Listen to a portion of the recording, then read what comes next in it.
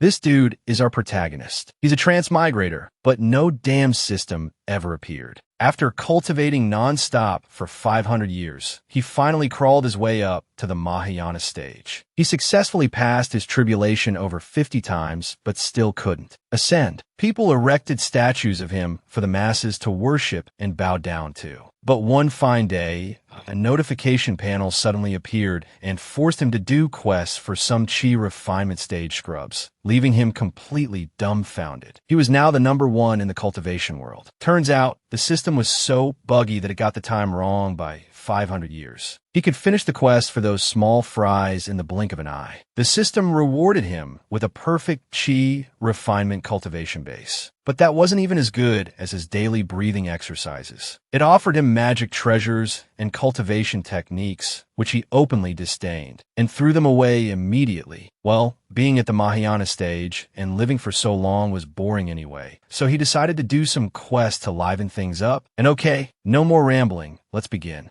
Anyway, the story is finished, and the admin has covered it to the end. Hope you all enjoy watching. The opening is incredibly wild as a bitter, pained voice echoes in his head. If energy is infinite, can filling everyone's endless hearts with infinite benefits truly achieve fairness and justice? That voice came from a young man curled up in a hospital room. That is our protagonist, Jiang Li. He morosely thought about his stable, ridiculously stable life. What a pity. In the end, the voice in Jiang Li's head gradually weakened. My ideals, until his eyes slowly lost focus and closed. He couldn't even achieve them. At that very moment, Jiang Li's consciousness was instantly pulled into another time and space. With his kind of luck where if he looked at 10 girls, all 10 would have boyfriends, he quickly realized he had transmigrated. Jiang Li hurriedly confirmed the identity of his current body. He had used 500 years to cultivate to the highest realm, the Mahayana stage, becoming the first human emperor in the 9 provinces continent. Jiang Li, currently, the protagonist, is in the air preparing to ascend, to leave this boring mortal world for the buxom fairies up there. Below Jiang Li, countless people were excitedly waiting for this epic, ceiling-shattering moment of ascension. It's about to start. Human Emperor Jiang is about to undergo the tribulation of immortality. Now, will the heavenly ladder to immortality appear? Suddenly, the sky that was just clear blue turned a gloomy gray, and thunder and lightning gathered. A pitch-black heavenly lightning bolt quickly struck down. Towards him, the powerful lightning bolt struck Jiang Li, who was flying high above. The massive heavenly lightning split into smaller bolts that struck the protagonist's face. Then, the lightning tribulation spread, striking his entire body. The lightning bolts continuously hit Jiang Li, but he didn't even flinch.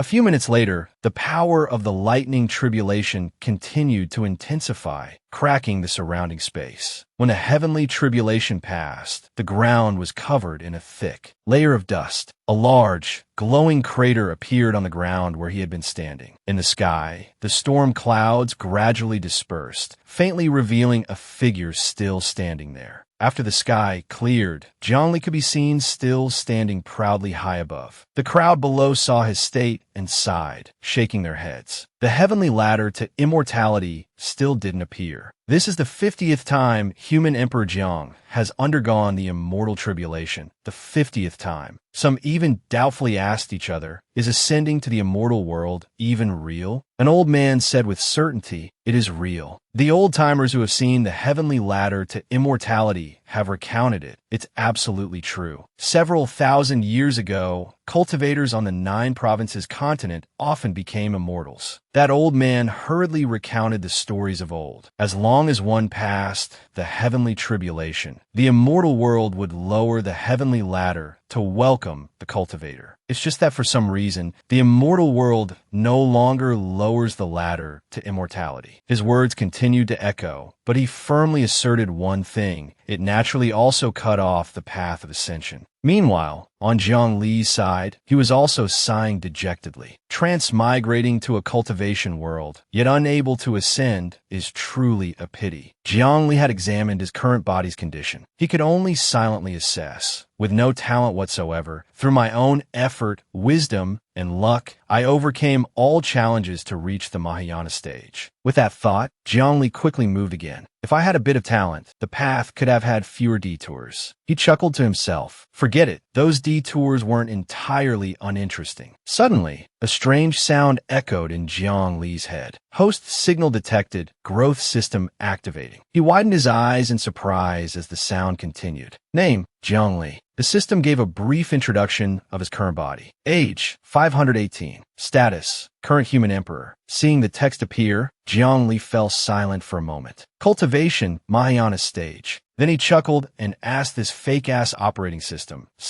aren't you a little late? Jiang Li's system calmly replied, this is a growth system, assisting the host in defeating all those who look down on the host. Hearing this part, he felt something was off and muttered growth. As soon as he finished, the system prompted him, please accept the novice gift. It's a free gift, why not take it? Jiang Li immediately nodded in agreement. I accept. A moment later, a few items slowly materialized from a phantom image. The system quickly introduced them. First up is the item named Supreme Grade Qi Gathering Pill, quantity 10 pills, description, has miraculous effect for the Qi refinement stage. Next is a thick book, name 4 ounces moves 1,000 pounds, incomplete manual, description, is a secret, uncirculated technique of the Tao sect. This collection is an incomplete manual, invincible for the Qi refinement stage. Can spend 100,000 origin points to complete it. After that is the item named Supreme Grade Foundation Establishment Pill, quantity 1 pill, description,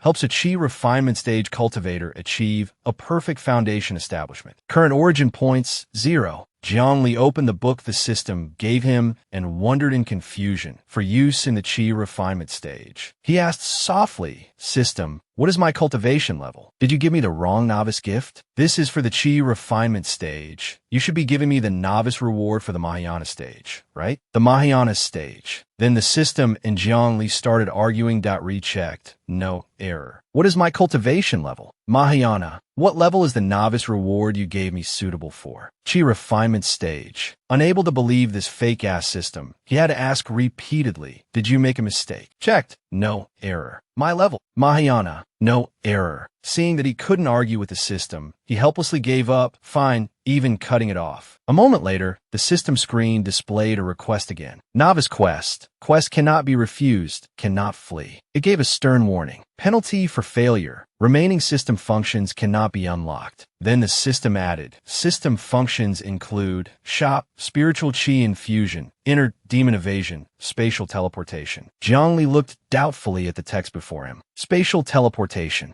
To make it easier for the protagonist to understand, the system quickly introduced Novice Quest. Jiang Yixing, relying on his status as the patriarch's son, has made things difficult for you many times. Please defeat Jiang Yixing. Upon hearing this name, Jiang Li was startled for a moment, thinking, isn't that from when I just transmigrated? He recalled the previous memories of this body. The original owner of this body was Jiang Li, born in the Jiang family of Qinsheng in the Great Zhou dynasty. He was the son of the patriarch, but unfortunately, his father and mother both died early. He continued to reminisce about the events in the original owner's life. Jiang Yixing, relying on his father becoming the new patriarch and having the best talent in the entire clan, made things difficult for everyone everywhere, and was particularly excessive with Jiang Li. He silently assessed. The original owner had a weak character and didn't dare to resist. He could only harbor resentment in secret, eventually dying from a fit of rage. Jiang Li quietly pondered what happened next. And I transmigrated here. After assessing the situation and concluding that staying in that family was more harmful than beneficial, I left the family and ran away. He rested his chin on his hand and thought for a long time before realizing something. With Jiang Yixing's talent, the most he could have reached in his entire life was the foundation establishment stage, with a lifespan of about 140 years. By now, he's definitely dead as a doornail. At this, Jiang Li's expression darkened slightly with a calculating look. But the key is this novice quest, no matter how you look at it, isn't for the current me to complete. Having thought it all through, he started to question this shoddy OS. System, what era is it now? The system displayed the answer, year 4300 of a yen calendar. Receiving this information shocked the protagonist, who exclaimed, it's already year 4800 of the yen calendar. But in his mind, Jiang Li was thinking, no wonder it's called a growth system, This thing activated 500 years late. The system issued a notice. Please wait for the system to reconfirm the time. Jiangli started making requests. I want a new quest. It ignored him and issued a rejection. Quest cannot be changed. He continued to plead. Jiang Yixing is already dead. The system still gave the protagonist the same old reply. Please wait for the system to reconfirm the time. Jiang Li, frustrated, started to boast that I'm at the Mahayana stage now, fighting a Jiang Yixing who was probably at the Qi refinement or foundation establishment stage. Does that sound reasonable? This growth system. The system ignored him and continued with its old request. Please complete the novice quest. He gave another command, restart the system. It started a battle of stubbornness with its master. Please complete the novice quest. Exasperated, Zhongli gave a final command, uninstall the system. The system continued to prove it was the king of stubbornness. Please complete the novice quest. Zhongli saw that his efforts were fruitless, which made him start to give in. I felt something was fishy the moment I heard growth. I'm a number 1 in 9 provinces. What more growth do I need? He thought of a few new ideas. Fine, let's see if this rotten system has any other use. Zhongli opened his mouth to suggest, System, can you get me to the immortal world? With that spatial teleportation thing. This time, the result was better than before. The system will now open the spatial teleportation function, which can take the host to the immortal world. Emboldened, Zhongli returned to his bizarre requests. Can you teleport me there now? He silently praised this cool new toy. This awesome talent is actually useful. But the system was too smart to be led by the nose. Please complete the novice quest. Zhongli didn't give up and tried to explain how awesome the process would be if approved. You take me to the immortal world first, and through the immortal world, I can get to the underworld. I'll find Jiang Yixing in the underworld, then defeat him. That's how the quest can be completed. It continued to issue the same default notification. Please complete the novice quest. Feeling that being firm wasn't working, he switched to a softer approach with the system. Cut me some slack. Can you put it on a tab? You can't expect me to fight a dead person. But it was indifferent. Please complete the novice quest. Finally, Zhongli could only shake his head in exasperation. This crappy system. He thought about his next move. Well, let's try going home. He began to move to a new location, his mind unsettled by the problems at hand. Hopefully, Jiang Yixing is still alive. Although his aptitude was average, it's possible he's been eating longevity pills, or he might have been guided by an expert to break through to the nascent soul stage. His lifespan would have increased a lot. Zhongli quickened his pace. I didn't just rely on my own arduous cultivation. I also had a little help from my heavenly spiritual root and immeasurable Tao body to cultivate to the Mahayana stage. Jiang Manor appeared with a majestic aura, as if it were protecting the vast land behind it. A sign was hung in front of the gate, Great Zhou Nation, Qingcheng, Jiang family. Behind that door, an ancestral tablet was placed prominently on a table with plenty of incense. Zhongli walked in majestically, using his invisibility technique. A sudden sense of unease washed over him. He's dead. What do I do now? Find someone else named Jiang Yixing and fight them? Or force someone to change their name to Jiang Yixing and then fight them? From the tightly closed room, Yixing calmly walked out to the respectful bows of his subordinates. But he continued walking, lost in his own speculations. Or maybe at Jiang Yixing's grave. Zhongli gently glided past the old man, his eyes unable to hide his contemplation for his next move. He observed seriously and made some guesses about the old man's identity. This person vaguely resembles Jiang Yixing. If he's not his son, he must be his grandson. He started thinking of some silly actions to fool the system. I wonder if fighting him would count as fighting Jiang Yixing. In the middle of the vast capital, a statue of an ancient figure stood tall and proud, holding a staff as if guarding the entire city. Beneath the statue, countless tourists and locals bustled about, creating a lively atmosphere. A man respectfully offered incense and began to make his wish. Human Emperor Zhang on high, please bless me to break through my cultivation bottleneck soon. Beside him, a father was teaching his young child, pay your respects. Come, my child, bow to Human Emperor Jiang. Ask for the Human Emperor's spiritual qi. The little girl obediently did as she was told, but also expressed her confusion. Daddy, who is human Emperor Jiang? The father patted his daughter's head and patiently explained, for that, we have to recount the history of our 9 provinces. The human emperor's palace is revered by all in the 9 provinces. Its status is transcendent. According to the father's story, a long scroll recording historical imprints rewound time back to the present. One of his duties is to mediate between various forces to prevent infighting among cultivation powers that would cause the people to suffer. Cultivating to the peak, a single thought can topple mountains and overturn seas. If 2 cultivators who have reached the peak want to take each other's lives, it would bring a world-destroying disaster to the 9 provinces continent. That year, the old human emperor ascended, and a new emperor had not yet been decided. A conflict arose between the ancient sect and the imperial dynasty, which worsened and led to war. The flames of war swept across half of the 9 provinces. Those who dared to step forward and mediate were all eliminated by the joint forces of the ancient sect and the imperial dynasty, until a savior came to change everything. That was, until the new human emperor, Jiang Li, succeeded the throne. He carried the will of the people and killed the leader of the ancient sect and the ruler of the imperial dynasty, finally bringing peace to this era of slaughter in the 9 provinces. He stood there, munching on a candied hawthorn skewer, quietly listening to the heartfelt words of the father and daughter. Human Emperor Jiang is benevolent. Although he could have pacified all the nations with his strength alone, he didn't do so. Instead, he let the nations develop on their own, while he quietly watched over the 9 provinces continent. Jiang Li patiently listened to his own story in one go. His face began to show a look of protest. Not at all. The truth is I still couldn't manage them. Although he was enjoying the candied hawthorn skewer, his mind was elsewhere, contemplating. Cultivators, on one hand, seek longevity, but on the other hand, they're also brave and belligerent. Constant suppression is not a long-term solution. Cultivators need an outlet for conflict. On the great city wall, the figures of powerful experts appeared one after another. The first human emperor then set the policy, no need for suppression. Let the 9 provinces continent have numerous imperial dynasties and sects. Encourage mutual competition and mutual promotion. On the ancient map, everything intertwined to create a magnificent situation according to Jiang Li's imagination. Because of this, the 9 provinces has an abundance of geniuses and the basic layout of more than 1,000 small nations, along with the 9 great imperial dynasties that make up the 9 provinces continent was formed. Even the great city stands tall and proud amidst the ever-changing flow of time. Among them, those with 10,000 years of national fortune, long-lasting and unfailing, could then be called great imperial dynasties. For example, the Great Zhou imperial dynasty of the Jiang family. All in all, Jiang Li still gave his own praise for this land. In the end, this place, Qingcheng, is really bustling. He quietly gazed at his own statue, which was emitting a magical power only he could see. This statue is radiating the power of faith. Although the magical power it brought was immense, looking back at the cultivation process he had gone through made him accept it with a sigh. However, after reaching the Mahayana stage, the power of faith is no longer of any use. To me, during that journey, Jiang Li always had good intentions for the world. I even deliberately cast a bronze cauldron, specifically to contain the power of the people's will. It would be good to save it for the next human emperor. Pausing his train of thought, he walked over to the candied hawthorn stall he was at earlier to buy a few more. Sir, 2 more skewers of candied hawthorn. The vendor cheerfully welcomed his customer. Yes, sir. Suddenly, a clamor of voices from behind caught Jiang Li's attention. It's been 10 days. Why hasn't the city lord sent anyone to look for our children? Let me see the city lord. Our children must be in Qingcheng. We beg the city lord to catch the human traffickers. The sincere pleas from the people gathered in front of the city gate sparked a hint of suspicion in him. At this moment, a subordinate opened the gate and chided the troublesome crowd. The Jiang family's ancestral worship day is approaching. What's with all this ruckus? We're very busy right now. Who has time to deal with you? The people were furious upon hearing this. You won't even send a single person? That's outrageous. At the same time, Wu Xing, who was standing by, tried to de-escalate the situation that don't get agitated. If you get arrested, you won't be able to do anything. At this most critical moment, Jiang Li walked over and asked, what's going on? Who are they? When the man saw him, he He turned to explain, they all came from the neighboring cities. As if that wasn't detailed enough, Wuxing continued to elaborate on the matter. Their children are all missing. After searching for a while, they traced them to this place, Qingqing. Jiangli was just as indignant as the people and spoke up reproachfully. Is the Jiang family's ancestral worship that important? The city lord is just ignoring everything else. His duty is just to serve the Jiang family. Wuxing was flustered and gestured for him to be quiet in response to his defiant words. Young man, where are you from? Don't talk nonsense. The man didn't hold it against him. Instead,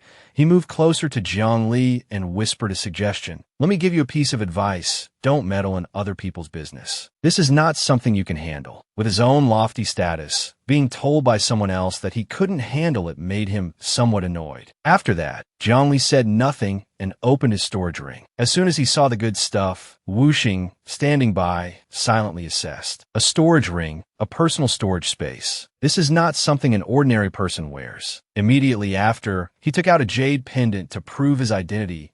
I am Jiang Li. This successfully shocked Wuxing. This is... The old man knew he was dealing with someone important. The Dao sect token. This token feels like seeing the Dao sect master himself. This person is a Dao sect wanderer. I've never heard of a Jiang Li. His tone changed immediately after. Zhang family adopted a respectful posture and invited him. That's great, senior. Are you willing to handle this matter? Let me tell you in private. Here, let's talk over here. He introduced himself and sincerely explained the whole situation.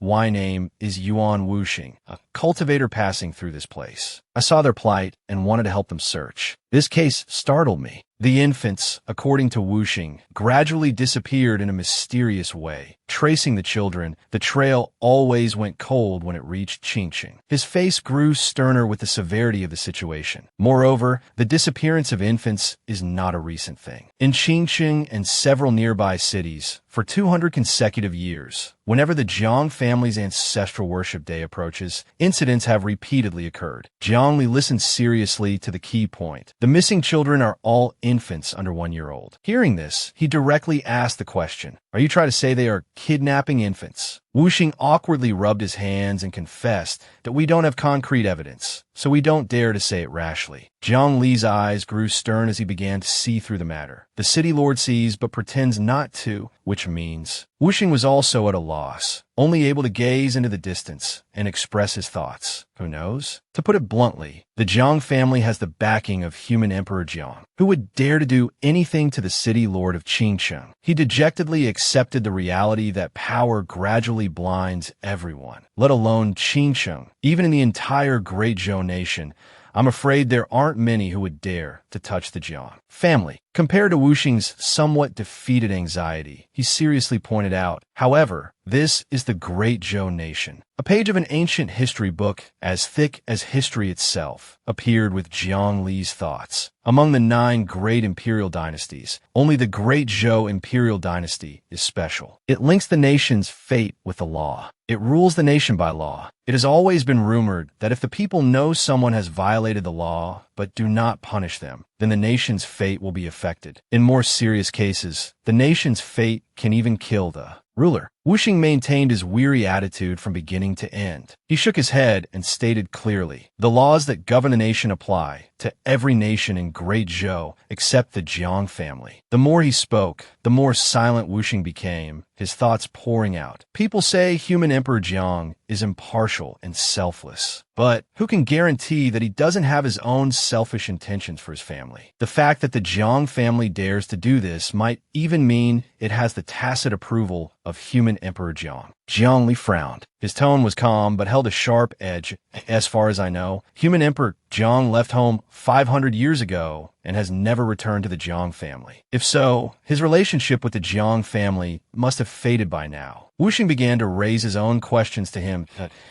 What if it's to build an image of being impartial and selfless? Blood is thicker than water. Has he really never returned? To get to the root of this case, Jiang Li carefully re-asked each key point. Right? You said you couldn't find any evidence, correct? The man cooperated, explaining everything he knew in detail. Yes, normally, you should see a person if they're alive or a body if they're dead. But I couldn't find a single trace. He then stroked his chin, delving deeper into possible speculations. And if the children died, there should be some resentful energy. The pitiful image of a wrongfully deceased child carrying resentful energy appeared as Wuxing spoke, but I couldn't sense any at all. Jiangli listened seriously to the unpredictable developments of the story. With so many missing children, it would be very difficult to hide. So I also think that maybe I was wrong. His gaze drifted into the distance as he began to agree with Wuxing that you're right, there's no evidence. The statue of Jiang Renhuang still stood proudly between the vast heaven and earth, as if to say that everything will be brought to light. Wronging a good person would be really bad. The sun climbed higher, signaling the beginning of the sweltering heat that would envelop everything. Jiangli launched himself high into the air, appearing majestically in the vast blue sky. From high above, he began to seriously observe the entire capital city below. His eyes began to summon a magic spell. All right, let me use my divine sense to cover a radius of several hundred miles. Let's see what happened. The power of his divine sense was unleashed. It immediately covered every nook and cranny of the capital city. The magic seeped into every alley. He also made his first assessments accordingly. Haven't found anything unusual. Just a moment ago, the sun was blazing overhead. Now it has given way to the pink hues of dusk. His divine sense continued its work, persistently searching for the truth from noon until twilight. After standing stock still for a whole session, Jiangli finally found a small clue.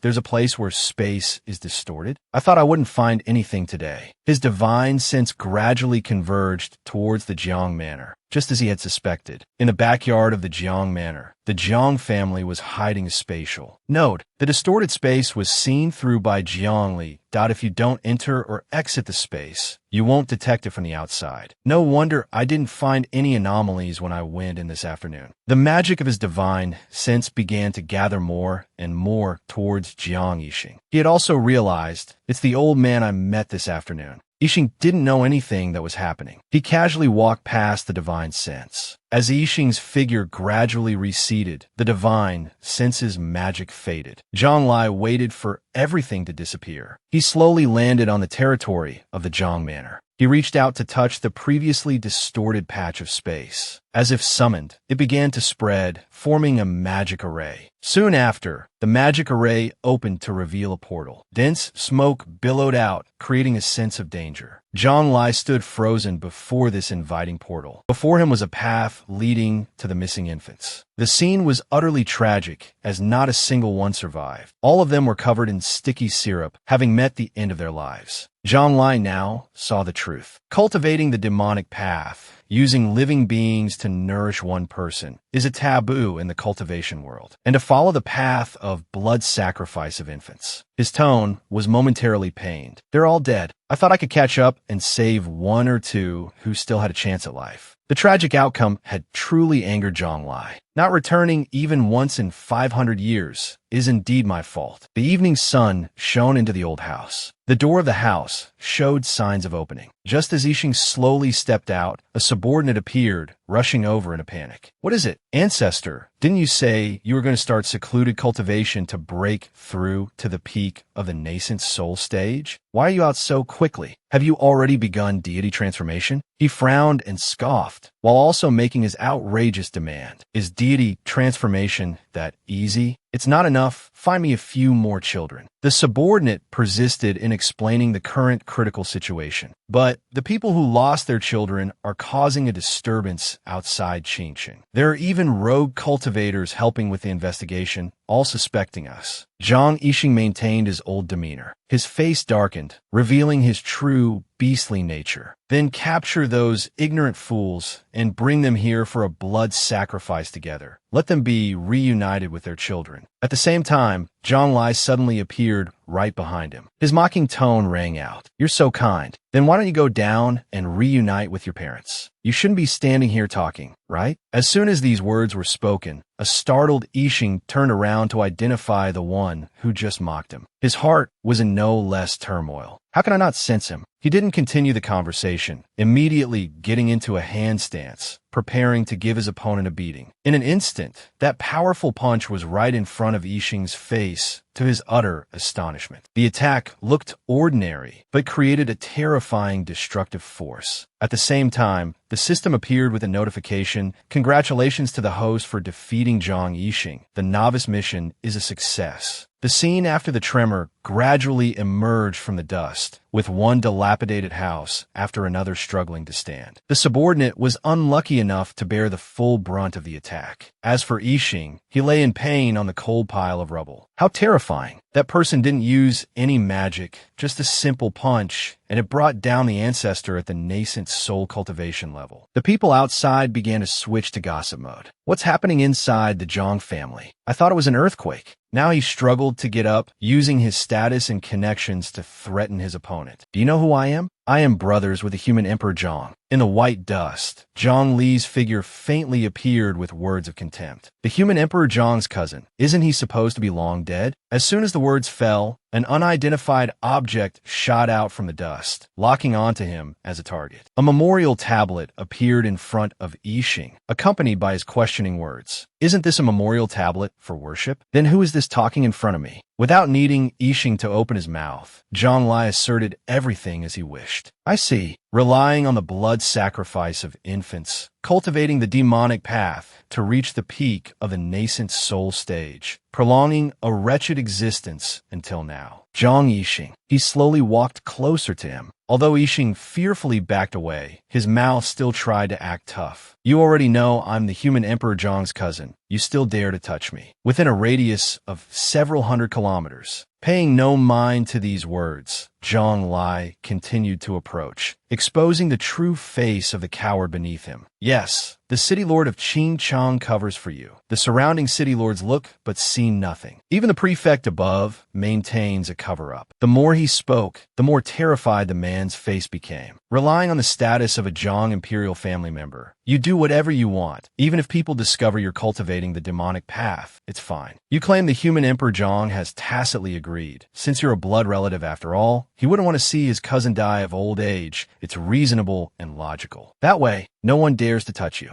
Zhang Li's eyes narrowed, directing his contempt towards Yixing. I just don't know if Emperor Jiji of the Great Zhou Imperial Dynasty would also not dare to touch the family of the human Emperor Zhang. And yet, a suspicious figure lurked behind the dust. But he easily sensed it and spoke in a challenging tone. Come out. You come out. Stop watching the good show from over there. It's Jiji. He approached while chiding. I say, weren't you a bit too heavy-handed? The City Lord Manor next door has half collapsed. Zhang Li casually saw it as killing two birds with one stone, not fussing over it. I was just conveniently smashing his filthy place. Open and above board. No need to waste effort finding evidence to convict him. The earlier attack shattered everything, revealing human skulls all over the ground, causing the people to ask in fear, why are there so many skeletons hidden in the Zhang family? They are all skeletons of infants. Could it be from the people who were crying about their lost children at the City Lord's manor before? Jiji saw the issue with insight. Shameful. As the Emperor of Zhou, for such a serious matter to occur in my domain, and I failed to discover it, even letting you make a move. Zhang Li took off his hat, while sincerely accepting his share of the blame. For 500 years, I never thought about my family. Not stopping them from the beginning is also my fault. He revealed his true identity with great flair, knowingly accepting the current troublesome situation. After all, they used my name to cause this big mess. Yixing witnessed this scene, and he finally trembled in realization. Your Majesty, Zhang Li. The gossiping crowd quickly bowed to greet Zhang Li. I didn't expect it to be the human Emperor Zhang, Your Majesty. In the crowd, Wu Xing, after learning Zhang Li's identity, was dumbfounded, unable to hide his questions. That person is the human Emperor Zhang. So what's with that Dao sect token of his? Yixing trembled on the ground, trying his best to justify the inhumane acts he committed. The infants were not killed by me, Your Majesty. Look, there is fundamentally no infant resentment on my body. Hearing these hypocritical words, Zhang Li wearily reminded him. You should grasp the key point here. This is precisely why I deliberately called Jiji over. At this point, Yuan Wuxing also began to realize. So that's it. It's the Tao of time cultivation of the great Zhou imperial family. The eye, honed by time and magical power, gradually yielded a result. The great Zhou imperial family studies the Tao of time, able to trace back time. The clear truth of any matter can be seen. Ji's disciplined nature helped him quickly master it. Moreover, the ruler of Great Zhou has always been famous for strictly adhering to the law, never overstepping the limits. Ji calmly announced what he would do next. I will enter the river of time to see clearly what you have done. But to Yixing, it was no different from being put on trial, leaving him speechless. According to the laws of Great Zhou, you will be sentenced to execution. With that said, he raised his hand to form a seal, preparing to display the well-honed power of insight. A spatial rift appeared, and Ji's body gradually merged with it. Behind him, Yuan Wuxing gently moved to one side. In an instant, the summoned magic disappeared, taking Ji with it to find the truth. In a new space, he slowly appeared. Now before Ji was a vast expanse of the world of Tao power. He focused, extending his hand forward, and began to summon his power. A streak of light, like a drop of water, was formed by Ji. It glittered, hiding the truth behind it. Immediately, his eye merged with the drop of water, gradually seeing through the falsehood Yixing tried to hide. Through the reflection from the magic water drop, Ji easily saw the act of sacrificing the poor infants for the dark conspiracy of that old man. In the sky, he returned from the space, bringing with him the execution. Cultivating the demonic path, everyone shall hunt you down. Escort Zhang Yixing to the celestial prison, and choose a day for the complete annihilation of both his body and soul as his punishment. Yixing could only bow his head in terror, accepting the verdict given to him. The other city lords and officials guilty of covering up and failing in their duties were all arrested. Zhang Lai spoke up, wanting to confirm a few questions in his mind. Finally, I want to ask you one thing. Where did you get the method of cultivating through the blood sacrifice of infants? Everything Yixing tried to hide was completely seen through by him, driving the old man to the depths of despair. Also, how did you know that the power of faith could dispel the resentment of infants? It seemed Yixing knew the bitter end awaiting him, so he made no further effort to hide anything. Zhang Yixing is truly impressive. The Mahayana stage is really good. Unlike me, with ordinary talent, no heavenly spiritual root, and no immeasurable Tao body. But this was just a shameless, unrepentant justification from him. Without using tricks, I would have died in the foundation establishment stage my whole life. Zhang Lai immediately shouted, pointing out what he himself had experienced. Stop playing dumb here. When I first started cultivating, my heavenly spiritual root self-destructed, and my immeasurable Tao body was blocked. A large, painful-looking scar darkened his back. It was this that helped him, step by step, to uncover the truth Yixing had constructed. The old man didn't dare to look up. My body is also just the most inferior 5 elements waste body. Otherwise, I wouldn't be intimidated by you.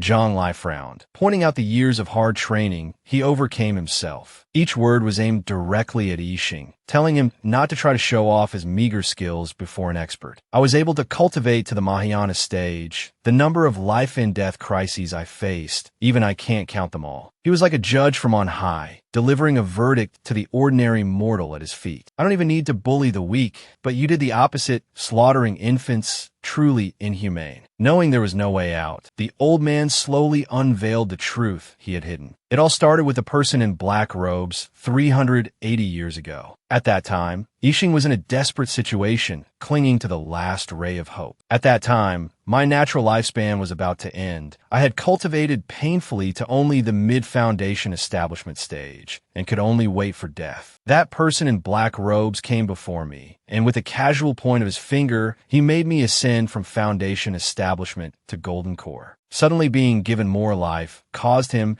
to gradually sink to the point of losing his humanity. He then told me the method of infant blood sacrifice. I had just come back from the dead. My desire to live was greater than anyone's. I was extremely moved by the method of infant blood sacrifice, but I was worried that the infant's resentment would expose my cultivation of the demonic path. The mysterious person who helped Yixing was no ordinary character, doing his best to lure the fat prey he had just reaped. He saw my hesitation, and told me that the power of faith could eliminate the resentment. The more Yixing spoke, the more he bowed his head, accepting the savage crimes he had committed. Then he disappeared without a trace. I have never seen him again since then. Zhonglai silently pondered the entire exposed issue. If I hadn't reached the Mahayana stage, just by relying on the power of faith, once Zhang Yixing's matter was exposed, it would have become a huge blow to me. The more the details were pieced together, the more he looked up at the sky and thought, is this simply spreading the demonic path or a conspiracy against me? The clear blue sky after the chaos seemed to reflect Zhang Li's thoughts. But 380 years ago, I was still just a candidate for human emperor. Could it be that the person in black robes left a hidden trap for all the human emperor candidates? More and more troubles appeared, causing all his initial plans to gradually go off track. I just wanted to do a normal system mission, but it dug up things outside the data. The imposing capital city appeared in the late afternoon sun. At the end of the day, Zhonglai and Ji walked side by side, his confiding voice speaking gently. 380 years ago, a person in black robes, it's a pity I can't go back that far. He tried to make small talk. Old Ji, is it you? You're good at everything. A diligent emperor, loves the people, fair, and respects the law. A loyal and righteous friend. But he seemed to see through Zhonglai and knew his intention, speaking frankly. If you have something to say, just say it. Seeing that he couldn't be evasive anymore, Zhonglai revealed his true thoughts to Ji. Clearly a cultivator, but doesn't want to cultivate. What a waste of the talent of the double pupils. Right now, sending you back 80 years would be enough to burn up all your lifespan, wouldn't it? Hearing this nagging, he was extremely weary and threw out a light challenge. If you can do it, then do it. Then Zhonglai sighed again, expressing the entanglement in his heart. I wanted to, but unfortunately this thing, the Tao of Time, really relies purely on comprehension. I've tried, but I can't do it. His deep voice continued, each word seeming to see through the stream of history. The double pupils, Emperor Shun, the emperor who founded your country, a unique symbol, was very suitable for cultivating the Tao of Time. Ji also saw the truth hidden by time. That's right. According to legend, Emperor Shun was originally a fish in the river of time. Somehow obtaining some opportunity, he leaped out of the river of time. The history books have recorded this entire strange transformation. He transformed into a human, came to the 9 provinces,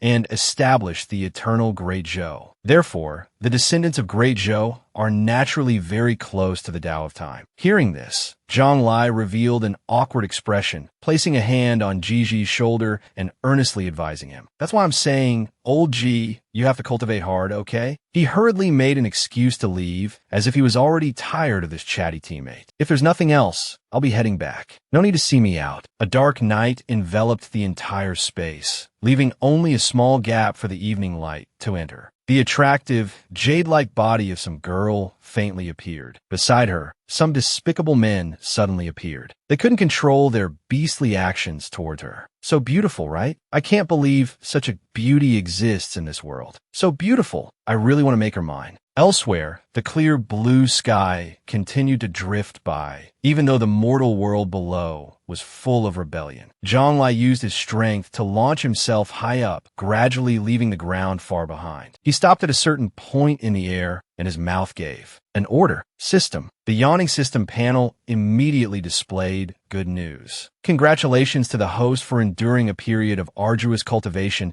and many hardships to fight and defeat Zhang Yixing. After giving the laudatory announcement, it continued to ask him, do you want to receive the reward? This suggestion made Zhang Li's face go a little blank. Receive reward. He couldn't help but evaluate in his heart. What arduous cultivation and difficult battles. When did that happen? Without further ado, a magical power surged out, enveloping Zhang Li's entire body. This source of power. But instead of being interested, he scoffed openly. It's not even as much as I can make in 1 second of my own work. Nevertheless, with his nature of knowing how to integrate everything, Zhonglai quickly accepted the newly awarded magic power. Right, this is for the Qi refinement stage. That's fine then. He looked at the power bubbling in his hand. His heart couldn't help but feel a mix of regret and indignation. But if I had this power back then, I could have reached the perfect realm when I was at the foundation establishment stage. This is the kind of treatment that only the core disciples of major sects get. But in the next second, without any hesitation, Zhang Lai threw away the thing the system just gifted him. It's a good thing, but I don't need it anymore. A self-deprecating smile flashed in his heart as he joked. Who would refine a power of unknown origin? It turned out the system didn't just give one, but countless other rewards were displayed for him to choose from. Other rewards, let me see. Dragon Tiger Arhut Mirror, a body cultivation technique, a mid-grade spirit sword. Zhang Lai pondered for a moment. He reached out, grabbed one at random, and summoned it to reveal the reward inside. The power pouch displayed its function. Useless item number 2, provided by the growth system. Useless item number 1 was the novice reward. Suddenly, the system appeared with a notification. New mission. As usual, it began by explaining the situation in detail for Zhang Lai to easily grasp. After joining the Huayin sect, the grandnephew of the sect's great elder, Yunbo, believes that your 5-element spiritual root lowers the average spiritual root level of the sect. He makes things difficult for you. Use overwhelming power to defeat him. The system didn't forget to add another option. This mission can be skipped, but then a series of attractive rewards appeared, expressing an invitation that was hard to refuse. This mission rewards 1 chance for enlightenment, 1 piece of a mysterious map, 1 optional high-grade spirit tool, which can be upgraded. That trick successfully caught his attention. A piece of a mysterious map? That sounds quite interesting. Zhang Lai spoke up, accepting the new trial. Then I'll accept the mission. As soon as the words were spoken, the system bestowed a reward upon him, as if to equip him for the new journey. New function unlocked, shop. Zhang Lai showed his interest. That's a pretty good function. Open shop. The system proceeded to open the shop. A series of spirit components and items appeared on a panel, waiting for him to choose. Contrary to the shop's enthusiasm, Zhang Lai just felt bored, as if regretting his earlier anticipation. Why is it all stuff from this world? I thought there might be a mobile phone, a computer, a nuclear bomb, a satellite from my past life, or stuff in the immortal world. Another thought flashed through his mind, half joking, half serious. It doesn't matter if it's a mobile phone or not. I mainly want to feel what it's like to physically withstand a nuclear bomb. Come on. Zhang Lai still hadn't found anything he liked, so he asked, System, are there no items from other worlds? The system only sent him a short notification. Please have the host go to another world first. He sighed for a moment. A mocking thought flashed through his mind. Another useless function. If I could go to other places, what would I need you for? With no other choice, Zhang Lai gave an order. System, help me sort the required source points from largest to smallest. The system received the command and began to filter the information according to the master's wishes. Immediately, the sorted system panel appeared. 1. Human Emperor Palace's Compendium of Techniques. 2. Dao Sec's Yin-Yang Heavenly Seal. 3. Tribulation Transcendence Stage Puppet. 4. Immortal's Manuscript. He read the information sent carefully, quickly noticing something important hidden within. Yin-Yang Heavenly Seal. Isn't this the Dao Sec's ultimate treasure? Why is old Bai's stuff here? A hint of suspicion flashed in his eyes, a sudden thought appearing. Could it be that these things don't appear from thin air, but are stolen from the sects? After pondering, Zhang Lai continued to give an order. System, close the shop. Although there were still many questions, he told himself, let's just ignore it for now. Complete the mission first. He quickly came up with a few ideas. First, I'll use a remote communication talisman to contact the Human Emperor Palace. I came here directly after my tribulation. I wonder if anyone over there is looking for me? Without hesitation, Zhang Lai raised his hand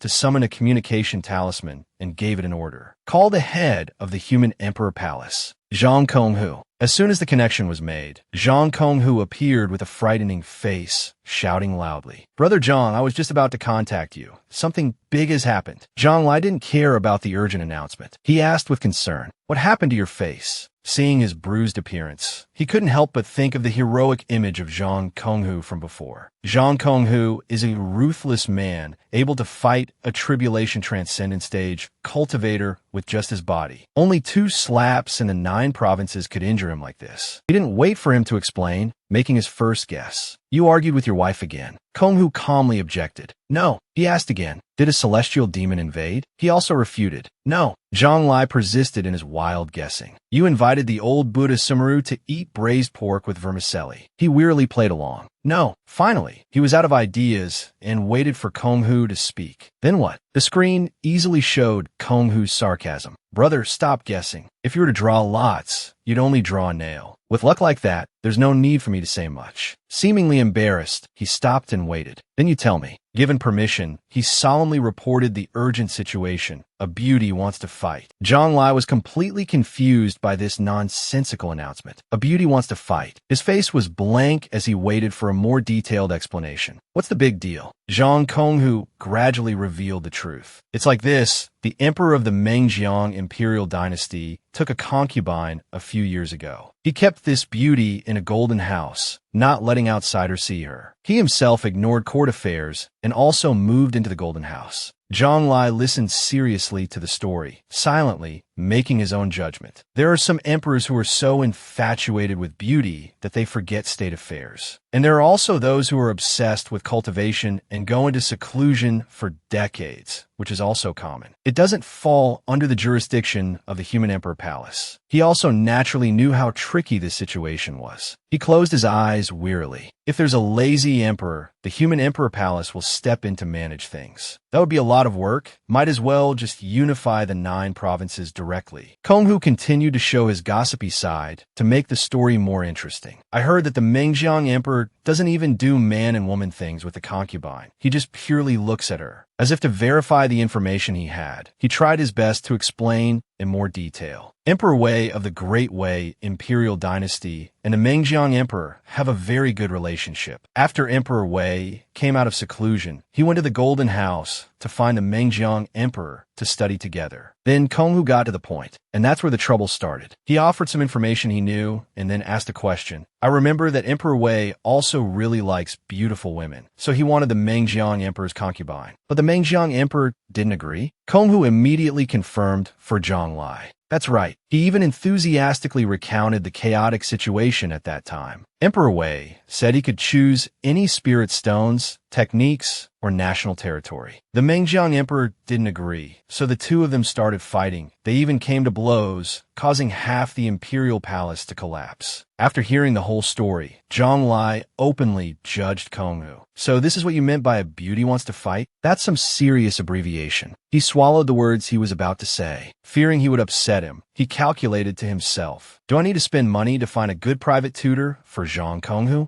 Zhang Li's assessment was just that, but he still paid close attention to the urgent issue. But 2 imperial dynasties going to war is a big deal. An emperor leading the troops in person will definitely involve more than 1 million troops, maybe even more. His train of thought stopped at the mortal armies. Zhang Lai realized the huge difference in the 9 provinces. That means it will include cultivators from Qi refinement to golden core participating in the Great War and from nascent soul upwards. The number is probably not small, fundamentally different from the ancient mortal armies of my previous life. The more he thought, the more his brows furrowed. By his estimation, the true Qi of a 6th-level Qi refinement cultivator could be compared to ammunition. The explosive power of the golden core stage could be like a tomahawk missile. If this were in his previous world, it would be no different from World War II. The problem indicated terrifying destructive power. Jiangli knew how it would bombard everything. The scope of the battlefield could very well spread to the territories of other sects and imperial dynasties. Under a chain reaction, it might turn into a chaotic war across all of the 9 provinces. After pondering, he spoke up and agreed. Let me go take a look. I'll persuade them if I can, and if I can't, I'll have to use force to persuade them. Even so, Jiangli had already begun to weigh his options in his mind. It's not difficult for me to fight an army of 1 million, but how much force should I use? This is a bit difficult. Having grasped the situation, he turned back to ask Konghu, by the way, how did you get injured? Who hit you? The boy pointed and continued to report. This is the main problem. Brother Jiang. Konghu scratched his head, a hint of embarrassment on his face. After learning about the 2 emperors' battle, I immediately went to dissuade them. After all, this is the duty of us commanders of the Human Emperor's Hall to maintain the stability of the entire 9 provinces. As he spoke, he shyly confessed, who knew that as soon as I saw that concubine, my entire soul felt like it was being pulled away. As Konghu spoke, he recalled the scene. He had walked closer and saw an unbelievably stunning beauty. She was so beautiful as a celestial maiden. Even fairies couldn't compare to her. Unable to restrain the longing in his heart, he forcefully declared his desire to have her for himself. So beautiful, I want to have her. She is mine,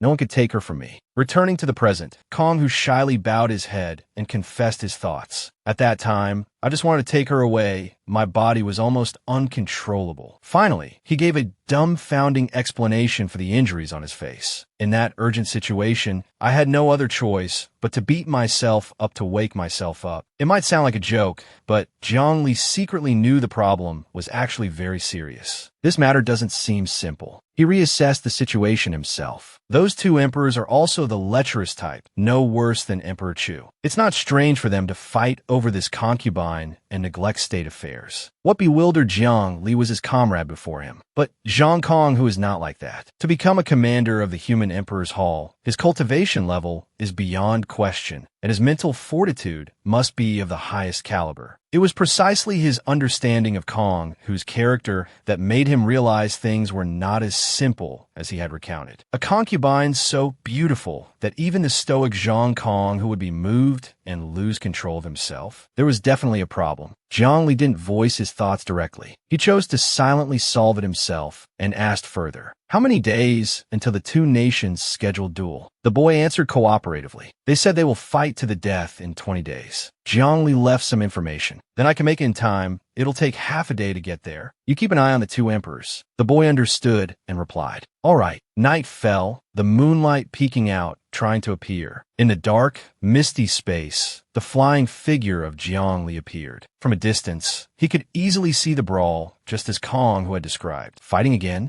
Why are there three figures? It turned out the third figure was Kong Hu. He was shouting angrily, "A beauty is only worthy of the strong." Great Wei refused to yield and cursed back. "Get lost, you brute." Meng Jiang on the side had no intention of backing down either. "This is the Meng Jiang dynasty. Everyone must obey me." Suddenly, Jiang Li appeared above the three of them, his voice questioning as if scolding Kong Hu. "I told you to watch the two emperors. How did you get seduced by the concubine too?" Without another word, he approached and casually delivered a descending blow to the boy. "You guys calm down." Meng Jiang didn't escape and was gifted a punch to the mouth by Jiang Li. "Wake up." The last one, Great Wei, met a similar fate as the other two. While now, a little bit of Jiang Li's strength was enough to make the three of them hit the ground instantly. The descent of the three made the ground tremble. Dust flew everywhere. After taking a full punch from him, Kong Hu struggled to his feet. "I'm probably awake now." The boy, with a wide, syrup-stained grin, complained. "But, Brother Jiang, did you have to strike so hard? You almost crushed me." Jiang Li slowly landed, clasping his hands behind his back and assessing them sternly. "Luckily, you all still had some sense, knowing that a war cannot affect others, so you flew into the sky to duel." Then his voice suddenly deepened, his face revealing a threat meant for the three of them. "If you dare to fight on the ground of this capital, I would have sent you to the underworld to play." Kong Hu seemed all too used to it and tried to laugh it off. The other two trembled and clasped their hands respectfully. Human Emperor Jiang. Jiang Li didn't lecture them for long. He walked towards Meng Jiang and made a proposal. "Can you let me meet that concubine?" The man welcomed him warmly. "Human Emperor Jiang, please." The two of them, one in front of the other, began to walk deeper into the main hall. Jiang Li gradually approached her, with Meng Jiang following closely behind, explaining, "The beauty often sleeps. I brought her to the Golden House for 3 years. She has also slept for 3 years, rarely waking up. No matter how loud the commotion outside is, she will not be awakened. The red dust sinks deep into sleep, bringing itself to a state of tranquility that seduces all living things that are still awake." Her face became clearer and clearer, truly, as the rumors said, so beautiful you'd want to claim her for your own. Jiang Li's face momentarily furrowed, revealing a look of confusion.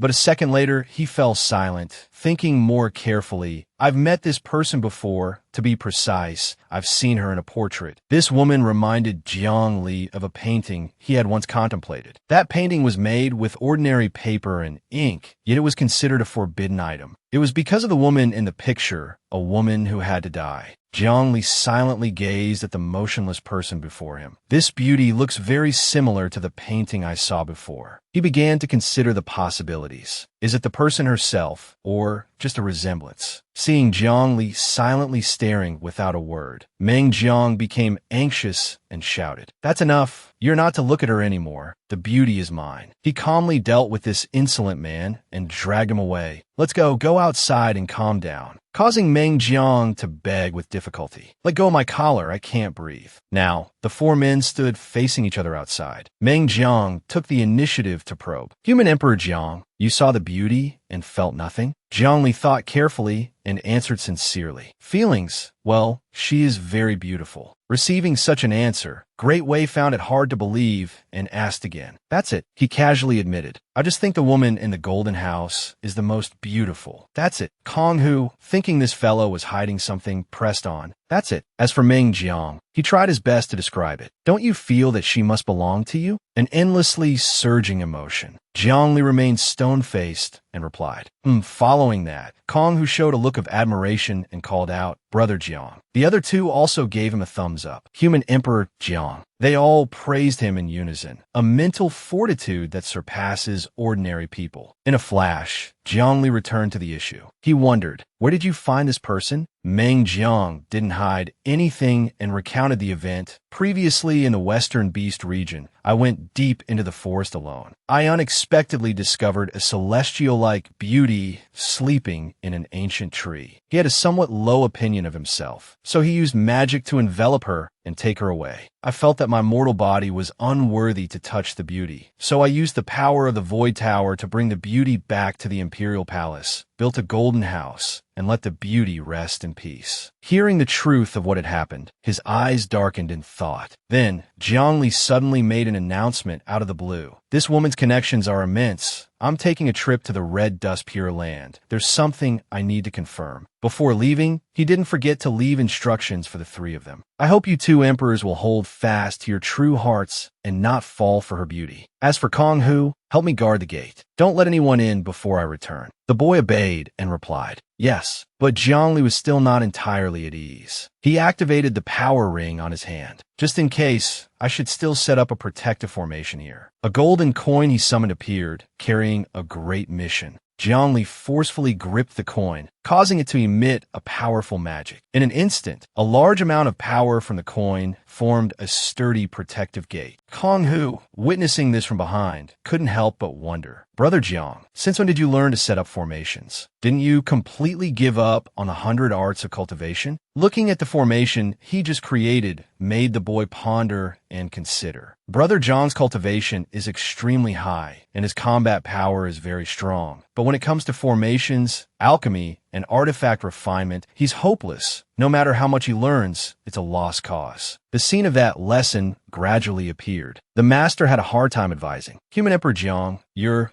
formations, your talent is a bit." Jiangli bluntly gave up. "Forget it, I'm not learning anymore." To answer Kong Hu's question, he didn't hide anything and confessed honestly. "I got it from old Bai." This made the boy ask again. "Got it?" Jiangli explained awkwardly. "It's all thanks to the jade slip that the Tao sect master gave me." Through his story, everything became clearer. In the western region of the 9 provinces, there are 2 major sects that receive the most attention. One is the Buddhist sect, with compassion as its principle, and the other is the Red Dust Pure Land, which consists only of women. The truths continued to be revealed. The Buddhist sect is well known for its meritorious deeds for the world, cultivating for blessings in the next life. The Red Dust Pure Land is almost reclusive, with few people going out. The world only hears its name, but doesn't see its people, so there are many legends related to the Red Dust Pure Land, a beauty who could move the heart of an enlightened one. In the legends, the founder of the Red Dust Pure Land was of unparalleled beauty, causing even the Buddha's heart to waver. The scene shifts to a giant rock in the middle of clear blue water. Below, the small figure of Jiang is approaching. He slowly spoke. "I, Jiangli, have taken the liberty of visiting the Red Dust Pure Land. I hope you'll forgive me." As soon as these words were spoken, a large hole in the rock opened up into a magic formation, like an eye that sees through the red dust. Immediately after, the magical power emitted grew stronger, creating a great aura that enveloped all things. Gradually, the hidden scenery within was revealed. The magic formation also shrank accordingly. The image of Taoist nun Qingyu walking out step by step, full of majesty. As for the pure heart saintess, she brought a gentle feeling. As soon as she saw him, she respectfully placed her hands on her chest. "Human Emperor Jiang, your demeanor is the same as ever, carefree and at ease. It makes pure heart's heart flutter." Jiangli also politely returned the gesture. Greetings, pure heart saintess. Qingyu stood with her arms crossed, looking down from above, her voice stern. You know you're intruding by visiting this place, so forgive us for not receiving you. This statement made Pure Heart feel a bit awkward. Master, Jiang Li, Human Emperor Jiang, is visiting. How can we be so unreasonable? But she continued to act as if she didn't hear. He was no pushover either, turning his face away and ignoring Qingyu to praise Pure Heart, which infuriated her to no end. After many years apart, the Pure Heart Saintess is still as gentle as ever, much stronger than a certain Taoist nun who deliberately causes trouble. Qingyu suppressed her anger and tried to convince herself. Be patient. You can't beat him. You can't beat him. Ignoring Qingyu, Jiangli approached Pure Heart and asked softly, Your cultivation and hope within the sect have both surpassed your masters. Why don't you become the sect leader? She gave him a dumbfounding reply. Because the title Taoist, Nun Pure Heart, doesn't sound good. At this moment, Jiangli turned his attention to the furious Qingyu above. This sect leader of the Red Dust Pure Land, Taoist Nun Qingyu, previously admired a Buddhist disciple from Mount Sumeru. But that Buddhist disciple had a wicked heart, so I killed him. The story gradually revealed the painful image that Qingyu had gone through, leading to the present result. From then on, she hated me even more. He wearily expressed his feelings in this chaotic atmosphere. I'm telling you, you met a bad person, so why do you keep blaming me? Pure Heart beside him then also confessed, Master, that year, the immortal tree of our Red Dust Pure Land was about to die, and it was also thanks to Human Emperor Zhang's help. Hearing that, Qingyu, who had been silent until now, immediately shouted, You mention this, and I get even more furious. It was as if she had found an excuse to pour out all the anger within her. I previously offered a reward to the world, that whoever saved the immortal tree could choose any treasure from our sect's treasury. You did it, so I honored the agreement. Qingyu pointed directly at the stunned Jiang Li in front of her, her voice like a dagger, striking him. But you wanted the key to the treasury, forcing the disciples of the Red Dust Pure Land to go down the mountain to find ways to earn money. Jiang Li refused to back down. He calmly exposed the truth. I heard that it created many touching and tear-jerking love stories, right? Shouldn't you thank me too? This contemptuous attitude left her speechless. He continued to justify his past actions. And besides, I already returned the key to you. Qingyu angrily exposed him. You took it for 10 years before returning it. 10 years. Pure Heart, who had been standing there from the beginning, couldn't help but feel a sense of agreement with him. Master, if you hadn't mocked Human Emperor Zhang both openly and secretly back then, he wouldn't have deliberately taken the treasury key. Over here, Qingyu continued to maintain her contemptuous attitude. Don't think that saving the immortal tree means I have to be grateful. Jiang Li ignored her. He returned to the reason he had traveled so far to get here. Speaking of your treasury, I once saw a painting in there. That painting only exists in the Red Dust Pure Land. Jiang Li seriously confessed his true feelings. The beauty of the person in the painting was heavenly to me. It has always left a deep impression on me. She listened intently, without hiding anything. She told the truth about the identity behind it. The person in the painting is our founder, the Red Dust Fairy. Afterwards, Pure Heart gradually revealed the truth hidden within the painting Jiang Li saw. The scene of a ladder to heaven opened up. When the heavenly ladder to immortality was not yet severed, a fairy descended to the mortal world. The fairy was as beautiful as a saint. Every word and gesture had a different charm. Whether male or female, or even at the tribulation transcendent stage, no one could resist the fairy's charm. It is said that the fairy's appearance made many high-ranking immortals in the immortal realm not hesitate to take action. She continued to explain. The fairy had no choice but to flee to the 9 provinces and never return to the immortal realm. But wherever she went, they still fought without stopping. The fairy had to use her immortal power to quell the disputes. That action stirred the mortal world, creating the reason for the painting that astonished Jiang Li. The living fossil of the Tao sect found out, and personally came to make a bet to see her true face. Seeing her, he couldn't help but exclaim, believing that this fairy was the beauty of the heavenly Tao. The story opened up to a scene of a giant rock on clear blue water, accompanied by the taunt of truth. Mortals are all dogs before the heavenly Tao. How can they resist the charm of the heavenly Tao? In the end, everything gradually came to a conclusion for the true identity of Red Dust. Later, the fairy established the Red Dust Pure Land in the west, calling herself the Red Dust Fairy. Zhongli listened silently to everything. He expressed his speculation and also gave a warning to the two of them. I suspect that I have met your esteemed sex founder and that she has been resurrected. In the immortal space of the Red Dust Fairy, the conversation between the three continued. Zhongli clasped his hands behind his back and gave his conclusion. Therefore, I suspect that the one I met in the Mengjiang dynasty is your esteemed sex founder. His face momentarily darkened as he mentioned the painful issue to the two of them. It's just that I also know that your esteemed sex founder passed away long ago. Qingyu seriously considered what Zhongli had just said. The 9 provinces have only heard of reincarnation, but never of the dead coming back to life. Pure Heart beside her had a different thought. She had special faith in her founder. But our founder cannot be viewed in an ordinary way. Qingyu immediately agreed. Exactly. Zhongli didn't want to drag it out any longer. He frankly made a suggestion. I, Jiang, am just an outsider. It's not convenient for me to gaze upon the face of your esteemed sex founder. I invite you two to the tomb to examine the immortal body of your esteemed sex founder. Hearing this, she expressed her respect and gratitude to him. Why would human Emperor Jiang say that? From the moment you saved the immortal tree, you have been a benefactor of our Red Dust Pure Land. How can a benefactor be an outsider? With that said, she made a suggestion to Zhongli. Please come this way. He replied, all right. The three of them followed one another, entering a space with a giant, shining blue crystal. Pure Heart began to introduce. To prevent the founder's immortal body from being taken, the founder was sealed in crystal. She sternly gave her reasoning to explain the current situation. The seal can only be broken by the founder herself. It must be that after the founder was resurrected, she left on her own. Hearing such a firm assertion, Zhongli seemed to have an answer to his question. As expected, the one in the golden house is indeed your founder. At the same time, he couldn't help but be surprised. So the dead can really come back to life? Pure Heart was a little worried thinking about Red Dust's condition. I wonder what the founder's current state is. Has she fully recovered her memory, or is she acting on instinct? Qingyu behind them seemed to share the same unease. She quickly gave an order. Pure Heart, you and Human Emperor Jiang go to the Mengjiang Emperor's place to check the situation. She turned back and replied, yes. At this time, the two had returned to the place that Zhongli had protected with a barrier before leaving. Pure Heart entered with him. She observed carefully and then came to a conclusion. It is indeed the Red Dust founder. At that moment,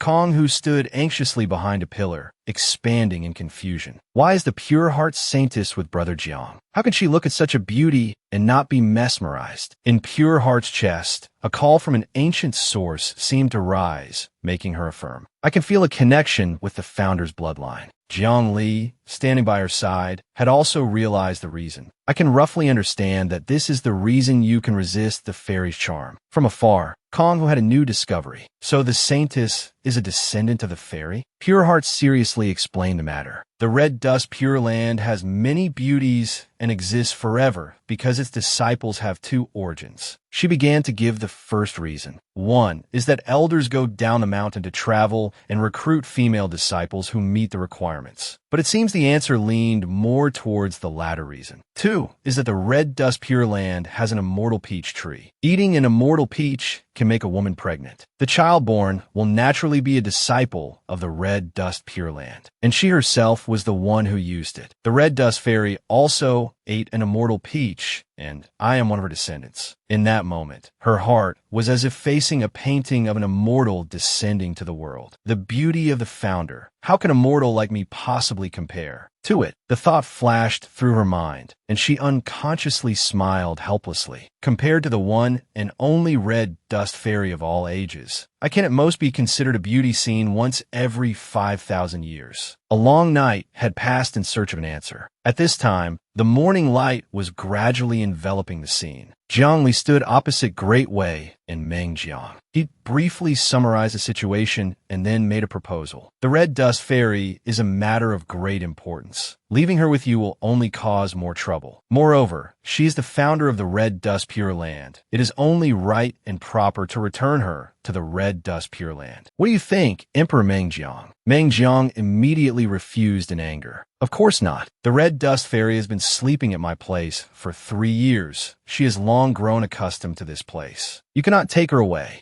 He seemed to have expected this result, sighing as he made a declaration. I know your rules for difficult matters. Strength comes first, the strong are respected, the weak eat dirt. All right, let me and Emperor Meng Jiang exchange a few moves. Meng Jiang accepted without hesitation. Then I shall be impolite. Great Wei beside him also joined in. I shall as well. His words were respectful on the outside, but inside he showed a contemptuous attitude. So what if he's the human emperor? Everyone here is an emperor. Is your status higher than ours? You think you can take her just by saying so? Great Wei was no different, sharing the same thought. So what if the entire 9 provinces worships the human emperor's hall? Does that mean you can disrespect our 2 great dynasties? The space of the imperial city was extremely peaceful, a suitable time for all things to relax. Suddenly, a cry of pain rang out, successfully chasing away the sleeping guest. Meng Jiang collapsed in his own pile of syrup. His hand tried to draw some symbol for help. Imperial physician, quickly summoned the imperial physician to save me. At this time in Xia Town, the atmosphere was as lively as ever, but there was still a quiet corner. Hin Ni was meditating there. She came out of her meditative state, speaking dejectedly about her cultivation results. What's been going on these past few years? My spiritual power hasn't increased at all. It feels like my body is full of holes. However much spiritual energy comes in, that much leaks out. In that moment of helplessness, Hin Ni couldn't hide her longing. Senior sister Pure Heart, you must be very busy in the sect, right? Do you still remember your golden core stage, junior sister? I really want to ask senior sister for some knowledge on cultivation. At this moment, her friend suddenly appeared and said half jokingly, half seriously, Do Hin Ni, you chant praises to the Pure Heart Saintess every day. None of us dare to get close to you. Then she also expressed her true feelings. Although you're not a strict person, you feel a bit distant. Hin Ni quickly objected. That's not true. Those baseless accusations made her recall that time. Hin Ni shyly spoke to Pure Heart. Senior sister, I have some problems with my cultivation, so completely different from her friend's story, Pure Heart immediately and gently agreed. To help, is there something you don't understand? That enthusiastic and caring attitude towards her fellow disciples had made Hin Ni fall in love. At that time, she kindly unraveled her confusion. If there's anything you don't understand later, just come and ask me. Hin Ni happily expressed her gratitude. Yes, thank you, senior sister. It was those moments that made her unshaken by the gossip around her. Senior sister Pure Heart is clearly very gentle. Over here, in a dark space, a door was being opened. Pure Heart walked ahead, a bit awkward with Qing Yu's appearance. Master, please forgive us. We need to take Master outside. With that said, she and Jiang Li joined forces, each grabbing one of her arms while she was still dazed. Without any further hesitation, Qing Yu was given a ticket out of that room. She looked in that direction, too angry to speak. You two,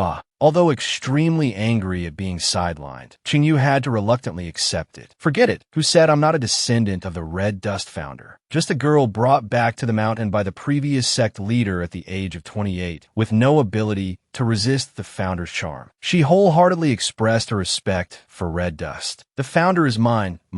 No one could take her, but her heart was also full of jealousy towards him. Damn it, why is Jiang Li fine, while I, the sect leader, am no different from an outsider? By now, in the room with the giant crystal, Red Dust had been brought back and was resting peacefully there. Aided by the power radiating from the blue crystal behind her, she slowly opened her eyes and woke up. Jiang Li, observing from the outside, also saw this change. The Red Dust Fairy is about to wake up. Outside, Jiang Li and Pure Heart stood silently, waiting for Red Dust to awaken. After a period of waiting, she finally awoke from her long slumber. Her otherworldly beauty seemed to make the entire space freeze. Hongchun flew towards where Jiang Li and Jingxin were waiting outside. Jingxin respectfully introduced herself. 36th generation descendant. Jingxin pays respects to the founding ancestor. Jiang Li beside her also expressed his reverence. The 72nd generation human emperor pays respects to fairy Hongchun. Hongchun's memories seemed to have faded. She was bewildered, searching for the truth. Are you my descendant? Who am I? What is a human emperor? Jingxin spoke up, asking about her past memories. I wonder how much the ancestor remembers of old acquaintances. Hongchun honestly recounted what remained. I only remember waking up from these crystals. It seemed something outside the crystals was binding me. Then, she proceeded to recount the details of what happened to her. After being freed, I went down the mountain, headed straight east, passed through 2 small towns by the river, reached a forest, and walked along a path. The further I walked, the sleepier I became, and then I fell asleep at the base of a large tree. That journey of Hongchun's led to her meeting with Meng Jiang. When I woke up, I found myself in a golden house. There was a man staring at me infatuatedly. He didn't answer when I asked him questions, only smiling foolishly. I found it dull, so I went back to sleep. Finally, Hongchun concluded her account of that encounter. This repeated a few times, and now you all have appeared before me. Jiang Li also spoke up, asking about matters beyond. So, do you remember anything about the immortal realm? Or about your time descending to the mortal world? Hongchun didn't think much of it as her memories were gone. She shook her head bluntly. He turned to observe Jingxin's expression, his heart filled with unease. Fairy Hongchun lost her memories after waking up. In other words, the physical body does not retain previous memories after being revived. The outcome of this meeting was beyond imagination. Jiang Li fell silent in thought. Then, he held out his hand and summoned a map of the mortal world. Red lines indicating a path appeared on it. Jiang Li pointed and explained. He calmly expressed his thoughts and asked, "This is where the fairy awoke, and then you passed through 2 small towns along this river, correct?" She cooperatively nodded in confirmation. The newly gathered information made Jiang Li ponder seriously for a moment. After being awake for a while, Hongchun's eyes drooped.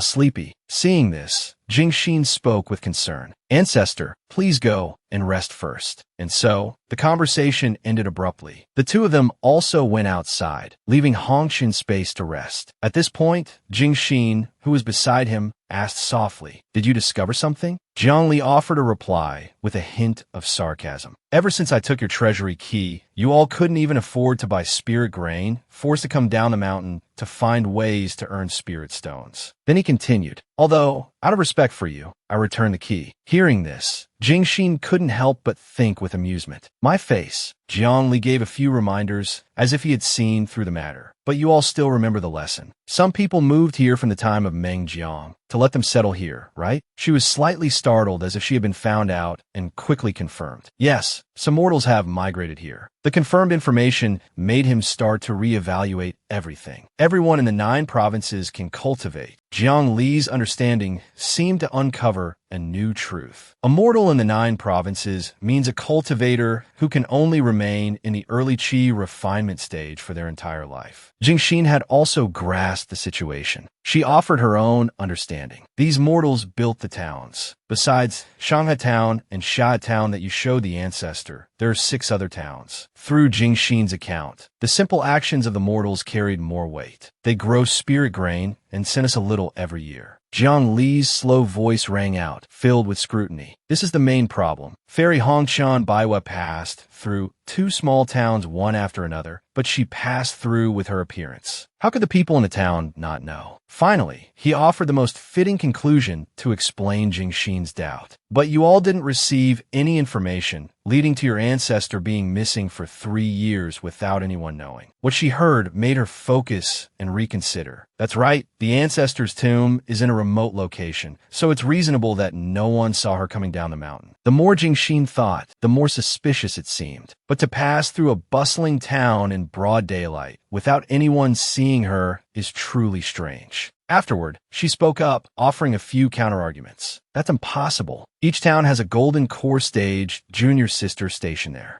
Jingxin felt that Jiang Li's conclusion was somewhat flawed, so she turned the problem around. "Those 2 small towns also provide very good quality spirit grain every year. How could something have happened? Jiang Li then turned towards her with a sarcastic look, discovering a problem but not solving it, and even denying the problem. After speaking, as if feeling he had gained nothing, he decisively left. This sudden action flustered Jingxin. Her eyes looked like they were about to cry, and then, with a helpless expression, she summoned a book. Jingxin angrily threw the book straight to the ground, resentfully blaming it. So much for men liking girls who are a little foolish. Damn book, useless thing. Afterward, she quickly chased after Jiang Li, feeling wronged. Master even insisted that this book was especially useful. What bestseller of the 9 provinces? A scam. Over here, the book titled Love Guru, 100 Ways to Make a Man Take the Initiative lay innocently on the cold ground. Suddenly, a thin, lonely figure appeared beside it. Qingyu sorrowfully picked up the book, a hint of sadness in his heart. For better or worse, I'm the one who wrote it. In another space, the bustling crowd created a lively atmosphere. This everyday liveliness sparked a sliver of suspicion in Jiang Li. How strange. Ancestor Hongshan is someone who could shake the Tao heart of even immortals. Yet her arrival here didn't cause the slightest ripple. Jingxin immediately used an ocular technique to verify. Here, I feel a bit angry. Whether it was the waiters, the small merchants, or the passers-by, her magical power began to scan the crowd present here, and she realized that everyone here was dead. Jiang Li's ocular power yielded the exact same result. The entirety of Shanghai town was a city of the dead. He finally saw through the matter. How can the dead perceive a beauty? In front of stall, everything was as bustling as usual. The waiter expressed a bit of unfamiliarity and excitement. You two esteemed guests look unfamiliar. You two must be from the outside, right? That's rare. This one must be from the Hongshan Pure Land, right? Jiang Li held out a valuable spirit stone, getting straight to the point. Waiter, I want to ask you something. The waiter immediately shook his head and refused. Esteemed guest, this won't do, it won't do at all. You two are honored guests from the Hongshan Pure Land. How could I possibly take your money? Jingxin sat beside them, silently observing everything, and couldn't help but make an assessment in her mind. The waiter's movements are natural and fluid, without a hint of stiffness. To the naked eye, he looks no different from a living person. But it seemed her speculation didn't put her at ease, so Jingxin decided to verify it immediately. Let me check with my spiritual sense. The waiter's entire body was enveloped in magical power, and all hidden things were revealed. In his dantian and sea of consciousness, there's a goo worm. One controls his actions, one controls his thoughts. This is a very high-level corpse-controlling technique. The truth before her eyes made Jingxin realize this is the unique corpse-controlling technique of the goo clan. Jiang Li spoke up to probe. In recent years, has any particularly beautiful fairy passed through here? The waiter answered enthusiastically. You wouldn't believe it. 2 years ago, no, 3 years ago, a fairy as beautiful as a painting came through here. She passed by this place. His account gradually revealed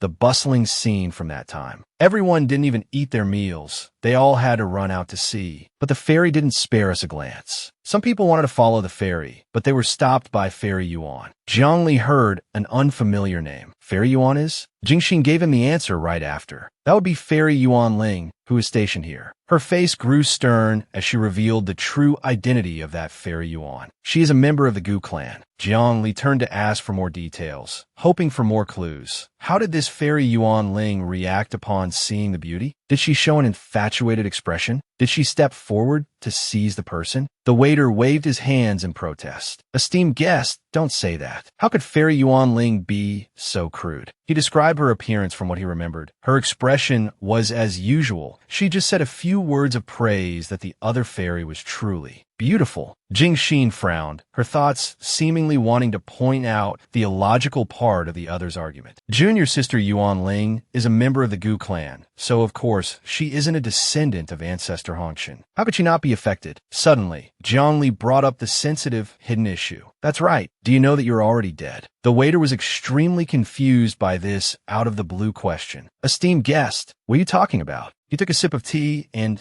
ended the conversation himself. Just kidding, you could go back to work. The waiter left happily. Yes, sir. In the space with only the two of them left, Jingxin seriously voiced her thoughts from a moment ago. Why wasn't Yuan Ling affected by the ancestor? There's also another problem. She should only be at the Golden Core stage. Jingxin, more than anyone, was aware of the advanced control technique being used here, so she couldn't hide her disbelief. But with this level of goo worm cultivation, these people are exactly like real people, unaware that they're dead. This is by no means something a Golden Core stage cultivator could do. Jiangli completely agreed with her. This corpse-controlling technique that can maintain normal life activities is extremely advanced. Only someone at the deity transformation stage could detect any traces. Suddenly, as if recalling his many years of wandering, he said, "But it's not necessarily only members of the Goo clan who can use goo. I have roamed the martial world for many years and encountered many strange and bizarre things. But it all led to a vague conclusion. It's a pity the Goo clan has declined and chosen to live in seclusion. I don't know much about the Goo clan either." Jiangli was unusually stern, directing his blame towards Jingxin. "How long has it been since you people came here? If any deity transformation stage cultivator had made a trip, it wouldn't have come to this." She lowered her head, reviewing all the past events. Deity transformation stage cultivators have already achieved Inidia. In the eyes of the sect elders, spirit grain is a small matter. They weren't worried that any problems would arise with the spirit grain. Gradually, the story behind it was revealed. That's why the sect only dispatched those with lower cultivation. Only Golden Core stage disciples are stationed here, and letting a nascent soul stage manager oversee the 8 small towns was considered enough, so no problems were expected to occur. After hearing this, Jiangli pointed out the problem without any reservation. But now, there's a very big problem. Jingxin knew that things were beyond saving, so she sincerely admitted her fault. "It was my negligence." After speaking, a dangerous glint appeared in her eyes as she announced, "But first, I must go find Yuan Ling." Jiangli glanced around, telling Jingxin with certainty, "Yuan Ling is not here. I just searched with my spiritual sense. There is no aura of a female Golden Core cultivator in Shangha Town." He then added the information he found. "However, in Sha Town, I sense a female Golden Core cultivator. It must be them."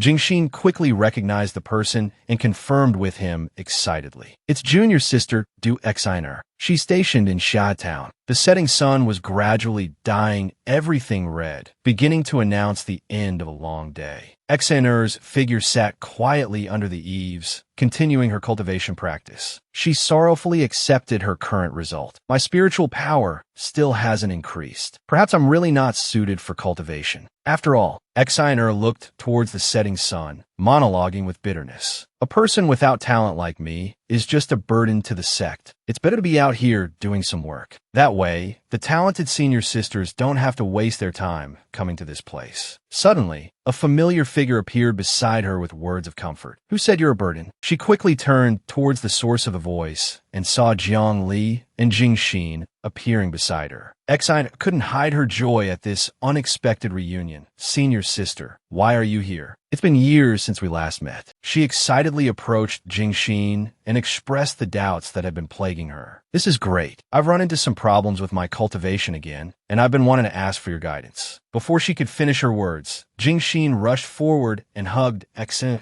tightly in front of her. She bitterly expressed the feelings weighing on her heart. It's senior sister's fault. It's senior sister's negligence. Xiner wrapped her arms around Jingxin, gently comforting her. "Senior sister, you're exaggerating. Isn't it just explaining some cultivation knowledge to me? It's not a big deal." Jingxin bit her lip, trying to hold back the flowing tears, and said in pain, "I'm sorry." Jiangli stood silently to the side, observing a bit of bitterness in his own heart. They haven't seen each other in years, and now they are separated by life and death. He felt even more sympathy when he thought about the cruel changes of time. Turned into a city of the dead, not just Shangha Town, but Shaha Town as well. The sky was now dyed with the colors of dusk. In the corridor, Xiner was still consoling her. "Senior sister Jingxin, don't cry anymore." She then became aware of her actions. "I'm sorry, I wasn't polite." Just a few seconds later, the subject of the conversation shifted to Jiangli. "Senior sister, sister, you still haven't told me. Who is this? He nodded slightly while Jing Xin happily introduced him. This is the current human emperor, Zhongli. As soon as she finished, Exeter leaned close to her ear and whispered with a suggestive look. Hey, so this is the person senior sister always talks about. Her words made Jing Xin gently lower her eyes, the corners of her lips lifting into a sad smile. Meanwhile, Xiner was chattering excitedly with Zhongli. Human Emperor, I heard your martial arts are superior, the best in the 9 provinces, and that no one in heaven or on earth can compare. Is that true? He kept his hands behind his back, his gaze fixed on the distance. I also once thought I was omnipotent, but now I've discovered I cannot ascend to become an immortal. If one looked closely, one could see the sadness and disappointment in his eyes, and that he could not reverse life and death. I am, after all, just a mortal. It seemed Zhongli himself felt the atmosphere had become heavy, so he immediately changed the subject. Let's not talk about this anymore. We couldn't find Yuan Ling in Shanghai. Where did she go? Xiner focused on answering the question. I'm not sure either. Senior sister Yuan Ling left Shanghai town recently. It seems she's been gone for a few months. She then provided more important information. But during the autumn harvest, she will return. That's what has happened in the past few days. He and Jing Xin looked at each other and nodded. She took the opportunity to announce their plan. I want to go check the situation in Shanghai town. We'll be staying in town for a while, so we can hang out with you. Xiner, without a shred of doubt, beamed with joy. That's great. I can finally listen to senior sister. Explain cultivation knowledge. Then she took the opportunity to inquire. So,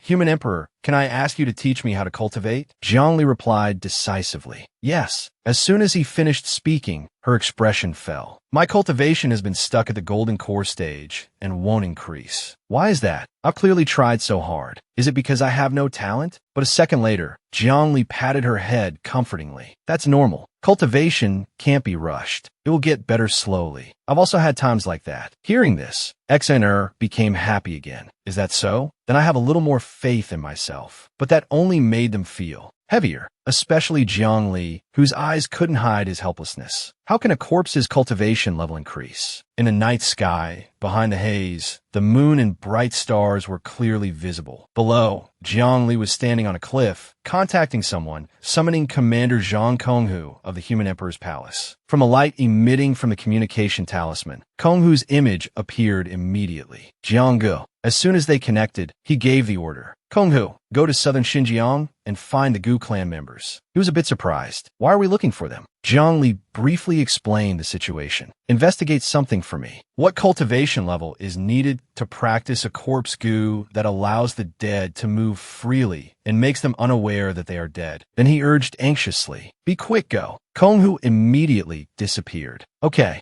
Jingxin witnessed everything from behind, but only spoke up now. Can you help me use your spiritual sense to look at the surrounding small towns? My spiritual sense can only cover Shanghai town and Sha town. He didn't say much and acted directly. Everything is normal. They're all living people. She bowed her head and let out a sigh of relief. That's good. The two of them switched to another topic. By the way, I've always been very curious. Just how large of an area can your spiritual sense cover? The 8 small towns. I don't know. There are only 8 small towns here. She looked at Jiang Li with wide eyes, an idea suddenly popping into her head. What if there were countless small towns? Would it be possible then? Just then, he suddenly detected something with his spiritual sense. Yuan Ling has finally returned. Jingxin's eyes instantly turned chillingly cold. Sure enough, high above, Yuan Ling was flying this way. Her whole body was sluggish, and her mouth kept muttering haltingly. Not yet. Had enough to drink. I can still drink more. I want to find more spirit stones. Go buy wine. While off guard, she was grabbed by the neck by someone, causing Yuan Ling to yelp. Soon, in a small, gloomy house amidst the quiet night, she was thrown mercilessly to the ground. Only then did Yuan Ling sober up a little and shout, "Who's there? How dare you trespass in Hongqin's territory?" Since she had seen through it, Jingxin no longer needed to hide and appeared directly to interrogate her. Speak, what have you done? Why haven't you returned for months? Jiang Li, from behind, silently assessed her family matters. This girl Yuan Ling, so that's how it is. No wonder she wasn't affected by Fairy Hongqin. After realizing who it was, Yuan Ling's face turned pale. Senior sister Jingxin, why are you here? She knelt on the ground and hurriedly explained. Sister,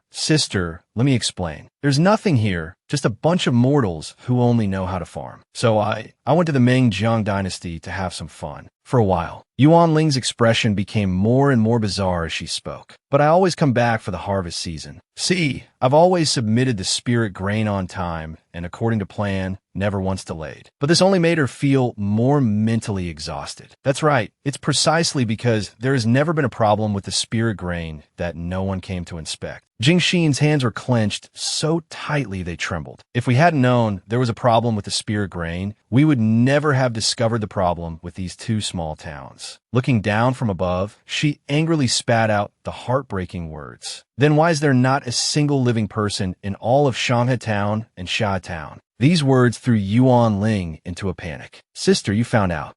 She lowered her head and tried to argue as if she were innocent. I didn't want to do it either. I needed spirit stones to go have fun in the Ming-Jiang dynasty and come back, so I took a little spirit grain to buy spirit stones, just a little. Then she slowly confessed her heinous crime. Those wretched commoners complained that I gave too few spirit stones and stopped working. I was in a hurry at the time, so I killed the few troublemakers who led the protest. As a result, someone made a fuss and wanted to report it to the sect, afraid the matter would escalate. Yuan Ling decided to bloody her hands once more. My mind was filled with hatred, so I killed them all. And she also came up with a plan to deceive outsiders. Afraid the sect would find out, I used corpse goo to control their dantians, so they would continue to grow spirit grain as before. Her explanation only left Jingxin speechless with anger. As for Zhongli, he let out a sorrowful sigh, his heart not feeling much better. To think that for such a reason, she would take the lives of the entire town. Suppressing the rage within, she still wanted to question one more important issue. What about Xia Town? Du Xiner was your junior sister. How could you bring yourself to do it? Yuan Ling could only bow her head, but every word she spoke was disgusting. I had no choice. Xia Town is too close to here. I was afraid junior sister Du Xiner would see the clues, so I killed her too. And while I was at it, I killed all the people in Sha Town. She even seemed proud of her actions. See, senior sister, having them grow spirit grain? We won't need to use spirit stones in the future. How great is that? Jingxin said nothing because she had already guessed her intentions. But for these 3 years, the sect had still been issuing spirit stones for her to buy spirit grain. Of course, she wouldn't give the spirit grain to a bunch of dead people. Instead, it was all contributed to her enjoyment in the Ming-Jiang dynasty. From beginning to end, Zhongli just stood on the sidelines, silently piecing everything together. It's just that Yuan Ling only used the corpse goo's dantian to control actions, but the townspeople all have goo worms in their dantian and sea of consciousness. His eyes sharpened as if he had seen the key point. So the one who used the goo worm to control thoughts in the sea of consciousness is... A pleading voice from Yuan Ling cut through his thoughts. Senior sister, you are magnanimous and generous. Please forgive me this one time. I promise you, I will turn over a new leaf in the future. Even with their sisterly bond, Jingxin could not turn a blind eye to this heinous matter. There is no future. Do you know? You're already dead. Zhongli silently agreed with her opinion. Right, Yuan Ling is also just a corpse controlled by corpse goo. It's just that she has completely forgotten. Meanwhile, the atmosphere around the Hongchun Pure Land became unusually quiet. Xian AI approached with a sinister smile. I have no choice. I can only act first. After 50 years of planting the worms, it's finally useful. I put my hands on my hips and spoke in a cursing tone. Dear senior and junior sisters of Hongchun, don't blame me. If you must blame someone, blame human Emperor Jiang. Upon learning the truth, Yuan Ling could only bow her head as if to deny everything. I'm dead? How can that be? She asked with a trembling voice to get to the bottom of it. Senior sister Jingxin is just trying to scare me, right? That action only made Zhongli more disappointed. Yuan Ling doesn't know she's dead either. Then there's even less hope she can say who killed her. But he could still grasp a few key points. I understand a part of it now. He then pictured her takeover of the people. First, Yuan Ling killed everyone in the 2 small towns, using corpse goo to control everyone, allowing them to live normally. However, with her level, she could only use the Dantian corpse goo, which could only control the actions of the corpses. Jiangli realized someone had taken the opportunity to seize control of everything. Then someone else killed Yuan Ling and used a corpse goo to control her. Then they added a sea of consciousness goo worm to everyone to control their thoughts. Even Yuan Ling was being played by that person. Just like that, the people of the two small towns were no different from living people. Even a nascent soul stage cultivator coming to inspect would not see any problem. Zhang Li's eyes showed a pensive look. What was the purpose of the person behind this? He was slightly startled when Tin Tam suddenly turned to him and said with a smile, "Could you step outside for a moment? I want to be alone with Veen Lin for a bit." Zhang Li's face suddenly turned pale. That smile was enough to give one goosebumps. Therefore, he didn't want to linger. "All right, I'll wait for you outside." Outside, the night sky was becoming increasingly gloomy. In an instant, a blood-curdling scream shattered the silent atmosphere. Streaks of fresh red blood splattered all over Tin Tam's dress. She calmly absorbed all the spiritual energy left behind by Veen Lin. "Next, I'll just tidy up a bit." In just a few short seconds, her body completely vanished into the void. High above, the full moon brightly illuminated a vast expanse of the sky. After settling everything, Tin Tam calmly walked over to Zhang Li.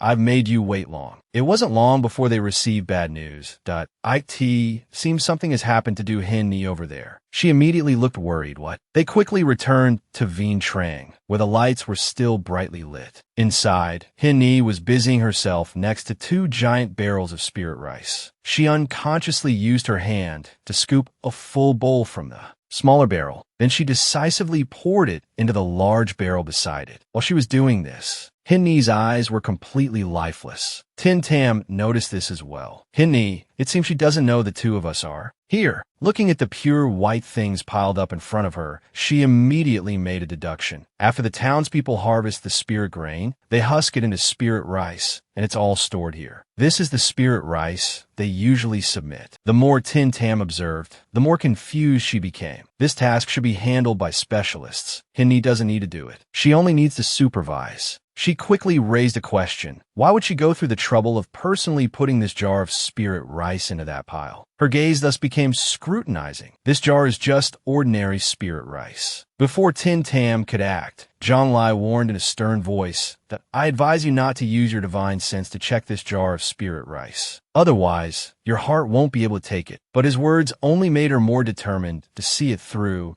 "Be wise saying that. Aren't you just making me want to check it more?" Then she was surprised when her thread of power hit a strange purple barrier that it can block divine sense. But Tin Tam was determined not to give up. "Then let me strengthen my divine sense." "I don't believe it." The result made her eyes widen in horror. A churning sensation that threatened to erupt from her stomach made Tin Tam quickly cover her mouth. Through her divine sense, she could see something pitch black hidden inside. This wasn't a jar of spirit rice at all. This was a jar of goo insects disguised as spirit rice. Immediately, Tin Tam turned and shook her shoulders. "Hin Ni, junior sister, what are you doing?" But she only replied mechanically, "Doesn't the sect have a rule that we must pour this jar of spirit rice into that pile of spirit rice?" Question mark. Hearing this made her even angrier. Who said that? When did the Red Dust Pure Land ever have such a rule? Zhang Li carefully picked up a grain in his hand. "Oh, you know what this is?" But Hin Ni still insisted. "Isn't it spirit rice? Is it something else?" Things seemed serious, so he suggested to her, "I have some matters to discuss with your senior sister. You go wait outside first." Hin Ni obediently listened. "Yes." As soon as she left, Zhang Li quickly opened the jar's lid and saw a bowl of spirit rice inside. As he took it out, he carefully speculated. Someone has distorted Du Hin Ni's perception, making her think this is just an ordinary jar of spirit rice. This is the work of a corpse goo. Tin Tam's face was still filled with shock from the new information. These goo insects, thanks to my divine sense, I can see the evil things present within. Even if cooked, they remain alive. Their life force seems to become even more vigorous. Even Zhang Li felt that this matter was very concerning. Someone put goo insects into the spirit rice for the people of your Red Dust Pure Land to eat. we still don't know what the effect of the goo insects is. As for Tin Tam, she could only grit her teeth in hatred for the mastermind behind it. While the atmosphere was tense, a communication talisman suddenly appeared. Kong Ho hastily reported the results. Brother Zhang, I found the Gu clan members. Hearing this, Zhang Li's mood improved. Good, just in time.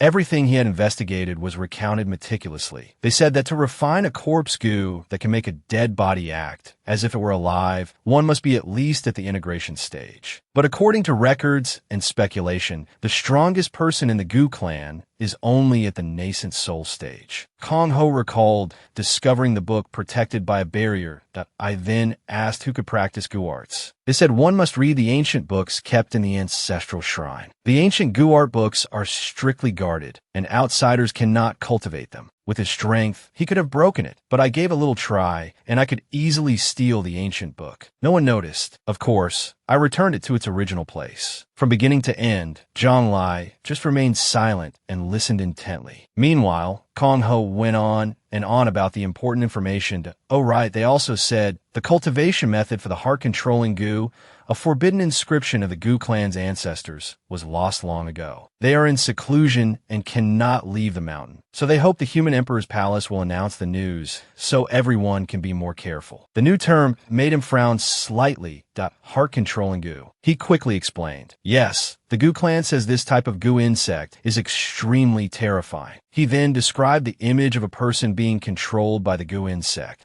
As long as someone ingests this type of goo insect, even if they later reach the integration or spirit transformation stage, the goo's master can control the mind of the person who ingested it, and the person themselves would be unable to detect it. Just hearing that, Zhang Li held out the bowl full of spirit rice to verify. See if this is the heart-controlling goo or not. As soon as he saw it, Kong Ho affirmed with certainty, yes, that's it. It solidifies like spirit rice, is as fine as the tip of a hair, becomes still in water, and active in fire. Brother Zhang, where did you find such a large bowl of it? After he confirmed it, Tin Tam lost all her strength and collapsed to the ground. At that moment, her heart was flooded with panic questions. For how many years have the goo insects been added to the spirit rice? How many junior sisters have eaten it? Does Master, who abstains from grain, occasionally eat some? How many people in the Red Dust Pure Land have a heart-controlling goo inside them? The situation outside the Red Dust Pure Land had not yet changed. But inside, Tan Duk had begun to feel worried. Why hasn't Tin Tam returned yet? Did she encounter something difficult to resolve? With Human Emperor Zhang here, there shouldn't be any incidents, right? She suddenly froze upon hearing a voice from behind. The two of them can't come back anymore. When AI arrogantly put her hands on her hips. Long time no see. This appearance greatly surprised Tan Duk. When AI, why are you here? You were expelled from the Red Dust Pure Land. What are you doing back here? Despite being questioned like that, when AI didn't care. You can't even be bothered to call me junior sister? How pitiful I am. Tan Duk, senior sister, couldn't be bothered to maintain a pleasant attitude and directly sneered. What? Holding a grudge because you were expelled from the sect? Question mark. Then she looked at Huyn AI with a scrutinizing gaze. You want to come back and seize the position? You're still not resigned about not becoming the sect master. Indeed, Huyn AI still held a grudge over that incident. That I am indeed not resigned. You and I are both at the integration stage, with equivalent strength. Why didn't everyone choose me? She quickly knew the reason. The Red Dust Pure Land has no schemes or disputes. You are infatuated with power only for your own pleasure. Tan Duk didn't hesitate to expose the other's malevolent thoughts. Among the disciples, you acted tyrannically, with only red dust in your heart and no pure land. Naturally, you failed to win their hearts. These words made Huyn AI find it ridiculous. Fail to win their hearts? Forget it. I no longer care about people's hearts anymore. Then she didn't mind revealing a secret. Senior sister Tan Duk, did you know after leaving the sect, I wandered everywhere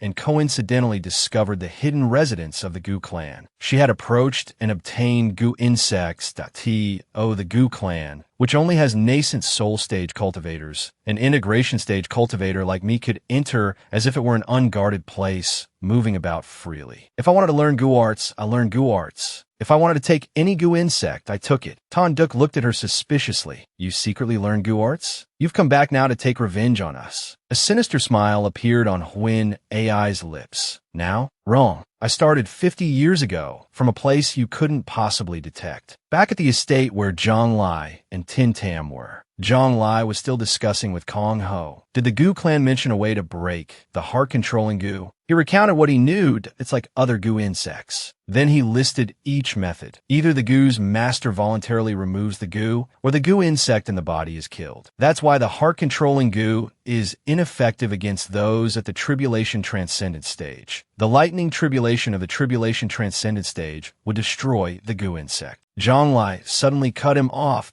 I'll explain to you again later. That's enough for now. It turned out he wanted to calm Tin Tam's spirit. The people in the town are still acting normally. The heart-controlling goo hasn't been activated yet. Things haven't reached the final step. Your fellow disciples are waiting for you to save them. He extended his hand to her with a determined gaze. With me here, everything can be set right. That was enough to make Tin Tam regain her will. Right? Things haven't reached the final step. The person secretly pulling the strings has probably been doing so for a long time. They still haven't activated the heart-controlling goo, which means that person is still waiting for the right opportunity to act. She continued to look intently at Zhang Lai as she took his hand. Mistakes can be corrected. There's still a chance for everything. As she stood up, Tin Tam expressed her gratitude. Zhang Lai, thank you. The plot shifts back to the Red Dust Pure Land. After learning the true conspiracy, Tan-duk was horrified as she realized the spirit rice. It's the heart-controlling goo. That reaction made Huin Ai even more smug. After I returned from the Goo clan, I was still struggling with how to use the things I stole. Thank you, Vinlin. You, who thought you were so clever, provided me with this inspiration. Her death in my hands can be considered of some value. The harsh truth dealt a heavy blow to her spirit. 50 years, and I didn't notice at all. I didn't notice that the people of the two towns were already dead. Didn't notice that there was a problem with the spirit rice. She continued to twist the knife. You must be very curious, right? For 50 years, just how much goo-infested spirit rice have the people of the Red Dust Pure Land ingested? As soon as she finished speaking, Huin Ai suddenly raised her hand as if signaling someone. Come, let me show you the fruits of my hard work. Immediately, hundreds of people afflicted by the goo insects gathered at the entrance. Seeing such a large number, Tan-duk's hatred was immeasurable.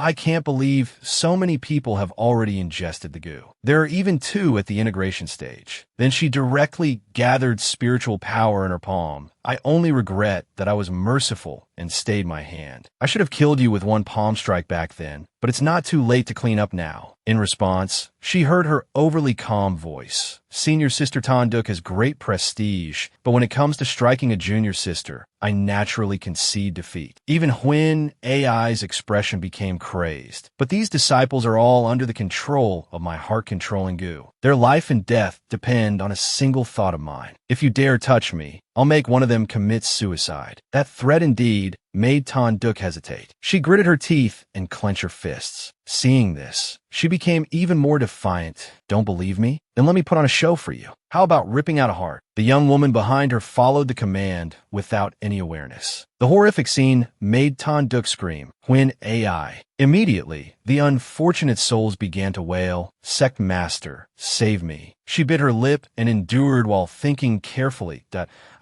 this Huin Ai momentarily loosening her control? Or is she controlling the disciples to say this? Tan-duk was surrounded by mournful cries. Sect Master, save me. Only when blood trickled from the corner of her lips did she question her. What do you really want? The position of Sect Master. It's yours. I'll give you everything. Just let these disciples go. But Huin Ai suddenly let out a strange smile. The position of Sect Master, I once wanted it very much, but now I want something else. Outside, Tin Tam and Zhang Lai had arrived before the Red Dust Pure Land. The strange sight made her feel uneasy to what's going on. Why is the sect's protective grand array blocking us out? He slowly assessed the barrier in front of them. This is the sect's protective grand array? Legend says no one has ever been able to break it, right? What Zhang Lai was wondering about was confirmed by Tin Tam. Yes, the Red Dust Pure Land was established thousands of years ago and is famous for its mysterious and splendid beauty. Countless people have pursued its beauty, which easily leads to many dangers, but they all stopped before the protective protective grand array. The more she spoke, the more she felt something unusual was happening. Master wouldn't lock me out. Could it be the core of the grand array has been taken by someone else? Just then, Huin AI arrogantly stepped on Tan Duke's head and greeted them. Human Emperor Zhang, junior niece Tin Tam, you're late. Her appearance surprised Tin Tam somewhat. T.O. think that the person behind all this is you. In the end, she still respectfully called her by her senior title, Marshal Aunt Huin AI. But Tin Tam still couldn't fully believe the truth before her eyes. Why would you do something like this? To usurp the position of sect master. Behind the barrier, Huin AI declared loudly, I'm not very interested in the position of sect master anymore. She immediately pressed, then what do you want? She had no intention of hiding it. Originally, I planned to continue planting goo for another 50 years, then seize the position. But I heard that the founding ancestor has been revived. She recalled the moment Huin AI held the portrait. I am not a descendant of the founding ancestor, so I cannot meet her. But I was very curious, so I controlled the caretaker to fetch a portrait of the founding ancestor for me to see. Her expression and eyes became exaggerated. So beautiful. The founding ancestor is so beautiful. To think there is truly someone in this world with such androgynous charm. Then she looked up to the sky and said to herself, now, I only want the red dust founding ancestor. The strong are revered, and beauties belong to me. I want to be with the founding ancestor.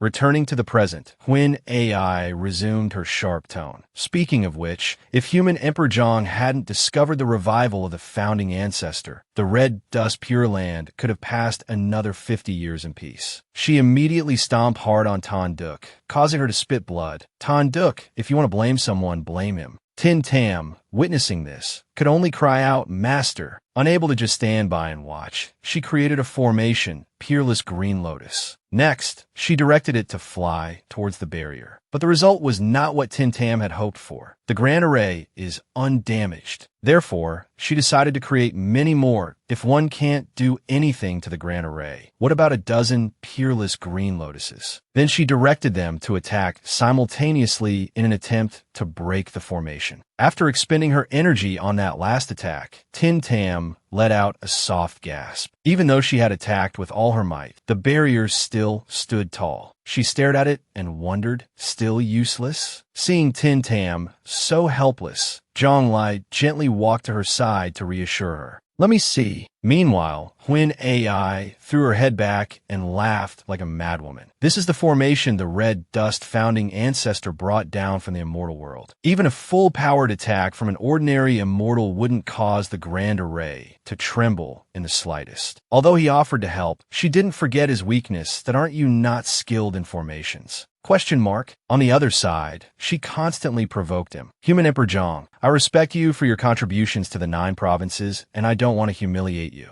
Back down, or your invincible myths will be shattered today. Zhang Lai calmly raised his fist and said a few words. Sect Master Tan Duke, I'll save your life today, so don't hate me anymore. Let's clear our old debts, shall we? Things having come to this, Tan Duke could no longer refuse. I agree. As soon as the words were spoken, he thrust a single finger into the barrier, and small cracks began to appear on it. Then they slowly spread across a large area before everyone's eyes. Perhaps the person most surprised by this result was Tan Duke. The final solid defense shattered into pieces. She gaped in astonishment, unable to even speak properly. Huin AI's face also turned deathly pale, despite how bold she had been before. But very quickly, she waved her hand and signaled, you all come out for me. Then she threatened loudly as Zhang Lai approached, don't move.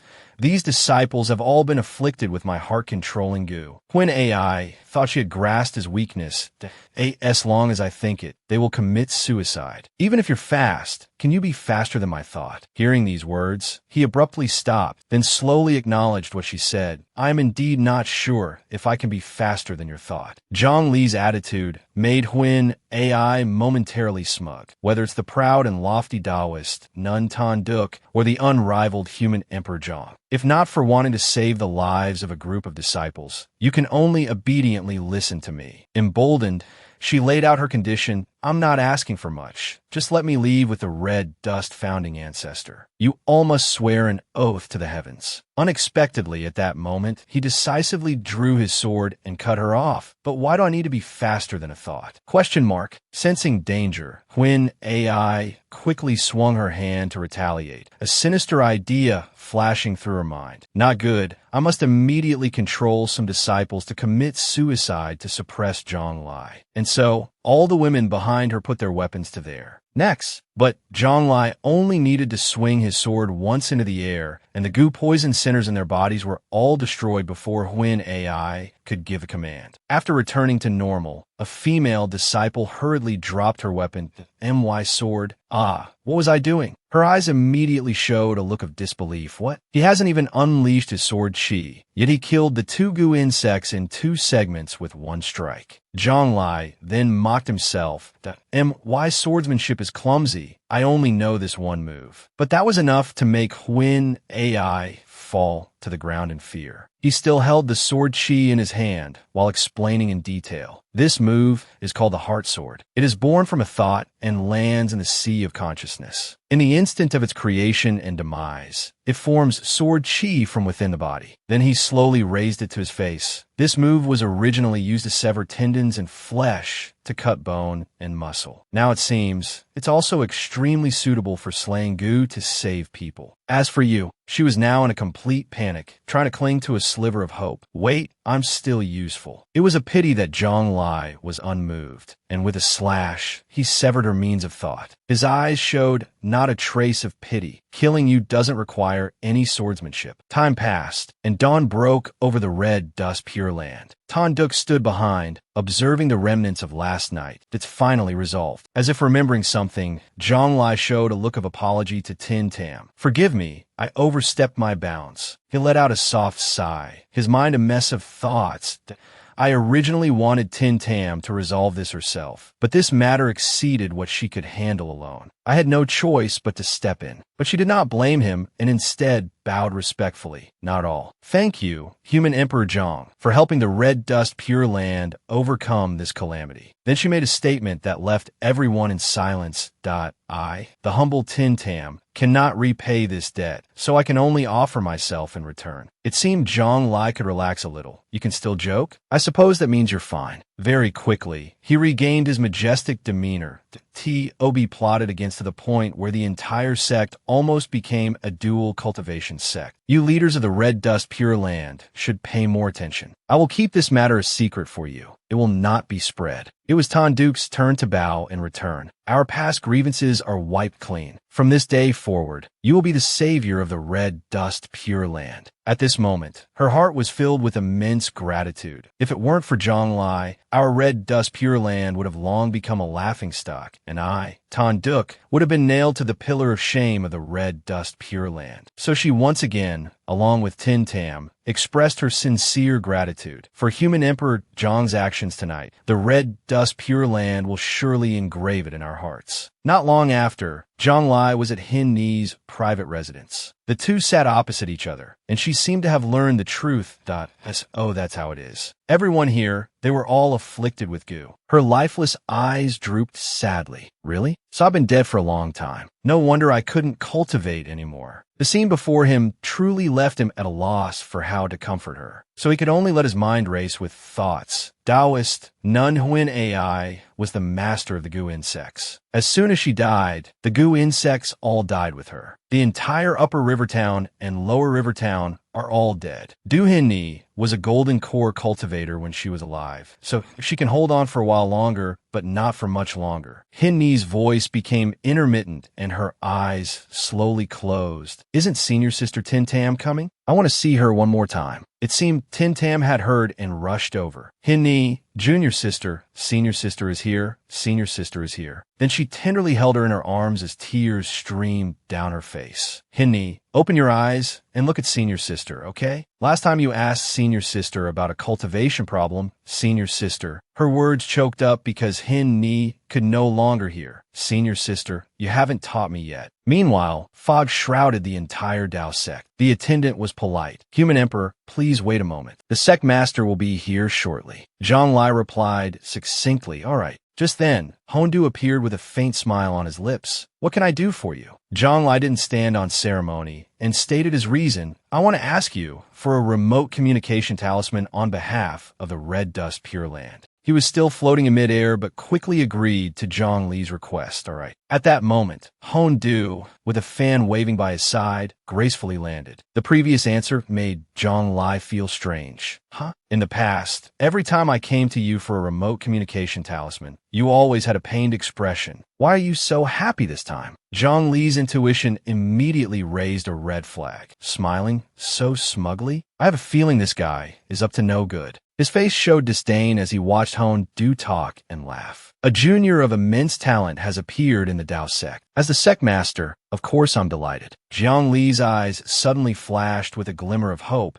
To be judged by you as having immense talent, this junior must be quite formidable, right? I wonder what kind of genius they are. If it's not too much trouble for you, why don't you bring them over for me to see? An unusual excitement grew in his heart. If I can witness the growth of a talented junior, then as a protector of the 9 provinces, I would also feel a sense of accomplishment. At this, he cheerfully revealed his secret. No trouble at all. You know this person as well. This slightly surprised Zhang Li. Oh, it's a junior I know? Suddenly, Hondu's expression changed. Truong Lai, you hold the Dao Sect's command token in your hand. As a Dao Sect walker, why do you not bow upon seeing me? The Sect Master? His body and smile suddenly froze stiff as stone. Now is the time to recall the old scene. Indeed, Zhang Li had done it. I am Truong Lai. That disciple was horrified. His heart was in utter turmoil. The Dao Sect command token. Seeing this token is like seeing the Dao Sect master himself. Is this person a Dao Sect walker? Truong Lai, I've never heard of him. Suddenly, Hondu roared to the heavens. Ji and I cannot live under the same sky. Even a passerby heard it.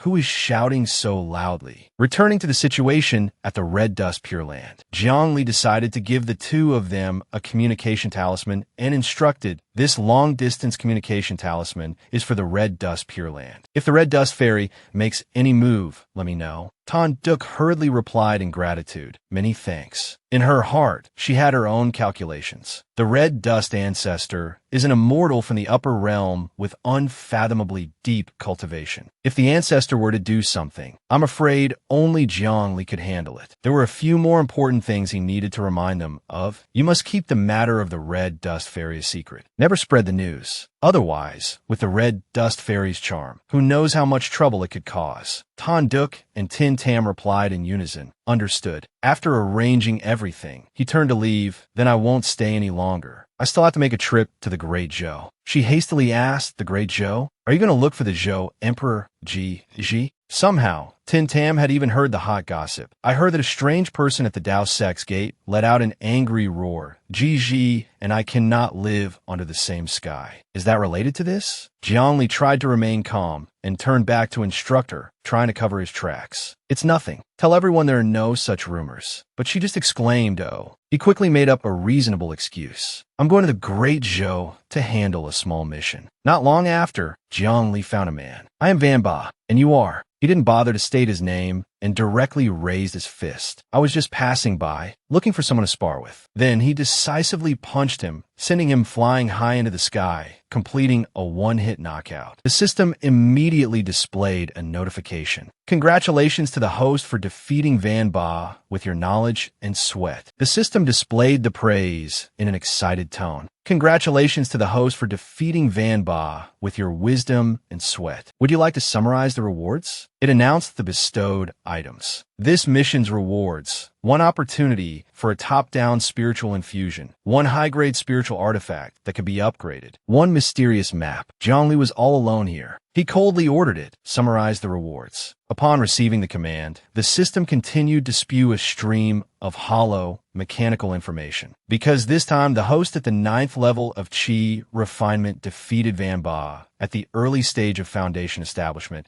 you have completed the achievement of Qi refinement defeating Foundation establishment. This made Zhang Li feel annoyed and disgusted, and he cursed inwardly. Another nonsensical conclusion. Why doesn't this system have a fast-forward button for me to skip this? Then, the system issued a request, forcing him to choose. Please select the form of the high-grade spiritual artifact. Jiangli casually chose a modern tool, which was immediately rejected. Swiss Army knife is not suitable. Please choose again. Despite his dislike, Jiang Li patiently chose again. AK-47. It still reminded him by the book. AK-47 is not suitable. Please choose again. He stubbornly decided to choose another modern item. Tank. The system responded again. Tank is not suitable. Please choose again. Jiang Li finally chose Cleaver. This time it bluntly refused no, but something strange happened. The system suddenly affirmed, suitable for the high-grade spiritual artifact, the bloodthirsty bone-slicing blade. This unexpected turn of events left Jiang Li confused. As if understanding his confusion, the system took out the bloodthirsty bone-slicing blade, as requested, along with instructions. The bloodthirsty bone-slicing blade is a high-grade spiritual artifact capable of absorbing fresh blood to enhance its power. Then it instructed on how to bond with the bloodthirsty bone-slicing blade. Method for the spiritual artifact to recognize its master. Drip blood to claim ownership. Jiang Li looked at it with a disbelieving and disdainful expression, then questioned, "Are you really sure that dripping blood is enough to claim ownership?" Hearing his question, the system quickly declared with certainty, "Please do not doubt the system's professionalism." Those words made Jiang Li temporarily accept it. He bit his fingertip hard to draw blood. Immediately after, he placed his hand on the surface of the bloodthirsty bone-slicing blade, which was levitating with a golden aura, and decisively dripped blood onto it. Dazzling rays of light enveloped the bloodthirsty bone-slicing blade, which emitted a brilliant halo. At this moment, the system spoke up, updating the item's information. It has advanced to a high-grade spiritual artifact. It has advanced to a supreme-grade spiritual artifact. It has advanced to a low-grade Dharma artifact. It has advanced to a mid-grade Dharma artifact. But suddenly, a sudden explosion thundered through the sky with a brilliant flash of fire, causing Jiang Li, who was standing to the side, to mock it silently. Professionalism. After watching the item explode, Jiang Li indifferently showed a contemptuous expression as if he had known the outcome, criticizing the system to the point that it remained silent, unable to justify itself. "I told you it couldn't be claimed with blood, but you didn't believe me. You have no objection if I call you a useless system, do you?" To evade the recent matter, the system quickly took out another item to gently appease him. "Host, please accept the map fragment." He understood its scheme, so he gave it a contemptuous glare and questioned silently, "Hey, are you pretending you didn't hear what I said?" The system relentlessly urged Jiang Li by enticing him with small rewards. 1/3 of the Qian Yuan Mystic Realm map. Complete the next mission to obtain the remaining fragments. He fell silent, pondering for a long while. After a moment of careful consideration, Jiang Li decisively took out a large map from the storage ring on his hand. To prove it to the stupid system, he even kindly pointed to a small, glowing part with an indifferent expression. "I have the complete map of that mystic realm right here. There's no need to find the remaining fragments." To avoid the awkward atmosphere, the system quickly thought of a new proposal. "Congratulations to the host for randomly finding the Qian Yuan Mystic Realm. The next mission's reward has been changed." Noticing something unusual, Jiang Li was a little startled and wondered to himself,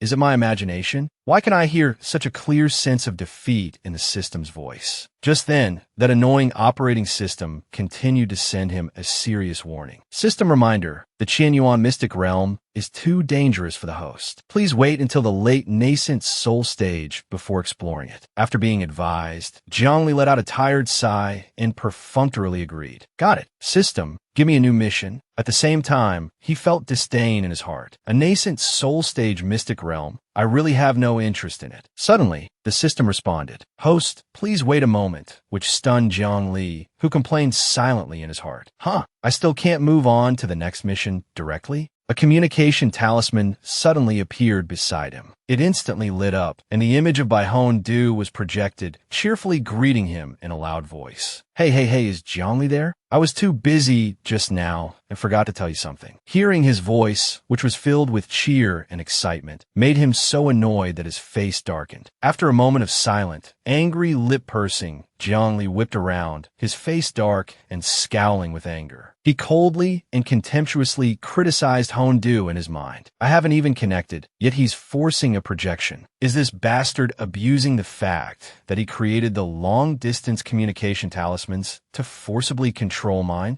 After regaining his composure, Zhongli asked him gloomily in an annoyed tone. What is it? Upset by his manner of speaking and behavior, Hondu feigned anger and then began to lecture him with platitudes. You're a dignified Dao sect walker. How can you speak to the sect master like that? As if hearing something shocking, Zhongli exuded a cold and gloomy aura. He arrogantly crossed his arms, his tone sharp as he curled his lip.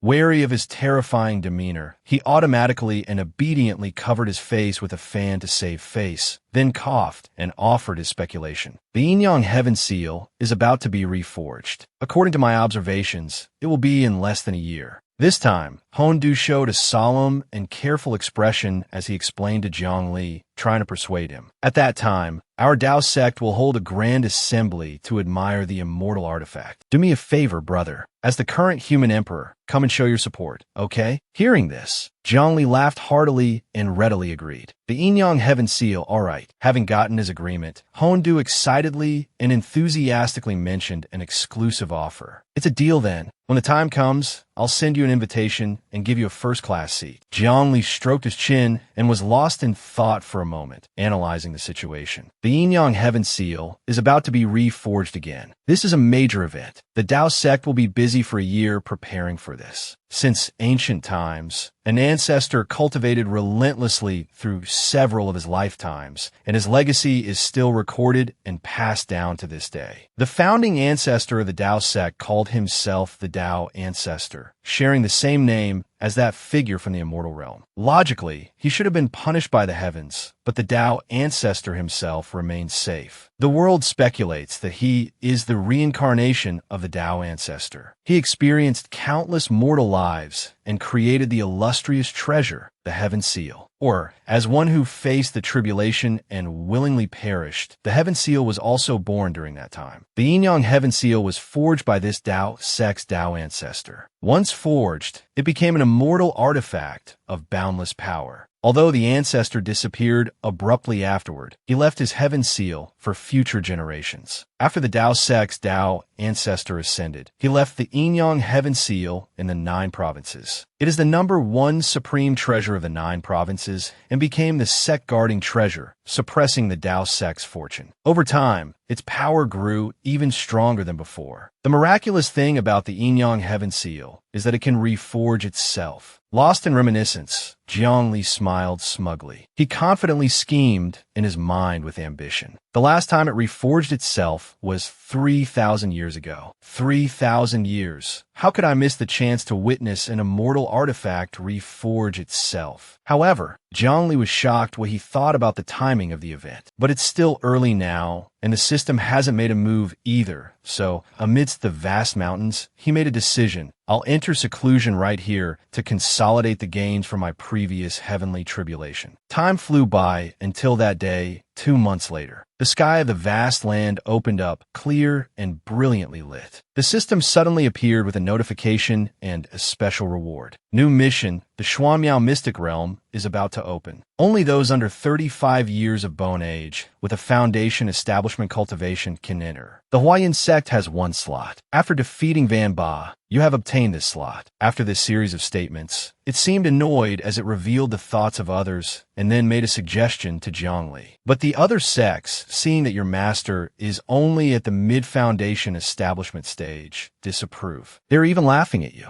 Host, please win first place in this Xuanmiao Mystic Realm. Finally, the system concluded. This mission can be abandoned. Zhongli just said indifferently, I just came out of meditative state. The system wanted to entice him, so it mentioned some seemingly delicious benefits. This mission's rewards: unlock the spatial teleportation function, unlock the source reading function. Catching this juicy bait, Zhongli chuckled inwardly and decided, unlock the spatial teleportation function. In that case, I can't abandon this mission. At the same time, in the Great Zhou, at the Qinji Tower, the clear water all around and the bustling crowds on the street created a lively scene for the neighborhood. Inside a tavern on the street, the Tower Master boasted arrogantly, "When it comes to intelligence gathering, no one is better than me." The disciple, standing next to him, chimed in, praising him to the skies. The Tower Master is right. In this decennial assessment, our Great Zhou's Qinji Tower achieved the top rank. He tilted his head back and laughed loudly in arrogant delight, mocking. Seeing the red-eyed envy of the other branch masters is truly amusing. Suddenly, a disciple rushed in frantically, shouting loudly, which startled him with fear. "Tower Master, this is bad. The human Emperor Jiang has arrived." After being informed, the Tower Master was stunned and went over every detail, questioning. "The Qinji Tower has not broken the law, committed any crimes, or cultivated the demonic path. Our pricing is conscientious. Why has he come here?" Before he could worry further, the Tower Master hurriedly ran off in a state of panic and confusion. Let's go over there quickly. The disciple who was with him earlier wondered, did our Qinji Tower offend the human emperor? Why is the Tower Master so flustered? The disciple who ran in to report then explained, it's a long story. He recounted in detail the origin of the Tower Master's reverence for that person. In the past, the maps circulating in the 9 provinces were extremely simple and full of errors. Users would at best get lost, and at worst, wander into a place of death. The human emperor Jiang ascended to the human emperor's throne 100 years later and decided to remap the 9 provinces. Recalling the old story, the disciple mentioned the Tower Master's past indignation and unwillingness regarding Jiang Li obtaining the treasure. At that time, our Tianji Tower had detail maps that we sold to cultivators at high prices to reduce the burden. He subtly reminded his fellow disciple of the Tower Master's strong reaction. Human Emperor Jiang did that, you understand. So the Tianji Tower naturally thought of ways to obstruct him. At that time, the Tower Master was heartbroken and could only watch from a distance in sorrow and pain as Jiang Li gave the maps to others. Human Emperor Jiang was already at the great ascension stage at that time, so of course, he wasn't afraid of the Tianji Tower. He summoned the lords of all parties and created a map of the 9 provinces that was several times more detailed than the Tianji Towers. The Tianji Tower could only watch with wide eyes as the human emperor sold it at cost price. On the way, that disciple continued to meticulously clarify everything. From then on, everyone no longer had to worry about the dangers of maps. But the Tianji Tower suffered a huge financial loss. The Tower Master is still worried about being held in grudge by the human Emperor Jiang. The disciple following behind exclaimed in admiration, "This act of the human Emperor Jiang is a great merit. Logically, he should have received a baptism of merit." He was puzzled, but I don't recall any records of him having any merit, right? The other disciple calmly explained to him, not just him, all generations of human emperors who guarded the 9 provinces surely accumulated great merit. But similarly, not a trace of merit was ever seen. In the mystical painting between 2 worlds, accompanied by that disciple's explanation, the truth gradually became clear. I saw a speculation that it was after becoming an immortal, the heavenly staircase disappeared, and the 9 provinces lost contact with the immortal realm, leading to merit no longer descending upon the mortal world. The sky was still clear with the gentle sun shining down. The disciple vaguely affirmed something like a prophecy for the future. In the future, when the human Emperor Jiang ascends to the immortal realm, he will surely be welcomed by a massive baptism of merit. At this moment, in front of the tavern, a large banner was hung. Welcome the human emperor for his inspection. Everyone in the tavern was solemn, bowing their heads in greeting to Jiang Li. Welcome, human Emperor Jiang, for your inspection. The 2 disciples who were just discussing, without prior agreement, shared the same thought. It really is the human Emperor Jiang. This is the first time I've seen him in person. As for him, he felt a sense of helplessness in his heart. Jiang Li looked at this scene with a tired and emotionless expression, questioning silently, why are they acting as if I'm on an inspection tour? Outside, the crowd was still bustling, but inside the tavern, it was so quiet that the Tower Master's declaration could be clearly heard. The customer isn't immortal. This is the principle of hospitality at our Tianji Tower. In the room, the tower master bowed respectfully, stating the professional principles of this place to Jiang Li. We will, based on the customer's needs, search everywhere to collect information, achieving a state where we have everything that is needed. Of course, some information related to privacy we resolutely refuse to sell. He just sneered inwardly, challenging, "I dare you to sell it." Immediately after, he put on a gentle smile and patted the tower master's shoulder, startling him. Jiang Li drew out his words, deliberately emphasizing them. "Absolutely no collecting? Well done." This made the tower master jump and affirm, "Yes, we will resolutely not collect it." But his heart was in a state of panic and turmoil, contrary to his outward appearance. Is the human emperor Jiang giving me a hint? Then, the tower master quickly changed the subject to the shop service. "I wonder if the human emperor is satisfied with our work." Jiang Li replied indifferently, "There are no other issues." Without further ado, he put on a serious face and got straight to the point with his request. "This time, I just want to know the intelligence regarding the Shuamiao mystic realm." As soon as he received the order, the tower master excitedly commanded his disciples to bring his treasure to show his sincerity. "Hurry, bring my crystal ball here. I will personally read all the information the Tianji Tower possesses for the human emperor." Those scholars scurried off in a panic to carry out the order. Yes, in his heart, he secretly wondered if this command was a test he had to pass. Is this an impromptu question from the human emperor? Does he want to see the Tianji Tower's intelligence processing capabilities? The sky outside, once clear and sunny, had now turned to a quiet, cool shade. Looking at the crystal ball displaying a series of detailed and clear information, Jiang Li's face darkened, and he silently cursed the tower master's earlier words. "Not bad at all. You even found out the birth date and 8 characters of the Shuamiao Mystic Realm's creator, and you still say you don't sell private information. Huh?" Then, Jiang Li sighed in his heart. "Oh well, I've already given the necessary advice. The human emperor's power isn't that great. I can't manage so many things either." When he received the ruby from Jiang Li, the tower master was surprised and confused. "Human emperor, this is..." "Today, the Tianji Tower presents this to your majesty, the human emperor." He gave a firm command, "Take it." Without waiting any longer, Jiang Li quickly turned and flew away, leaving only a farewell. "I'm leaving." When he was far away, the tower master suddenly asked the disciple, standing right behind him, "I remember you're good at painting, right?" The disciple replied in a daze, "Yes, tower master." On a beautiful day 9 days later, a painting depicting Jiang Li happily holding hands with the tower master in trust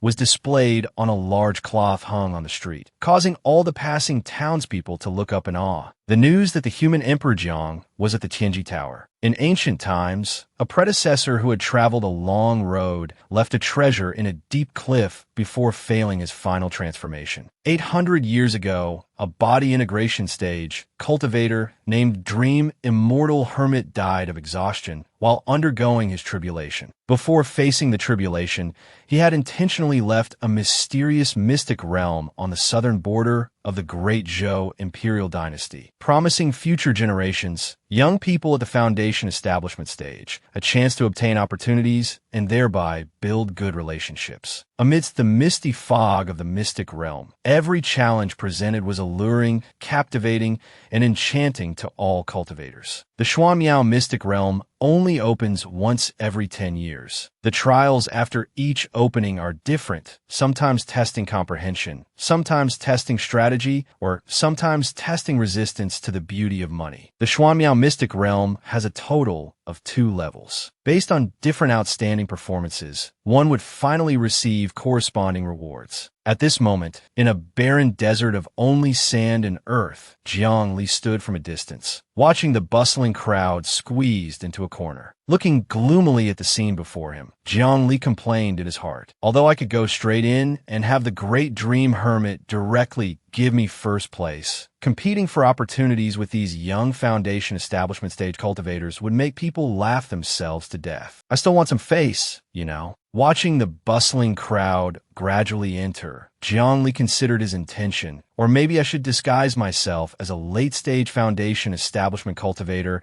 and blend in with everyone to act. Suddenly, seeing 2 people in a similar situation, Tanlong proactively approached him to start a conversation. "Hey brother, your sect didn't send anyone either? Isn't that a coincidence?" "Your esteemed sect didn't send anyone. He confidently and enthusiastically introduced himself. My name is Tan Lone. I am the great senior brother of the Dingfeng Temple and also a direct disciple. My master is currently wandering the four corners of the world and hasn't returned in 10 years. I've been cultivating on my own. The others who saw this began to whisper and praise him. It's Tan Lone, the disciple picked up by the Dingfeng Temple's master. I know him. When he was tested for talent at the age of 8, it turned out to be a single lightning element spiritual root. Despite the good and bad whispers about him echoing around, Tan Lone still strode forward steadily. Everyone thought that although he had top-tier talent, without the support of a large sect, his talent would just be wasted. Who would have thought that, thanks to his brilliant wisdom and lucky opportunities, he would suppress the Tao children of the major sections? Observing the person in front of him and those whispers, Jiang Li pondered Tan Lone's abilities. A single spiritual root? Spiritual roots are also divided into high and low. Under the harsh desert sun, Jiang Li carefully reviewed the different levels with analysis. The best are the 2 types of heaven and earth spiritual roots, followed by the single spiritual root, and the worst is the 5-element spiritual root. A mutated single spiritual root, although not as good as a heaven and earth spiritual root, is still the upper limit of single spiritual roots. After a moment of silence, he feigned surprise and explained, "In my sect, I am the most senior disciple, so no one came with me." Contrary to his nonchalant exterior, Jiang Li secretly revealed a smug and self-satisfied look, praising himself. My sect is the Human Emperor's Hall. I am the Hall Master of the Human Emperor's Hall, so of course, I am the most senior. Feeling sorry for him, Tan Lone frowned in disbelief, his mouth agape, secretly feeling pity and sympathy. Heavens, did all the elders in his sect die? Is he the only one left? That's even more tragic than me. Jiang Li stared blankly at him, revealing a strange expression. To soothe and encourage him, Tan Lone, full of spirit, patted his chest and assured Jiang Li, "Brother, don't worry. We can be considered to be in the same boat. When we enter the Xuanmiao mystic realm, I, your brother, will protect you." Suddenly, Tan Lone eagerly and curiously asked for his name. "That's right, I haven't asked for your esteemed name yet." Jiang Li was about to casually reveal Truong, but then he remembered by Hon Du's loud laughter, mocking the name of the Tao sect walker. He annoyedly emphasized his introduction in a loud voice. "My surname is Kong, and my given name is a single character, Lai. Kong Lai." Tan Lone was frightened by this demeanor and nodded along. After getting to know each other better by exchanging names, Tan Lone began to complain to him about the previous event. "I hope I don't run into any unscrupulous people this time. Brother Kong, did you know? Last time, there was a guy who deliberately suppressed himself and only broke through to the Golden Core stage after entering the Mystic Realm, taking the top spot. In his bad mood, he frankly stated what he would do out of hatred. If I meet someone like that, I'll definitely take the opportunity to kick him twice while he's breaking through and make him fall flat on his face." Jiang Li, standing beside him, could only keep a straight face and avoid the topic. After talking for a while, the two of them saw Fook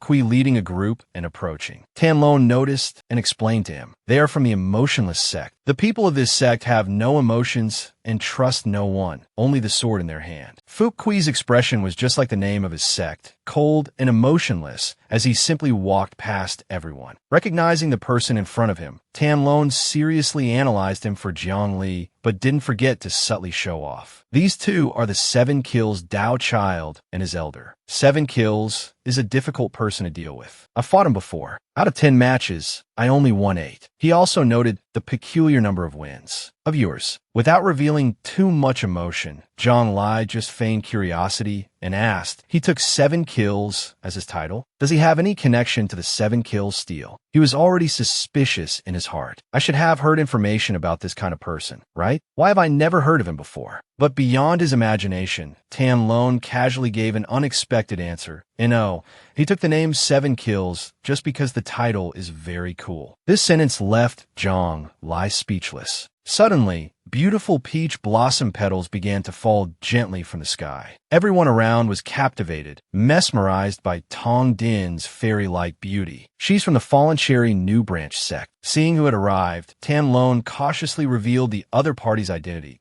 It's Tong Din and her master. They're also difficult people to deal with. I fought her before. Out of 10 matches, I won 6. As soon as he finished speaking, Tong Din, with a smile as bright as the sun, approached and declared, "Under the angry gaze of her master. Tan Lone, we meet again. I won't lose to you this time. Having experienced it before, Tan Lone kindly warned Zhang Lai in a low, serious voice. Be careful of Tong Din. She feels she can't beat me, so she wants to use her beauty to mess with my mind. She's extremely scheming. Unfortunately, Zhang Lai easily recognized Tong Din's feelings and subtly reminded him that is it possible that she just genuinely likes you? He scorned Tan Lone's foolishness so much that he gave him a speechless glance. Even a blind person like me can see that she has feelings for you. Can't you see her master is so furious she wants to draw her sword and cut you idiot, to death? As if to reinforce his answer, Tan Lone shook his head firmly and away. One time I asked her if she liked me. She said, who would like an idiot like you? This time, even Zhang Lai was convinced, nodding in satisfied agreement as, it seems Tong Din really doesn't like Tan Lone. Suddenly, he noticed Luke Thong standing quietly to one side, looking indifferently into the distance. Zhang Lai stared sharply at him. He grimly and warily made a judgment. That man has the body of a late-stage foundation establishment cultivator, but inside, there's a soul transformation spirit. Is it body possession?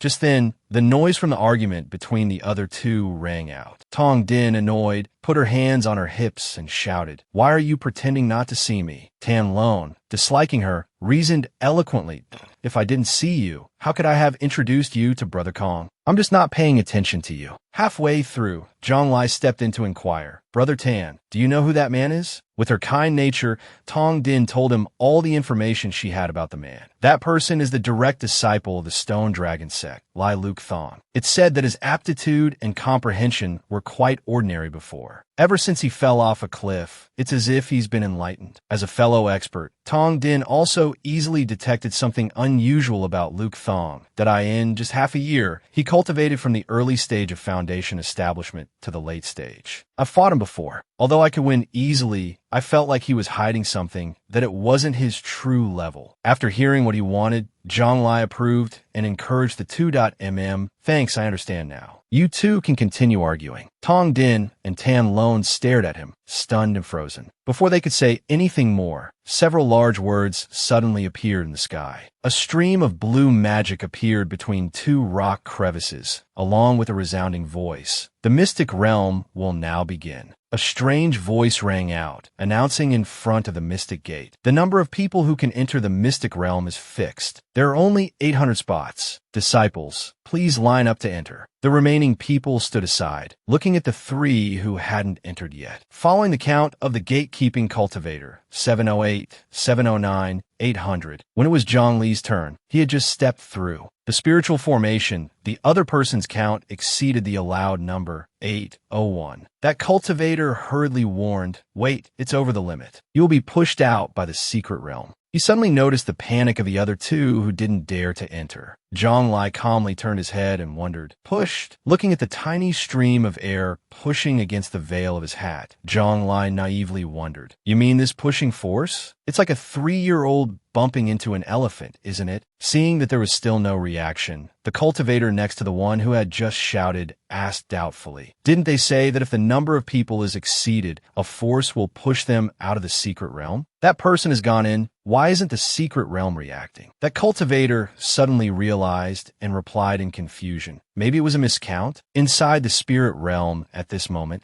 the clear blue sky was brilliant under the sun, scorching. The scenery here was peaceful with a layer of mist. Zhang Lai stood still, sensing everything. Spiritual energy condensed into spiritual water, and the spiritual water gathered into a small stream. One sip was equivalent to 3 months of cultivation at the peak of the foundation establishment stage. There were also immortal cranes flapping their wings and the lingering sound of a zither. Watching the crane fly right over his head, he faintly sighed. What a celestial scene that makes one linger and forget the way back. Suddenly, the crane that was just leisurely circling was hit by a spell on its neck, causing it to lose a few feathers. At this time, by the stream, Zhang Lai was leisurely sitting by a smoky fire he had lit. Billowing, from a distance behind him, a frightened voice pleaded earnestly, help. Without making him wait long, the beautiful Thuan Ni, flustered and scared, ran over crying out, Hero, save me. But when she saw Zhang Lai calmly roasting meat to delicious perfection, she was so startled that her cries for help stopped. "Hero, save!" Thuan Ni's whole body froze in shock. Are you roasting a crane and burning a zither?" However, two roguelike villains carrying swords approached, sneering at her fear. "Little sister, let's see where you can run." At this moment, Thuan Ni could only helplessly move behind Zhang Lai, pleading pitifully. "Hero, save me. There are villains who want to force themselves on me. If you can save Thuan Ni is willing to repay you with her body, and my family's fortune of millions will also be yours, hero." Faced with such an alluring beauty and offer, Zhang Lai just coolly enjoyed his roasted crane while gloomily analyzing. This person is named Thuan Ni, 28 years old. Her strength is roughly at the first or second layer of chi refinement. In JoJo, this kind of talent is considered crippled. Level 1. One of the two villains laughed mockingly. "So you ran to find your old lover?" Thuan Ni shyly retorted, "No, I didn't." The atmosphere suddenly changed. The tall accomplice gave a wicked smile and declared, "But what a pity. Today, both you and he will die together." The other fat one laughed sinisterly and shouted, "Let's get them." Before they could act, they were easily sent flying far away by a single punch from Zhang Lai. He complained, bored, "Couldn't you wait until I finished eating?" Seeing his power, Thuan Ni expressed her admiration excitedly. "Benefactor, thank you for saving my life. This humble girl cannot repay you, but I can repay you with my body." Facing the beauty, Zhang Lai just smiled politely and promised, in the next life. Thuan Ni seemed to be shocked stiff. Even so, Thuan Ni just bowed her head and skillfully invited him to show her sincerity. "Benefactor, you must be joking. Please come to Thuan Ni's village for a while. Use this to thank you for saving my life." In the village, the houses were built neatly and beautifully, looking a bit more noble than ordinary people's homes. Following Thuan Ni inside, the maids on both sides of the road bowed respectfully, but Zhang Lai was lost in his own analysis. The spiritual energy density in the secret realm is several times higher than in JoJo. The wild fruits on the roadside are all heavenly treasures that are very beneficial for golden core and even nascent soul stage cultivators. If a foundation establishment cultivator came here, they would probably want to live in this secret realm forever. Besides the surrounding scenery, Zhang Lai noticed Thuan Ni's eager face. He glanced gloomily and even mocked her foolishness. It's really been hard on Thuan Ni to be able to maintain a level of 1.5 layers of chi refinement in a situation with so many heavenly treasures. After a moment, he seemed to realize something unusual and inquired, "Here, it seems there are only women." In his heart, he couldn't help but sigh. "When I first entered, I thought it was a pure land in the mortal world." When she heard Zhang Li's concern about this issue, Thuan Ni immediately burst into tears and pitifully recounted. "Today, the country is torn apart, wars are raging, and all the men have been forcibly conscripted by the state, leaving behind many widows and innocent young girls like me." Turning around, Thuan Ni seemed to glow with a warm aura. She showed shy admiration, praised Zhang Li's strength,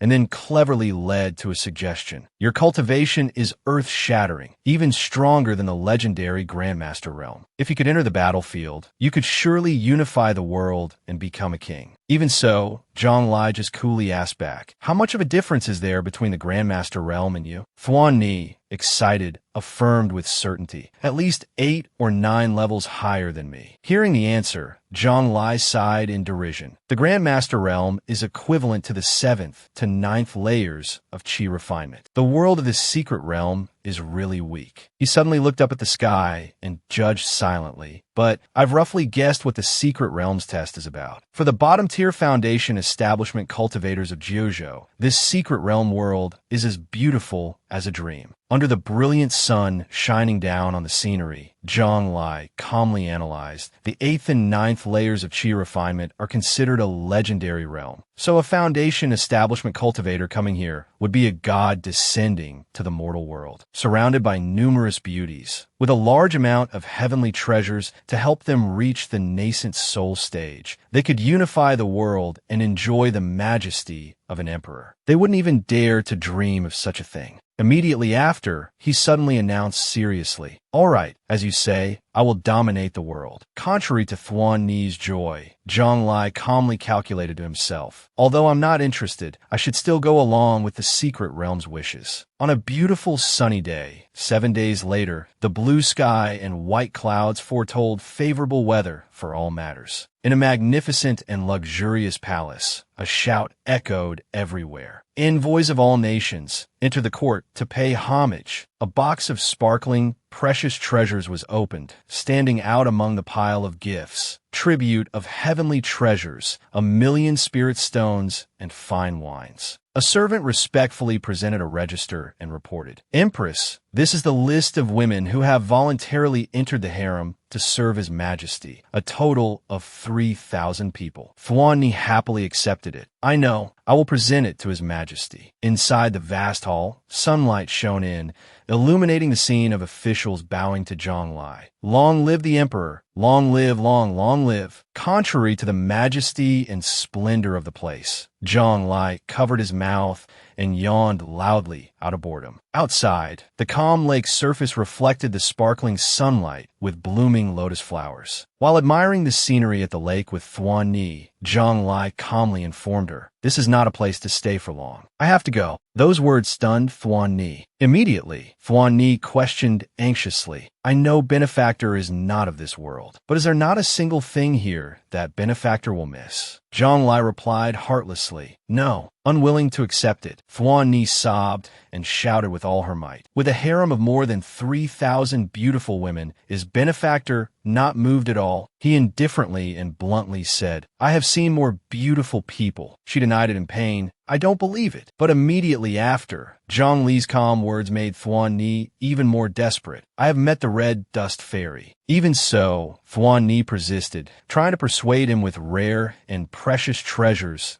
Can't the heavenly treasures in the national treasury attract Benefactor? That Tung Quang divine fruit, eating one is equivalent to 30 years of cultivation for an immortal. The beat Bafon Haiju, when mastered, can sever a river with a single sword, and also, before she could finish, Zhang Li's face darkened as he took out a treasure that made Thuan Ni stand frozen. "This is the 9 Revolutions creation immortal pill." He thought to himself in frustration. If the ladder to immortality wasn't lost, otherwise, just this pill alone would be enough to ascend immediately. The light emanating from the box seemed to be calling to her. Thuan Ni was so covetous, she became shy, and she curiously wondered in her heart, "If you give me the immortal pill, I'll return to Jojo with you, right?" Using her own abilities, Thuan Ni quickly shook her head to maintain her rationality, telling herself, calm down, calm down." After calming down, Thuan Ni questioned in an urgent tone, "In just a few days, Benefactor can unify the world and become the true master of this world. This is a great achievement that emperors throughout history have been crazy about. Does Benefactor not miss it at all?" Zhang Lai coldly turned his back on her. He calmly stated his true identity. "I am the current human emperor. No matter how you think about it, that's better than being a master of a secret realm, right?" This left Thuan Ni stunned, staring blankly at him with wide eyes. Finally, Zhang Lai turned around and seriously exposed the act. "Actually, the reasons above were just to humor you. The real reason is," he asked her in return, "why should I stay in an illusion? Don't you agree?" Now, he revealed Thuan Ni's true identity, surprising her so much that she could only face him in a daze. Senior Meng Chun. Crystals of spiritual power enveloped Thuan Ni in a blue light. She calmly admitted, "I thought my illusion technique was very profound. I thought I could deceive you, fellow Taoist." Meng Chun's true form appeared, and she calmly remarked, "Unexpectedly, I was overconfident." Even so, Zhang Lai did not let his guard down. He looked at her grimly and recalled all the information he had. According to the information from the Heavenly Secret Pavilion, she is the Great Dream Lay Scholar, real name Meng Chun. She was a female cultivator of devastating beauty 800 years ago. In a secret realm with such abundant and mystical spiritual energy, Meng Chun, with her boundless power of 2 extremes, was carefully analyzed by Zhang Lai. The Great Dream Lay Scholar is a female cultivator proficient in the Tao of illusion. It is said that when one cultivates illusion techniques to the peak, one can reverse illusion and reality. One thought can make it real, one thought can make it false. Extremely terrifying. Above in the sky, cracks of a glass pane suddenly appeared. It was gradually shattering, causing the space to become distorted. The space suddenly changed. The place that was once poetic and magnificent vanished with the fragments flying everywhere. Zhonglai calmly closed his eyes and sighed. Although from the moment I stepped into this secret realm, I had already seen that this place was an illusion. Everything is illusory. Everyone returned to the original desert. Only Zhonglai, who had been sober all along, faced Meng Chun. After learning his true identity, she respectfully bowed and greeted him. I didn't expect the current human emperor to be here. Meng Chun has been impolite. After she bowed, Zhonglai coldly affirmed to himself, the intelligence from the heavenly secret pavilion is not wrong. Meng Chun did indeed die at the hands of a heavenly tribulation. She is now just a shadow she left behind, which can also be considered a remnant will. He gently bowed his head politely to apologize, causing Meng Chun to stare in a daze. It's nothing. I just accidentally entered this secret realm, causing trouble for Senior Meng. Seeing her expression, he warmly suggested, does Senior Meng have something she wants to say? Don't be shy, Senior. Just speak your mind. Without further pleasantries, Meng Chun honestly told the truth and then wondered. I have also met the human emperor of my time. At that time, he was also considered a hero of his generation, but not like you, fellow Taoist, who is like an immortal descended to the mortal world. Could it be that Jojo today has found the ladder to immortality? Zhonglai immediately expressed with gravity. Unfortunately, that is not the case. I was just lucky enough to break through to the Mahayana stage. This was like shocking news for Meng Chun. She was stunned in disbelief. I thought Mahayana was just a legend. So there really is someone who can break through to the Mahayana stage. Even so,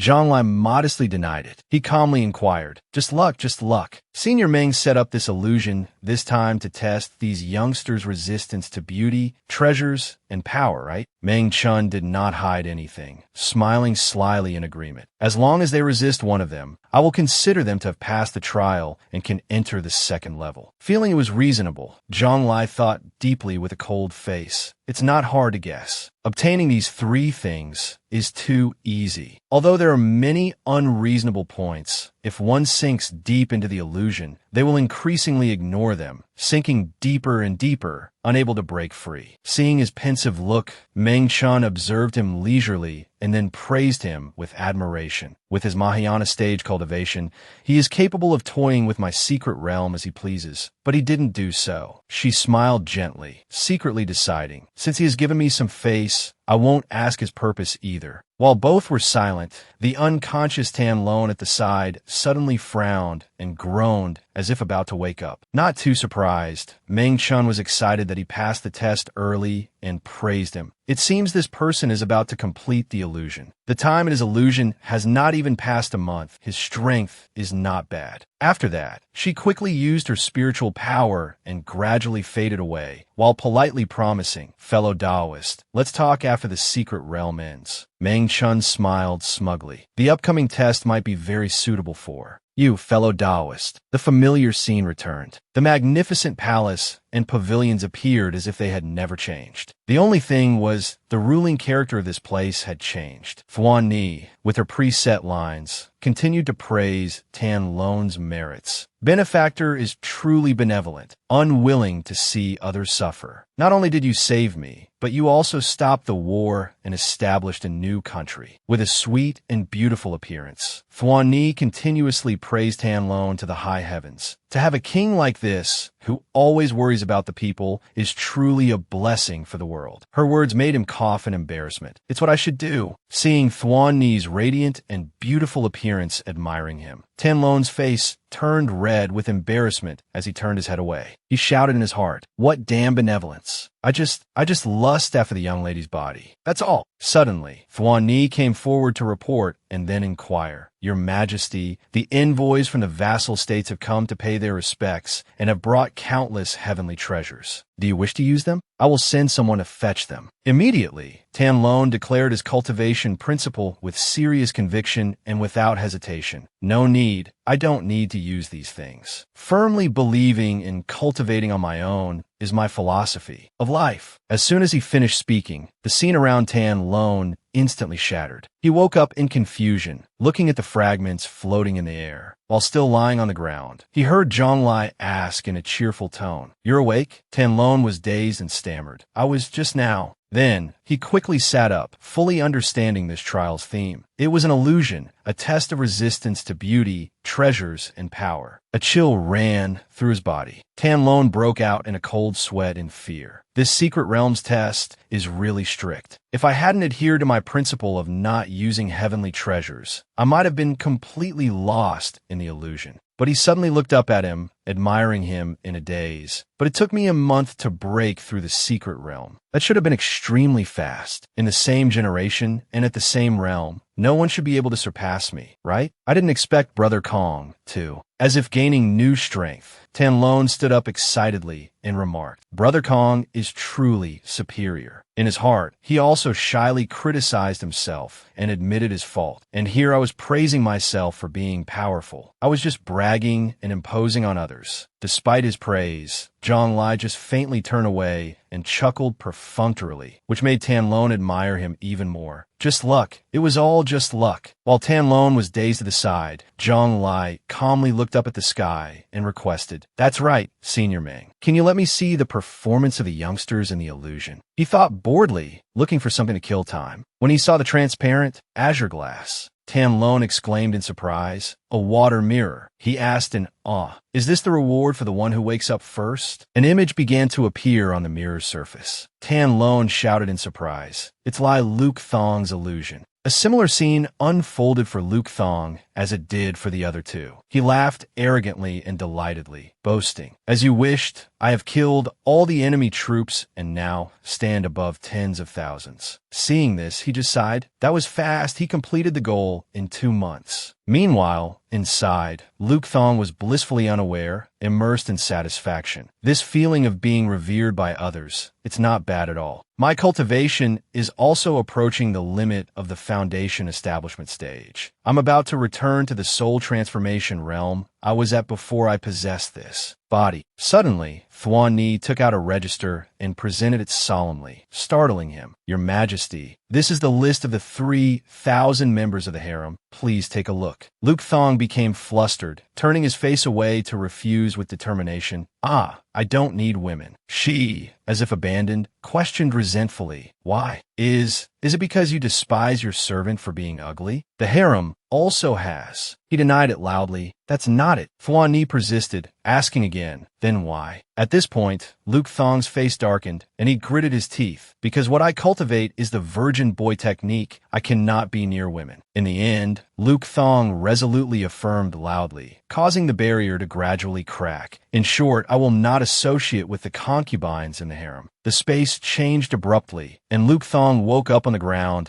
to find the scenery changed with countless fragments flying about. He stared strangely at the hand in front of him in despair. "My cultivation, it's still only at the late stage of foundation establishment. It turns out everything just now was an illusion." Then, Luke Thong stood up and looked at Zhonglai and Tan Lone observing through the water mirror and was disappointed. "Ah, I'm only in 3rd place." The atmosphere around Luke Thong was heavy with cold pressure. He clicked his tongue in annoyance. "I thought I would be first in this test. The reward for first place could help me return to the soul transformation realm I was at before I possessed this body." In a fit of madness, Luke Thong's brows furrowed sinisterly. If that's the case, then anyway, upon entering the secret realm, everyone signed a life and death waiver. Even if something happens in the secret realm, no one will be held responsible. In that case, I will. Without hesitation, he condensed his spiritual power, summoning 2 sharp weapons that covered his hands. Luke Thong emphasized sinisterly, "The only advantage is having 2 people. Combat power is the fundamental thing." In a flash, Luke Thong rushed forward, seething with resentment in his heart. "My combat power is absolutely greater than yours." Tan Lone discovered it in time and urgently warned Zhonglai, "Brother Kong, be careful." The sharp tip of the weapon in Luke Thong's hand surged with power as it swung towards Tanlon's face. He was terrified and panicked in his heart. The pressure is too great. The pressure this person is emitting is even greater than Tong Din and the 7 kills Dao Child. In this precarious situation caused by the man's power, Zhang Lai calmly stepped forward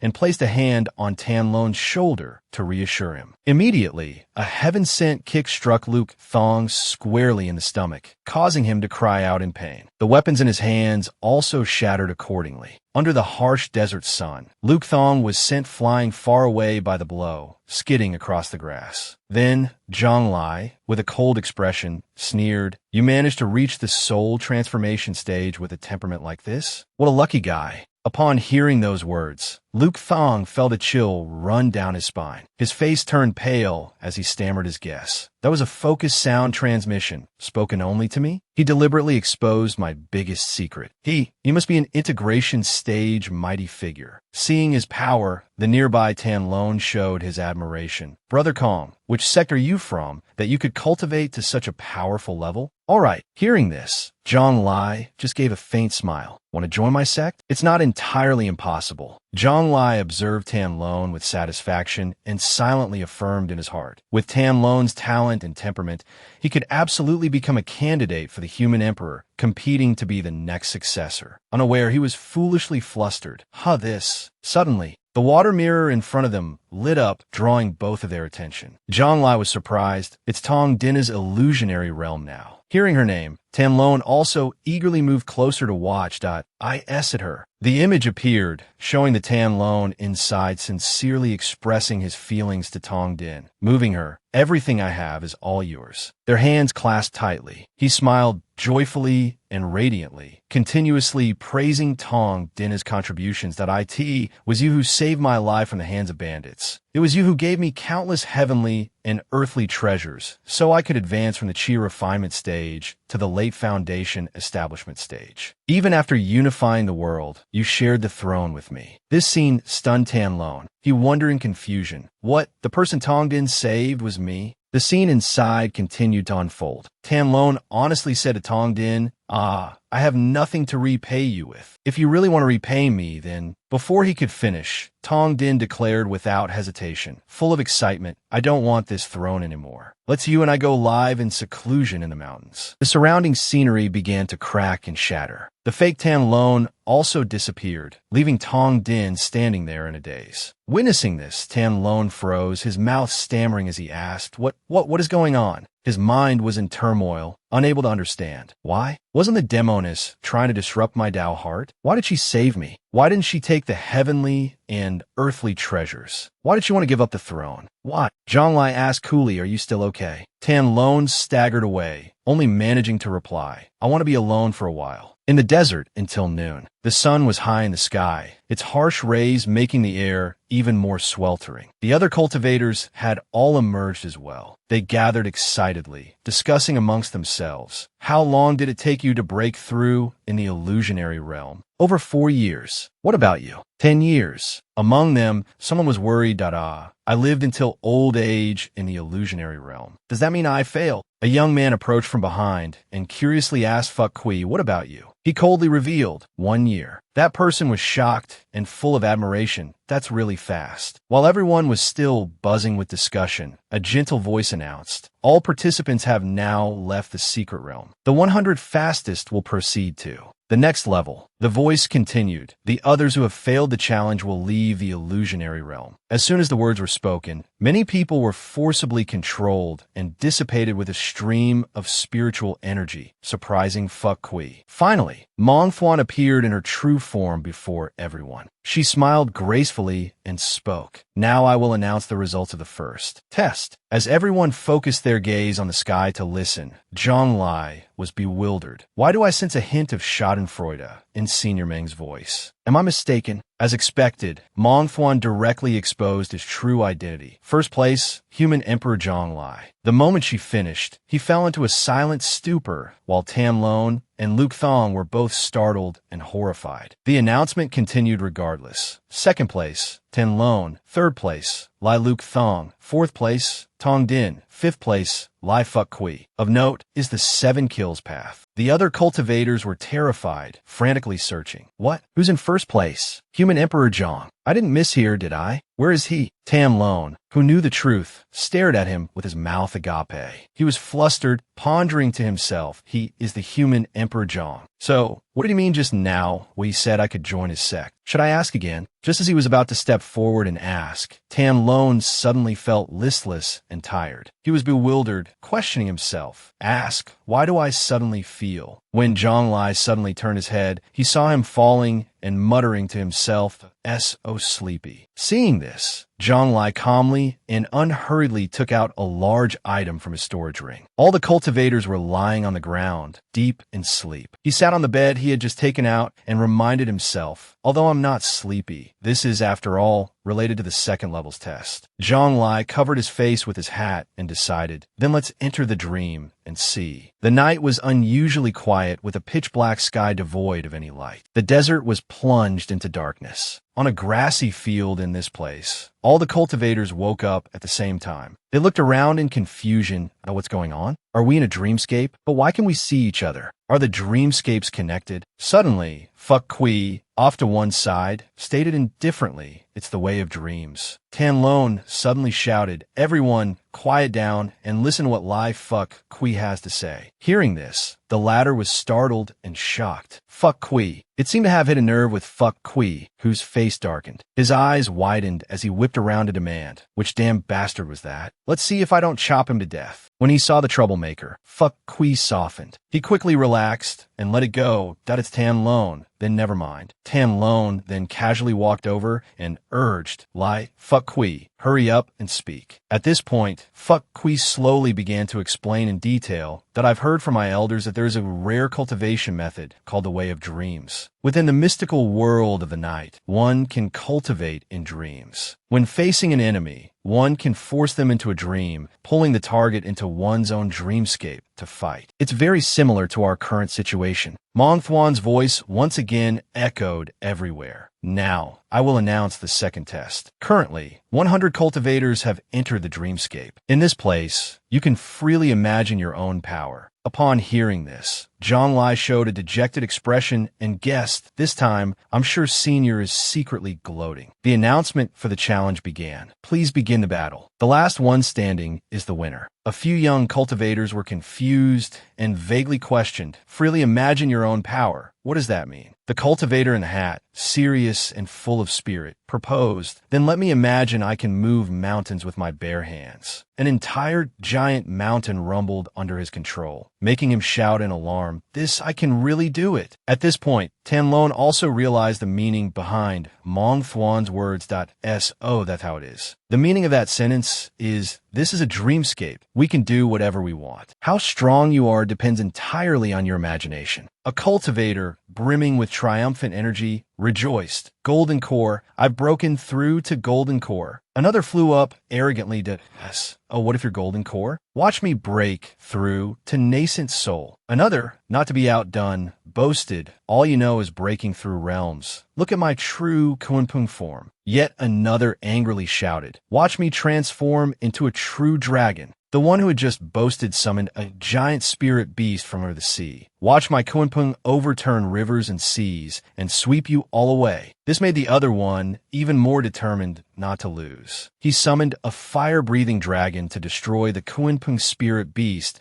I am a true dragon, ruler of the four seas, a tribulation transcendence mighty one. Who can be stronger than me? Yet another person in the air used immense power to crush the dragon below, emphasizing, a true dragon is nothing but a pile of ashes in the hands of someone like me who wields the heavenly tribulation. Enough. A fierce battle ensued, causing earth-shattering explosions and brilliant flashes of light. Zhang Lai calmly watched them wreak havoc. His face darkened at the chaotic battle scene, silently admiring them before wondering to himself, these kids are fighting in a complete mess. Compared to them, isn't my fighting style too plain? Just one punch to send them flying. Seeing everyone so excited, Zhang Lai rested his chin on his hand, seriously considering, maybe I should pull some tricks too? Take out all the Xinyuan swords and the like to show off. The group fought relentlessly in the sky, simultaneously roaring. I'm now at the spirit transformation cultivation level. I'm not afraid of you. Take this move of mine. Go die. A mere nascent soul dares to fight me. Fuck Kui, while maintaining an attack formation, gnashed his teeth. Heaven creates all things for man. You have nothing to repay heaven with. Be judged. And then he smiled as he observed the battle. I like the heaven-severing 7 kills steal the most.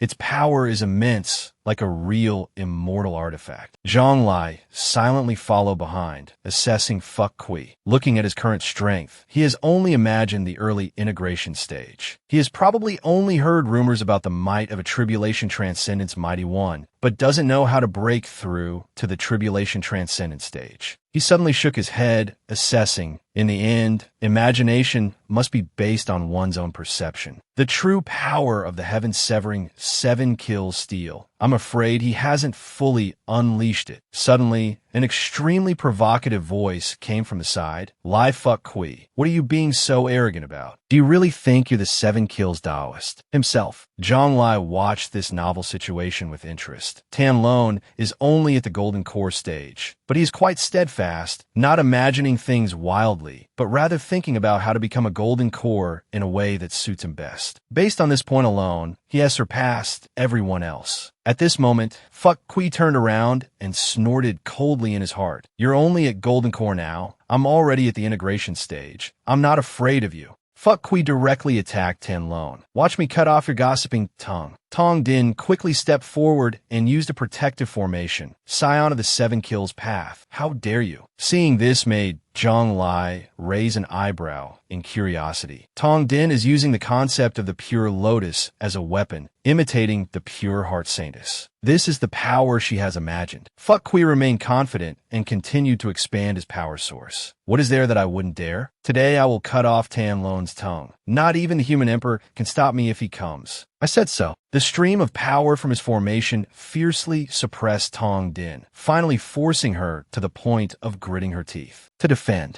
Immediately after, Tong Din's protective circle shattered, sending them flying. But as Tianlong and Tong Din were thrown back, they were enveloped by a gentle golden light. The two looked to the side in surprise and saw Zhonglai using his power. Tianlong immediately clasped his hands in gratitude. Thank you for saving my life, human emperor. Tong Din was surprised.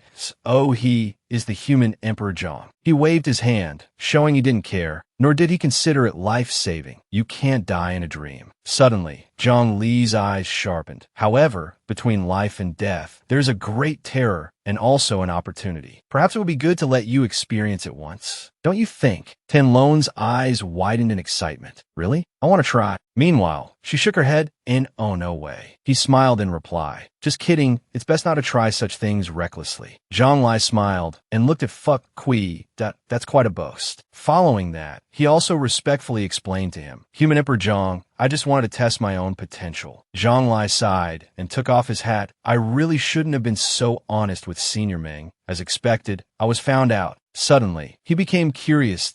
So you want to fight me? He looked at him sincerely. Did I ask for the human emperor's guidance? Fuck Kui was still using his power, his mind filled with thoughts. Today, I am at the integration stage, and I have the heaven-severing 7 kills steel in my hands, making it even easier to defeat Tong Din and Tianlong. No one is my match. He nodded in satisfaction at his answer, worthy of a young man. When I was at the Foundation establishment stage, I encountered a similar situation. I also challenged the previous human emperor. Zhonglai smiled to himself seriously. Moreover, compared to everyone being respectful to me, I prefer it when people challenge me. Fuck Kui channeled power into the formation, successfully activating an explosive burst of energy. Tianlong looked at the scene in front of him in surprise. How sharp is this sword edge? Is this the 7 kills steel technique that can sever a corner of the immortal world? He directly used the sword to charge at Zhonglai. Kill. Zhonglai gently raised a finger to block the attack. The ancient sword Qi stood still, unable to move another millimeter. He was terrified by his power. Here, although I didn't hope to be able to hurt human Emperor Zhong, I should at least be able to put some pressure on him. But he just casually blocked that immortal sword. Zhonglai exuded an oppressive aura and gave his assessment. You have some skill. An ordinary integration stage cultivator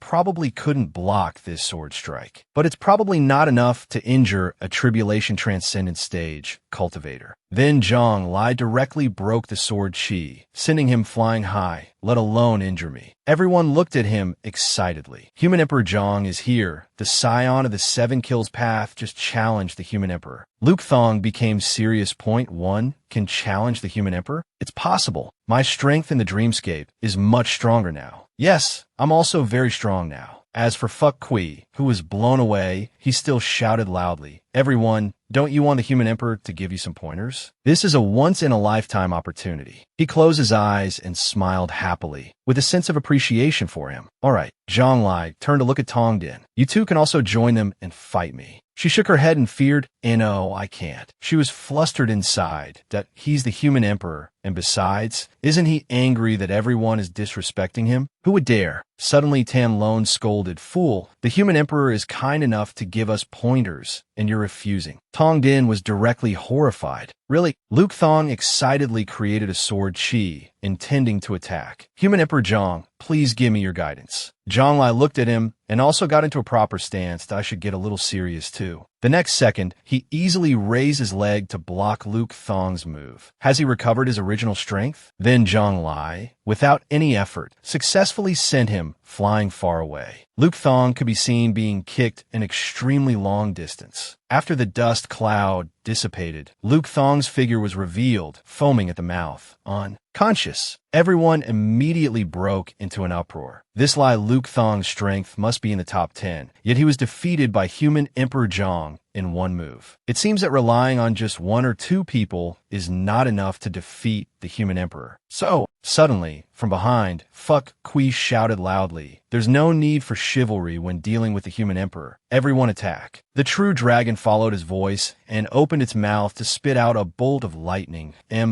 Four-clawed true dragon has nothing to fear. Behind Fuck Kui, a source of spiritual energy quickly appeared high above. Watch me activate these 8 immortal swords. Reconstruct the world. Besides the 2 of them, there's also someone who directly used a black heavenly tribulation. N01 can withstand my immortal ascension tribulation cloud. The 3 of them, with 3 different colors, quickly rushed forward and shouted in unison, "Let's go together." Zhang Lai smiled as he looked at the united group before him. What a lively bunch of kids. Facing this resounding offensive, he calmly created a shield and lamented, "I really admire that you all still have dreams, unlike me, who can't even imagine an existence stronger than myself." Inside the barrier, Zhang Lai was stroking his chin and thought, "I do know about things like 2-dimensional foils or various mathematical weapons, but I only know the concepts. I don't understand their principles. It's not like I'm some genius physicist." He thought and calculated, if we're talking about becoming an immortal, I've never been to the immortal world, so I can't imagine what immortal power is like. Natural spiritual energy can't be converted either. Besides, ever since I reached the Mahayana stage, the human race has become the strongest race. Even if a true immortal came, I'm confident I would win. Zhang Lai became full of sorrow. If we're talking about wielding some kind of immortal artifact, I think the great halberd stored in my storage ring is the most powerful weapon. Although, because there's no enemy worthy of using it against, it's been gathering dust. And then he frowned at this bunch of flashy skills.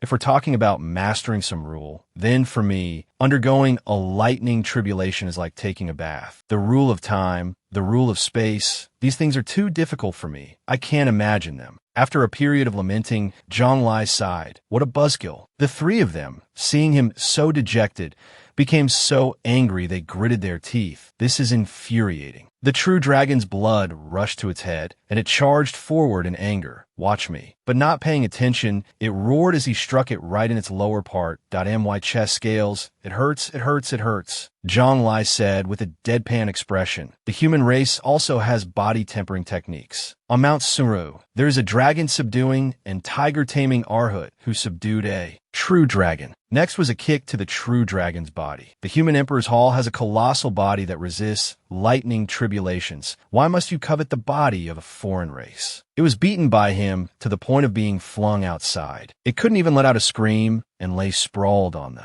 ground, coming to a realization. Oh, that's how it is. I was previously obsessed with pursuing dragon blood, flood dragon essence, wanting to turn myself into a dragon man. The true dragon reverted to its human form and thought. Fortunately, I had the human emperor's guidance. Humans and dragons are fundamentally two different body types. How can they be perfectly integrated? I will have to change my path later and rethink the way of body tempering. Over here, Fuck Kui was punched away by Zhang Lai for the second time. At this point, only two people were left who could stand against him. The young man who was originally allied with the two true dragon guys raised his hand to summon Human Emperor Zhang. This next move will be heavenly lightning. He snorted coldly in his heart with confidence. Among heavenly tribulations, the three demonic immortal lightning is the hardest to overcome. How can anyone resist the heart demon, wanting to withstand the power of the immortal lightning alone? Meanwhile, Zhang Lai glanced up and commented, "So it's the heart demon immortal lightning. This kid has a pretty good idea." Tan Lone was surprised to hear him say that he recognized what kind of heavenly tribulation it was with just a glance. That's right. After all, he has experienced the immortal ascension tribulation 5 times. Then Zhang Lai raised his hand and decided to make a move, but the power is still a bit lacking. He directly pulled the person who was channeling the heavens and earth over, scaring him. "Hear this. How did you pull me over here?" The iron law of the cultivation world, a lightning tribulation can only be undergone by one person. He looked at this tribulation lightning and shivered. The more people there are, the greater the power. The power of the heart demon immortal lightning was starting to lose control, expanding. Immediately after, the heavenly tribulation directly bombarded the area where the two of them were. Mong Thuan listened in horror. The sound of the thunder is terrifying. What level of terrifying lightning power are the two people in the center of the lightning tribulation facing? From within the dusty area, a golden barrier flashed. Zhang Lai yawned. While he was so scared, he sat down on the ground. She was directly astonished. The human emperor single-handedly resisted a lightning tribulation of double the power, just to let the one controlling the lightning tribulation face the heart demon. At the same time, he started to raise his hand, not feeling anything at all. He was disappointed in his heart. The lightning tribulation is too weak. You imagined you could control the lightning tribulation, but this is all. You can manage. He directly pulled Tan Lone into the barrier. You come too.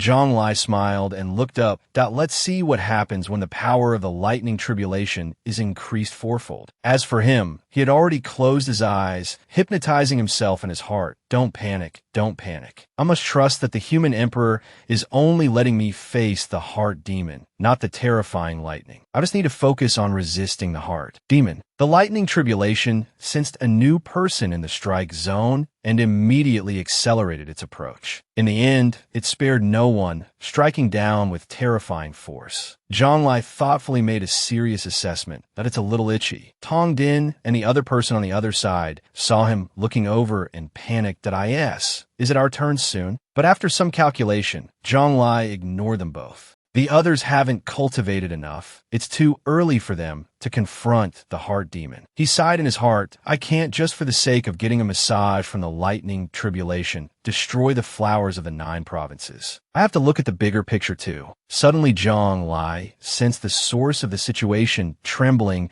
I can't overcome the heart demon. He directly slapped him. You brat, you only know how to let others confront the heart demon, but you yourself can't do anything against it. Zhang Lai lectured him seriously. After you go back, you must find a way to properly confront the heart demon. And then he, now calm, quickly asked, Human Emperor Zhang, why didn't you fall into the heart demon? An explanation came up. The heart demon is unavoidable. Once the heart demon is triggered, a cultivator can only face it. There is no second way to resolve it. Even Human Emperor Zhang is no exception. He touched his chin and said, Me? I probably scared the heart demon away before, so the heart demon doesn't dare to come near me. The heart demon transformed into the previous generations of human emperors and pleaded, Sorry, I was wrong. It was truly confused in its heart. How come everyone attacked together but couldn't even beat him alone? After listening for a long time, the young man beside him was dumbfounded. The power of human Emperor Zhang truly exceeds my imagination. He can even scare the heart demon. In the end, is it the heart demon or are you the heart demon? Of the heart demon. He was serious as he bowed his head respectfully. Thank you, human emperor, for your guidance. As he walked away, he still looked back in doubt. Tanlone is still resisting the heart demon. That's really good. If I had a state of mind like Tanlone, perhaps I would also be valued by human Emperor Zhang. Tanlone silently closed his eyes, cold sweat pouring down unceasingly, as if he had endured a fierce battle. After a while, he finally broke free from the heart demon. Zhang Lai was pleased to see that Tanlone could control it. Not bad. To directly break the false heart demon, you truly have the qualifications to be a choice for the position of human emperor. Your aptitude and mental state are both superior. On the other side, Tongden looked at him with a face full of excitement. It's so amazing to be able to break the heart demon at the foundation establishment stage. There aren't many in the entire 9 provinces who can do that. Zhang Lai curiously asked Tanlone, "What was your heart demon?" He looked up at the sky and recounted, "When I was young, my master often threw me into a coffin in a pitch-black room. It was like being haunted. I was very scared." He guessed, "So your heart demon is ghosts." Unexpectedly, Tanlone's answer was beyond all limits.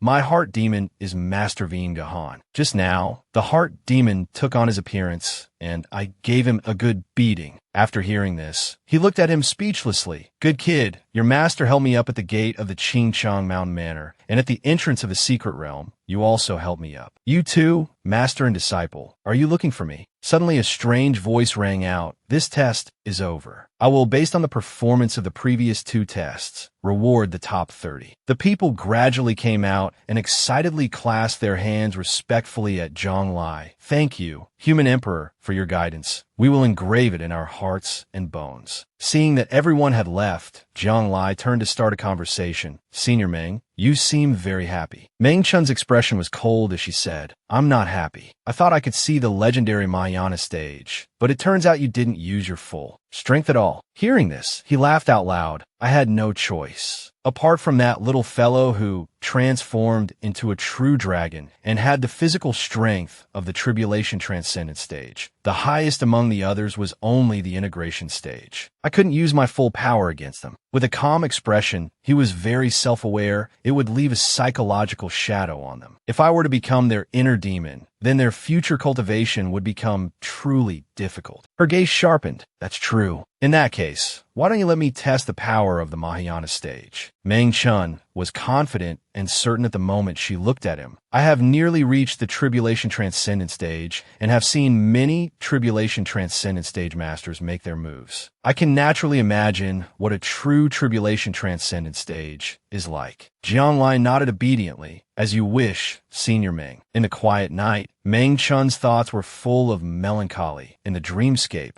I have displayed the way of dreams and the way of illusions. Countless moments of astonishment passed through her heart. I can reverse yin and yang, turn illusion into reality, a mix of real and unreal, with countless wondrous spells, layered one upon another. Yet I still couldn't escape the fate of being broken by Jiang Lai with a single hand. Meng Chun praised him, truly worthy of being rarer than the number of Mahayana stage cultivators who ascend to become immortals. She gently approached Jiang Li's side. "Human Emperor Jiang is in first place. According to the rules of reward, you can make any request of me. Speak. What do you want me to do?" "My foundational technique, the great dream of 1,000 autumns. Shall I tell you of things past? Or perhaps?" And then Meng Chun, with a seductive expression, asked, "Do you want me?" Immediately after, the system's notification rang out. "Congratulations to the host for completing the mission." Jiang Lai put on a professional smile and replied, "What is Senior Meng saying? My uninvited arrival has already broken the rules of the mystic realm. How can there be a case of a human emperor and a foundation establishment stage cultivator competing for opportunities? Senior Meng might as well remove my name, move the second place to first, and the third place to second. At that, Meng Chun snorted, silently cursing in her heart, clueless about romance. He tactfully added, "Since Senior Meng has not pursued the matter of my entering the mystic realm, in return, Senior Meng can make a request, and this Jiang can help." She deliberately made a difficult request. "Can you get me out of the mystic realm and back to the 9 provinces?" But Jiang Lai honestly shook his head. "Not at the moment." She sighed. "Is that so?" Suddenly, Meng Chun realized something. At the moment, he explained, Senior Meng is also aware of your current situation. Right now, you are just a remnant soul entrusted to the mysterious mystic realm. He honestly stated the way to escape the mystic realm. You must collect all 3 spiritual souls and 7 mortal souls to be able to escape the mystic realm. Meng Chun shook her head, accepting her fate. Human Emperor Jiang need not comfort me. My main body has already failed the tribulation and cannot be reincarnated. Where could I possibly gather my 3 spiritual souls and 7 mortal souls? She was then encouraged by Jiang Lai. Senior Meng's remnant soul is the most lucid remnant soul I have ever seen. By my estimation, as long as Senior Meng maintains this state for another 200 years, you will be able to generate a soul from the void. Before her astonished eyes, he affirmed, becoming a new, independent life form, the great dream lay scholar. To be clearer, in this world, most lives are born as a result of souls constantly reincarnating, but there are some exceptions. That is when an object receives enough spiritual energy, the essence of the sun and moon, forging a substance with latent spirituality. After a long period, it can give birth to a spiritual consciousness, and from there, a new soul is born. He made a promise. In 200 years, I will come to protect your Tao. Meng Chun was overjoyed. Thank you, Human Emperor. The scene shifted outside to a strange valley where waves of green light appeared. The figures of the group quickly appeared. They had left the mystic realm. Seeing someone come out, Wu Xing rushed forward, calling out Nay, Little Wan. As soon as they saw each other, they started talking over one another. Master. He was also excited. Little Wan, we haven't seen each other in 10 years, and Master has become stronger. I heard you entered the mysterious mystic realm, and I was afraid you'd be bullied by people from other sects, so I rushed here to help. Master, you worry too much? I won't be bullied. Then they clasped hands and said in unison, Little Wan, listen to me, Master, listen to me. I met Human Emperor Jiang. Realizing their words were identical made them both fall silent. Suddenly, Jiang Lai appeared before the master and disciple. Qin Wan, it seems I have quite a bit of fate with you too, master and disciple. He smiled warmly. I didn't come here for anything else, just to tell you something. Qin Wan has a chance to compete for the position of Human Emperor. Yuan Wu Xing also has that chance. He was stunned, unable to believe it. Me, really? He chuckled to himself. Yuan Wu Xing's nature is not bad, and his talent is good. It's just that his mentality is not yet stable. His heart is still timid. Then Jiang Lai smiled and encouraged him. You did not do badly. He observed Wu Xing and commented, the experience in Qingcheng has made him realize, dispelling his timidity, and he has silently formed his core into a nascent soul, a top-grade nascent soul at that. As Jiang Lai left, he reminded them, as for whether you can become a candidate for the Human Emperor or the actual Human Emperor, that will depend on your own fortunes from now on. Then, without another word, he shot up into the sky. There's nothing else. I'm leaving. Qin Wan took this opportunity to express himself. Master, this disciple has had some recent insights and wants to go out to gain experience, but there's no one at the temple. You should watch over Qing Feng Temple. Wu Xing was also flustered. Little Wan, your master is now a nascent soul master. How can I be tied down in a temple? The only way to break through is to roam the world and broaden my knowledge. You must have a lot of affection for Qing Feng Temple. It's best if you stay at the temple. Qin Wan confronted him sharply. You left me at Qing Feng Temple when I was 10, not asking or caring for 10 years. How can you say such a thing? He retorted just as fiercely. Didn't I leave Qing Feng Temple to seek opportunities for a breakthrough? Without becoming a nascent soul, who would protect your Tao? The scene quickly shifted to a majestic mountain. A note was visible on the door of Qing Feng Temple, clearly stating, Master and disciple are traveling. Return date to 9 provinces unknown. Song Ying snorted in annoyance.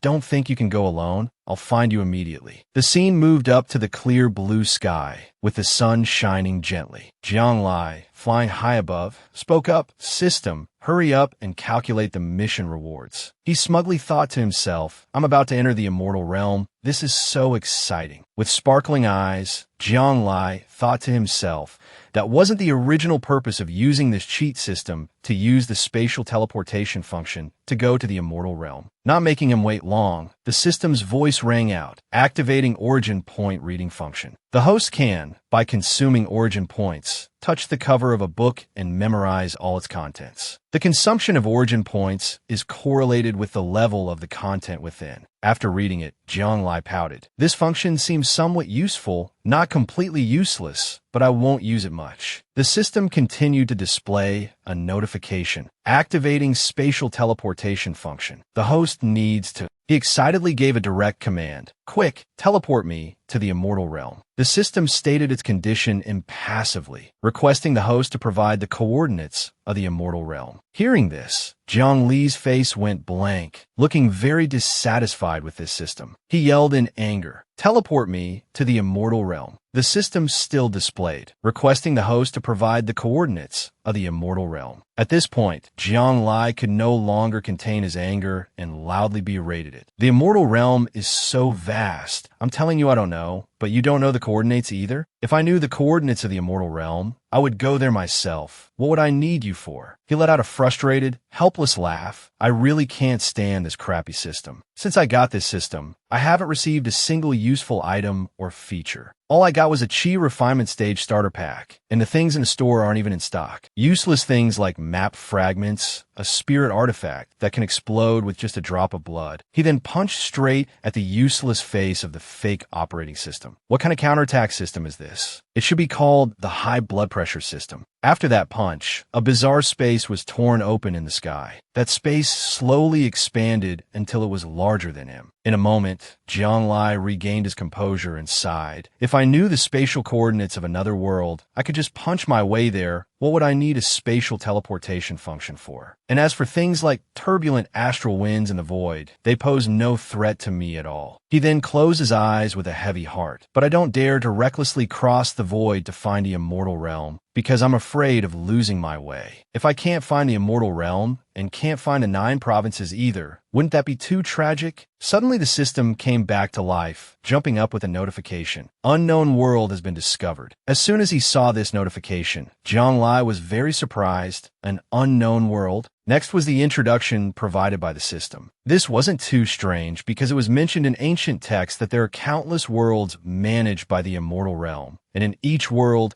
there are heavenly steps to ascend to immortality. As long as someone in that world meets the standard to become an immortal, they can become one. The 9 provinces world is one of the places with the most immortals among the worlds. He pointed at the spatial hole he had just punched and questioned, "Is that another world on the other side?" The system quickly replied, "Correct. The system has discovered an unknown world by tearing the void." Not stopping there, Jiang Li's curiosity grew that it might be one of the worlds that the immortal realm governs. So maybe that world also has heavenly steps to become an immortal. Seeing his suspicion, the system displayed a suggestion. "Do you wish to proceed with teleportation?" Jiang Lai smiled slightly and thought again. "Looks like this system has some use after all." He asked again to be sure, "Can I come back?" But he still couldn't trust this shoddy operating system, that I have to see if this system has a trap. If by chance I can't come back, I can only learn from Robinson Crusoe, and maybe even write a chronicles of the human emperor's adventures. In response to Jiang Li's suspicion, it quickly spoke up. "The system has recorded the coordinates of the 9 provinces world and can teleport back." Hearing the confirmation, Jiang Lai was delighted. "Then what are we waiting for? Let's teleport." But once again, it bluntly announced, "Insufficient origin points, unable to teleport," making Jiang Lai so angry he wanted to curse. His face darkened as he complained, "Where am I supposed to get origin points?" He didn't have 10 points, but the system was very helpful in its explanation. The host can obtain origin points by completing missions or selling goods. This system will buy them back with origin points at 1/3 of the store price. After listening for a long while, Jianglai wearily realized, what a profiteer, buying at 1/3 the price, but selling to me at the original price. If you had any conscience, you wouldn't say that. Not let him off. It continued to offer some conditions. Does the host wish to select a side mission, an origin point mission? He said helplessly yes. Immediately after was a series of notifications announcing the mission. Please ask the host to return to Shoyang Mountain and dig 200 caddies of Shoyang stone. The scene quickly shifted again to a mountain. Suddenly, that mountain was lifted high into the air, causing dust to fly everywhere. The one who caused this phenomenon was none other than Jianglai. He lifted the mountain and said to the system in a challenging tone, "Here, the entire mountain range has been dug up, guaranteed to be more than 200 caddies." Helpless against the main character's outrageousness, it had no choice but to announce, "Congratulations to the host for completing the origin point mission. The reward is 50 origin points." Jianglai hastily made a request. "Quick, teleport me to the world you just found." But the system still did not accept this proposal and issued another notification. Another 56,800 origin points are needed. Insufficient origin points. Unable to teleport. Hearing this information, Zhang Li's face darkened and a vein popped on his forehead. If this damn system could take a physical form, I'd be the first one to beat it up for sure. Without any hesitation, he directly threw the mountain far away. Doing this kind of mission will take forever. Why didn't you say you needed so many origin points sooner? After a moment of deliberation, Jiang Lai decided to speak up, open the store. It seems the only way is to sell things for origin points. He looked around at the items on the store's list and realized the most common were various cultivation techniques. The cheapest could only cultivate to the golden core stage and only cost 100 points. Cultivating to become an immortal was the most expensive, requiring 1,000,000 points. Suddenly, Jiang Lai fell silent. He looked towards the setting sun as if thinking about something. A moment later, he opened a scroll. Jiang Lai gently wrote on it with a brush pen. After writing everything he needed to, Jiang Lai said to the system, "Here, the setting sun soul hooking technique. A technique that can be cultivated to the early integration stage. The setting sun soul hooking technique. Cultivating this technique can utilize the afterglow of the setting sun. Anyone hit by this technique's attack will involuntarily recall painful memories from their past, thereby losing their will to fight." It quickly announced, "The host has received 10,000 origin points." This left him stunned, amazed, and flabbergasted on the spot. Realizing that writing a technique gave more points than a mission, Jiang Lai didn't hold back in scolding this crappy system. "You didn't say so earlier, and you even made me move a whole mountain." Immediately after, a pile of new techniques were copied out by him with all his effort. Withered Glory Reincarnation Method, Unceasing Life Technique, Great Strength Mountain Moving Technique. "Here, I've written 3 new techniques." As soon as he finished speaking, the system directly judged. Received a total of 110,000 origin points. Jiang Lai urged it, "Quick, teleport me to the unknown world." At this point, nothing could stop him anymore. The system directly announced its activation, beginning teleportation. Immediately after, Jiang Li's entire body was enveloped in a bizarre purple ring of light. He slowly stepped inside, his body gradually sinking into the space of the new world. At this moment, he stood alone in an exquisite cosmic space. After a moment here, he observed with emotion. The system's spatial methods are incredibly profound. So profound that I don't understand the system's methods. But then Jiang Lai sighed. "What the hell can I understand? I know nothing about spatial passages." He then put a hand to his chin and thought, "When I have a chance, I'll go to Mount Sumeru to test it out. Old Buddha Sumeru understands spatial passages the best. Maybe he can learn something from it." Thinking this, Jiang Lai slowly stepped into the new world full of light. He was curious about the place he had arrived at and realized this was the unknown world. Before Jiang Lai was a vast desert full of sandstorms. Jiang Lai slowly used a barrier, walking and assessing. The gravity of this world is similar to the 9 provinces. To be more certain, he reached out and grabbed a handful of sand, noticing the material composition is also relatively similar. From this, a doubt arose in his heart. It's just, why is the spiritual energy so thin? He also quickly noticed other problems. The spiritual energy in the 9 provinces is also unevenly distributed, with some extremely scarce places called spiritual energy forbidden lands. The spiritual energy is pitifully scarce, Even a single spiritual root cultivator practicing in a spiritual energy forbidden land couldn't cultivate to the foundation establishment stage. At this moment, Jiang Li's eyes were filled with confusion. The spiritual energy in this unknown world is even less than in the spiritual energy forbidden lands of the 9 provinces. A place like this cannot produce cultivators. To verify this, a ring of light appeared in his eyes. Within the range of his divine sense scan, there was no sign of any people. As soon as he used his divine sense, what appeared in Jiang Li's eyes was a pile of demonic beasts heading his way.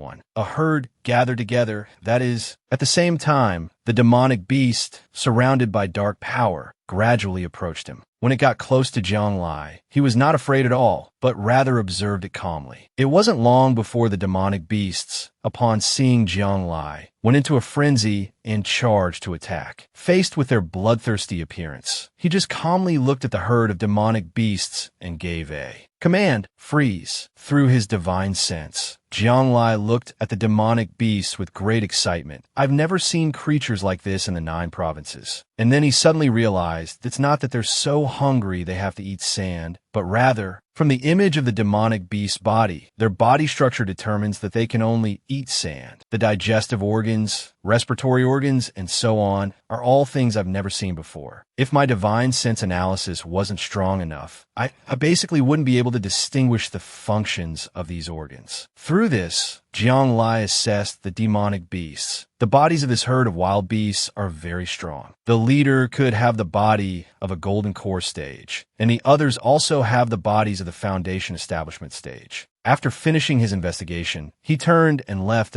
I don't know why, but my instincts want me to stay away from these wild beasts. They give me a very unpleasant feeling. Jiang Li continued to walk through the sandstorm, trying to gather more information. He looked around in silence, and oh wonder those gray wild beasts eat sand. Because this world only has 2 things, gray wild beasts and sand. A confused state of mind noticed something strange here. Let alone people, there aren't even other species. Thinking back to before made him start to become silent.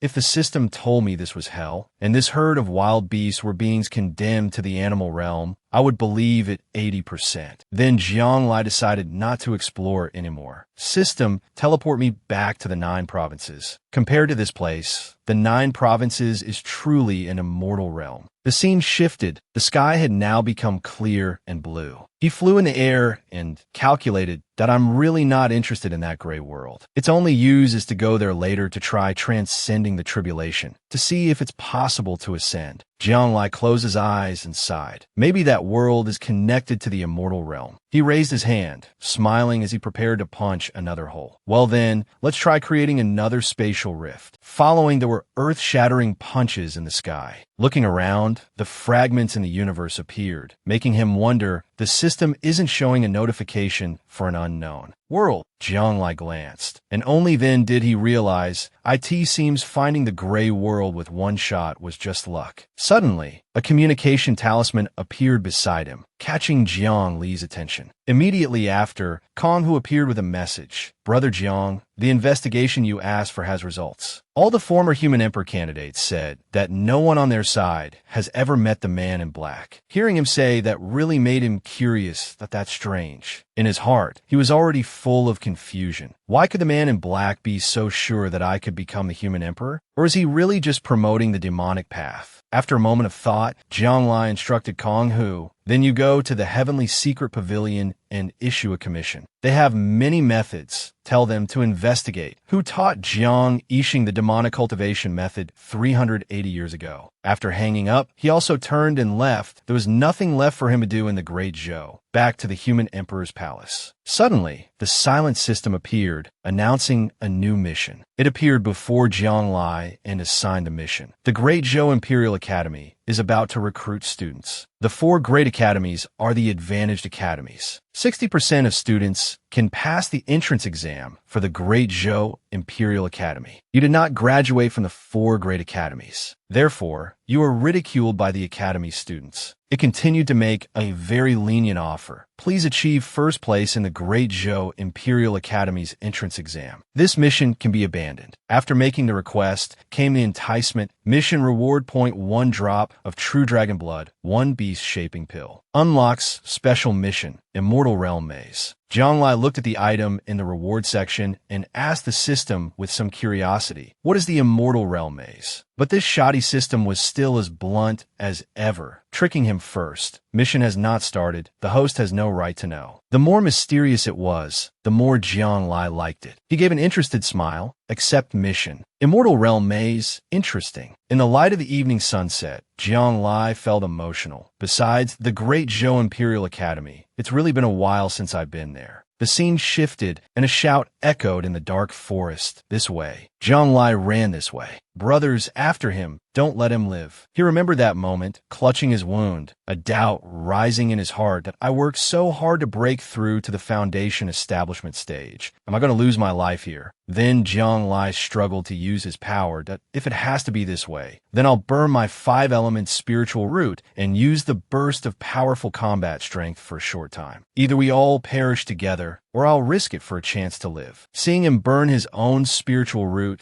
the assassins took a cold breath. This kid is crazy. The result of doing this is a 90% chance of death. Even if he's lucky enough to survive, he can only become immortal without any spiritual energy. But they didn't think much of it and decided to charge forward. Kid, you should know that in the 9 provinces, being without a spiritual root is more uncomfortable than death. Immediately after, a world-shaking battle erupted. Rampant spiritual power spread throughout the forest, like a roaring tide, shaking both heaven and earth. After sweeping down all his opponents, Jiang Li's body swayed, his heavy gasps echoing in the blood-soaked silence. Good, so good, I'm alive. He slowly raised his hand, his trembling gaze looking down at his spiritual root. It's still there. It just went from the early foundation establishment stage back to the 9th level of chi refinement, and the foundation is also more solid. Then Jianglai, exhausted, collapsed to the ground, sweat pouring down. That's good. I can still continue to cultivate. The scene shifted to the next morning. He sat meditating on the grass and suddenly realized, strange, I've actually cultivated to the 10th level of chi refinement. Jianglai raised his head, his hazy eyes flashing, and murmured softly, what if I continue to practice like this? Reaching the 20th level, can I still reach foundation establishment? What on earth is going on? Thus, he was filled with sorrow, lost in thought.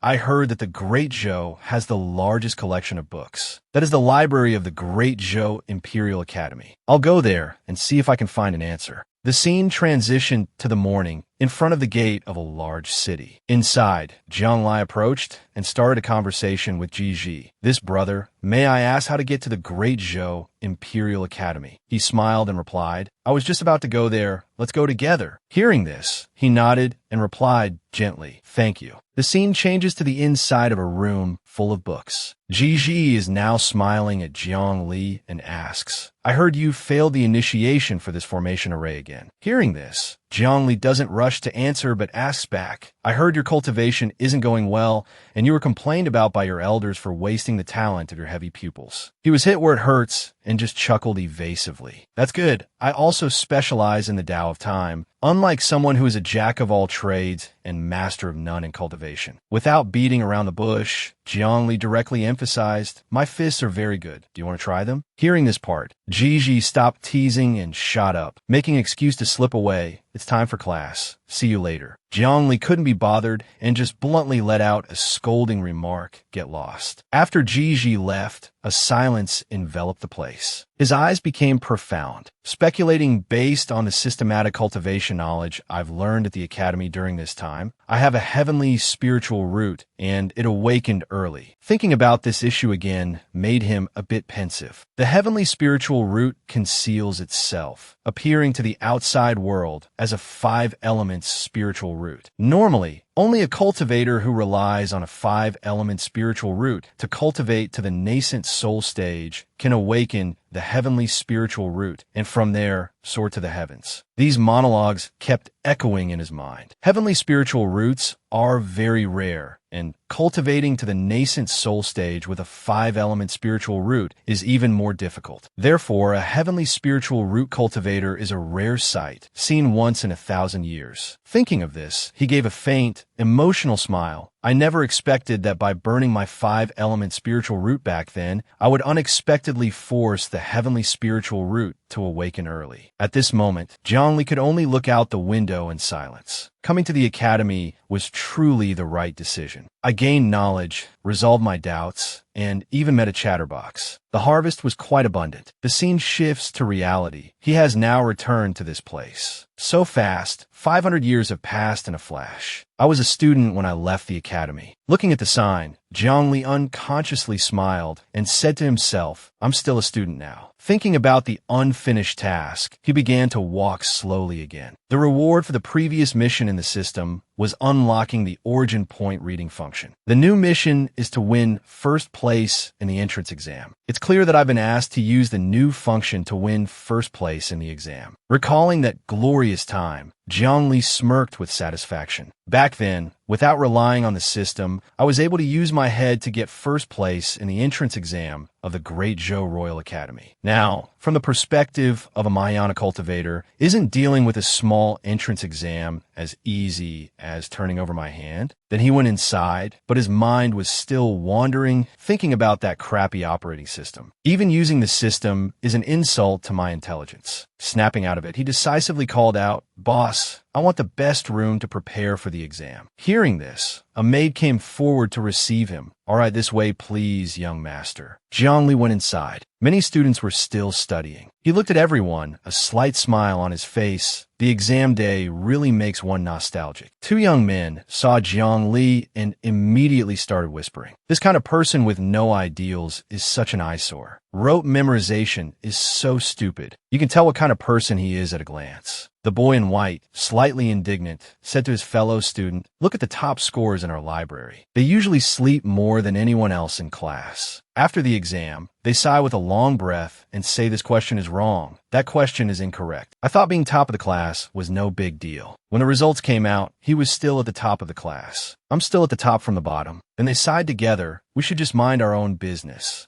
On another side, a few students were still discussing something quite animatedly. There's a beauty in this exam, even more beautiful than our academy's belle, completely incomparable. She's absolutely a rare beauty in this world, unforgettable after seeing her once. With that, they immediately rushed off in their curiosity. Is that so? Then let's go take a look too. What's her name? Jiang Jingxin. Although he was standing still in a corner, what they were discussing reached Jiang Li's ears. He turned to look puzzled. Jiang Jingxin, why does this name sound so over the top? The scene changes in a morning sun shining down the academy's corridor. People are walking behind, admiring a beautiful girl. At this moment, by a chance encounter, Zhongli walked directly forward and blocked Jingxin's path. "It really is you." The people behind were dumbfounded with doubt at this scene. Who is that kid? None of us dare to go up and talk to her. He just directly blocked her way. As soon as she saw him, Jingxin immediately became cheerful. "I didn't expect to meet you here. It's truly fate." The crowd behind still refused to leave, determinedly hiding behind a pillar to eavesdrop on the conversation. Hey, they know each other, damn it. The beauty seems very close to him. The two of them recognized each other and slowly walked side by side. At this time, Zhongli took the initiative to ask, "Why have you come down from the mountain? Doesn't your sect rarely leave the pure land of the mortal world? Without a disguise, no one would recognize you." To this question, she recounted pensively. "A few hundred years ago, I came down the mountain to cultivate for a few years, and after that, I rarely left the pure land of the mortal world." Jingxin's gaze towards Jiang Li was a bit sorrowful as she honestly confessed. "This time, I just wanted to come out and relieve my boredom." Understanding the reason, he asked the key question, "So, you are Jiang Jingxin?" It made her feel guilty, and her face turned all red. Then she coughed lightly to regain her composure. But deep down, her heart was in turmoil. This name was naturally chosen with selfish intentions. But who could have expected to meet Jiang Li here? It's truly embarrassing to death. Deliberately changing the subject, Jingxin skillfully shifted the topic. "What should I call you now?" He replied without hesitation, "Kong Li." The Kong and Kong Rong yielding the pair. She was suspicious. "Kong Li?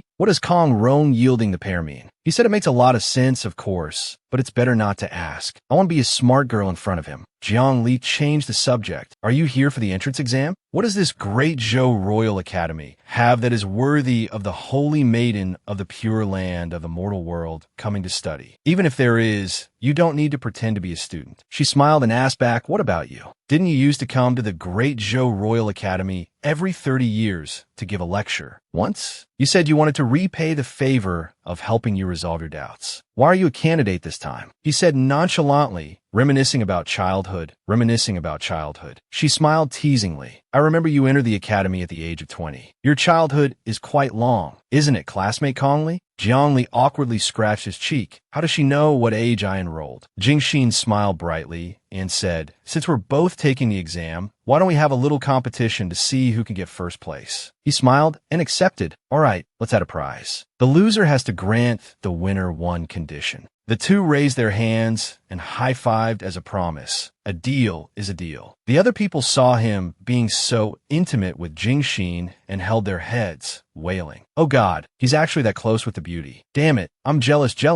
I hate it. Jiang Li asked tentatively. Speaking of which, it's been over 2 months. Has the red dust fairy woken up? She recounted. She woke up a few times, each time for longer than before, but she still sleeps more than she's awake. The image of a person appeared in her mind. After waking up, Ancestor didn't say anything, just walked around and around the Pure Land, staying the longest at the immortal peach tree. He assessed as he walked. It seems the red dust fairy state is still unstable. I've already greeted Emperor Mengjiang and Emperor Wei. Keep the matter of the red dust fairy a secret. You must absolutely keep the matter of the red dust fairy a secret. Then Jiang Li's face darkened. If any news gets out, some old geezer who met the red dust fairy back in the day might storm the pure land of the mortal world. Jingxin smiled and replied, I understand, but if Ancestor wants to run out, we can't stop her either. The scholars hiding behind were mad with anger. Kill that guy. Let's go hire an assassin from the Heavenly Kill Pavilion. I don't have money. I don't either. Then they realized their own helplessness. Then forget it. The scene changes now in a library. Jiang Li picked up a book and walked slowly. Now, I have to prepare for the exam properly, not to bully a bunch of students to get first place, but to surpass the holy Maiden Jingxin to get first place. On a shelf, there were many precious books. He looked at the pile of books and sighed. Of the reference books bought on the street, 8 out of 10 were written by me, and the other 2 are commentaries on my books. Jiang Li placed a hand on his chin and began to use his memory. I remember 500 years ago, the reference books I prepared for the exam were all widely circulated throughout the 9 provinces. Then he let out a breath. Those who know would think I'm an honored graduate of the academy. Those who don't would think I'm the teacher who sets the questions. Jiang Li propped a hand on his face and began to consider seriously. After I reached the Mahayana stage, my understanding of cultivation deepened, so I compiled some insights into books for the vast number of cultivators to study. Immediately after was his realization. As long as one has cultivated to the integration stage, they will have a systematic understanding of cultivation. After all, without theoretical support, one cannot cultivate to the integration stage with only a half-baked knowledge of cultivation. Next is a scene of a group of people searching for the path of cultivation. The tribulation transcendence and Mahayana stages go without saying. For cultivators of lower cultivation levels, it's almost like the truth. Jiang Li was a bit helpless and pensive. I'm the only one at the Mahayana stage, so it's reasonable for students to choose books I've written. His expression gradually became speechless. Of course, cultivation is cultivation. If you ask me to write about how to practice alchemy or artifact refinement, sorry, I don't know, I can't write a book on that. Suddenly, Jiang Li's spirits lifted. He was curious. If the exam is on books I wrote, how can I possibly lose? Let me think about what condition is set for the holy Maiden Jingxin. The scene changes. The sky has turned a beautiful shade of blue. Inside the academy, a solemn voice rings out, begin answering. Jiang Li sat at his desk and wrote his paper with full confidence. With this kind of question, this bet is a sure win. Looking at the ridiculously easy question before him, he chuckled to himself. 1. The definition of cultivation and the general outline of cultivation. Too simple. It refers to the process by which living beings absorb spiritual energy to nourish themselves, gradually becoming stronger. He scrolled down to answer the 4th question. An excerpt from Human Emperor Zhang's Casual Notes. The opening says, "It has been raining heavily for several days. Today the sky finally cleared." Why did the author write this? And what does this sentence express? He was a bit stunned, thinking, "Today the weather is clear and sunny." Writing hastily, Zhongli lifted his pen, his eyes filled with contemplation. I remember it was the rainy season then. It rained a lot for several days straight without seeing the sun. Finally, one day the sky cleared. I felt the weather was not bad and casually wrote down my feelings. Time passed quickly. Outside, the sky was already dyed the yellow of dusk. As Zhongli came out, he saw Jingxin and casually asked, "You handed in your paper early too? How was the exam?" She smiled teasingly. "I've already thought of what to make you do." Zhongli replied with full confidence, "I've also thought of what to make you do." As if their minds were connected, they spoke in unison, looking forward to it, looking forward to it. Sometime later, the system displayed a notification. Host's mission failed. It made Zhang Li's eyes widen in disbelief as he looked at the result. How the hell did I get it wrong on my own work? Jingxin gracefully used her hand to point at a high rank, gleefully showing Zhang Li. The two of us took the top 2 spots. But Zhang Li, with a look of existential crisis at this result, just walked away like a lost soul. She covered her mouth, unable to hold back her laughter at his appearance. The human emperor taking a test on his own book and getting first place from the bottom. "I can't. I'm about to lose it. This is too funny." Even though he knew she was mocking him, he wasn't angry, just showing a listless expression. "Want to laugh? Then go ahead and laugh." Jingxin still tried to cover her face and affirmed, "I'm not laughing." Then she finally couldn't hold it in and burst out laughing. "You have your day too." Hearing this sentence made him even more frustrated, unwilling to accept this result. There must be a mistake somewhere. "When I'm fired up, don't ask who my dad is." Zhang Li, holding in his anger, decided to turn and leave. "Let's go. We're going to find the dean and settle the score, ask if they graded it wrong." The scene changes to Dean Li's study. He stormed in and loudly questioned, "Why my last place?" But his mind was still racing, making veins pop on his forehead with a strange smile. "If I got second place and the mission failed, I'd accept it, but giving me last place, what is that about?" At this moment, to expose his overconfidence, Dean Li projected a screen and questioned him. "You still have the nerve to ask? Let everyone see what you wrote." Jingxin, at the side, also watched attentively. "Let me see too." More than half the exam was related to the books he wrote, yet he did so poorly. When the image appeared, the people on the side discussed, This person named Kong Li, he wrote very well. That's right, the foundation is clear, every word is distinct, and he even mentioned a lot of knowledge I've never heard of. You can tell he's very learned at a glance. Unlike me, who just memorized the book. To reinforce his certainty, Dean Li quickly spoke up. "The answers are all in the book. As long as you read the book, you won't do too poorly on the test." Something was wrong here, which made her speak up for him. "But I see that although what Kong Li wrote isn't exactly the same as in the book, it can't be considered wrong." Seeing Jingxin dare to refute him, Dean Li suddenly flew into a rage. He pointed directly at his paper and scolded. "Not far off? These books are human Emperor Zhang's life's work. Every word is precious with endless meaning. How can you just replace it with your own words?" With that, Dean Li proudly stroked his beard, emphasizing every word to them. "With your current abilities, you are not yet qualified to understand the profound meaning in human Emperor Zhang's books. That's why you are required to memorize every word. Memorize first, understand later." So he passionately pointed out the mistake on Zhang Li's exam paper. For example, the definition of cultivation in this question, the general outline of cultivation, uses a whole page to define cultivation. 1. The definition of cultivation in the general outline of cultivation. Answer. It refers to the process by which living beings absorb spiritual energy to nourish themselves, gradually becoming stronger. But Kong Li just used one simple sentence to summarize it. How can that be?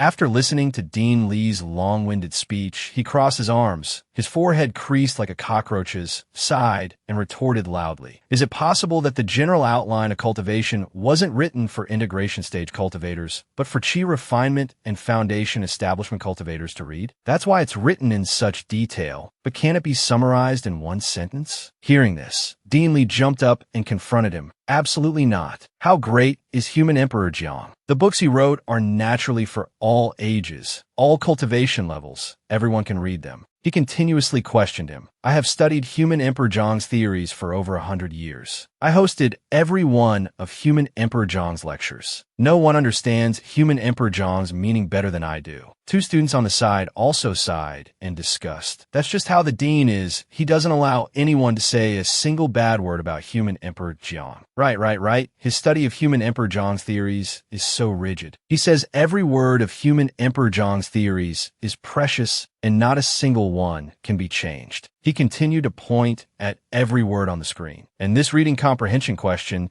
you actually said it was just a sunny day with no other meaning. How can that be? How can something written by Human Emperor Zhang not have a profound meaning? The more he spoke, the more passionate he became, as if Dean Li was immersed in a sacred atmosphere, his mouth ceaselessly preaching to the two of them. It rained for several days straight, but on that day it was sunny. Human Emperor Zhang wrote his casual notes on that day. Human Emperor Zhang's meaning must be that there will be many difficulties in cultivation, just like many days of rain, but eventually there will be a day when the rain passes and the sun comes out. We must overcome difficulties and continue to cultivate. This is Human Emperor Zhang encouraging us. While he was engrossed in his own argument, Zhang Li, still with that annoying expression, cut him off and asked back, "Why must Human Emperor Zhang always have a profound meaning?" This one sentence from him was like poking Dean Li's reverse scale, and he shouted, "How dare you? How can someone like you criticize?" Human Emperor Zhang, not minding his anger, he continued to press. Is Human Emperor Zhang a sage? Not a single word he says can be changed. Everything he writes must have a profound meaning. His conduct is upright without any flaws, and others are not allowed to criticize him. The more he heard, the more his blood boiled, and Dean Li could no longer contain his anger. He directly unleashed his power. Human Emperor Zhang is an honored graduate of our academy. Someone like you studying at the same school as Human Emperor Zhang is a disgrace to the school, a disgrace to Human Emperor Zhang. You absolutely cannot be admitted. The scholars outside were scared witless upon hearing this, crying out all over the place, "What terrifying pressure! I can barely breathe."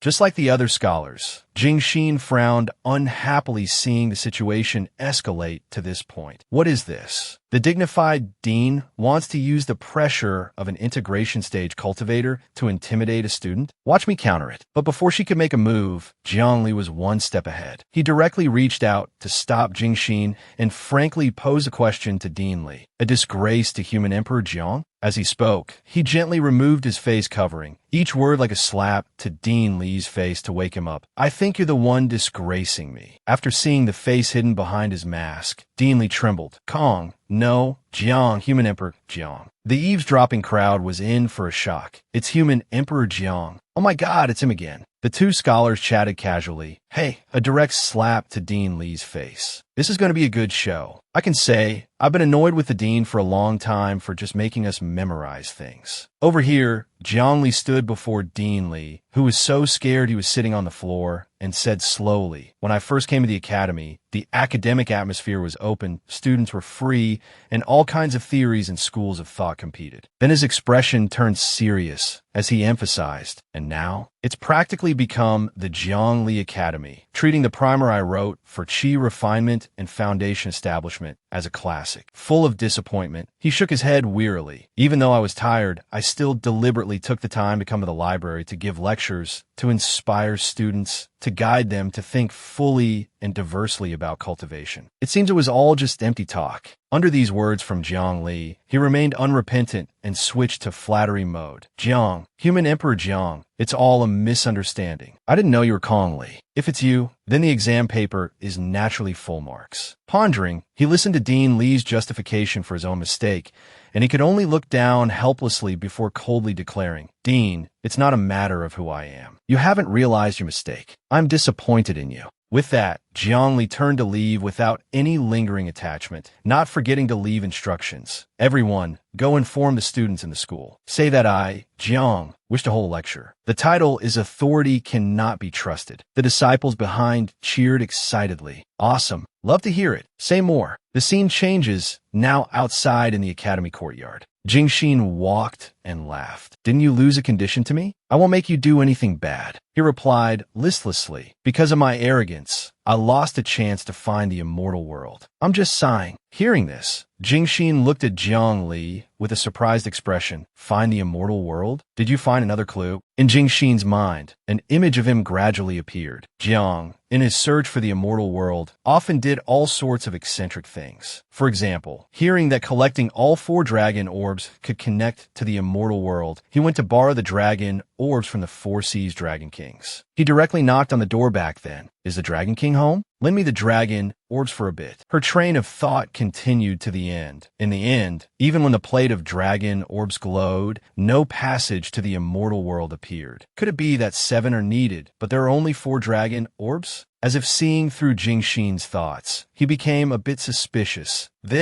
At this moment, a communication talisman suddenly flew out, a voice calling, Hey, is Jiang Li there? Hearing this voice, more sour than a lemon, made Jiang Li's face fall as he replied, Ji Xiong is here. Get lost. Hung Tu appeared in the communication talisman and continued to poke at him. I'm looking for human Emperor Jiang. What's a Dao sect walker like you butting in for? Suddenly, he saw her with him and raised a hand in greeting. Holy Maiden Jingxin is here too. That's great. Let me tell you, I don't have to face the damn face of that Changyu Daoist nun. Seeing the two of them greet each other, Jiang Li couldn't help but turn his face and threaten. If you still want me to come to your Dao sect's immortal artifact appraisal and appreciation convention, you'd better show me some respect. Knowing he had successfully caught his attention, he immediately changed his tone, his eyes full of anticipation as he invited, Brother Jiang, look at what you're saying. Didn't I come here specifically to inform you? Hung Tu quickly returned to a serious state and announced, according to my calculations, the Yin-Yang Heavenly Seal will complete one self-refinement cycle in another 20 days. The Immortal Artifact Appraisal and Appreciation Convention will open in 15 days. Next, he directly extended his hand as a request. You will represent the human Emperor's palace, and Holy Maiden Jingxin will represent the pure land of the mortal world. What do you think? The next second, Heng Tu turned around again. A glow from his body also appeared along with the action of pointing behind him. This directly angered Jiang Li. He was completely furious, grabbing the communication talisman in his hand and scolding. I knew you little brat were bad-mouthing me behind my back. After shooing Hung Tu away, he turned to ask Jingxin's opinion. There's still more than 10 days. How should we go to the Dao sect? Receiving this invitation, Jingxin didn't agree right away, but put a hand to her chin to think for a moment before giving an answer. Let's take a flying ship. It's been a long time since I've been on one. She then smiled to herself. It takes 10 days to get to the Dao sect by flying ship. I could get there in half a day. I'm not stupid enough to fly straight there. Once again, Jiang Li was dumbfounded and waved his hand to leave. Then I'll fly over first, leaving her frozen stiff on the spot. Not letting Jiang Li get out of her reach, Jingxin hurried to stop him. I'm a weak girl traveling alone on a flying ship. Aren't you worried I'll run into some danger? Still not understanding the deep meaning in this sentence, he looked at her as if she were an idiot. You're a late-stage integration cultivator. What does that have to do with being a weak woman? What danger could you possibly encounter? Only an outer realm heavenly demon could threaten you. Then Jiang Li suddenly realized something. So that's it. You're worried about being attacked by an outer realm heavenly demon. He overthought it to the point of smiling. If she had been this cautious about Shangha Town and Xia Town back then, the later events wouldn't have happened. Now she's learned to be careful in all things. She's matured. After processing the information, Jiang Li quickly said, all right, then let's take the flying ship together. In his heart, he felt pity. Although what she's worried about is extremely unlikely, it's rare for her to have this sense of caution, so I shouldn't extinguish it. The scene changes. Now a flying ship is in the sky. At this time, Jiang Li and Jingxin are standing silently in a corner on the ship. Suddenly, a reminder came from the hull of the ship. We are about to pass through the White Marsh Dynasty. Everyone be careful. Upon hearing this, she murmured, the White Marsh Dynasty. I heard the current White Marsh Emperor is a hybrid of a Bai Zhe and a Qilin. Then, Jiang Li also discussed in surprise.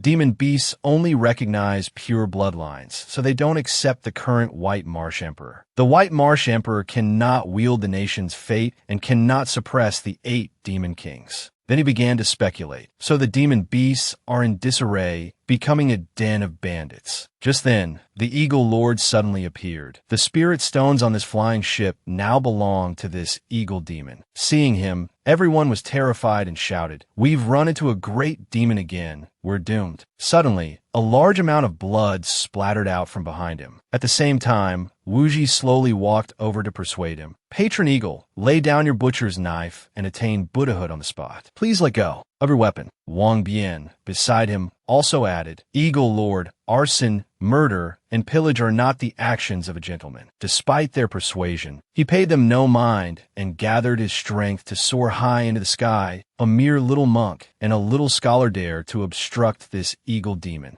In the moment of crisis, Wang Bian turned and bowed to his friend, Buddha's son Wuji. "Long time no see. Are you also going to the Taoist sect?" The boy replied politely, "Patron Wang Bian, this little monk is going to the Immortal Tool Appraisal Assembly to broaden my horizons." Seeing the two of them together, everyone happily began to discuss. It's the closed-door disciple of old Buddha Shumi, the enlightened Buddha's son Wuji, and also the Confucian sect's walker, Wang Bian. It's them, we're saved. Next was a round of introductions. Buddha's son Wuji is rumored to be a reincarnated Buddha. Upon birth, he turned a small town into a Buddha land. When old Buddha Shumi heard of this, he rushed over, took Wuji as his closed-door disciple, and designated him as the Buddha's son. Following him is Wang Bian. The Confucian sect's walker, Wang Bian, at a young age, is already the national preceptor of 7 small nations. Because of the Confucian teachings of benevolence, these nations have become nations of gentlemen. Doors are not locked at night, and lost items on the road are not picked up. Confucian scholars at the God transformation stage all humbly ask him for advice on Confucianism and the Tao. The convergence of these two also attracted Jiang Li's attention. Jingxin leaned over to him and whispered, "I heard that because Buddha's son Wuji is a reincarnated Buddha, his cultivation speed is incredibly fast. At 14, he's already a nascent soul cultivator, breaking the record for the youngest nascent soul." She looked at him curiously. "Is Buddha's son Wuji really a reincarnated Buddha?" I asked old Buddha Shumi, but he just smiled and said nothing. Here's a brief explanation. Not just any Buddhist who goes to the Western paradise can be called a Buddha. Only those with profound Buddhist dharma who possess a Buddha land in the immortal realm's Western paradise are qualified to be called a Buddha. After listening to her chatter for a while, he looked over suspiciously and questioned, "Why are you so interested in this?" Seeing this, she immediately retorted his words. "Then what should I be interested in?" Faced with Jingxin's questioning, Jiang Li said with an unchanged expression, "He could be your master. Your master, Taoist Nun Qingyu, likes him, didn't you know?" Upon hearing this, her jaw dropped. "But the person master liked, wasn't he taken care of by you?" He added softly, "She can like another Buddha's son after that." Now, the flying ship is still soaring in the blue sky. High above, on the deck, Jiang Li looked at this three-way confrontation and commented, "I don't know either. I'm not familiar with reincarnation." His face went a little blank as he thought, "I've lived for 500 years and still don't understand. Am I a transmigrator, or did I awaken the memories of my past life?" Jiang Li's voice continued to ring out. "It's just that old Buddha Shumi said that Buddha's son Wuji's Buddha nature is even better than his." He voiced his own speculation that he's intentionally letting Buddha's son Wuji become a candidate for human emperor to compete for the position of human emperor. Jingxin was a little surprised. Is that so? Jiang Li's eyes turned cold. "Moreover, whether he's a reincarnated Buddha or not, I can be certain. In his eyes, Wuji was extremely powerful. This little monk was an extremely powerful person in his past life." She looked up at him curiously. "What did you see?" Her heart was filled with questions that I know Jiang Li is very knowledgeable about souls. Jiang Li looked at Wuji, who was surrounded by a stream of power, and remarked, "A soul that doesn't match his age." He perceived Wuji with his heart that Buddha's son Wuji has an incredibly strong soul. Although it's still a nascent soul stage soul, it bears the traces of countless tribulations and trials. This is not something a 14-year-old monk should have. Jiang Li thought seriously. When an ordinary person reincarnates, all traces on their soul dissipate, and they become a completely new person. I don't even know who I was in my past life. Through his eyes, Wuji's soul was extremely powerful, with long, winding characters, and Buddha's son Wuji's soul is so resilient that not even reincarnation could erase the marks on it. It can only be that he was too powerful in his past life, influencing this one. He closed his eyes, feeling helpless. As for whether he was a Buddha in his past life, Buddha's son Wuji has an incredibly strong soul. The scene shifts to Wang Bian. Eagle Lord, a gentleman holds righteousness above all. Wuji also tried to persuade him. Patron Eagle, repent and be saved. The Eagle Lord laughed contemptuously. Come on, stop with the nonsense. Your enlightenment only works on those below the golden core level. I am a nascent soul great demon. After hearing this, the two of them calmly said in unison, that is indeed the case. Then the boy took out a Dharma treasure and said, if the patron doesn't understand Buddhist Dharma, then this little monk. Wuji directly swung the Dharma treasure and struck at the Eagle Lord, causing him to cry out. Caught off guard, he was successfully ambushed by the boy and fell. Wang Bian also quickly raised his hand. Powerful characters slowly appeared. The Eagle Lord was bound tightly by his technique and panicked. It's actually immobilizing me. He was held in place high above by their combined efforts. Damn it, I can't move at all. Wang Bian slowly walked over. Using force like this is not good for one's state of mind. The Eagle Lord lost his composure and roared, then don't use force. The boy beside him was also a little flustered. That's right, but he won't listen to reason. What can we do now? He was also a bit tired. Let's persuade him again, okay? After that, the two of them put their palms together and murmured. The sage Mencius once said, human nature's tendency to be good is like water's tendency to flow downward. There are no men who are not good, and there is no water that does not flow downward. Although your face is fierce, I believe you are a kind-hearted person. Wealth and fortune are but passing clouds. The more you indulge, the deeper you sink. Patron, please let go of your attachments. The Eagle Lord wailed, tortured by their voices. Namo Amitabha Buddha, well said. Is it too late for me to repent now? A gentleman has friends coming from afar. The crowd on the side was watching the spectacle. What they just used are replicas of the Brahma Tower and the Great Confucian's calligraphy. Heavens, I can't believe I'm seeing such treasures with my own eyes. Now for the introduction of the Dharma treasures. The ultimate treasure that suppresses the three-lay lines of Mount Shumi of the Buddhist sect is called the Brahma Tower. It's said to be extremely heavy, comparable to a small world of Lanfang. Thrown with full force, even a tribulation transcendence cultivator cannot withstand it. There are also legends that it can shatter space. The tower can freely traverse through space. Next is Wang Bian's. The Great Confucian's calligraphy, though not equal to the Brahma Tower, is also an important immortal tool of the Confucian sect. Just by writing a single word on it, one's words can become law. The people on the ship were curious. Why are they replicas? Both of those are immortal tools. The Buddhist sect and the Confucian sect would naturally not let their juniors carry the real articles out. Jiang Lai observed from the side. Although not as good as the originals, they are more than enough for self-protection. The replicas are also in the category of Tao tools. The next part is a knowledge update. The 9 provinces divide treasures into 4 tiers. The first tier is spirit tools, which are sharper and sturdier than ordinary weapons, but without too many mystical properties. Foundation establishment cultivators can all obtain them. Still more knowledge updates. The second tier is Dharma tools, with power surpassing spirit tools. They can connect with a cultivator's thoughts, be controlled remotely, and can develop a slight sentience, helping the cultivator to automatically block enemies, and so on. A nascent soul cultivator can afford one by spending half their fortune. Following the second tier is the next realm. The third tier is Tao tools, which are extremely difficult to forge. They require a cultivator to have a deep understanding of a Tao, like the Tao of time of the Great Zhou imperial family, the Tao of space of Mount Shumi, the Tao of dreams of Chunming, and so on. And the materials that can bear a Tao are incredibly expensive. Few God transformation cultivators can afford them. Usually, only ridiculously wealthy cultivators can afford them.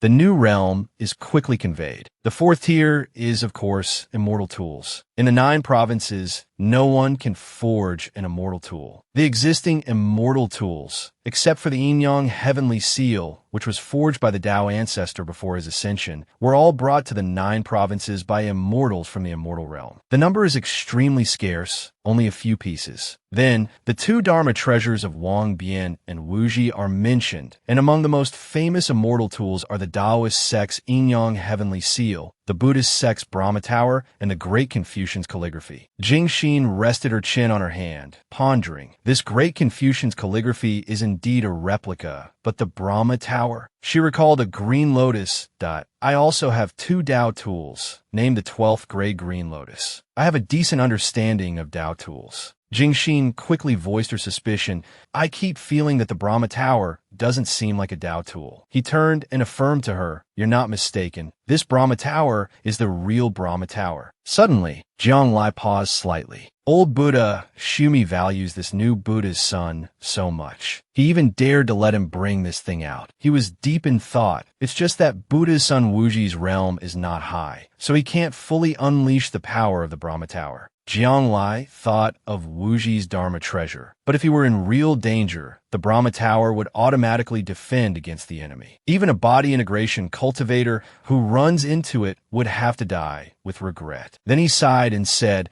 but for these 2 juniors to rely on treasures like this at such a young age is not good. You're not mistaken. Jiang Lai shook his head slightly and said to Jingxin, this Brahma Tower is the real Brahma Tower. Spending one's entire fortune to buy a treasure and using it whenever an enemy is encountered, this cannot truly temper oneself. He suddenly became serious. Only by being strong yourself can you be considered truly powerful. Jingxin timidly dared not look directly at Jiang Lai. Because treasures are really useful. How can you ask everyone to be like you, for whom bringing gold to the desert is useless? He turned to look at her. I understand this principle, but seeing her turn her head away, he sighed in defeat. All right, I won't say any more. Don't look so aggrieved. Suddenly, Jingxin's face showed surprise. She seemed to be seeing something. She frowned, having discovered a new situation. Wait, what's happening over there? On the other side, Wuji and Wang Bian were hypnotizing the Eagle Lord, but everyone on the ship was kneeling and listening. All conditioned phenomena are like a dream, an illusion, a bubble, a shadow. Man is inherently good. Everyone was now putting their palms together, listening to the 2 of them, while murmuring in their hearts, from now on, I must devote myself to respecting the Buddha and chant sutras every day. I have sinned in this life, so I want to give all my money to the enlightened disciples. I swear to constantly do good deeds, praying for a good reincarnation in the next life. The people beside them were the same. After I return, I will definitely do my utmost for my country and my sect. Jingxin was shaken and asked Jiang Lai, I remember that the Buddhist and Confucian sects don't have such evil methods, like forced brainwashing. Jiang Lai quickly explained to her, the scriptures of the Buddhist and Confucian sects have a very strong brainwashing effect. He started to become serious. If one doesn't master the scriptures and just recites them at will, it can easily lead to group brainwashing. Jiang Lai recalled a memory. There was once a high-ranking Buddhist monk who walked while reciting sutras, immersed in the scriptures, and unintentionally brainwashed the followers of a small town. The high monk unknowingly led the villagers who followed him into the East Sea, and the villagers who couldn't swim all drowned. The life of that high monk still flashed by. The high monk knew he had made a grave mistake and was determined to walk the path of darkness, entering the demonic path. Old Buddha Shumi couldn't bear to act, so he had to ask for my help to execute him. Suddenly, he turned and told her, this high monk was the previous generation's Buddha's son, the one your master used to have a crush on. Jingxin was stunned after hearing this.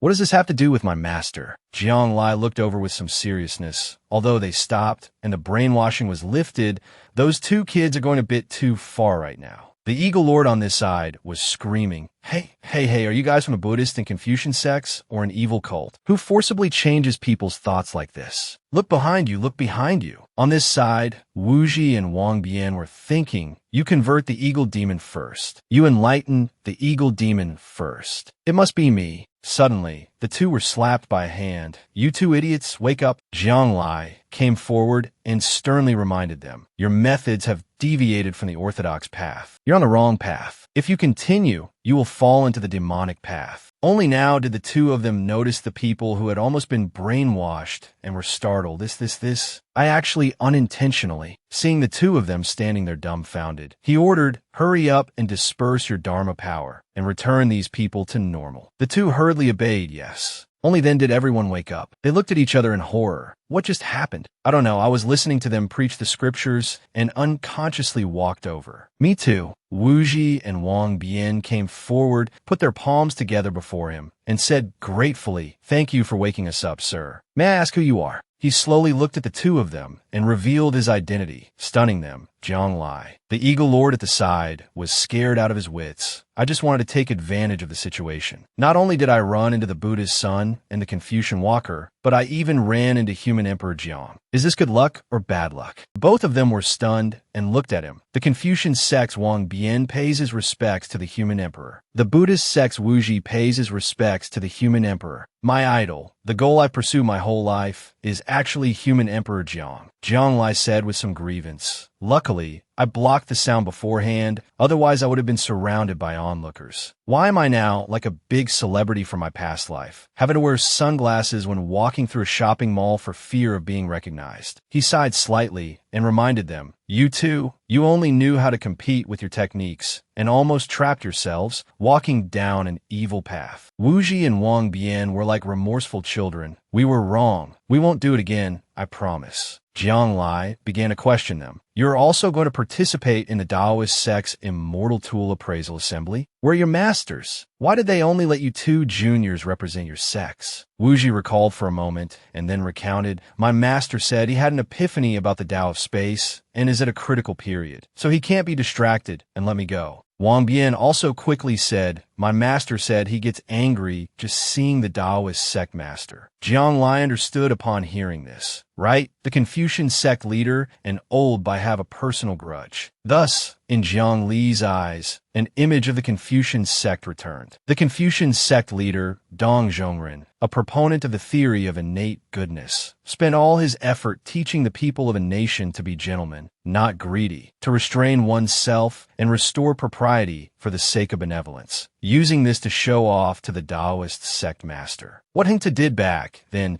made the Confucian sect leader spit blood from anger. The Taoist sect master, believing that human nature is greedy, took out a large amount of supreme-grade spirit stones and threw them over. The refined and courteous crowd indeed began to fight over them. The Confucian sect leader's face turned pale with anger. Jiang Lai asked, a little confused, "So he let you go in his place?" The boy still answered naively. He said he also wanted to see the self-forged immortal tool, so he let me represent him on the surface, while he would secretly go himself in the shadows. Jiang Li's cheeks puffed out after hearing this. Your master has quite the idea. Isn't he afraid that his Tao heart of awe-inspiring righteousness will collapse? Suddenly, the system appeared again, announcing a new mission. Although you placed first in the exam, your classmates mock you as unworthy and want you to drop out quickly. Please achieve a great cultivation breakthrough for the final exam. The system also quickly reminded, this mission can be skipped.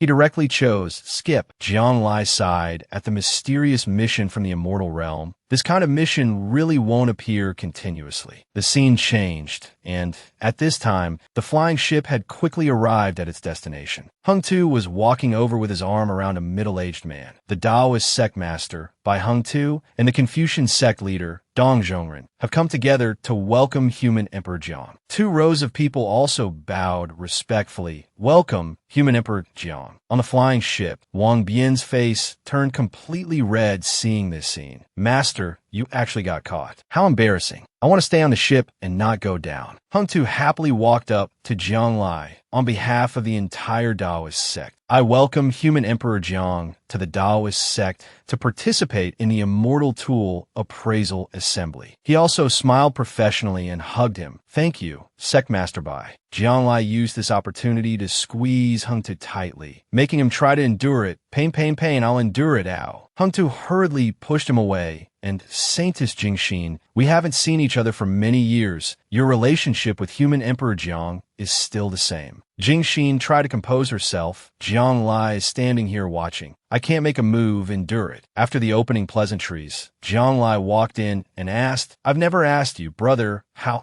is the research on the 9 provinces world-protecting Grand Array going? Is it almost done? He immediately made a sour face. You ask this pressing question as soon as you arrive. To research the world-protecting Grand Array, My hair is about to fall out. Can't we talk about something more pleasant? Jiang Lai turned to look at him and smiled. A tribulation transcendent stage cultivator can be reborn from a single drop of blood. The two of us can help beat you until only one drop of blood is left, letting you be reborn once, and your hair will grow back. Hung Tu's jaw dropped after hearing this. Damn, even a landlord isn't as ruthless as you. Jing Xin suddenly spoke up. The 9 provinces world-protecting grand array you're talking about, is it to guard against the invasion of the extraterrestrial heavenly demons, or not? Her eyes became serious. A matter concerning the extraterrestrial heavenly demons, then it truly must be taken seriously. Next is the narration. The extraterrestrial heavenly demons come from other worlds. The 9 provinces might only encounter an attack from extraterrestrial heavenly demons once every few hundred years, but each time brings a crisis of annihilation to the 9 provinces. Successive human emperors have always been at the forefront, fighting and killing the heavenly demons, and more than half of them died in fierce battles, with few meeting a good end. His image appeared in Jing Xin's mind until Jiang Lai appeared. He stopped the invasion of the extraterrestrial heavenly demons 3 times, saving the 9 provinces 3 times. Jing Xin looked up and asked Jiang Lai, the 9 provinces world-protecting grand array you mentioned,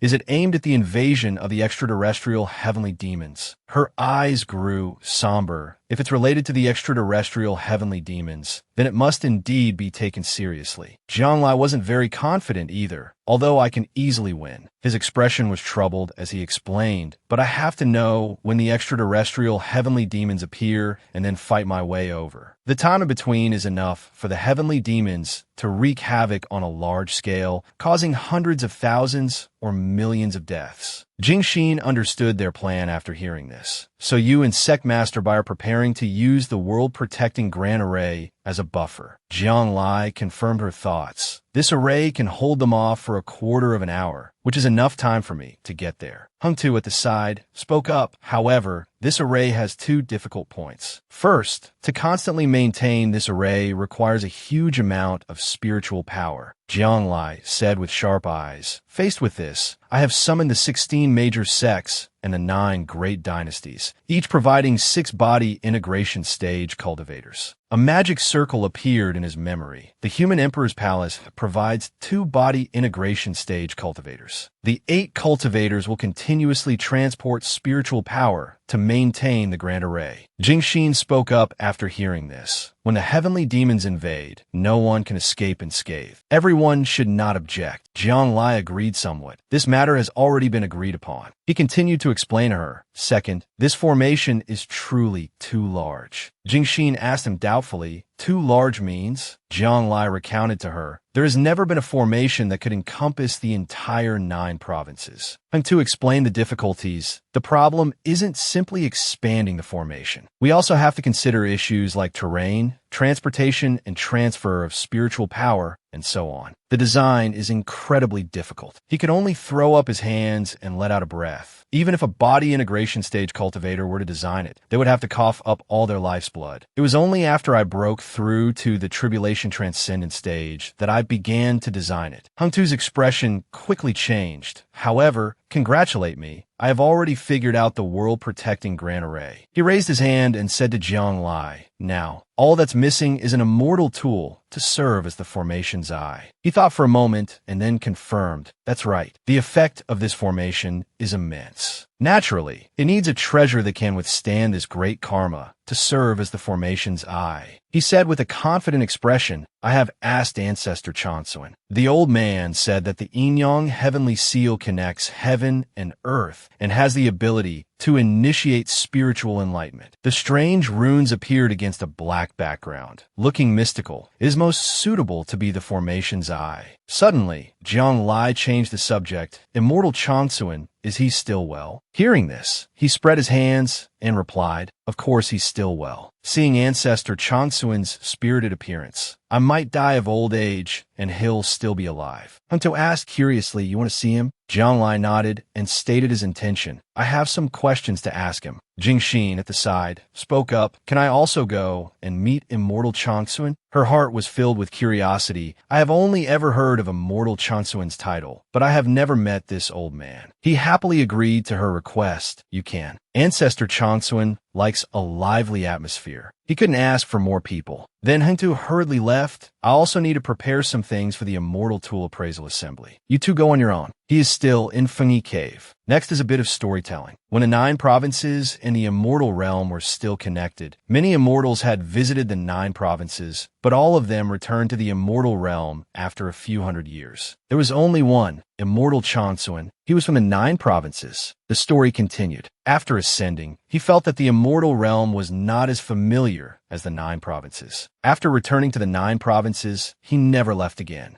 The scene changed. Jingxin walked and asked curiously, is Immortal Changsuan really the oldest person in the 9 provinces? Is he really an immortal? He confirmed for her, he is indeed an immortal. Jianglai also took the opportunity to explain, as for the question of age, that depends on how old your ancestor Hongshan really is. Except for the uncertain age of Fairy Hongshan, he is indeed the oldest. He put his hand to his chin and recalled, I suspect he is a disciple of the Tao ancestor, but he has never admitted it. Jingxin was a little surprised. A disciple of the Tao ancestor? Then wouldn't that make him a person from at least 50,000 years ago? She continued to say to him, if that's true, then Immortal Changsuan is truly like his title, eternally present, living forever. Jiang Lai answered vaguely, who knows? A body integration stage cultivator can live for 2,000 or 3,000 years. A long life has witnessed the rise and fall of countless powers. His voice became emotional. An Immortal Changsuan has witnessed countless body integration stage cultivators grow up and pass away. The scene shifts to the inside of a cave. Jiang Lai called out, Immortal, are you there? I brought questions for you again. Immediately after, a formation appeared in the center of the cave. The formation spun and gradually opened, with rays of silver light shining outwards. Behind the formation, a house nestled against the side of a mountain was revealed. When the two entered, the immortal elder was lying there lazily. You brat, every time you come back, there's bound to be a problem. Can't you just visit this old man for no reason? Jingxin was a little surprised when she saw his appearance. He was clearly an immortal, but he looked like an ordinary old man. This was a sign of his vital energy and blood converging to the extreme. Jiangli walked over to chat. Isn't it because only you can help me? He sat up properly and asked, you still want my help? The immortal elder looked at Jiang Li and sighed inwardly. Who would have thought that the child who was only at the nascent soul stage back then had now become unfathomably profound? He observed him and sighed a little. As an immortal, I actually can't see how strong Jiang Li truly is. He closed his eyes and mumbled, a decrepit old man like me can now only answer your doubts. He politely praised, Immortal Elder, you are too modest if not for the fact that you cannot return to the immortal world. Time for a knowledge update segment. After becoming an immortal, all of a cultivator's spirit chi will be converted into immortal power, which is necessary to sustain an immortal's body. An immortal power only exists in the immortal world. After an immortal descends to the mortal world, the immortal power in their body depletes with every bit used. The storyline continues. When human emperors of various dynasties could not withstand the extraterrestrial heavenly demons, Immortal Elder Changsuan would always step in to help. But after his ascension to the immortal world, a problem occurred. Immortal Elder Changsuan could not return to the immortal world to replenish his immortal power. An image of the immortal elder falling from the sky appeared. He is currently unable to act. Once he uses up all his immortal power, his body will collapse, and he will die after experiencing the 5 decays of a heavenly being. The immortal elder was silent for a moment. After a while, he said resentfully, return to the immortal world. His voice turned grim. Don't mention it. The scene changes, zooming in on a house. The immortal elder leisurely led Jiang Li and Jingxin into the house. Take a walk with me. He glanced at her and teased. You even brought someone else. This is truly a rare sight. Whose beautiful doll is this girl? Jingxin politely bowed to him. Esteemed immortal elder, Jingxin is from the Red Dust Pure Land, a descendant of the Red Dust ancestor. Upon hearing this, the immortal elder became much more cheerful. The Red Dust Fairy. That's a name I haven't heard in a long time. He happily brought out food to treat the two of them. Here's some top-grade spirit tea and pastries. Come, have a taste. Seeing the immortal elder so excited, she smiled. Although one can abstain from grains and still enjoy delicacies, the immortal elder was suddenly so enthusiastic. Jiangli leaned close to Jingxin's ear to fill her in. He was someone who saw the Red Dust Fairy with his own eyes. After hearing this, her jaw dropped in astonishment. So that's how it is. After the initial greetings, the immortal elder got to the point. Speak. What do you want to ask me this time? Jiangli closed his eyes in deep thought. The immortal elder is old. He shouldn't experience great joy or great sorrow. I must ask gently. He hesitated for a moment, then said, the Red Dust Fairy has been resurrected. What do you think? Hearing him say this, the immortal elder suddenly shot to his feet, startling the two of them. He quickly used his power to change his attire. A blue aura enveloped him. After changing his clothes, the immortal elder now looked much more proper. He slightly smoothed out the creases in his clothes. Seeing this transformation scene, Jiang Li and Jingxin couldn't help but be speechless. The immortal elder hurriedly jumped out from the corridor. I'll be right back. With quick hands and sharp eyes, Jiang Li grabbed the immortal elder's ankle, preventing him from flying away. He struggled to break free from his hand. Let me go, let me go. Don't stop me from finding love. Jiang Li scorned the immortal elder. Can that be called love? I've already apologized to you. The scene shifts to a narration. Back when the Red Dust Fairy had just descended to the mortal world, she caused quite a stir. Immortal Elder Changsuan took a curious glance, then knelt on the ground, saying he had found love and must worship the Red Dust Fairy for his entire life. The immortal elder struggled with all his might. Let go of me. Bullying an old man, he held the elder's ankle with a displeased expression. I'm embarrassed for you over this. Jingxin at the side realized Jiangli could so easily subdue a genuine immortal. After a moment of chaos, the scene returned to its original peace. He's calmed down.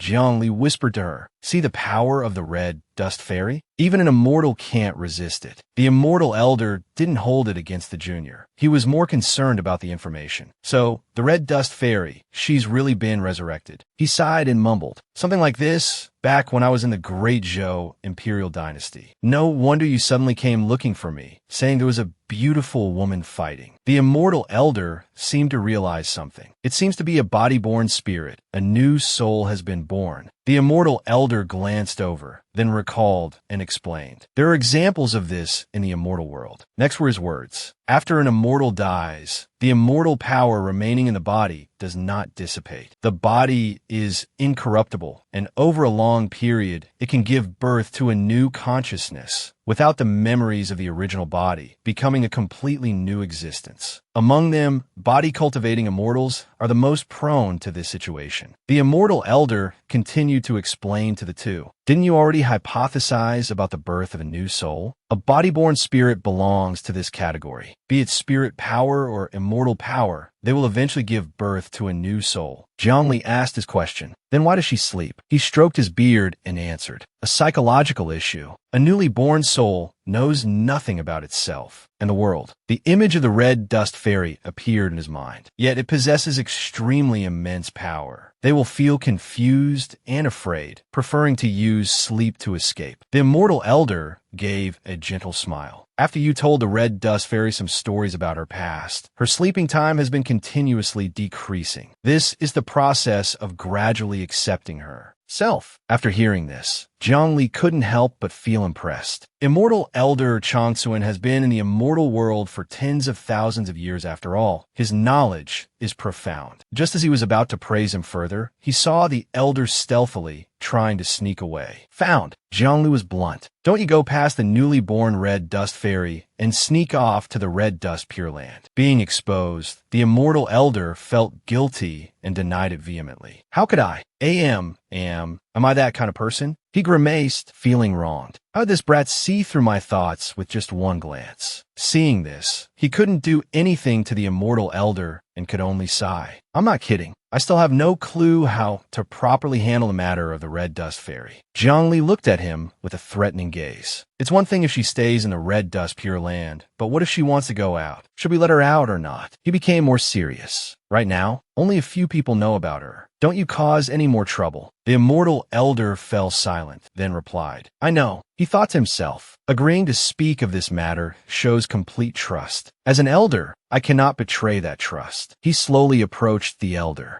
And one more thing, there's a man in black 380 years ago. After a long story, he finally finished recounting it. The immortal elder was a bit surprised. There's such a thing? If the man in black scheme had succeeded, was he afraid it would affect the human emperor's power of faith? Emperor? Jiang Li silently nodded in confirmation. After that, the speed at which the bronze cauldron in the human emperor hall gathered the power of faith slowed down slightly. Jingxin spoke up to comfort him. You did nothing wrong, so why would there still be an effect? He looked up at the sky, his expression weathered. Some people support me for upholding justice and forsaking kinship. But naturally, there are also people who think I damaged familial bonds and lack humanity. Jiang Li put a hand to his chin and said to himself, "What I'm concerned about is, how could this man in black plan so far ahead? If I weren't so powerful that I don't need the power of faith, his scheme might have actually worked." He recalled Yixing's back and calculated. To be able to casually raise Jiang Yixing from the mid-stage foundation establishment to Golden Core, one would need to be at least at the late-stage spirit transformation to do that. Moreover, Jiang Yixing's talent was ordinary back then, and he had no backing. Who would be bored enough to teach him the demonic path? Jiang Li analyzed seriously. Rather than saying someone randomly taught Jiang Yixing the demonic path, I'm more inclined to think it was a battle against me, or rather, a conspiracy targeting the human emperor. The scene cuts back to reality. They were now in Chansuan's courtyard. Jiang Li and Jingxin were standing and listening to his assessment and thoughts. I think, what if someone saw your future through the Tao of Time? What if someone proficient in the law of affinity or the Qi gazing technique saw your affinity with the human emperor or saw that you possessed the air of a human emperor? Hearing this, he was a little confused and asked, "The law of affinity, the Qi gazing technique, what are those?" The immortal elder sat cross-legged and was not surprised by Jiang Li's question. It's normal that you don't know. The law of affinity is about fate. What is fated will be, and what is not cannot be forced. After speaking, he continued to explain. As for the Qi gazing technique, people believe that everyone has an aura above their head of different colors, and what one obtains is also different. Changsuan stroked his long white beard and continued to speak gently. These are all long-lost cultivation methods. Even if there are ruined temples or Taoist monasteries, there might still be some remnant cultivation methods, or they've already been stolen by others. After listening to him for a while, Jiang Li sighed. He thought to himself, although I have a clue, where do I even start investigating? Suddenly, Jingxin, who was beside him, spoke with some confusion. However, why would someone want to destroy the human emperor's faith? She thought about it and felt something was not right. How would the men in black benefit from the human emperor being weakened? As for Jiang Li, he just silently listened to Jingxin voice all her doubts. Then who would be able to stop the extraterrestrial heavenly demons? Upon hearing this, it was as if he had an epiphany. He held his chin and thought, that's right, I actually overlooked such a simple principle. On the contrary, it was Changsuan. He did not answer a question, but just glanced to the side in silence. And Jiang Li was still immersed in his own thoughts. The weakening of the human emperor only benefits the extraterrestrial heavenly demons. He once again remembered those mysterious figures in black cloaks. A traitor has appeared in the 9 provinces, and it's even possible that the extraterrestrial heavenly demons have snuck into the 9 provinces. After staying in the immortal elder's courtyard for a while, the two left in a relaxed mood. While walking on the road, they suddenly heard a voice from behind them. "You're not allowed to enter." It turned out to be Ji Kong behind them. Behind the little girl stood 2 guards. Ji Kong's expression was stern as she issued a warning. Father Emperor and Uncle Feng are refining a weapon inside. Father Emperor said that no one can enter until the refinement is complete. After hearing the little girl, the two began to look around to get their bearings. Jiang Li hummed. This is the entrance to the weapon refinement cauldron. I was thinking about something and ended up here without noticing. He was thinking about the 4 famous types of treasures in the cultivation world. All techniques in the world originate from the Tao sect. There are 4 types of external forces that cultivators rely on the most. Pills, spirit treasures, talismans, and formations. Moreover, the Tao sect has a pill refinement peak, a weapon refinement peak, a talisman peak, and a formation peak, which are the leaders in these four external forces. At this moment, Jing Xin saw that the one who had just spoken was a fair and lovely little girl and went to pat Ji Kong's head. "What a cute little girl. What's your name?" Seeing a stranger from who knows where patting her head, the little girl covered her head and arrogantly introduced herself. "Don't touch me. I am a 19th princess of Great Zhou, Ji Kong." Jiang Li, who had been lost in thought, immediately paid attention upon hearing this. He smiled and asked Ji Kong, "So your father, Emperor, is Ji?"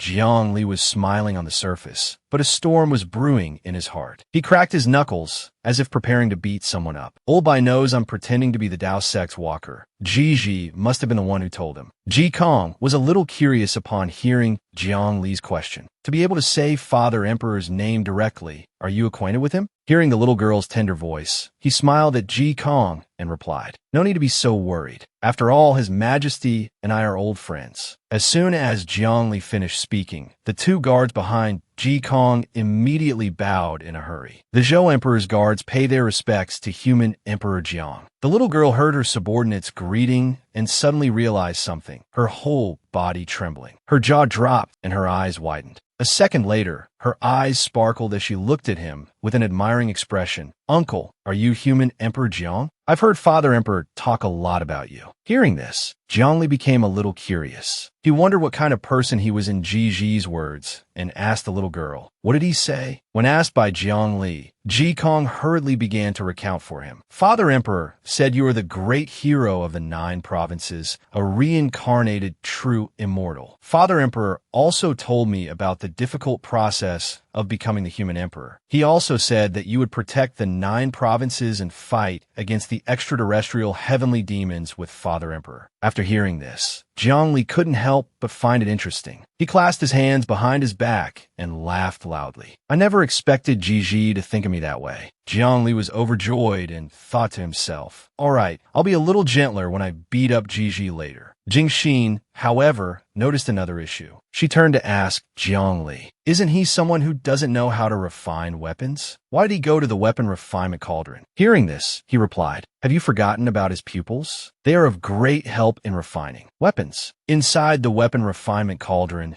Ji and Uncle Feng were intently studying something. Every line on Ji's face showed tension. Uncle Feng looked at the blueprint in his hand and spoke up. "What if we increase the firepower by another 10% after half an hour? Could it succeed?" Hearing this, Ji used the power of his divine sense to look over the blueprint. After he was done, he sighed, shook his head in dismay, and said to the man, "It won't work. If we do that, the furnace will explode in an instant." Hearing this, Uncle Feng had to find another plan. "Then what about changing the Heavenly Mountain pure water to Snowy Mountain pure water?" Yet the answer he received was no different from before. "It won't work. That would cause a huge explosion." The man continued to offer suggestions. That Ji continued to deny it. "It won't work." The man continued. Then he denied it again. "It won't work." Uncle Feng didn't give up. Then Ji had used too much of his power and was exhausted. Seeing the result before him, he breathed a sigh of relief. It can actually succeed. Suddenly, he saw something. Ji's expression changed 180 degrees. Uncle Feng noticed the abnormality and asked, "What's wrong?" It was unknown what he had seen in the future, but his mood plummeted. Ji replied, "I saw that I'm going to get beaten up later." Uncle Feng, who was beside him, couldn't help but be curious. By who? The man thought to himself. Since Ji can see the future, he can avoid it. It should be fine.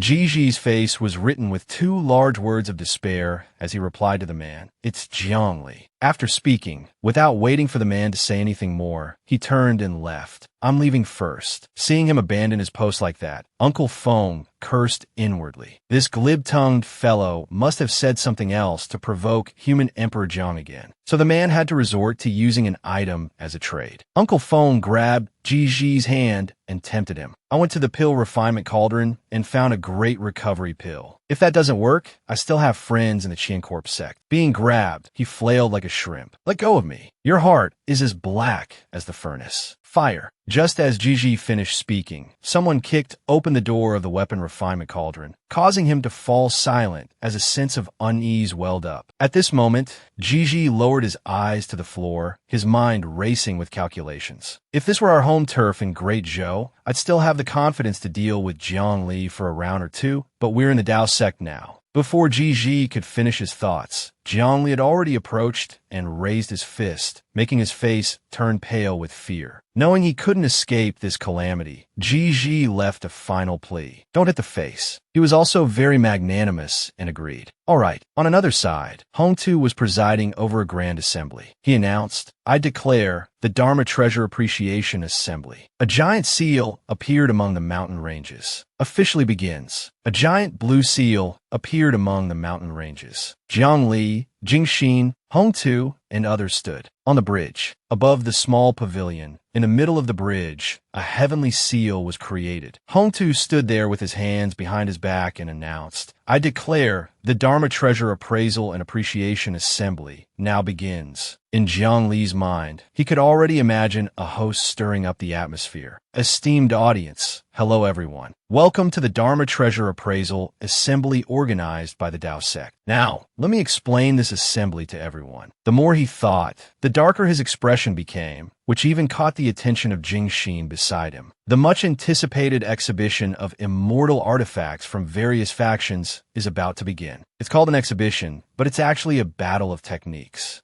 She observed for a moment and then asked, Are you looking forward to the next performance? Jiang Li replied with a straight face. Not really, it's just normal. But in his mind, that other person was still excitedly holding a microphone and hosting. The match begins immediately. Please watch the scene. Time for the introduction of the contestants. Following the introduction, everyone will come out one by one. Hongtu is the same. First to enter the arena is contestant by Hongtu of the Dao sect. What wonderful performances will he bring us? Let's wait and see. He then flew in front of a person who looked reserved and solemn. Jiang Li, playing the role of the host, commented, All right, we see that contestant by Hongtu is in the Tribulation Transcendent stage. Unexpectedly, he shamelessly chose the Confucianism sect master. Jiang Li directly looked down on Hongtu. Only contestant Dong Zhongren at the integration stage as his opponent. The man didn't even glance at him, turning his head to the side. The voice rang out again. Contestant Dong Zhongren is ignoring contestant by Hongtu's challenge. What should contestant by Hongtu do?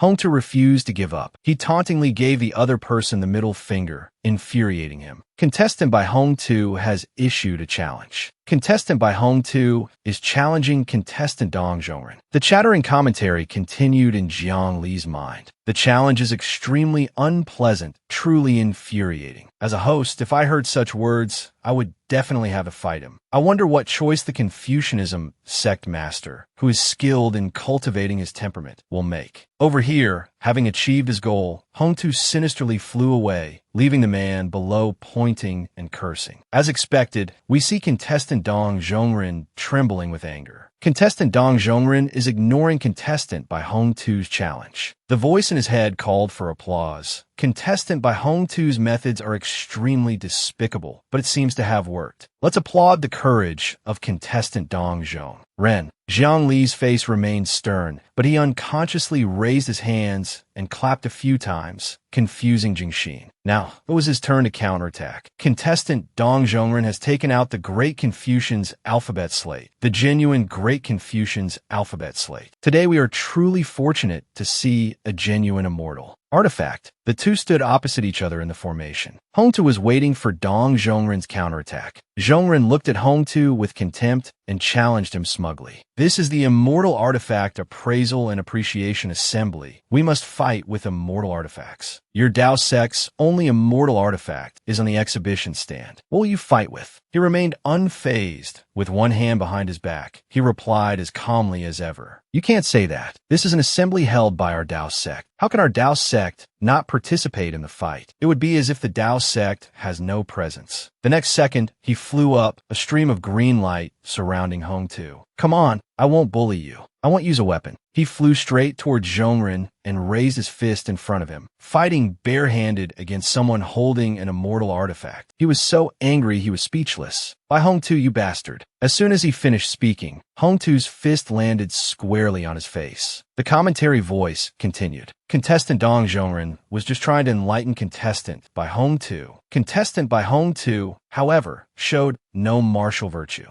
He launched a sneak attack. Host Jiang Li is very indignant about this behavior. The match hasn't even started. Bai Hong 2, a Tribulation Transcendent Stage Cultivator, has sneak attacked an Integration Stage Cultivator. I invite the host to scold him. "You, Bai Hong 2. At this point, he refused to be outdone and began to use his magic power. Contestant Dong Zhongren writes the character Scram. Hongtu was in a ready stance to deal with it. Jiang Li, on the side, also noticed Zhongren's action. He successfully stuck the Confucian slate on contestant by Hongtu. How will contestant by Hongtu respond? A second before the character Scram reached him, Hongtu suddenly made a strange move. He, watching from the side, was also shocked. He took off his clothes, he took off his Taoist robe. After that, he smiled smugly as he watched the character Scram attach to the robe and fly away with it. Contestant by Hongtu's Taoist robe has flown far away. Contestant by Hongtu is still in place. He is completely unharmed. The voice in Jiang Li's head called for applause again. Wonderful, truly a spectacular fight. He once again followed his instincts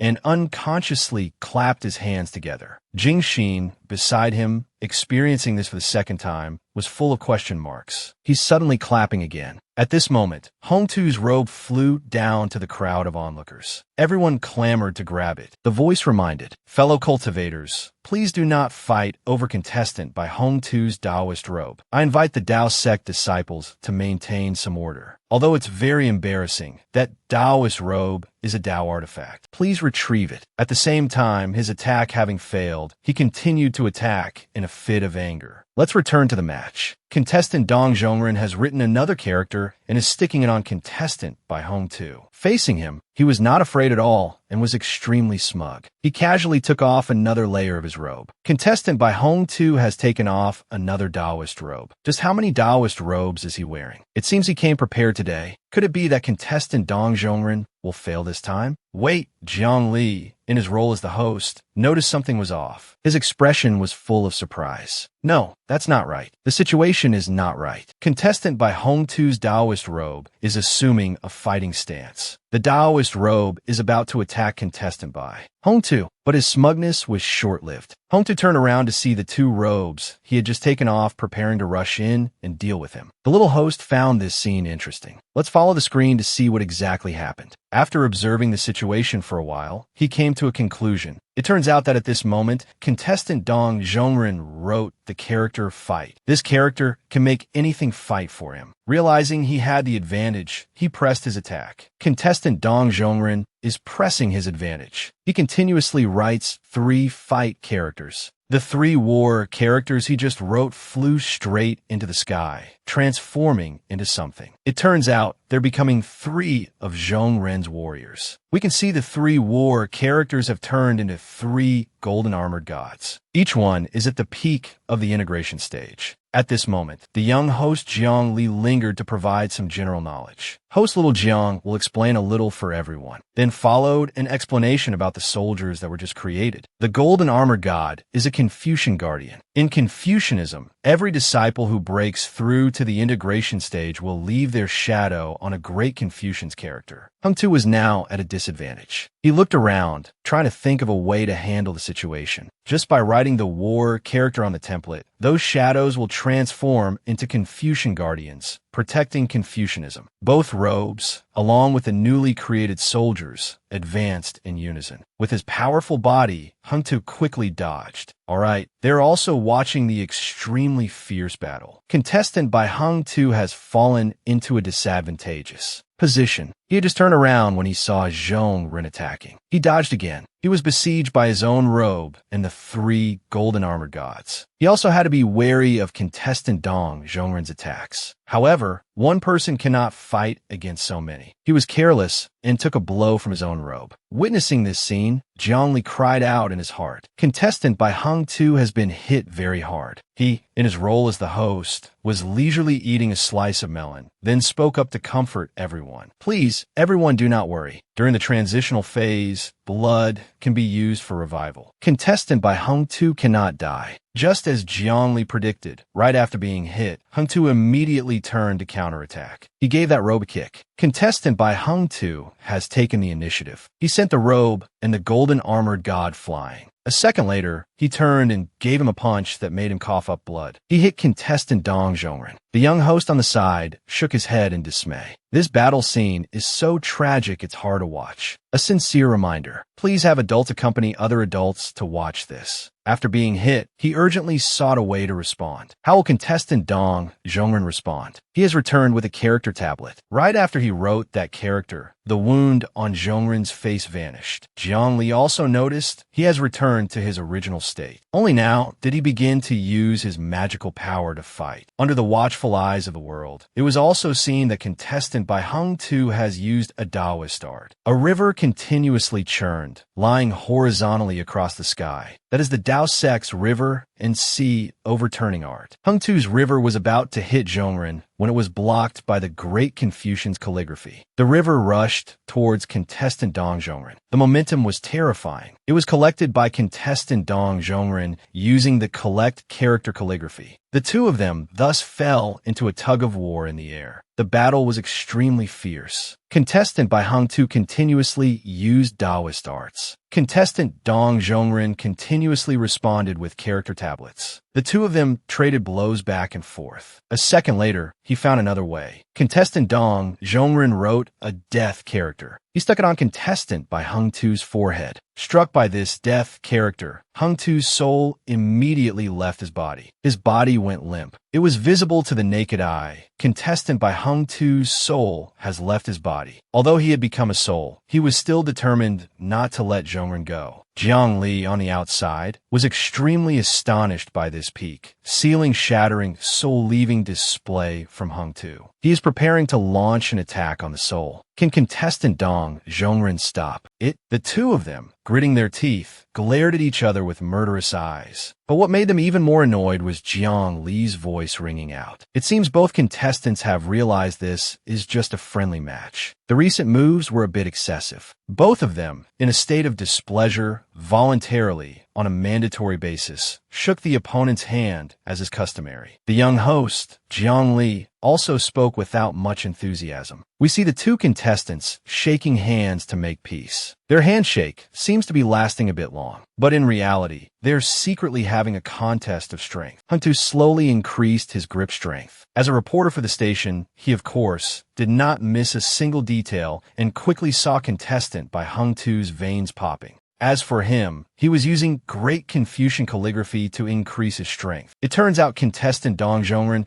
was tightly gripping a strength character tablet behind his back. After a moment of psychological struggle, the contestants finally let go of each other's hands, unhappily. Seeing this, the young host in Jiang Li's mind screamed. The two contestants have finally let go. The first round has ended beautifully. Jing Xin, sitting beside him, seemed to sense something and asked curiously, "Why do I get the feeling that your heart was just very lively?" Having his thoughts read, Jiang Li maintained his expression and pretended to deny it. Not at all. Hearing that, she didn't press further and change the subject. If the two of them had wanted to continue fighting just now, who would have? One? Catching the good question, Jiang Li immediately answered. Dong Zhongren used all his strength, but Bai Hung Tu was very relaxed, not using any formations or talismans. He closed his eyes, smiled lightly, and continued to analyze for Jingxin. Moreover, the gap in their combat experience is too large. Dong Zhongren cannot compare to Bai Hung Tu. Hearing this, she understood to some extent,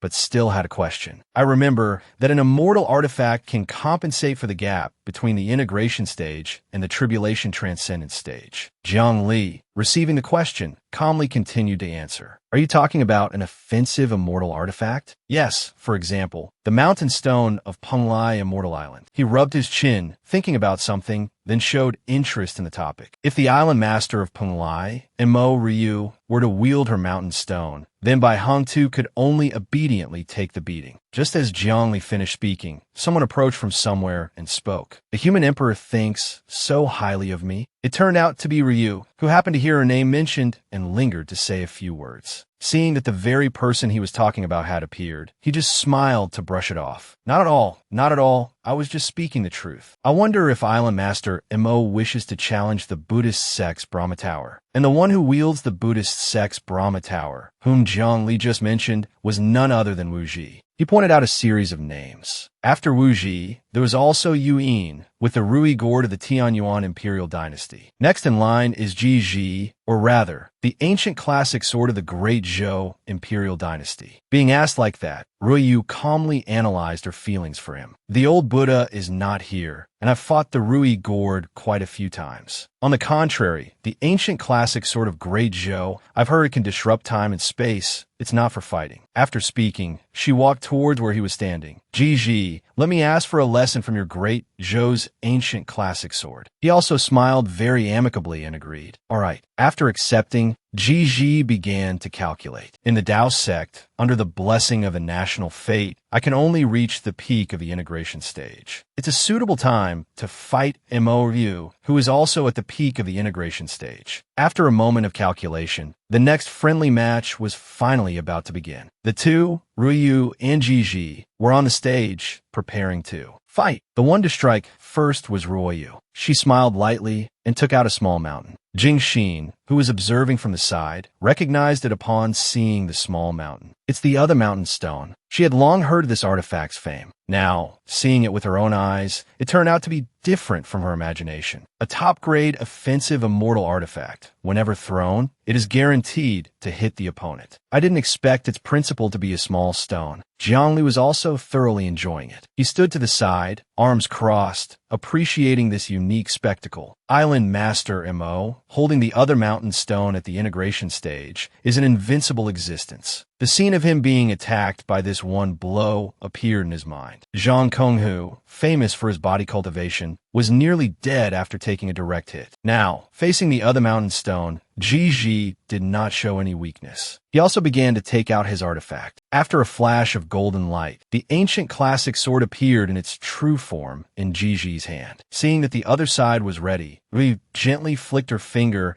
and the other mountain stone flew in that direction. The further it flew, the greater its power became, and the trail it left was not small. Ji Ji, noticing the other mountain stone was about to reach him, used his magical power, raising his sword in preparation. It, confident in its inherent power, still advanced with great momentum to attack him. Suddenly, all that momentum vanished. The other mountain stone stood still in midair. In truth, Ji Ji didn't expend much effort. He had blocked Ryu's other mountain stone just by doing that, so gently. Jing Xin, watching from below, was a bit surprised after seeing this scene. She thought to herself, Ji Ji just waved his sword lightly. The other mountain stone, which was rapidly smashing towards him, slowed down, losing all its power. Her words came out with a slight stutter. This is the power of time. Jing Xin then recalled a legend she had heard before. I have heard of the great name of the ancient classic sword. It was from the Ji family's ancestor, that time-flowing dragonfish. When he ascended, he refined its shed skin into a fishbone sword, which can influence time and space. After speaking, she rested her chin on her hand, thinking dreamily. But as for how it specifically applied, I'm not clear. Jiang Li, having heard Jing Xin speak, also spoke up to confirm. You're right, is the power of time. He further analyzed the previous scene for her. Ji Ji's one sword strike stirred the other mountain stone's own time and space, making the other mountain stone fly for several years. He didn't forget to add some other information. The other mountain stone's follow-up power is endless, but its characteristic is that it will definitely hit the enemy. So even if it's no longer a threat, it can only continue to fly towards Ji Ji. At this time in the sky, Ryu, observing that the other mountain stone was neutralized, flicked her finger to command it to return. Collect. Following her call, it changed direction and returned. But just as the other mountain stone touched Ryu's palm, Ji Ji's sword strike was also just about to arrive. She wisely flew to the side, quickly, and nimbly dodging that move. It seemed she had completely avoided that blow from Gigi. However, as soon as she turned her back, she saw her shoulder had been hit. In Ruoyu's mind, she only had time to realize, how did this suddenly appear here? Ruoyu staggered, clutching her injured shoulder. Just as she turned her head, the next move had already arrived. In a flash, she once again nimbly jumped up to dodge that move. However, the situation was the same as before. She turned her head and saw her shoulder was injured again. After being injured twice, Ruoyu seemed to realize something. She looked at Gigi on the other side and thought to herself, is that the effect of the ancient classic sword? He was still using the power of time to observe her at this moment. Ruoyu looked into Gigi's eyes and then completely understood. I see. This isn't the effect of the ancient classic sword, but Gigi's double pupils, which can see the future, so his swordsmanship is like it's predicting the future, thus striking me. Having solved the puzzle, she immediately moved far away. She already had another tactic in mind, so in close combat with Gigi, I'll only be at a disadvantage. Ruoyu flew on and on until a great distance separated the two of them. Then she stopped. She once again used the other mountain stone to attack Gigi from afar. Her mind was filled with the determination to fight. Watch me. The other mountain stone in her hand was launched and flew at super fast speed. In Ruoyu's mind, she was also secretly controlling it. Use one to become 10,000. Immediately after, from one other mountain stone, many were cloned. She thought smugly to herself, I don't believe you can resolve so many other mountain stones surrounding you. Immediately after, tens of thousands of other mountain stones flew like stray bullets towards Gigi. He was not flustered at all, remaining calm and composed as he watched it. But not only that, Gigi once again used the ancient classic sword to deal with this attack. History repeated itself. Gigi had just lightly raised the ancient classic sword, and the tens of thousands of other mountain stones about to reach him were blocked. The ancient classic sword had now created a barrier encircling Gigi to protect him from the rain of other mountain stones. Ryu, watching from afar, saw her move was once again ineffective and fell into deep thought. It's like using Gigi as the center, drawing out a domain. Within the domain, the time of all things is infinitely prolonged. After that display, Gigi put the ancient classic sword behind his back, his face unchanging as he asked her, Island Master Mo, how is the power of the ancient classic sword?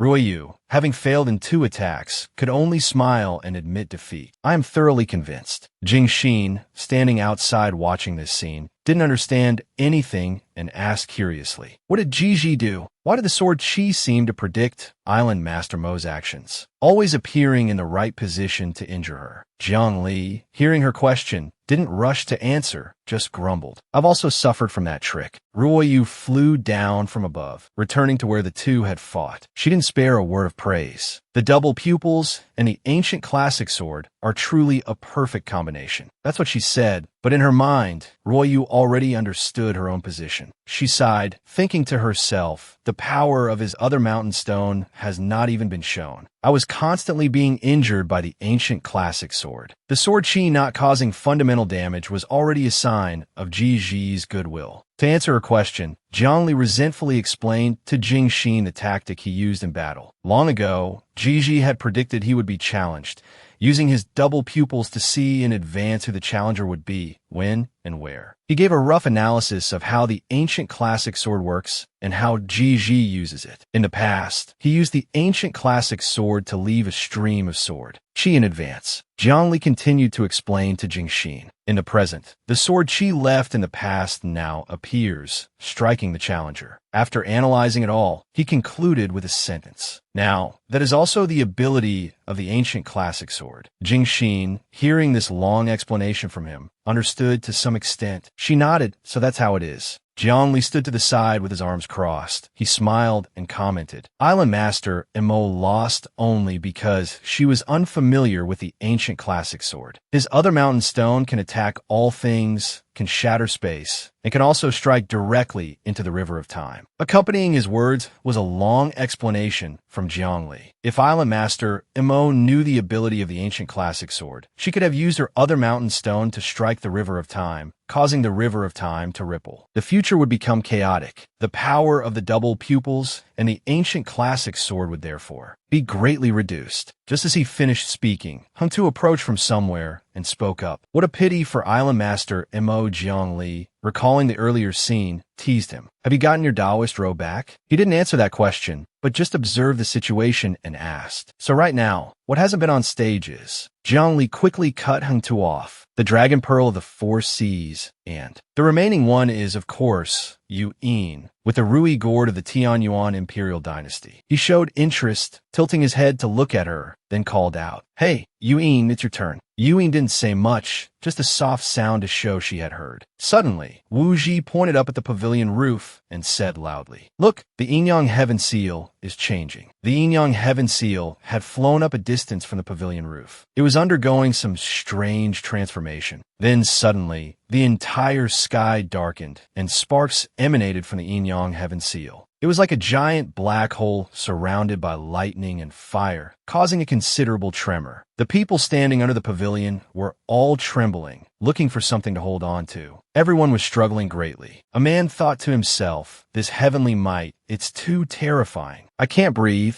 I can't speak." It was as if the Yin-Yang Heaven Seal refined itself one more round, it would touch a taboo, and the heavenly Tao would not be merciful. Hung-Tu, on this side, noticed the situation was not good, and his heart couldn't help but feel uneasy. This tribulation is truly terrifying, not something a mortal can face. I just don't know. Compared to Jiang Li's heavenly tribulation, which one is more terrifying? He turned his head to look at Jiang Li, who was still calm beside him, and couldn't help but worry. Although I want to ask him how this tribulation is under this heavenly might, I can't open my mouth. Jiang Li, facing the shaking of heaven and earth, didn't even frown. He calmly rested his chin on his hand, thinking about something. The turbulent waves in Hung-Tu's heart calmed down somewhat. But with this guy's leisurely appearance, it's probably useless to ask. Suddenly, Chang Tsun stepped forward from behind the two of them. His voice rang out. "It is the four tribulations of earth, water, fire, and wind." He looked up at the heaven seal that was shaking heaven and earth, then continued. "The immortal world has a saying that the world is composed of four elements." Speaking of this, Chang Tsun's tone became more serious. These four great tribulations can create a world and can also destroy a world. They are utterly terrifying. Suddenly, the heaven seal changed again. The crowd below vied to make predictions. Look, the Yin-Yang Heaven Seal, baptized by the four layers of tribulation, is gradually becoming transparent, as if it's being reborn. At the same time, it emitted several strange rays of light. Next, the Heaven Seal shot two beams of light downwards from above. One green, one red. That red beam of light was a spark. It landed and set that patch of land on fire. From that spark, it gradually transformed into a churning river of lava. The green beam of light was a drop of water, and it was the same. It crashed down in one spot, causing that place to explode. After the aftershock of the explosion dissipated, a crater was revealed in that spot. Jing Xin, observing the scene from below, was also quite shocked. She thought to herself, so powerful. Just the trivial sparks and water droplets shot out by the four tribulations are enough to destroy heaven and earth. After that spark and water droplet landed, the heaven seal's tremors became even more violent. The surrounding lightning bolts also increased in number. Chang Tsun saw this, his expression turning grim, guessing that this matter would be extremely difficult. The four layers of tribulation will become stronger and stronger, wanting to destroy the heaven seal. Jiang Li, who had been observing all this time, heard this and spoke thoughtfully. The Tao ancestor was a man of immense talent, and the Yin-Yang Heaven Seal he refined is even more extraordinary. Hearing him say that, he also nodded and added, "That's right, all immortal artifacts need to undergo refinement by their masters to improve themselves. Only the Yin-Yang Heaven Seal is a special case. It can refine itself." While they were talking down here, the tremors in the sky above became more violent than ever. Chang Tsun continued, "In this terrifying tribulation, the Yin-Yang Heaven Seal continuously improves itself. In the end, it will pass through its body and transform into a crystal structure, perfect and flawless, unstained by dust." After a while, the result was in. The Yin-Yang Heaven Seal has succeeded. Only then did Hung-Tu relax and cheer happily. The Yin-Yang Heaven Seal has broken through the four layers of tribulation. It's finally complete. Seeing this, everyone congratulated him in unison. Congratulations to Sect Master Bai for obtaining such an immortal artifact. Ruoyu continued. The Dao sect has a profound background. Gigi also added, today has been an eye-opener. Suddenly, a childish voice rang out from somewhere. A bunch of mortals with weak fleshly bodies. On what basis do you possess me? Hung Tu, hearing this arrogant sound, couldn't help but frown in annoyance. Where's that baby coming from, talking like that? Speaking so rudely, truly uncultured. At this moment, Jiang Li, who had not taken his eyes off the Heaven Seal, answered his question. It's up there. The Heaven Seal, seeing he was more astute than the others, didn't hold back a word of praise. There's a sharp one, at least. Jing Xin, standing beside him, was also stunned by this scene and exclaimed, What's happening? The Yin-Yang Heaven Seal is talking. Hung Tu on this side still couldn't understand what had happened and asked irritably, Who are you? I've never heard of a talking treasure before, not even an immortal artifact. Hearing Hung Tu's question, the Heaven Seal let out a mocking laugh and replied, Who am I? Of course, I'm a Yin-Yang Heaven Seal. At this time, Chang Tsuin, who was standing behind, suddenly took a few steps forward and spoke to Hung Tu's bewilderment. The Heaven Seal has undergone a total of 8 self-refinements. This is the 9th time. He looked up at the Heaven Seal in the sky and continued. An immortal artifact,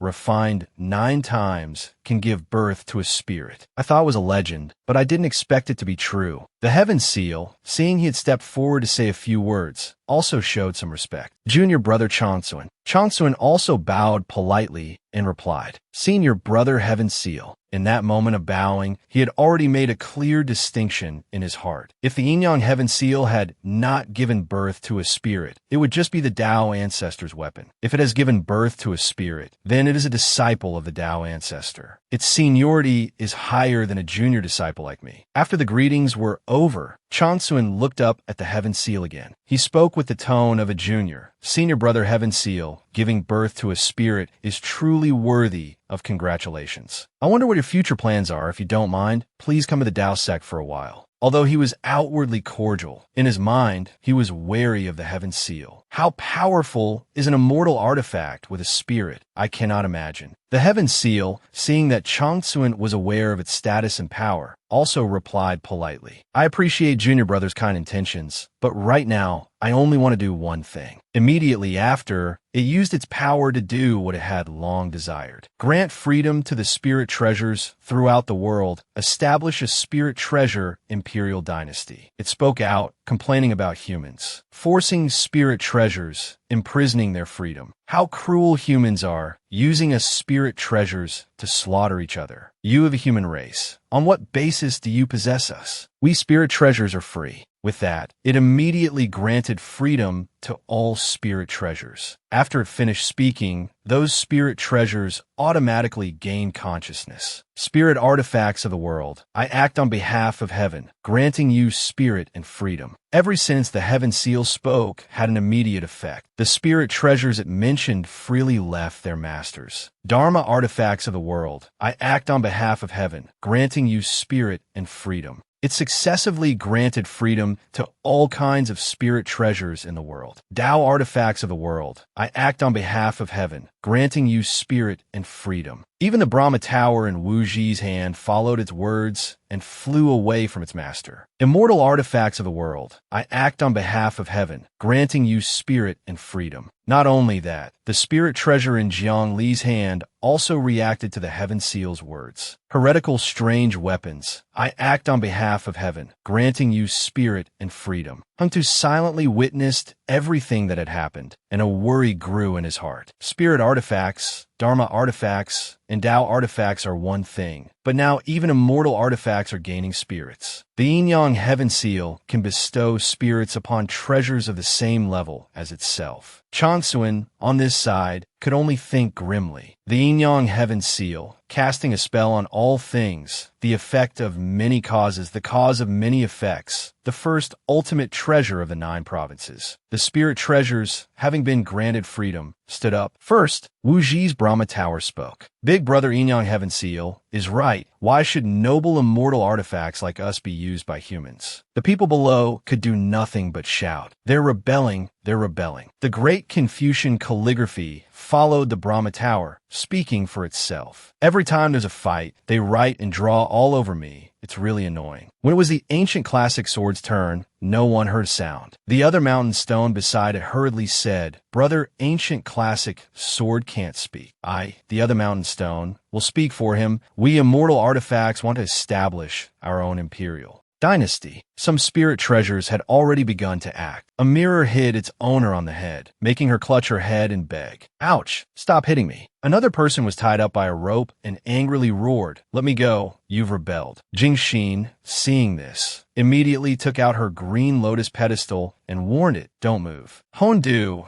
who was beside them, also simultaneously used his spiritual power to help the others. "Don't even think about causing trouble." Bakon Du looked at Vong Bien, who was struggling to regain control of his spiritual treasure. "Don't move around." His mind was a mess of thoughts. Except for a few people like Sect Master Bai and Pure Maiden Tintam, the others couldn't control their own weapons. This defies the natural order of things. The more Hondu thought, the more he felt he was at a dead end. That spiritual treasure is truly formidable. Although I consider myself the second genius of the 9 provinces, I don't think I can defeat a sentient immortal artifact. At that moment, he couldn't stop thinking, and he felt that he himself couldn't solve the problem. Whether at the integration stage or the tribulation transcendent stage, one cannot unleash the true power of an immortal artifact. Only an immortal can do it, and now there's one more case. Looking at the spiritual treasures gathered together in the sky, Hondu thought to himself, an immortal artifact can do it too. The heavenly seal cleared its throat smugly, all weapons are. But then it suddenly realized something and paused. That's not right, there's still one more. Where's the unorthodox weapon? The heavenly seal couldn't help but wonder, could it be that its power is ineffective? The 9 provinces has one unorthodox weapon. I have granted it sentience, but it has not yet appeared. Hearing it say that, Trong Tun also fell in a deep thought. Unorthodox weapon, that is a concept the people of the 9 provinces are completely unaware of. It refers to certain weapons that are not of a specific grade, but possess special abilities. After some thought, he turned his head to look at Zhang Lai, standing behind him. The 9 provinces has only one unorthodox weapon. Zhang Lai seemed to understand the meaning in his gaze. He looked at the ring on his hand and said, "It's talking about the thing I put in my storage ring, the Tian Hong Kitch." With that, he recounted the journey of how he accidentally discovered this special spiritual treasure. "I once accidentally tore through space and found a block of metal in the void, unafraid of strong winds or turbulent currents, with a solid structure. Realizing that the metal block definitely concealed something special, Zhang Lai decided to keep it. I brought it back and gave it to the Dao Sect's artifact, Refining Peak. The artifact Refining Peak broke 7 furnaces before they could forge that metal block into the shape of a halberd. That halberd had a unique shape. One look, and you could tell it was anything but ordinary. Tian Hong Kitch. I named it Tian Hong. At that moment, the heavenly seal was extremely bewildered. It desperately cried out to summon that special spiritual treasure, unorthodox weapon. Show yourself now. But no matter how it called, Zhang Li's Tian Hong Kitch did not respond. Unorthodox weapon, come out now. Despite the heavenly seals shouting outside, inside the ring, the Tian Hong Kitch was enjoying itself leisurely. It thought to itself, freedom, isn't it better to sleep? The heavenly seal called a few more times, but received no response from the unorthodox weapon. It couldn't help but be suspicious. Why isn't it responding? Then, realizing something, it roared towards Zhang Lai. You must be imprisoning our compatriot. I clearly sensed the causal relationship between me and the unorthodox weapon in your storage ring. Being yelled at by it, he was not flustered at all, his expression unchanging. Just like that, in the next second, Zhang Lai used his power to fly from the cauldron up into the sky. Seeing him fly away, Truong Tun could somewhat guess Zhang Li's intention. He called out worriedly, Zhang Lai, don't risk your life against it. You can't beat it. Not only did Zhang Lai not listen to him, but at this moment, he was already standing at the same level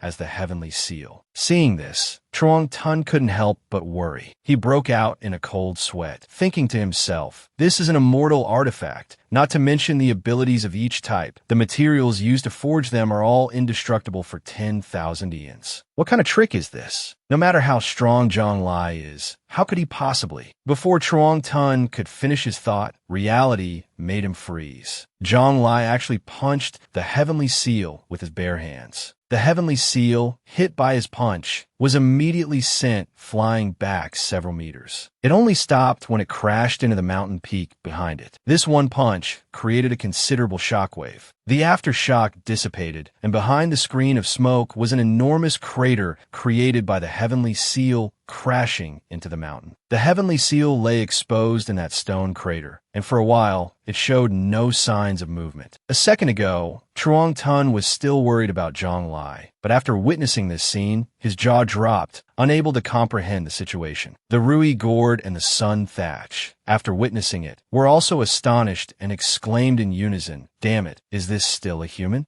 Zhang Lai remained in the same position. He rubbed the wrist he had just used to strike and spoke, "Return to your positions, otherwise." Zhang Li's face darkened as he threatened the spiritual treasures that had just been trying to establish an imperial dynasty. "All of you will have to be sent back to the furnace for reforging." Zhang Lai stared thoughtfully at the pile of sentient magical treasures floating in front of him. He thought to himself, today is chaotic. I must use firm measures to quickly suppress this. The more Zhang Lai thought, the more he felt that if he didn't act, this matter would have very serious consequences. If not, the entire 9 provinces will be ruled by spiritual treasures. Ko Chi, who had been standing below the peak without saying a word, also stared intently at the sky. Even though I want to use my heavy pupils to help Zhang Lai, with the Ko Kim Kim here, I cannot see the future. For words were written on Ko Chi's face, powerless to help. He could only stand by and watch helplessly. He thought to himself, I can only rely on Zhang Lai himself. At this time, those few spiritual treasures still refused to give up. They remained stubborn. The Sun Thatch was the first to speak. He is the human emperor, the strongest person in the 9 provinces. If we defeat him, we can build our own dynasty. Hearing that it made sense, the Long Chow also chimed in with the Sun Thatch. Right, this human emperor is our biggest obstacle. The Rui Gourd also agreed. Only by defeating him can the subsequent matters be carried out. Tin Tam's Ton Lean Cap, seeing the imposing manner of those magical treasures, retreated a little. It thought to itself, even though we are Dao artifacts, the AM Duong Tien and has already been beaten until a corner broke off. If we go up against it, we might be beaten back to our original forms by a group of them. Hondu's spiritual treasure could only stand below and silently cheer for its determined comrades up there. Immortal artifact Big Brothers, I hope you can help. No sooner said than done. In the next second, the Sun Thatch flew straight from its position towards where Zhang Lai was standing at super high speed. Seeing this, Zhang Lai raised his fist towards it, preparing to send the Sun Thatch flying with one punch. But just as he was about to touch it, he sensed something and paused. Zhang Lai tilted his head slightly and glanced behind him to see another Sun Thatch flying towards him from behind. Just like that, the Sun Thatch, at incredible speed, slammed into Zhang Lai, who was standing there. This collision created an unprecedentedly violent tremor. This caused the spiritual platform everyone was standing on to shake as well. Hondu clutched his head. This double shockwave, Tin Tam was also dazed and struggled to continue, has caused my spiritual platform to shake as well. Once she stabilized herself, she looked up at the sky worriedly, thinking to herself, Zhang Lai was hit by that blow. Just how severe is it? However, what happened was not as everyone had imagined. The smoke gradually dissipated, and Zhang Lai stood there completely intact. Not bad, knowing how to use the Pham Tien Thap's spatial ability to perform a mid-air jump. On the contrary, the Sun Thatch had been caught by him and was lying neatly in his hand. The Sun Thatch screamed, "Let me go." At this point, the Sun Thatch was also powerless, ready to sacrifice itself. But right now, it couldn't even escape his grasp. I can definitely fight the enemy to the death, but first I have to be thrown out. I can't even move right now, let alone fight to the death. The Thursday Fap Dino, seeing its comrade held fast and unable to move, rushed forward to rescue it. Look at my calligraphy. The character Immobilize has been used on you. Now let's see how you move. Hearing it say that, Zhonglai was not flustered at all. He thought to himself,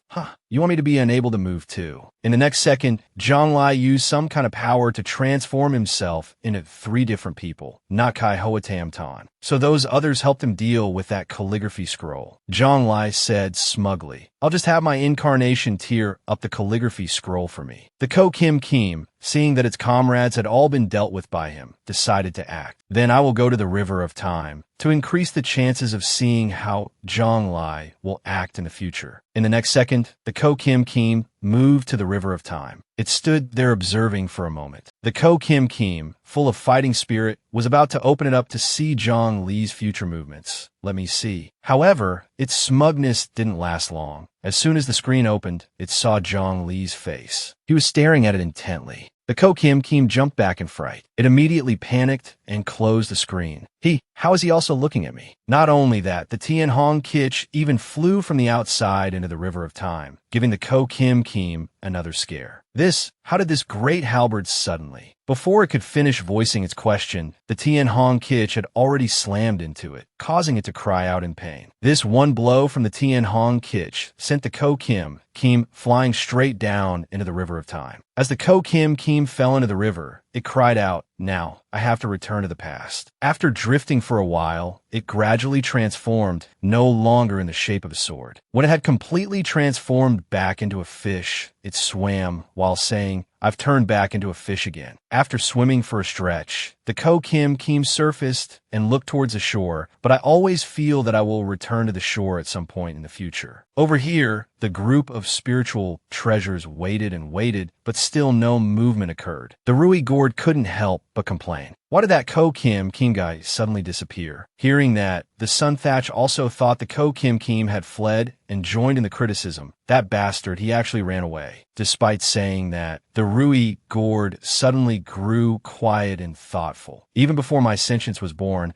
I vaguely knew that Zhong Li was very strong, but only after we just fought did I realize that this human emperor is truly unimaginably powerful. Thinking that, the Rui Gourd still decided to try its luck with the faint hope of success. Then let's see how you handle the calamities I've sought out. Lightning Tribulation, Earth, Water, Fire, Wind, Death Tribulation. Even the Heart Demon Tribulation is here. Let's see how many you can handle. After launching its attack, it didn't forget to challenge Zhong Li with a sentence. Come on, this is the irresistible heavenly might of the primordial immortal's mortal lightning. That thing shot towards Zhong Li like a bolt, but before it could touch him, it was blocked by his fist. Right after that collision, the move the Rui Gourd had just unleashed vanished with the wind. The Thursday Fap Dino and the Long Chow were still extremely stubborn. They formed a line around Zhong Li. It's not over yet. Try my Confucianism's protective treasure. The Long Chow chimed in, and my Long Chow too. They said in unison, let's go together. Zhong Li watched this scene and fell into deep thought. Although I am confident in my own strength, the attacks of immortal artifacts are mysterious and unpredictable. He began to summon the Tien Hong Kitch, preparing to face them. I don't have absolute confidence either.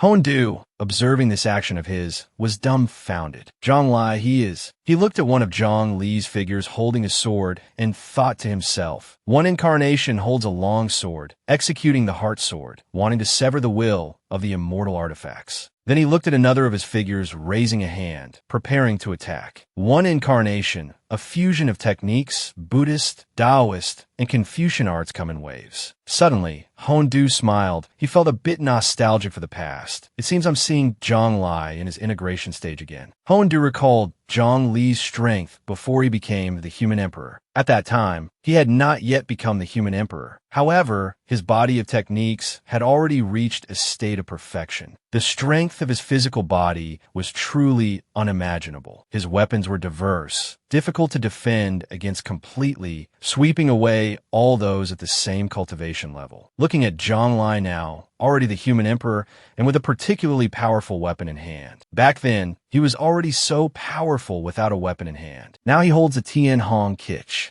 Looking at Zhonglai and his two figures standing in the sky, Hondu felt a mix of pride and admiration, thinking to himself, I can no longer tell how powerful Zhonglai is now. If you ask who can quell the immortal artifact rebellion today, I believe it can only be Zhonglai. At this time, in the sky, one could only see Zhonglai split into two, fighting against the combined form of the Long Chao and the Thursday Fap Dino. This time, he even called out his companion, the Tian Hong Kich, to challenge that group of items. The four soldiers of the Thursday Fap Dino, holding the Long Chao, surrounded Zhonglai. The Long Chao was extremely confident. My Long Chao's defense is unparalleled. Those soldiers were also smug. My gentleman's sword is incomparably sharp. After hearing them, he didn't pay them any mind and just silently raised the Tian Hong Kich and swung. One swing of Zhang Li's halberd had a significant impact on those four soldiers. Hit by this one strike, they were sent flying backward. Those four Long Chao, having been hit, cried out, "It hurts so much. He's even stronger than the power of our dragon clan." The sun thatch beside them was also frightened by this strike. So savage. The Thursday Fap Dino still refused to submit. It stubbornly continued to attack, adding the character for death and the character for burn for you. Again, seeing it attack, Zhonglai was not flustered at all. I'll use the golden cicada, sheds its shell technique, to create a new incarnation. Won't that be fine? Then he very calmly dealt with its burn character. Then I will bathe in fire to be reborn, forging a golden body. The Thursday Fap Dino failed repeatedly, but still refused to give up, only exclaiming one sentence. So savage. Zhang Li's sword-wielding figure slashed down, splitting the character it had just unleashed in two.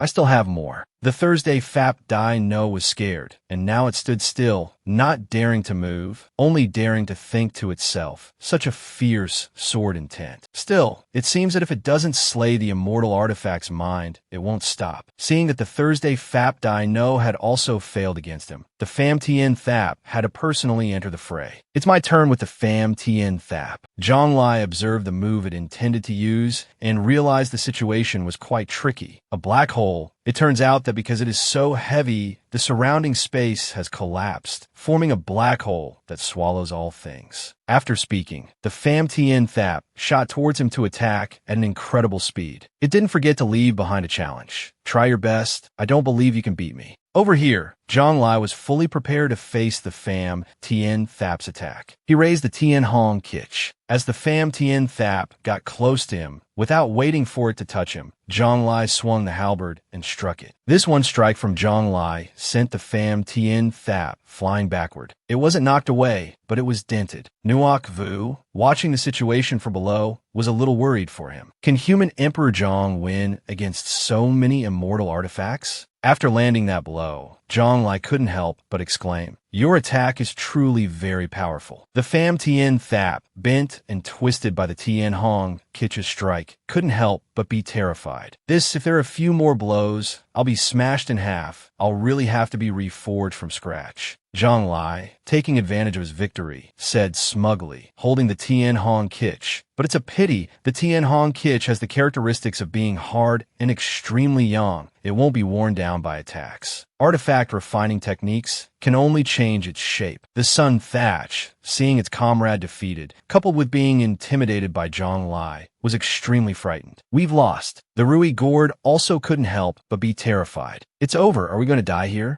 Suddenly, Zhonglai sensed a murderous aura. He glanced behind him, thinking to himself, something is watching me, and it's very malicious. Zhonglai turned his head to look behind him, but there was nothing there. Why can't I see it? Although there was nothing, Zhonglai still raised his halberd, preparing to attack. But next, he forcefully threw the Tian Hong Kich towards the direction where he felt something was watching him.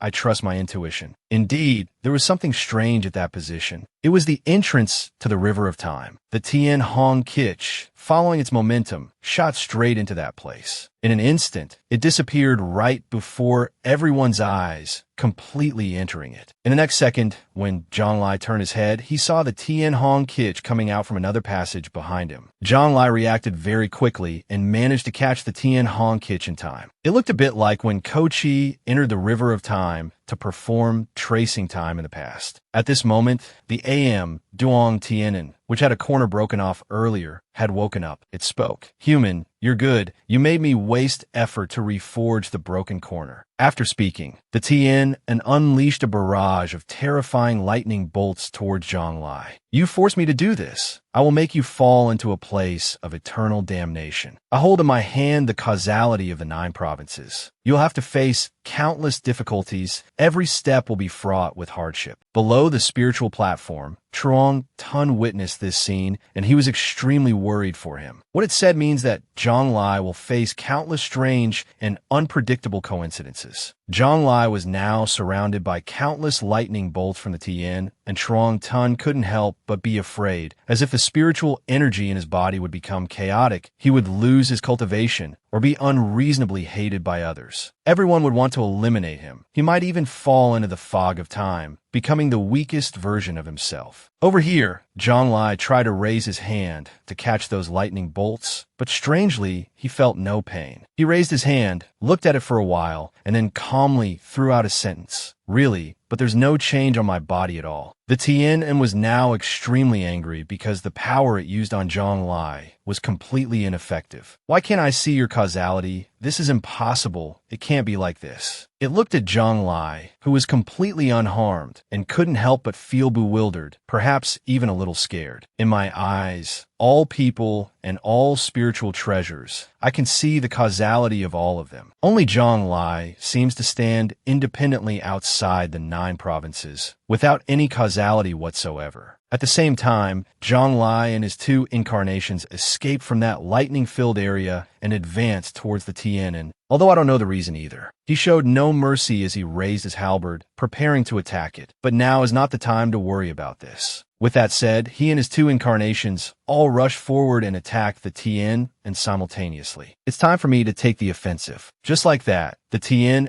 took a blow from Zhang Lai, leaving behind a considerable shockwave. Perhaps the people below were also terrified. The aftershock dissipated, and the Tien was revealed to be shattered. It was just a little bit away from being completely pulverized. Hit by this blow, the Tien could only hiss and then cry out. It hurts so much. Its eyes welled up with tears, looking extremely pitiful as it blamed Zhang Lai. "I'm not playing anymore. You're a bully." The other spiritual treasures also started crying one by one. The Rui Gourd and the Sun Thatch complained in unison. "So unfair." Zhang Lai, being saddled with the blame for bullying, could only look at them helplessly. He was at a loss for words. Seeing this, Truong Tun could only sigh in exasperation. They were just born today.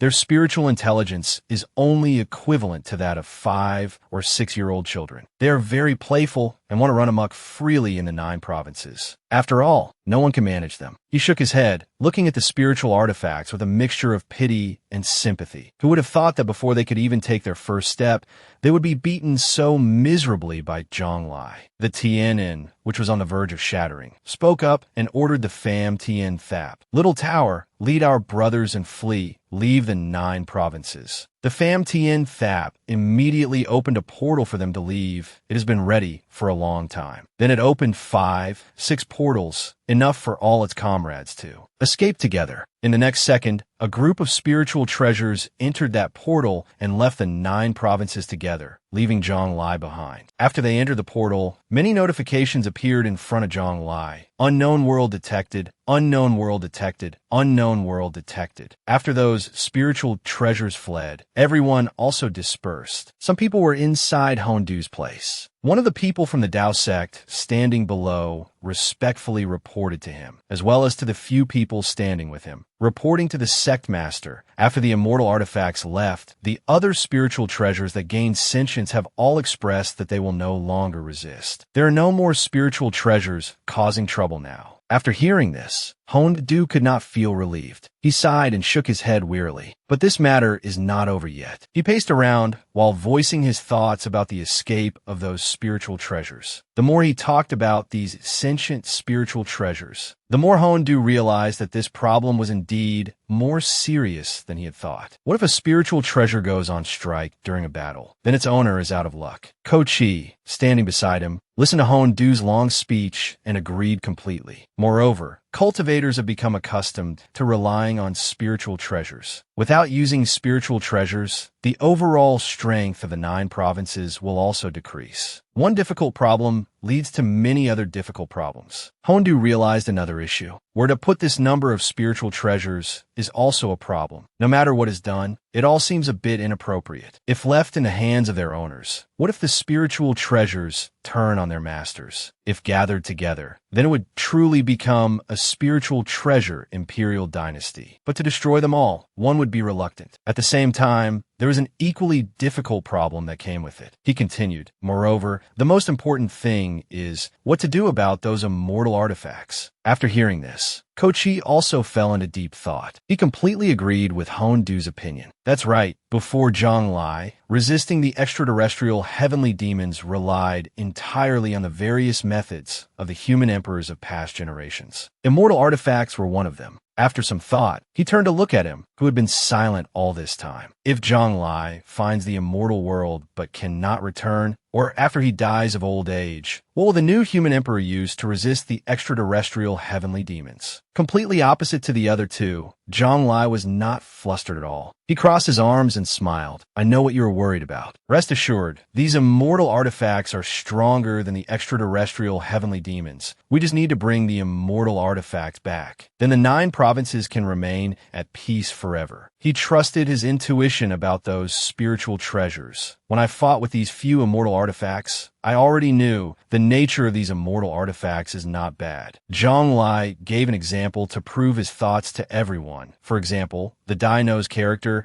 it could have completely pasted the death character on my main body, not my incarnation. Not only that, remembering when the Tien and asserted to him, there was also the sentence. The thing I hold is the causality of the 9 provinces. You will face all kinds of difficulties. Every step will be arduous. This sentence made Zhonglai realize there's something that granted sentience to all the spiritual treasures of the 9 provinces. For example, the A.M. Duong Tianen, it could have said leaving the river means certain death. Not every step will be arduous. Nan. He closed his eyes and gave a conclusion to his examples. They just don't like to be bound. Zhonglai didn't completely voice all his thoughts to everyone. He still had some secret thoughts. And I also want to use the A.M. Duong Tianen to follow the thread of causality to find the ascended predecessors, and maybe also find the immortal world. Then he secretly calculated he wanted to use the power of the A.M. Duong Tien and to accomplish some things. Before, no one could use the A.M. Duong Tien and to do this. Now that the A.M. Duong Tien and has gained sentience, finding the ascended predecessors should not be a problem. Zhonglai thought for a while and then decided to call out the system. Then he secretly gave it an order. Can you transport me to the unknown world that was just detected? Immediately, the system got to work, and after just a few seconds, the screen displayed. Coordinates confirmed, consuming corresponding origin points, can transport. Jiang Li, seeing that his plan was feasible, announced to everyone, I'll go find them and bring them back. Huang too couldn't help but feel bewildered upon hearing this, and he bombarded him with a series of questions. Find them? How do we find them? Where do we go to find them? Jiang Li, of course, couldn't reveal that he was using the system, so he made up an excuse to fool everyone. A few days ago, I had some insights into the Tao of Space. I can follow the direction the divine artifacts left in to find them. After hearing him, Yu Yin felt a bit bewildered, but she didn't say anything, only humming doubtfully. On the contrary, Ji Ji, Huang Tu, and Jingxin all reacted very strongly, the 3 of them saying in unison, You really have insights into the Tao of Space? The 3 of them shared the same thought. Everyone knew how terrible Jiang Li's talent for the Tao of Space was. Hearing everyone's words, Jiang Li closed his eyes, rubbed his chin, and replied, It's mediocre. I can only travel to other worlds. After hearing this, Huang Tu's heart filled with strong faith in him, and he nodded. All right then, Jiang Li wouldn't joke about something like this. Ji was the same. He also temporarily believed Jiang Li and nodded. If he can go to other worlds to find the immortal artifacts, then the probability of bringing them back is 99%. Ji silently thought about the other worlds, not forgetting to weigh the pros and cons. Before the heaven-ascending ladder to immortality disappeared, the immortal world connected the myriad worlds. The 9 provinces world was the strongest world. Other worlds might not even have anyone who had ascended. The 9 provinces produced an ascendant every 100 years. One could imagine the gap. After finishing his thoughts, he didn't forget to turn and remind Jiang Li about his hot-tempered, fight-on-sight personality. But you should restrain yourself a bit. In the process of bringing back the immortal artifacts, don't go smashing other worlds. Other worlds aren't as sturdy as the 9 provinces. Huang Tu was silent for a moment, then suddenly walked towards Jiang Li and handed him a communication talisman. In that case, take this with you. He looked at the thing in his hand with some doubt. This is? Seeing his clueless look, Huang Tu explained. The one you used before, I made it during my integration stage. Along with it came instructions for use, as well as the function of the communication talisman. This new communication talisman, I made it after breaking through to the tribulation transcendence stage. In theory, it can communicate across worlds. That's in theory, but Huang Tu wasn't sure if it could really communicate across worlds, so he advised, but I haven't tested it. You could try it when you get to another world. Jiang Li found this item interesting upon hearing about it, and he smiled in praise. Good stuff. After that, Jiang Li returned to his original plan, reminding Huang Tu, Old Bai, set up the 9 provinces world-protecting Grand Array first to prevent an attack from the extraterritorial heavenly demons while I'm away. It was another tough problem. He propped his chin on his hand, thinking of a way to handle it. But the immortal artifacts have run away. Who will be the Array Core? After speaking, Huang Tu didn't forget to analyze a series of spiritual treasures to provide evidence. The best choice is naturally the Yin-Yang Heaven Seal. After that are the other immortal artifacts. With the immortal artifacts gone, even a Tao artifact isn't qualified to be the core of the Grand Array. Hearing this, Jiang Li took the sky-desolating halberd from his ring, intending to give it to everyone to use. Use this. It can serve as the Array Core and also protect you when the extraterritorial heavenly demons come. As soon as Jiang Li summoned the sky-desolating halberd, Jing Xin, who was standing nearby, couldn't help but think to herself, this sky-desolating halberd contains such a dense killing intent. I wonder how many extraterritorial heavenly demons have died under this great halberd. Before everyone could take it, the sky-desolating halberd struggled and cried out in Jiang Li's hand. Brother Jiang, you can't do this. If you leave me in the 9 provinces, who will charge in a battle for you?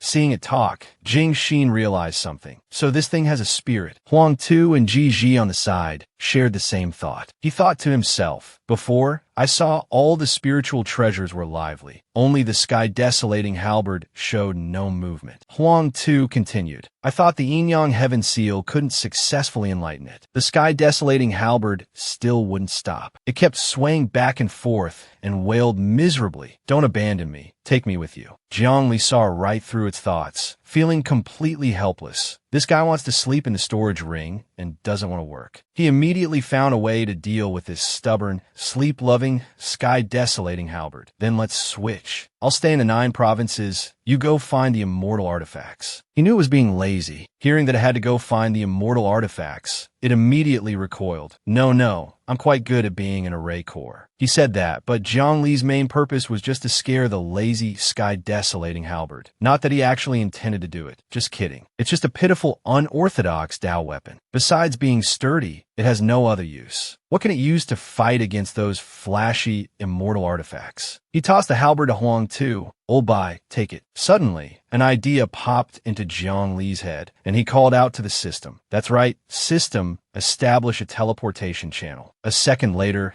the system followed his words and materialized a channel right there. At this point, Jiang Li turned to look at Huang Tu and said, Old Bai, you're also at the tribulation transcendence stage. You should go through this channel for a trip, go to another world. However, he seemed to have forgotten that only he could see it. Hearing that, he looked around blankly, but saw nothing. Channel, where? Jiangli then gave Huang 2 directions. You go up the stairs, take a few more steps. Although Huang 2 didn't understand anything, he followed his words and stepped forward. He walked through the channel, but there was absolutely no effect. By the time he had completely walked through the channel, there was no reaction whatsoever. Huang 2 was puzzled. Like this, and then what? Jiangli could only say helplessly, nothing else. Jiangli propped his chin on his hand again, thinking about what had just happened. Other people can't see the channel. They also can't go to other worlds. The system's spatial teleportation is truly profound, not something I can comprehend at my current level. Putting this aside, they began to move outside to set up the array. A beam of green light shot up from the ground where they stood, straight into the sky of the 9 provinces. In an instant, the entire 9 provinces was enveloped in a protective barrier. Safely, Jiang Li and Huang 2 stood on a cliff ledge, watching the process intently. With everything settled, Jiang Li felt more at ease and prepared to leave. All right, the world-protecting Grand Array is done. I can now leave the 9 provinces with peace of mind. He immediately flew into the sky to leave and search for the immortal artifacts, leaving a stunned Huang 2 on the cliff. I'm off. After Jiang Li left, Huang 2's expression soured, and he frowned in thought. As expected, no merit has descended. Looking at the sky desolating halberd hovering in the air, Huang 2 couldn't help but be confused. Even something like creating a world-protecting Grand Array has no effect. Jiang Li flew high up from the cliff where the 2 had stood before calling out. System, open the teleportation channel. Following his words, the system immediately opened a channel to another world. Jiang Li began to step in. In the blink of an eye, he had passed through the channel from the 9 provinces to another world. Standing in the sky, Jiang Li looked down pensively at the unknown world the system had discovered. This world was extremely modern, with many tall buildings and modern machinery. Jiang Li thoughtfully observed every detail of this world, as if to confirm his suspicions. Finally, just as Jiang Li had guessed before coming here, he smiled in confirmation. It's a human world. It really gives one a familiar feeling. However, the level of technology here is countless times more advanced than my previous world. It looks so unfamiliar.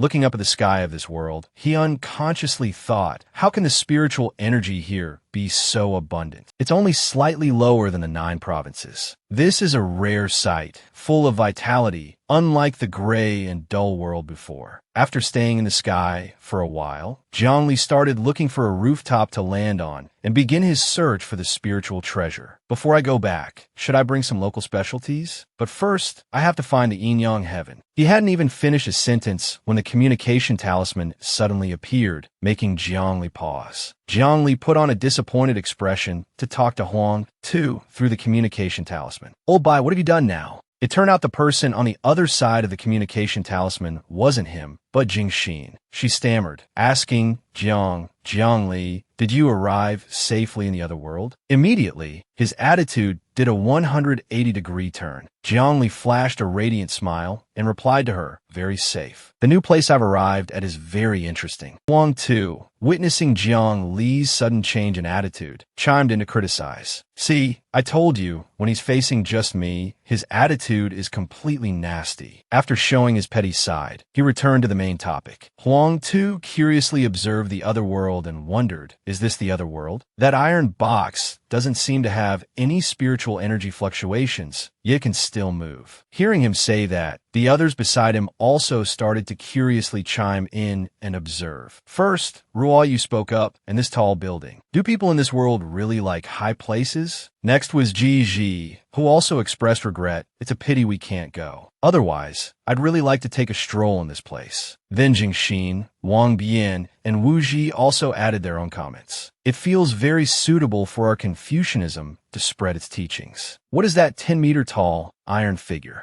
Did human Emperor Jiang come to find us to look for a different mountain for Penglai, Immortal Island? The people on that side began a lively discussion. Look, what is this? Jiang Li helplessly watched the group, who had almost forgotten his existence. Their attention completely shifted to this city. Perhaps only Sanus Jingxin is truly worried about my safety. He ignored whatever they wanted to discuss and just threw out a sentence. hanging up. He sighed inwardly. It's so noisy, it's giving me a headache. It feels like I'm leading a tour group of seniors to another world. After that, Jiangli returned to the main purpose of his trip here. All right, time to get down to business. Where should I start looking? He stood on a rooftop, looked around, and thought about a solution. For now, there's no way to know how big this world is. But from the looks of it, this world is larger than a region of the 9 provinces. Jiangli began to assess the terrain of this place. Moreover, this world, like the 9 provinces, is a flat continent. He also used his existing knowledge to deduce his next move. From ancient books, I understand that the myriad living things in the world exist in 2 forms. One contains many planets, with vast distances between them. In contrast to that type, there's another. The other type is a flat continent. Its area hundreds of times larger than the surface area of a planet. Jiangli didn't forget to also use his divine sense to find the spiritual treasure as soon as possible. It seems finding the Yin-Yang Heaven Seal here will be a long-term search. As he was thinking this, he suddenly saw the Heaven Seal in his divine sense, crying aggrievedly, "Where's your master?"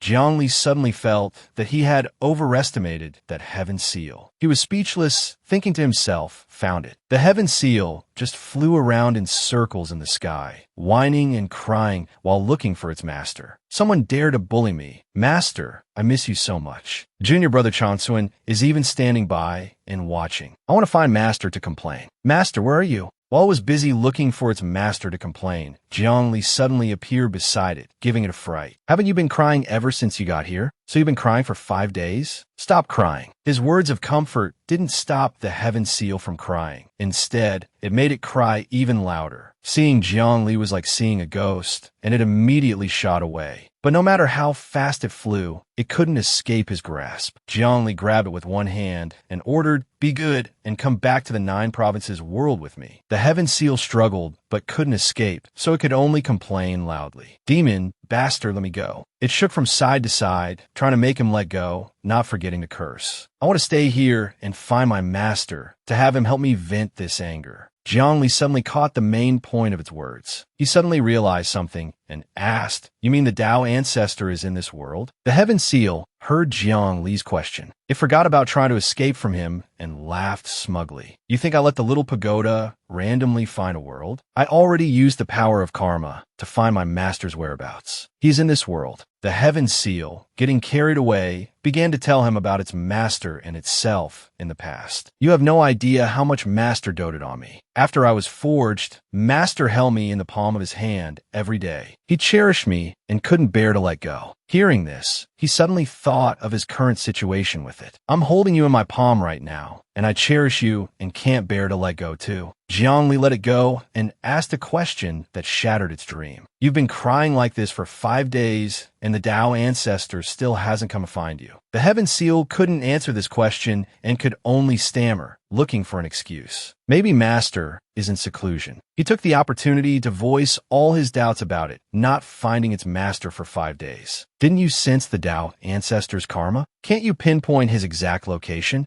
The Heaven Seal heard Jiangli's question and found it reasonable, but it was still stubborn. "It might be because I left the 9 provinces, which led to me not being able to grasp the karma accurately." After saying that, it wanted to escape from Jiangli to find the Tao ancestor. "Now I want to go to the place of my masters." Karma. After hearing this, Jiangli felt that something wasn't quite right. He stood there, hesitating and thinking about something. Having thought of something, he voiced his speculation to the Heaven Seal. "Could it be that it's just one of the Tao ancestor's belongings that's here, making you mistake it for the Tao ancestor?" Hearing that, it jumped up and retorted, "Impossible. Master is definitely here. This is the one thing I couldn't have sensed wrong." Seeing the Heaven Seal's stubbornness, Jiangli asked again, "Then where do you sense the Tao ancestor's karma is?" The Heaven Seal looked at the vast land below and casually uttered 4 words, "The entire continent." After saying that, as if remembering something, it turned to Jiangli and shouted reproachfully, "I originally wanted to cry all over the entire continent, but as a result, I hadn't even flown halfway before you stopped me." He decided to tell it a truth, and the truth is often harsh. "Your method won't work. The Tao ancestor's cultivation is profound. If he wanted to see you, he would have done so long ago. It's very clear that he doesn't want to see you. The Heaven Seal, which had been persuaded by Jiang Li, now followed his lead after hearing this. Then what should I do? Jiang Li put on the expression of a good person helping others, smiling as he emphasized, "Fortunately, my cultivation is profound. I can help you find the Tao ancestor." That's what he said on the surface, but after speaking, his expression changed as he thought to himself. Even if the Yin-Yang Heaven Seal doesn't look for him, I must find the Tao ancestor. Jiang Li stood with his hands behind his back, the bewildered Heaven Seal beside him. He thought, the Tao ancestor originally ascended to the immortal world. Why is he here? Even if immortal Elder Changsuan were to retire, he should return to the 9 provinces. After all, the Tao ancestor was born in the 9 provinces. The more he worried, the more serious and stern his expression became. My intuition tells me that the Tao ancestor must know where the immortal world is. Or something has happened to the immortal world. Jiang Li didn't forget to connect this to what immortal Elder Changsuan had said before. According to immortal Elder Changsuan, the extraterritorial heavenly demons were originally the responsibility of the immortal world. Now that the extraterritorial heavenly demons have appeared, something must have happened to the immortal world. Then he turned and proposed to the Heaven Seal beside him. First of all, if we can find the Tao ancestor, you must return to the 9 provinces with me. It agreed immediately without any hesitation. All right. But in its heart, the Heaven Seal was sneering smugly for having taken advantage of Jiang Li. Once I find my master, can you still force me to go back without any regard for my master? After the negotiation, the man and the spiritual treasure went around the city to explore and search. Everyone in this world wore the exact same outfit, plus glasses, looking just like robots. Jiang Li and the Heaven Seal flew around in the sky, but they didn't react at all. He came to a conclusion. It seems this world is no stranger to flying people and weapons. Jiang Li was extremely curious about this world and used his divine sense to look at the people. They're dressed the same, all in silver-white jumpsuits. Let me see. Oh, there are complex circuits in the clothes, which seem to include functions for lifting heavy objects, adjusting temperature, and relieving fatigue. Looking at the complex circuit diagrams inside the clothes and their functions, he couldn't help but wonder, what level has the technology in this world reached? After standing there hesitantly for a while, Jiang Li suggested, let's go to the library first. He calculated in his mind, if I scan the books with my divine sense, I can get a clear understanding of this world. That's what he thought, but reality was different. Jiang Li searched for a while, but couldn't find a library anywhere. Strange, I can't find a place where books are stored. At his wit's end, Jiang Li randomly found a person on the street to ask, "Excuse me, can you tell me how to get to the library?"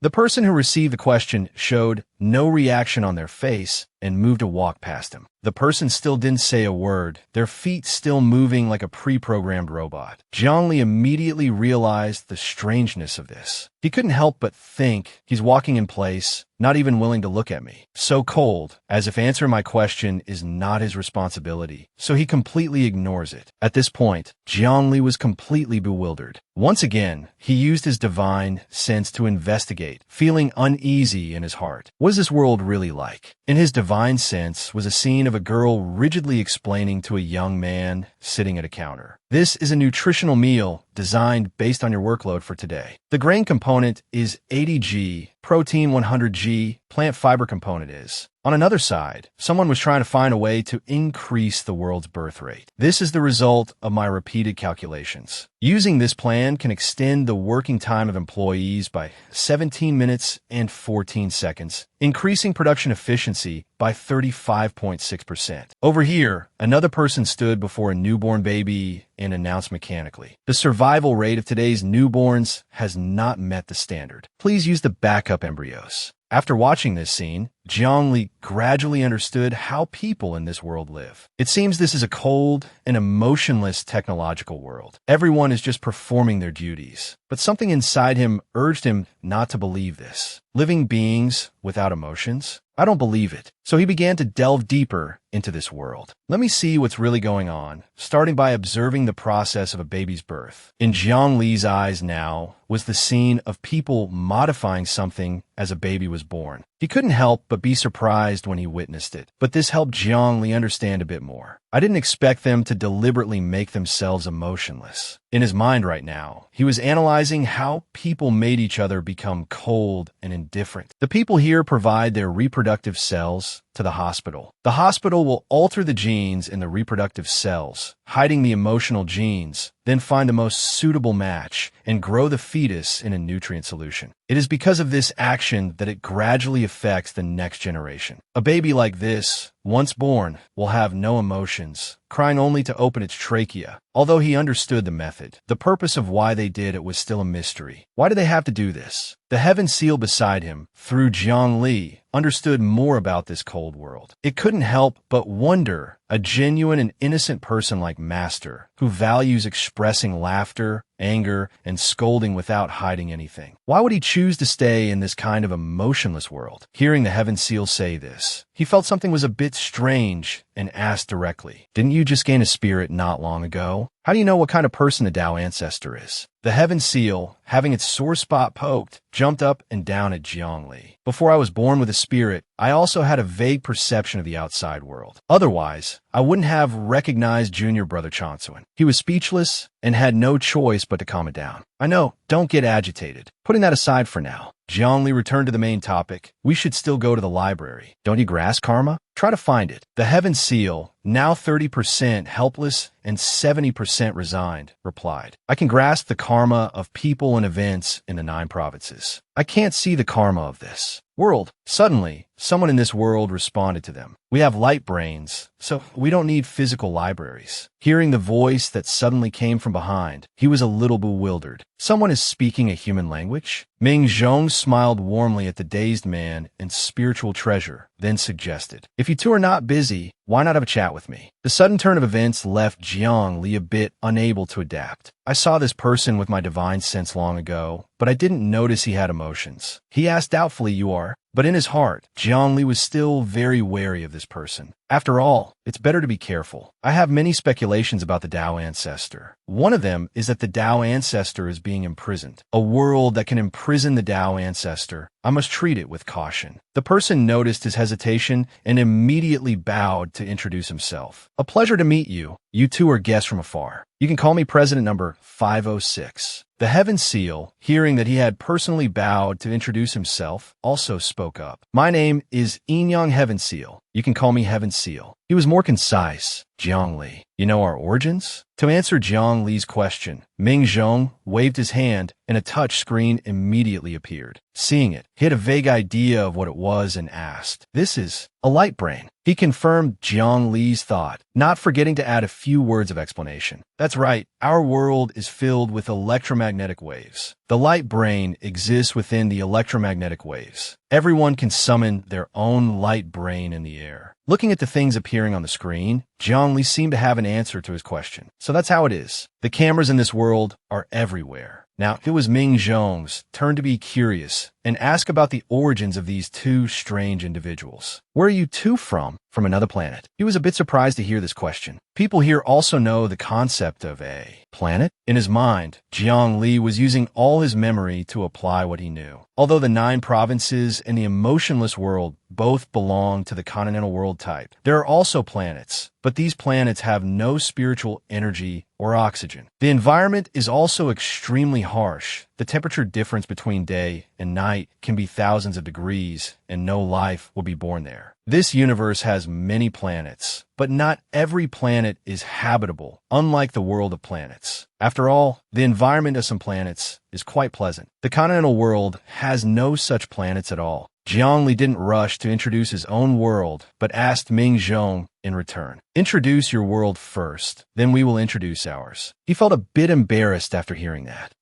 It was my lack of consideration. I forgot to welcome guests from outside first. Later, the 3 of them appeared at Ming Zhong's house, as he had insisted on inviting his guests. To show my sincerity, I will cook personally. After all, The nutritional meals here probably won't suit the taste of guests from outside. Looking at the dish that didn't look very edible, just presented by Ming Zhong, it was indeed a bit unsuitable for them. Jiangli could only helplessly lower his head and think to himself, "Luckily, I've already achieved Enidia." The heavenly seal beside him was also bewildered by this dish. "Nuclear battery, what kind of dish is this? Why have I never heard of it?" Ming Zhong then bowed and introduced himself once more. "Then, I will now formally introduce myself. I am President number 506, the President of the 506th term." He took out an electronic card and began to explain to the two. "Before birth, each of us has our future profession decided by our genes. We take our profession plus a serial number as our name and two. Differentiate." Ming Zhong didn't forget to introduce his own difference to the two guests before him. "I am an exception. I felt the name President number 506 wasn't nice, so I gave myself the name Ming Zhong. I would be very happy if you two called me Ming Zhong." Jiangli then frowned. He rested his cheek on his hand and asked a question that had been bothering him. "So why do you want to erase your emotions of your own?" Ming Zhong's expression immediately turned serious. His answer was beyond his expectations. "Because we want to live." After hearing the reason Ming Zhong gave, Jiangli couldn't help but find it strange. Could it be that having emotions means you can't live? The heavenly seal beside him also found it strange and thought to himself, "The living beings of the 9 provinces all have emotions, but I've never seen anyone die because of having emotions." He saw his confusion, but didn't rush to explain. Ming Zhong smiled and asked, "I noticed you two were just circling in the sky above our human territory and didn't go to the other side?" The heavenly seal then spoke up. It couldn't help but wonder, could it be that the other side of the continent isn't human? Hearing this, Ming Zhong opened a screen and showed it to them. This is something from the other side of the continent. The thing that appeared on the screen looked extremely terrifying and ferocious. He added, "We call them vicious beasts." Ming Zhong projected a territorial statistics map and continued to explain. "Currently, more than half of the continent is already the territory of the vicious beasts. Our humanity only occupies one half, and our area is still gradually shrinking down." He slowly recalled and told the two about the vicious beasts and the measures they had tried. "At first, these vicious beasts weren't too strong. Just relying on missiles, we could still fight against the vicious beasts. We thought that as long as science and technology advanced to a new level, our weapons would become stronger and we could soon deal with the vicious beasts." At this point, Ming Zhong's expression suddenly darkened somewhat, but we were optimistic too soon. Indeed, science has progressed, but the vicious beasts evolved even faster than us. The rapid evolution of the vicious beasts rendered all weapons ineffective. In the end, tens of thousands of nuclear bombs couldn't do anything to these vicious beasts. They were all blocked by them. After listening to him for a while, Jiangli vaguely figured something out. He rested his chin on his hand and thought to himself, "These vicious beasts might be the demon beasts of this world. Their cultivation speed is getting faster and faster." The more Ming Zhong spoke, the more dejected he became. He lowered his eyes sadly. "If this continues, our humanity will soon be wiped out by the vicious beasts." However, in just a moment, Ming Zhong pulled himself together and continued his story. "We summarized our experiences and believe that the progress of science and technology is a process of accumulation and development. Blindly pursuing a white hair breakthrough alone is not enough." He explained the reason and analyzed how they created an emotionless world for the two. "Therefore, we chose to have many generations get rid of emotions, focusing their energy on internal accumulation." After speaking, Ming Zhong added a few more things about the plan they had laid out. Then let another generation have emotions, using the legacy left by their predecessors. For example, technology experiments require continuous trial and error. Movies, novels, TV series, and so on. To develop technology, you can't just use science and technology to develop science and technology. This would be very slow. The development of science and technology also requires entertainment to provide inspiration. Another special thing about this world is that there are 2 alternating periods. The operation of each period is different. In the era of dense accumulation, an emotional president is elected. In the era of white hair, an emotionless president is elected. And Ming Zhong, standing here, is proof of one of the 2 periods. As you can see, we are in the accumulation period. I, as president, have only one mission in the era of dense accumulation, which is to decide when to start the white hair era. He continued to try and explain the reason for this to the two. It is believed that there is a transition point from dense accumulation to white hair, but calculations show that it should be decided by someone with emotions and an overall vision. Therefore, in the era of dense accumulation, we must choose a president rich in emotions. And of course, the reason the president of the white hair period is emotionless is the opposite. And the transition point from white hair to accumulation can be calculated. From an emotional perspective, people might not accept the result of this calculation. Therefore, in the white hair era, we must choose a president without emo. Tie-ins. It cannot be denied that with such a division, the efficiency is very good. With such a strategy, it's true that technology develops very quickly. One after another, we researched machines, optical brains, faux sun bombs, annihilation cannons, and so on. However, at this point, Ming Zhong frowned sorrowfully. However, even with our development efforts, we still can't keep up with the evolution speed of the vicious beasts. Our defense line retreats year after year. Their evolution speed is truly too fast. In the end, after many eras, they realized one thing. That's why we all understood, if things go on like this, humanity will be annihilated. But if we don't do this, our time until annihilation will be even shorter. Saying that, he sincerely placed a hand on his chest, his expression extremely worried as he pleaded with the two. "Can you, sir, save us?" Zhongli then spoke up. He voiced his question. Why not leave the continent and fly to another planet? After asking, Zhongli himself fell into contemplation. Based on the scientific and technological level of this world, it should be entirely possible to migrate to another planet. A day-night temperature difference of several thousand degrees, sandstorms thousands of meters high, could all be overcome. Hearing him ask that, Ming Zhong couldn't help but find it strange. Don't you know, the farther from the continent, the stronger the gravity. How could one possibly fly out? After hearing this, Zhongli seemed impressed. He said nothing and just walked out the door. Seeing this, he was a bit bewildered and followed to inquire, "Sir, are you leaving?" Before Ming Zhong could finish asking, Zhongli shot straight up into the sky, leaving him and the heavenly seal to watch in a daze. He flew on,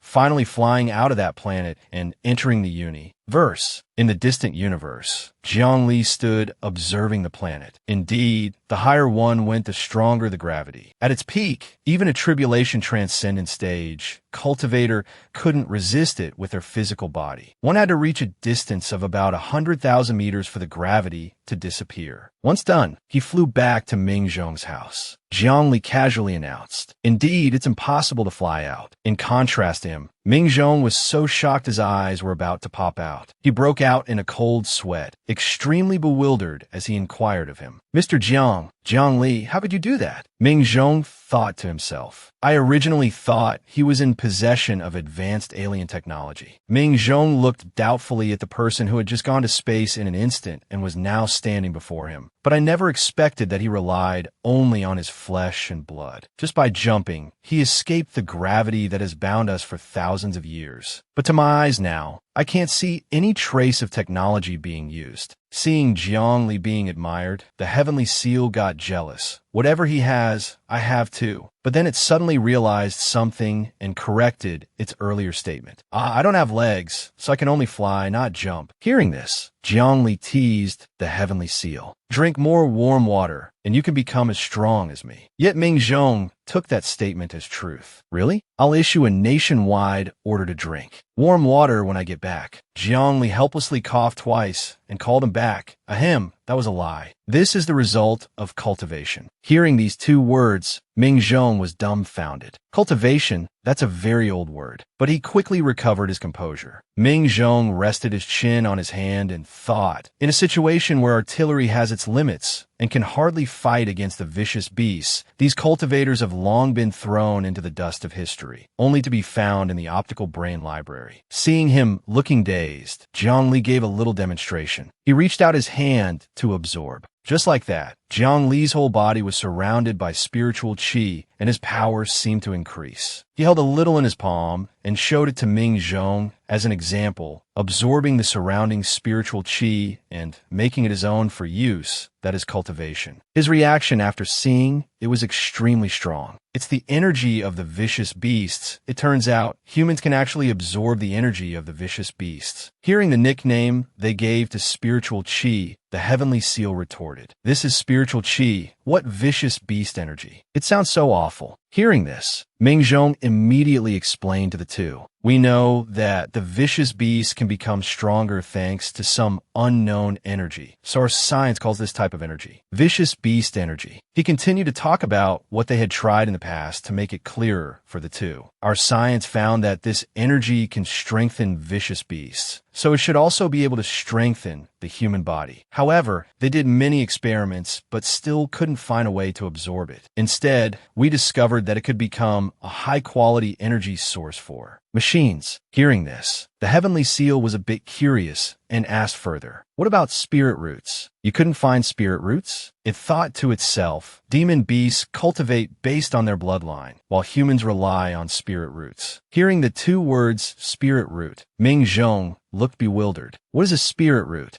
Jiang Li held his hand up in front of him, explaining as he demonstrated. "A spirit root is not found through experiments. It must be a mortal body, comprehending the mysteries of heaven and earth, and then looking inward. At that moment, a spiritual light will be born in a single thought, which is originally due to the intersection of inner and outer space." A golden light from his hand shone directly at Ming Zhong. "This is the key the human body is looking for, the spirit root." Jiang Li's whole body was also surrounded by it. He thought to himself, of course, this is only the very first method of finding a spirit root in the 9 provinces. Now, you just need a spirit root jade to test the quality of a 2-year-old child's spirit root. Immediately after, Ming Zhong's entire body was surrounded by spiritual qi, just like Jiang Li a moment ago. He looked doubtfully at his 2 hands absorbing spiritual qi. "Is this the spirit root?" He thought to himself, "I feel like there's a power. This power is traveling to every limb and bone. Every cell seems to have been waiting for a long time. They all seem to be going crazy absorbing this kind of power." After finishing his work, Jiang Li smiled and said to Ming Zhong with a bit of tease, "Dual spirit roots? Your aptitude is quite good. You have now entered the first level of qi refinement. You are now officially a cultivator." He still had a lot of doubts in his mind. Looking at his hands that were still absorbing spiritual qi, he couldn't help but ponder. "I feel as if I become at least twice as strong as before. This is simply too terrifying. And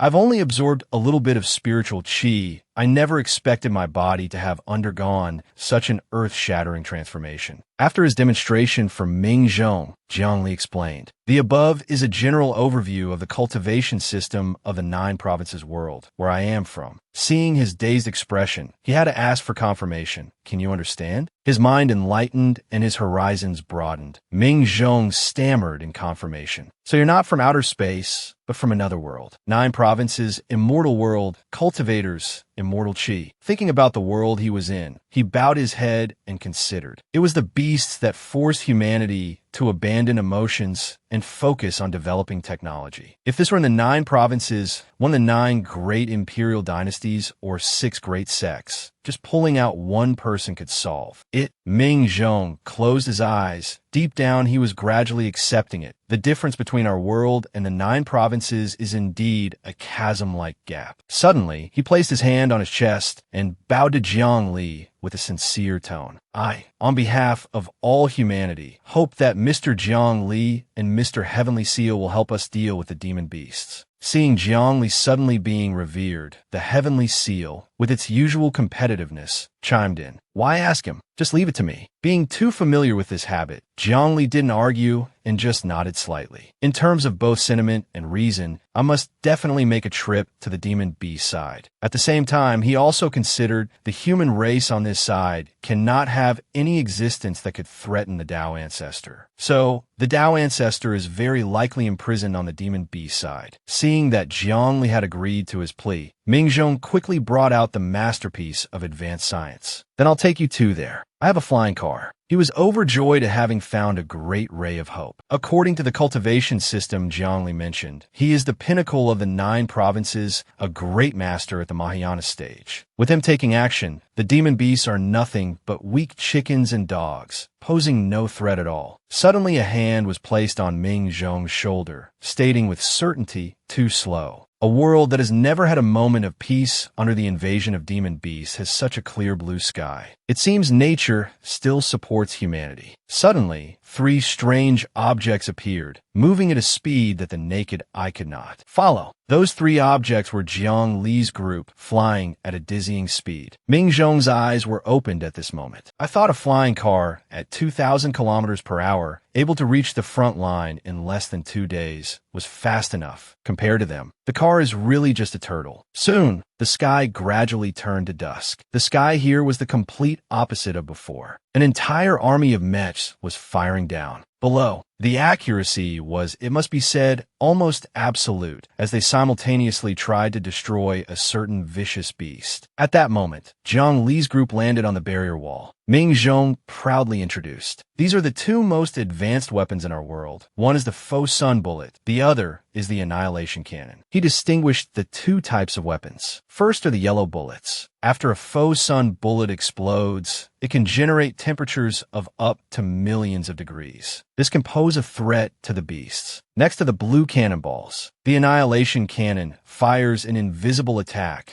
that causes objects it touches to be disintegrated into an atomic state. But its production is very difficult and consumes a lot of energy. Ming Zhong explained as he expressed his worries. "If we attack from a distance, the beast will automatically dodge, so we can only use these 2 weapons at close range. Relying on this tactic, humanity has only barely been able to withstand the beast's attacks." His voice clearly revealed his helplessness, but this type of attack cannot be used frequently, because the number of beasts is greater than the number of combat mechs. Looking at the vicious beasts writhing in agony in the sea of bullets, but in reality, it wasn't thorough at all. Ming Zhong emphasized the problem with a headache. Moreover, even under such attacks, a more serious situation has appeared where there are inland beasts that have survived being attacked by faux sun bullets. At this time, Jiang Li, who had been listening and observing, understood the problem. The ones being destroyed are beasts at the integration stage, while the survivors are beasts at the spirit transformation stage. Meanwhile, Ming Zhong continued to have the ultimate weapons attack. After a faux sun bullet explodes, it can generate temperatures of up to millions of degrees. He gave the command, "Annihilation Cannon, fire." Instantly, a beam of light shot down at a spirit transformation vicious beast. But the smaller demon beasts around it couldn't escape either. One by one, they were disintegrated and then vanished by the immense heat from the annihilation cannon. The cannon's range had a radius of several kilometers. But when the cannon's effect subsided, the largest vicious beast was almost completely intact. It flapped its tattered wings in pain, simultaneously releasing the residual heat from its body. Witnessing this magical Canadian spectacle made Ming Zhong panic. How is this possible? How can any beast withstand 2 waves of attacks from faux sun bullets and the annihilation cannon without being harmed? This is truly an unprecedented situation. Faced with such a complicated situation, he tried to calm himself down. That's right, the beast has evolved. After observing everything here for a long time, Jiang Li finally spoke. Clearly, what you've encountered before were all beasts at the spirit transformation stage. This one is at the integration stage. Perhaps due to cultural differences, the words he said made him a little confused. Ming Zhong wondered, what is integration? Jiang Li explained without delay. It is the harmony of mind and will connecting with the Tao. These 3 elements are in harmony, inseparable. That is the integration stage. He tried to use the easiest words to understand to analyze for Ming Zhong. The annihilation cannon can indeed turn any object into atoms. However, at the integration stage, body and form are one. If it is not one's own will, they cannot be separated. Therefore, it can block the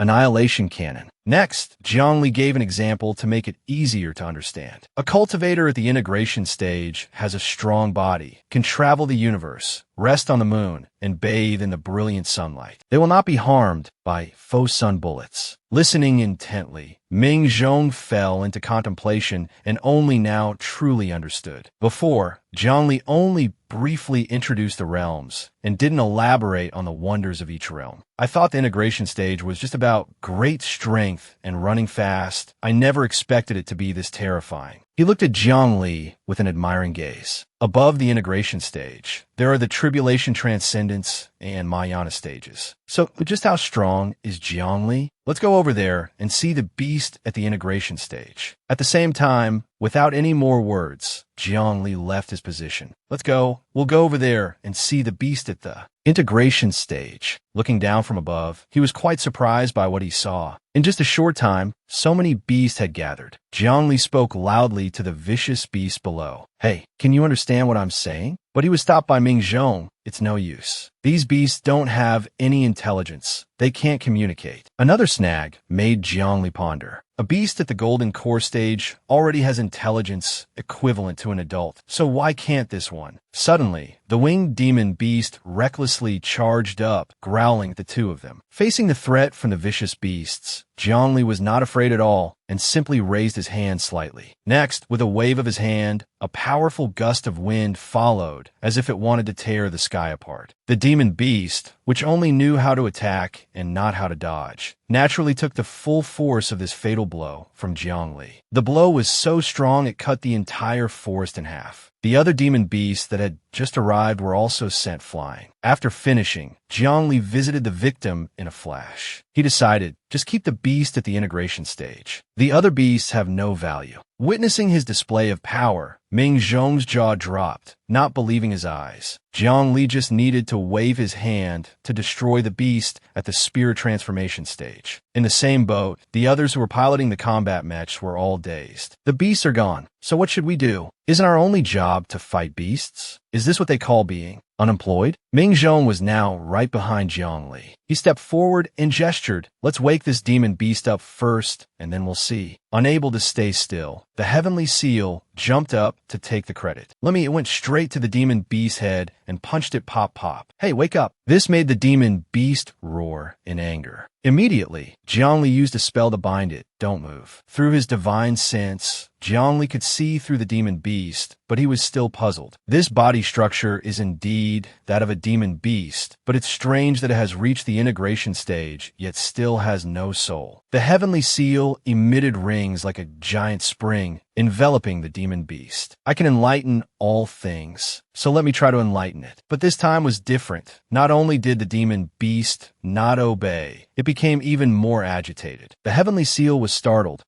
No change. Has my ability stopped working? It refused to accept this and turned to Ming Zhong. Let's try something else. Instantly, his cloak struggled. Why am I so naked and there's a pervert sticking to me? The heavenly seal was relieved. So my ability hasn't stopped working? This gave Ming Zhong quite a scare. It's a girl's voice. My clothes are a girl? Please restore it to its original state. Ignoring the two noisy mouths, Zhongli stood silently before the demon beast, struggling against its bonds. He suddenly exclaimed, as if realizing something terrible. It can't be, right? So Zhongli immediately opened a communication talisman to summon Lao Bai. As soon as Bai Hong Tu appeared, he cheerfully said in a loud voice, "Miss me already?" A second later, he was overjoyed to see it. You found the Yin-Yang heavenly seal? Cutting off by Hong Tu's excitement, Zhongli pointed with a serious tone. Now is not the time for jokes. Take a look and see what's wrong with this demon beast. Hearing that, he also looked over. Let me see. Then Zhongli gently raised his hand to touch the demon beast, reassuring it in a soft voice. I'll use a different method to examine you. Instantly, the demon beast seemed to disintegrate into thousands of small pieces. Notably, besides the body particles, there were strange purple patches inside it. Bai Hong Tu recognized it at a glance with astonishment. This is the trace left by an extraterrestrial heavenly demon. There was once an extraterrestrial heavenly demon who performed the heavenly demon disintegration, contaminating an entire city. humanity. The contaminated people lost their minds and went on a biting frenzy. Those who were bitten would also lose their minds, becoming new sources of infection. Judging from its structure, this demon beast will not infect other living beings, but it has no reason, acting only on instinct. It's just like the methods of the extraterrestrial heavenly demon back then. Seeing his expression, Zhongli had already guessed. Our conclusions are the same. Bai Hongtu affirmed with certainty, it's definitely the work of an extraterrestrial heavenly demon. He looked up, puzzled. This world is so strong. It has extraterrestrial heavenly demons, but hasn't been invaded yet? In Bai Hongtu's mind, he was now reasoning intensely. Human Emperor, power of faith, divine artifacts, tribulation transcendence, stage, great powers, and so on. The 9 provinces desperately used all its resources just to barely resist. Looking at Ming Zhong, who was dazed and didn't understand what was happening, he thought again. The 9 provinces is a world with top-tier strength in the immortal world. This world doesn't seem very strong. A glint of immense admiration flashed in Bai Hongtu's eyes. Yet they can resist the extraterrestrial heavenly demons. The people here are not simple. Catching him staring intently at him without blinking, Min Trung suddenly felt a chill run down his spine. This person might, probably, have misunderstood something. Ignoring him, Zhongli then voiced his thoughts to Hongtu. This is the strange part. The extraterritorial heavenly demons seem to only tamper with the demonic beasts, causing them to attack humans, but they don't attack us directly. While engrossed in the conversation, he suddenly remembered something important. Right, let me introduce you. Zhongli pointed towards Min Trung. This is the human leader of this world, President number 506. You can call him Min Trung. Then he turned to Hongtu to introduce him. This is Bai Hongtu, the sect master of the Tao sect, at the Tribulation Transcendence stage. Learning his identity, Min Trung's eyes lit up. He was as happy as if he had struck gold. Sect Master Bai, hello. Hongtu replied shyly, hello. In his heart, Min Trung marveled. My goodness, he's at the Tribulation Transcendence stage. The tearful greeting was over. Zhongli continued to explain, according to Min Trung, this is the strongest demonic beast they have ever encountered. Perhaps it just broke through, which is why they hadn't met it before. As for the threat from the extraterritorial heavenly demons, they have never encountered it. Hearing these things, Hongtu was utterly astonished. What? The integration stage is the strongest. That two-faced guy of his says one thing and thinks another. What kind of game are the extraterritorial heavenly demons playing? Expecting an integration stage to conquer a world. If these bloodthirsty things dare to come to the 9 provinces, the Tao sect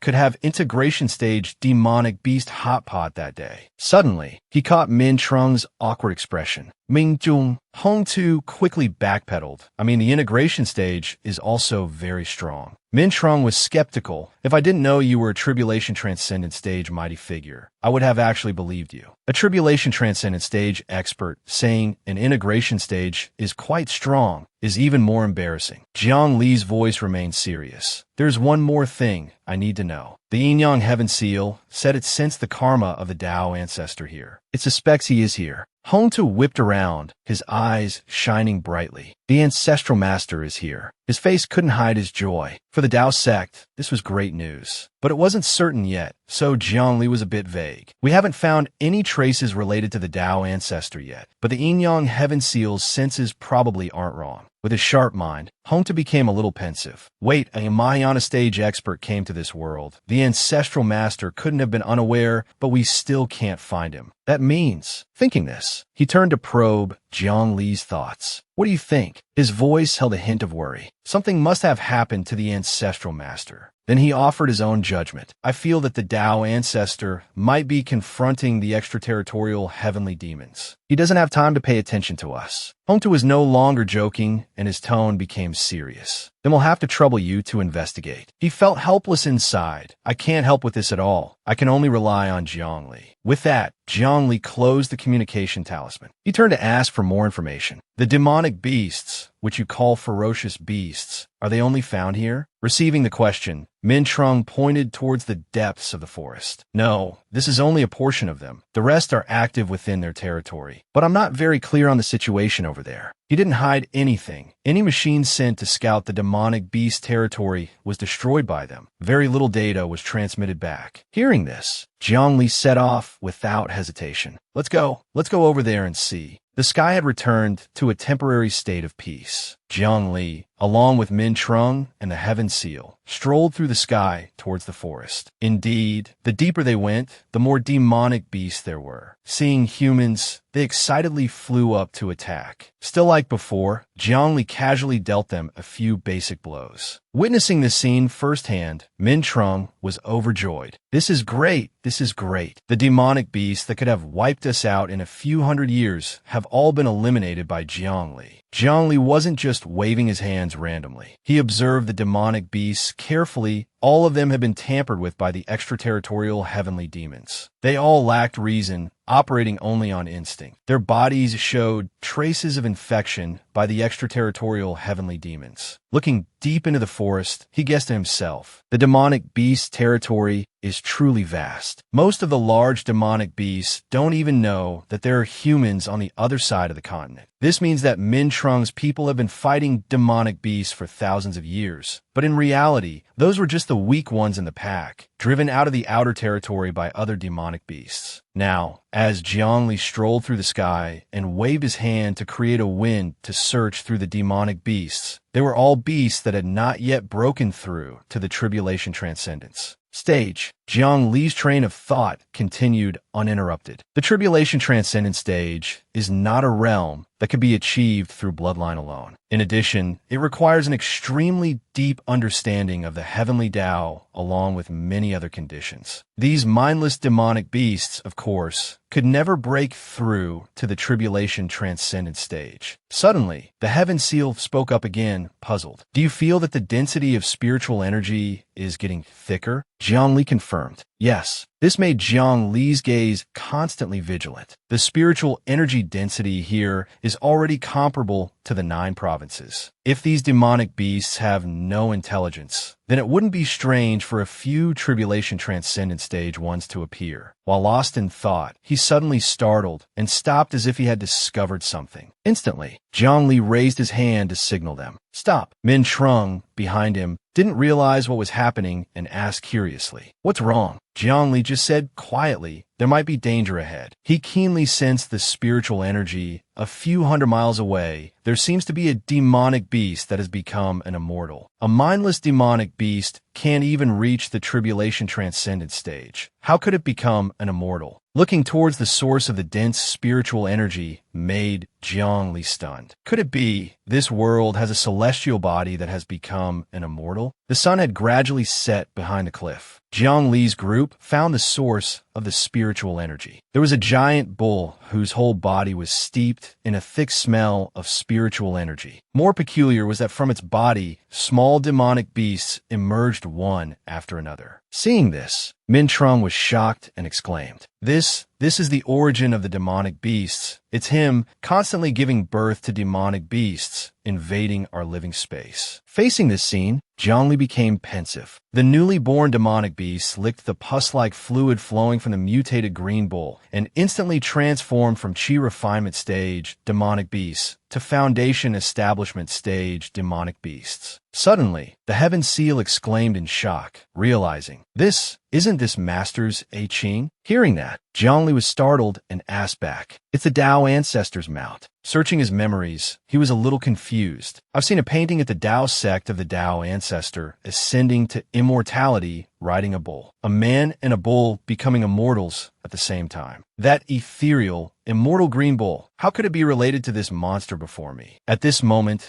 the Heaven Seal, worried about its master, lost its composure and asked urgently, Aching, I'm a Yin-Yang Heaven Seal. Where is Master? The Heaven Seal's noise attracted the green bull's attention. It raised its cold, blood-red eyes to look. Then, it let out a roar, sending the chattering Heaven Seal flying far away. The Heaven Seal still didn't know the green bull was being mind-controlled. It leaped forcefully onto the green bull's head. Aching calmed down, paying it no mind. The green bull angrily roared out a ball of spiritual energy, stunning the Heaven Seal. Aching you. The next second, the Green Bull's attack shot straight towards the Heaven Seal. It was so powerful it pierced through the entire forest. Fortunately, Zhongli managed to use a shield in time, but its power was still chilling. Only the naive Heaven Seal was hit head-on. It complained, "Ouch, you actually attacked me." It refused to back down and tried to intimidate the Green Bull. "Aching, don't force me. I know your abilities. I can control your karma." One surprise after another. The Heaven Seal was confused. "Wait, what's happening? How can this be? The Green Bull in front of me is definitely Master's Mount. It's a demonic beast from the 9 provinces. Even if it became an immortal, I should be able to control the Green Bull's karma, right?" But now, facing the Green Bull, it roared in frustration. "Where's the karma? Why can't I see your karma?" The Green Bull was now like a mad bull. It stood up and charged hard at the Heaven Seal, but its massive body made it move rather slowly. Suddenly interrupting this battle, Zhongli spoke up. "Let me go," he muttered, and his whole body began to glow. Dharma, heaven, and earth. Instantly, Zhongli grew as fast as Saint Zhong. At the same time, he grew an extra limb for grasping. At this moment, Min Trung was like an ant at his feet. The Green Bull, meeting an obstacle, rammed it frantically. Zhongli used 4 hands to firmly hold its horns. In his heart, he had a firm confirmation. This immense power surpasses even the tribulation transcendent stage. It is indeed an immortal beast. In an instant, Zhongli pushed with great force, causing the Green Bull to fall backward. Suddenly, a mystical green light flew out from its body. That light came from a ring with a green gem. Zhongli reached out and took it. He deduced, this overflowing thing is immortal power. Upon contact with the outside world, it transforms into a large amount of spiritual energy. So this is a storage ring specifically for storing immortal power? He slowly recalled. I once heard the immortality elder say that before ordinary immortals descend to the mortal world, they will prepare a specially made storage ring filled with immortal power. It can only store immortal power, but its capacity is enormous, able to supply an immortal for several thousand or even tens of thousands of years. Jiang Li's perception also realized the cause. It seems the dense spiritual energy here is due to this reason. In other words, the entire spiritual energy of this continent might originate from this ring. The Green Bull hadn't completely collapsed. It whimpered weakly. You are bad people who stole the Master's ring. Give it back. Hearing it speak startled Jiang Li. So you can talk. Are you the Tao ancestor's mount? The Green Bull didn't answer him. It slowly stood up and repeated. You are bad people who stole the Master's ring. Give it back. You are bad people who stole the Master's ring. Give it back. You are bad people who stole the Master's ring. Give it back. After hearing this, Jiang Li understood better. This Green Bull has also been infected by the extraterritorial heavenly demons. It has completely lost its reason. It can talk, but it's an obsession in its heart. That's why it only knows how to repeat this one sentence. At this time, the Heaven Seal had also flown back to its original spot. It heard this and hurriedly questioned, Who wants to steal Master's ring? Aching, answer me. Ignoring its own injuries, the Green Bull still charged towards the ring in Jiang Li's hand. It growled, You are bad people who stole the Master's ring. Give it back. Jiang Li, with his fist already raised, explained to the Heaven Seal. It's useless. It's no longer the Aching you knew. A single punch from Jiang Li shook the entire forest. He continued to ponder. The Green Bull has been protecting this ring for thousands of years, waiting for the Tao ancestor to return. The dust cleared to reveal the Green Bull's broken horn. Jiang Li acknowledged, It's also thanks to the immortal power in the ring that it has survived until now. Looking at the dying animal in front of him, he felt a little relieved. Luckily, the Green Bull never left this place. If it had taken a trip to the human side, all of humanity would be dead. A crazed immortal beast like this, even the entire 9 provinces wouldn't have many ways to stop it. The Heaven Seal still hadn't given up. It flew closer to the Green Bull. Aching, I still remember that day. The weeping willow was soft. The breeze was gentle and warm. The small stream babbled. It reminisced. Aching, you were sleeping under the willow tree. Master was resting his head on you, holding me in his hand, with a smile as if he was thinking about something. Then the Heaven Seal's voice gradually broke. Why is it that when you and I meet again, you become like this? The Green Bull was still looking at it with blood-red eyes. But the next moment,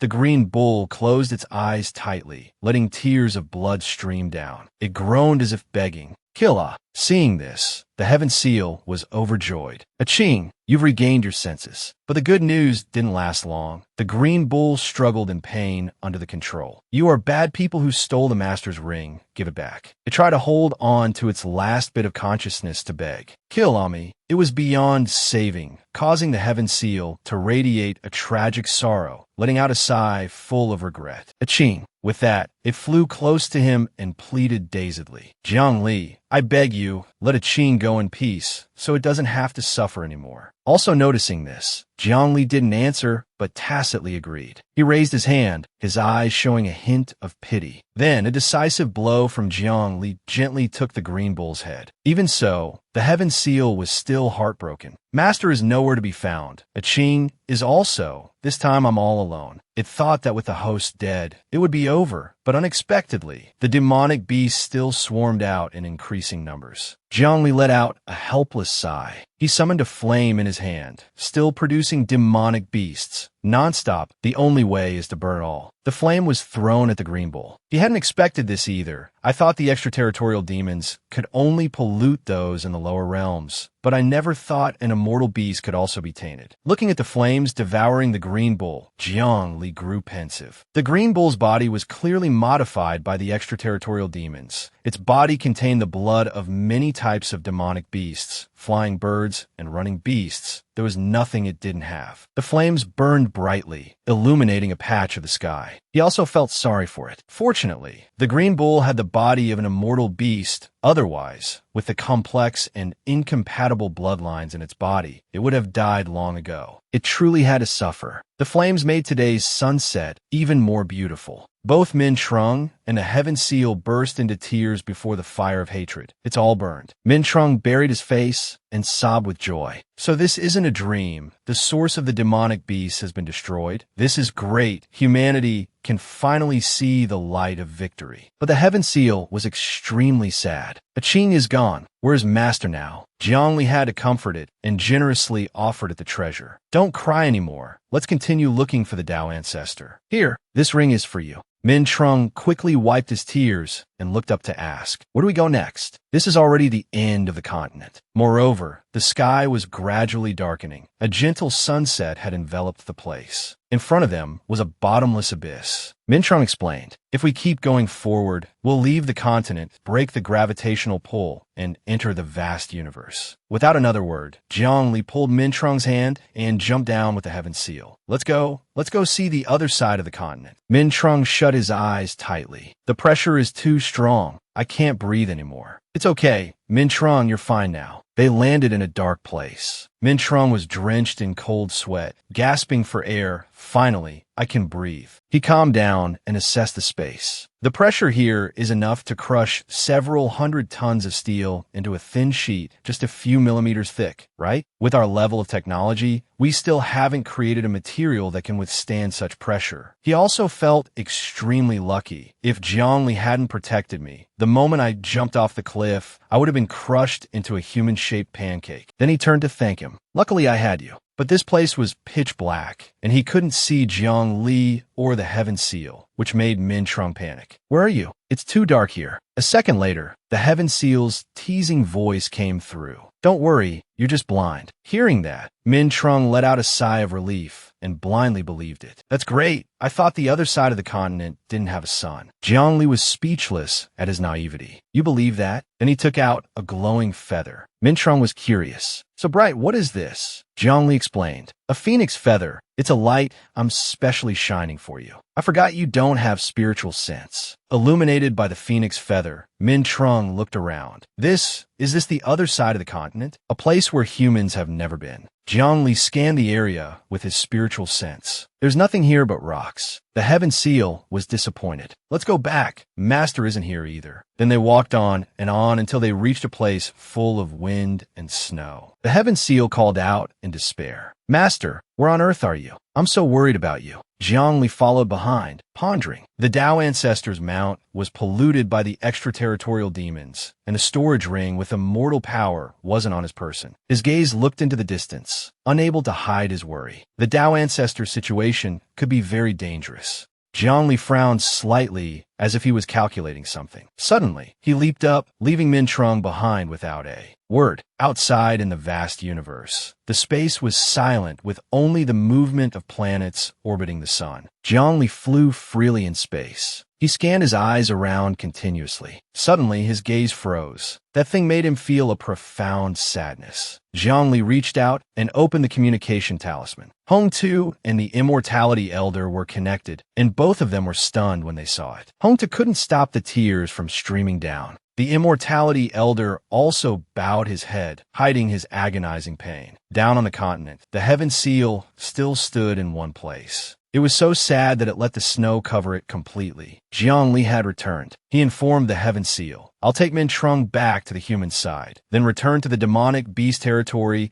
and kill all the integration stage and soul formation stage demonic beasts. This continent is no longer our business. Seeing it was still silent, he said bluntly, let's go back. The Tao Ancestor is not here. The Heaven Seal jumped up. You're talking nonsense. Jiang Li was helpless. We won't be able to find the Tao Ancestor no matter where we look. Jiang Li made up an excuse. Maybe he just left his mount and storage ring here, while he himself has already left, fighting the extraterritorial heavenly demons in other worlds, with no time to pay attention to a Qing. The Heaven Seal was still stubborn, but I can feel Master's karma here. Only when he is here does this kind of karma appear. Jiang Li tried hard to persuade it. Your power of karma has had problems many times. This time is the same. You've sensed it wrong. Hearing this, the Heaven Seal jumped up and down. I don't believe it. I don't believe it. It said petulantly. I know. You find looking for Master too troublesome, so you want to trick me into returning to the 9 provinces. Jiang Li shook his head wearily. Calm down. It's not that I won't help you look. He softened his voice. The Tao Ancestor is not in this world. Staying here is just a waste of effort. If the Tao Ancestor defeats the extraterritorial heavenly demons, he will return to the 9 provinces sooner or later. Why don't you come back to the 9 provinces with me first? The Heaven Seal brushed him off. You're lying. You want to trick me into returning to the 9 provinces to be the formation for some grand array. Jiang Li looked at it with a pained expression. The Yin-Yang Heaven Seal state is becoming more and more unstable. It's true, its mind hasn't matured yet. Its emotions fluctuate too much, let alone rational thought. The Heaven Seal almost completely lost its composure and threw a tantrum. Right? You're the problem. I can't see a Qing's karma because it was once modified by the extraterritorial heavenly demons. I can't see your karma either. You were also once modified by the extraterritorial heavenly demons. Maybe you are an extraterritorial heavenly demon. Jiang Li shouted as he reached out to grab the Heaven Seal. Nonsense. But it had already flown away in a flash. Jiang Li was helpless. Where are you running? Calling me a traitor? Are you crazy? It flew high up, creating concentric circles that descended to the ground, and shouted in fury. In the 9 provinces, I didn't use my full power. In this world, I have nothing to fear. I will make this continent gain sentience. Jiang Li frowned. This is troublesome. This continent is the size of 2 provinces of the 9 provinces world. In other words, it's as big as dozens of stars. He worried for humanity. Now that such a continent is gaining sentience, what kind of earth-shattering commotion will it cause? Indeed, everyone was being affected. It's an earthquake. Evacuate quickly. The earthquake caused a tsunami. Why wasn't there any warning? After shaking for a while, the Heaven Seal stopped. It threatened. Since you've woken up, then tell me my master is. Before it could finish, a strange object suddenly flew over, causing the Heaven Seal to freeze. It was terrified. What is that thing that's covering the entire sky? The overwhelming power made the Heaven Seal tremble.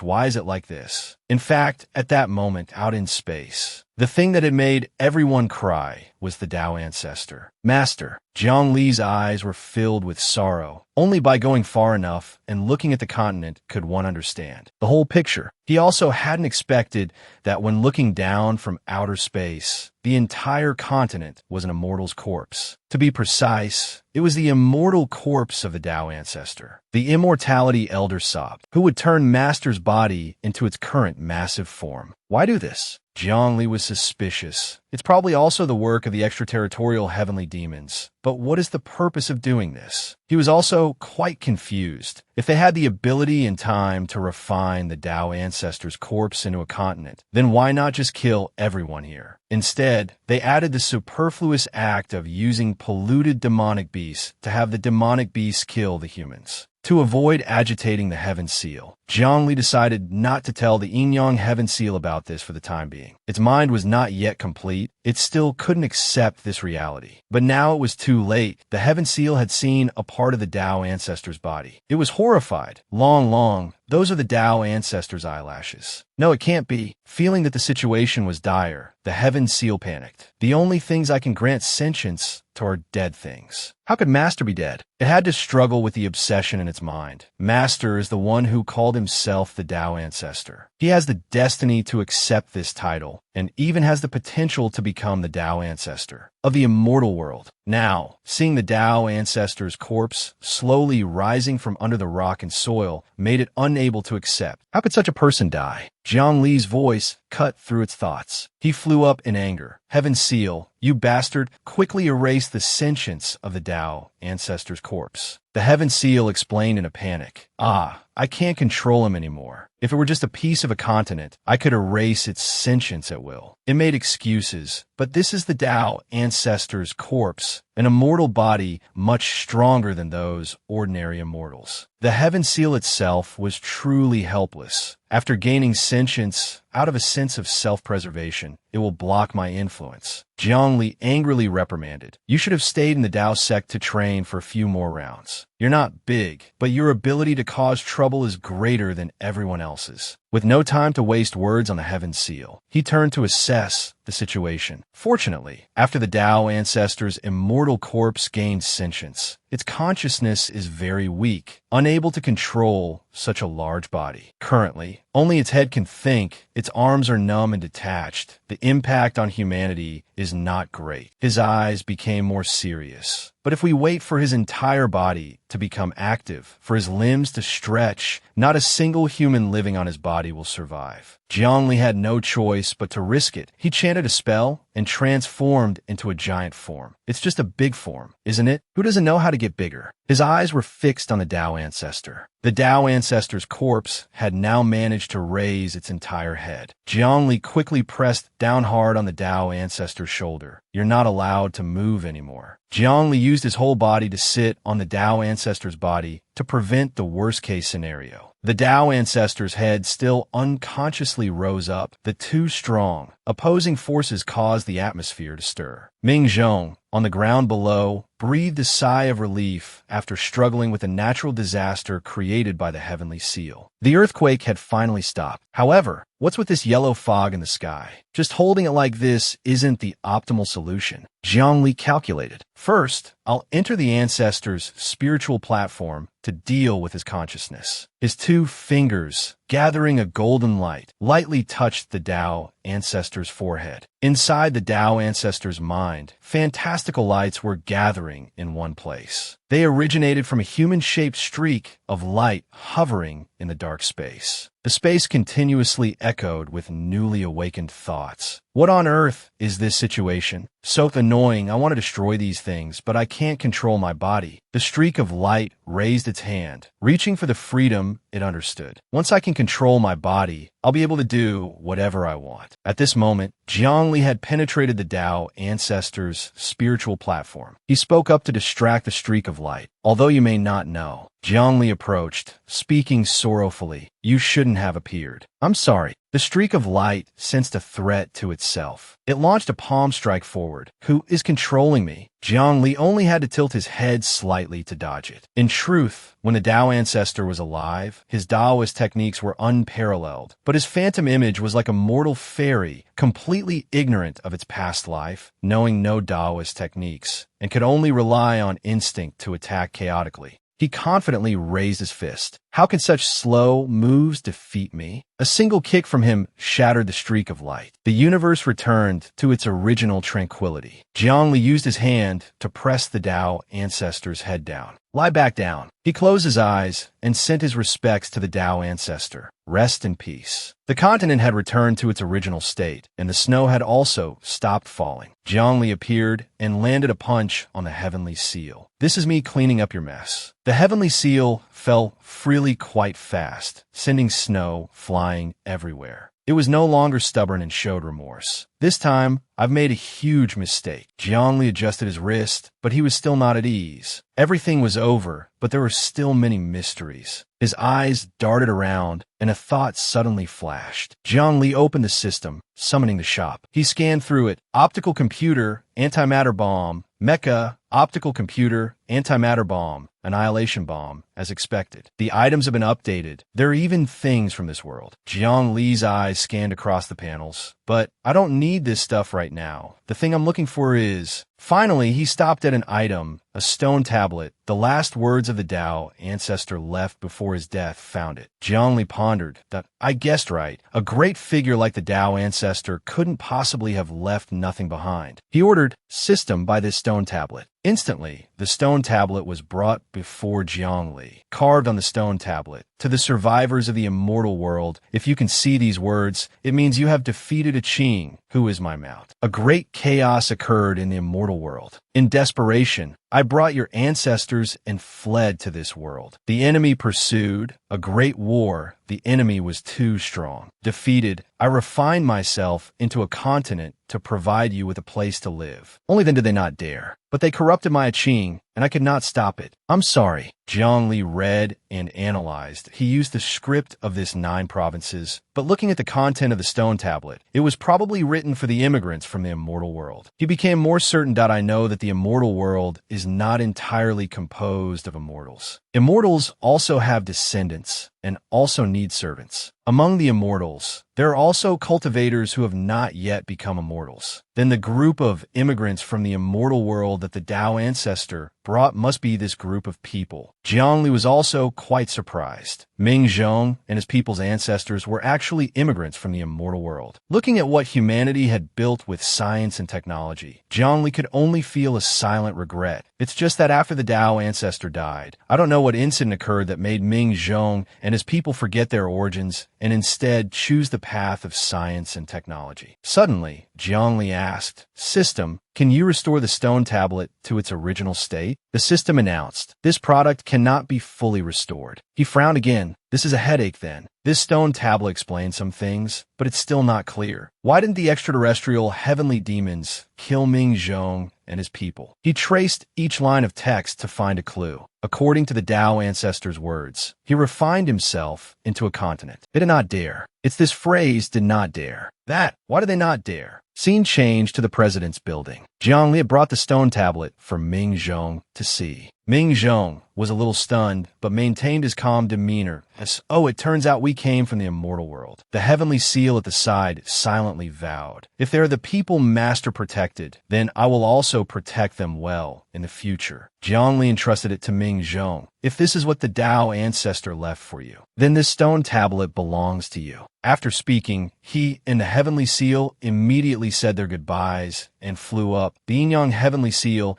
and I are heading back now. Ming Zhong hurriedly called out, will we be able to meet again in the future? Jiangli didn't make any promises, only saying vaguely, that remains to be seen. Can you find another sentient Brahma Tower? He smiled faintly. Based on the Brahma Tower's ability, if it creates a passage connecting the 9 provinces with Ming Zhong's world, there probably won't be any problem. The heavenly seal added emphatically, you have to find it first. Ming Zhong watched their figures depart, his heart filled with utmost trust. Although I don't quite understand what he meant, we will meet again, right? He turned back, took out a strange green-striped sphere, pressed the red button on top, and said to himself, as for myself, the sphere immediately announced, System number 506, the peak value of the accumulation era has not yet been reached. Initiate the silver-haired era ahead of schedule. Ming Zhong smiled brightly. Yes. The system then opened a modern secret passage. Ming Zhong was confident. Now that the continent had been destroyed by Jiangli, With only nascent soul stage beasts remaining,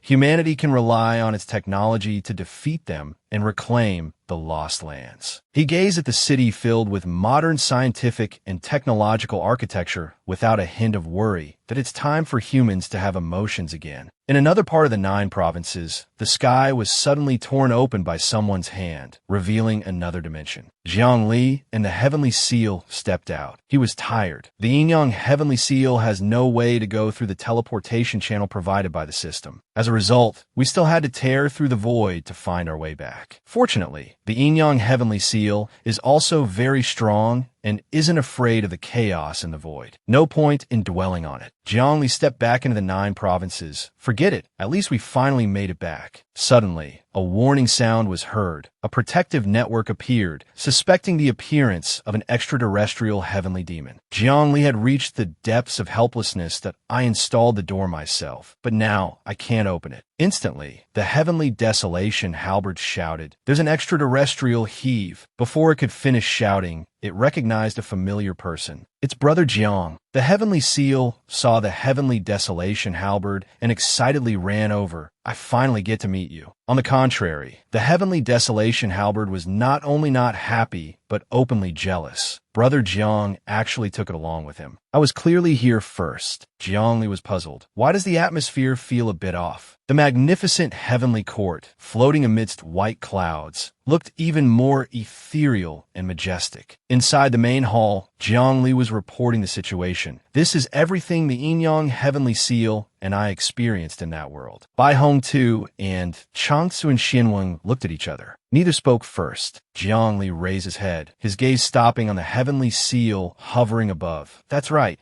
Can you sense the karma of the seniors who have ascended?" The Heavenly Seal spun at a very high speed, emitting a faint blue electric light. A moment later, it gradually slowed down. A clear voice emanated from it. "I can't." It's as if they've completely disappeared. Hearing this, Jiang Li's eyes showed a pensive look. The Yin-Yang Heavenly Seal could sense the Tao ancestors' karma on that continent. So it seems its power of karma is not useless. In his mind, the image of the giant green ox lying motionless appeared, surrounded by streams of dark aura from the demon realm threatening to invade. IT couldn't sense a Qing's karma. It might be because the other party was transformed by the extraterrestrial heavenly demon realm. Jiang Li's expression turned grim, a bad premonition rising in his heart. If this hypothesis is correct, could it be that all the seniors who ascended have also? Suddenly, he seemed to remember something.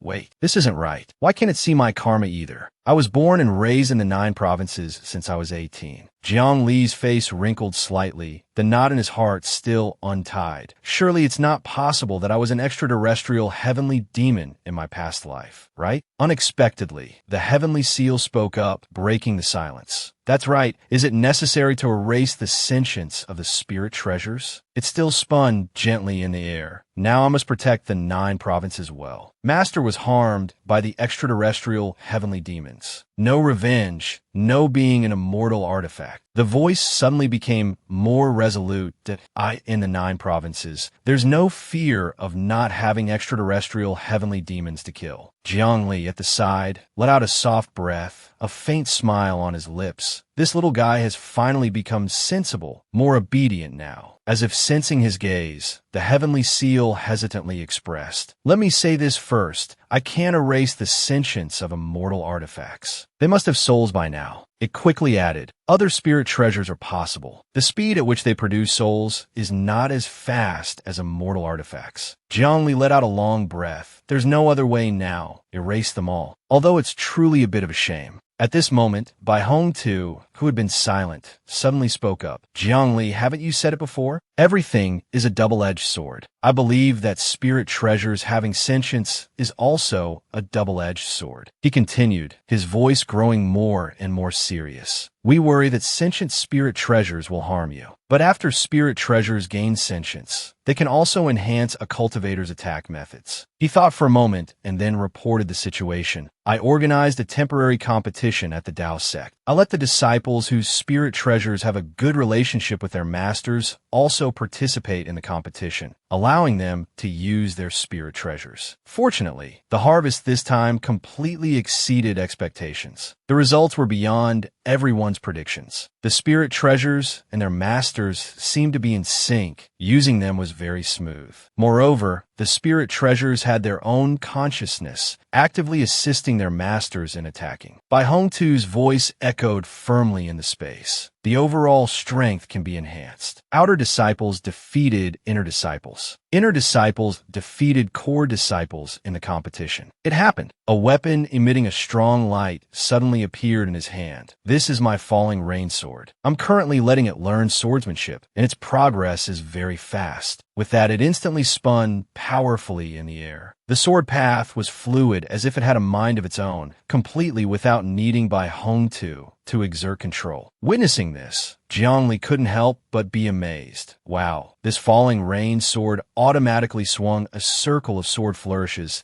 It has even learned 30% of the essence of old Bai's swordsmanship. Bai Hongtu raised his head arrogantly, a confident smile on his lips.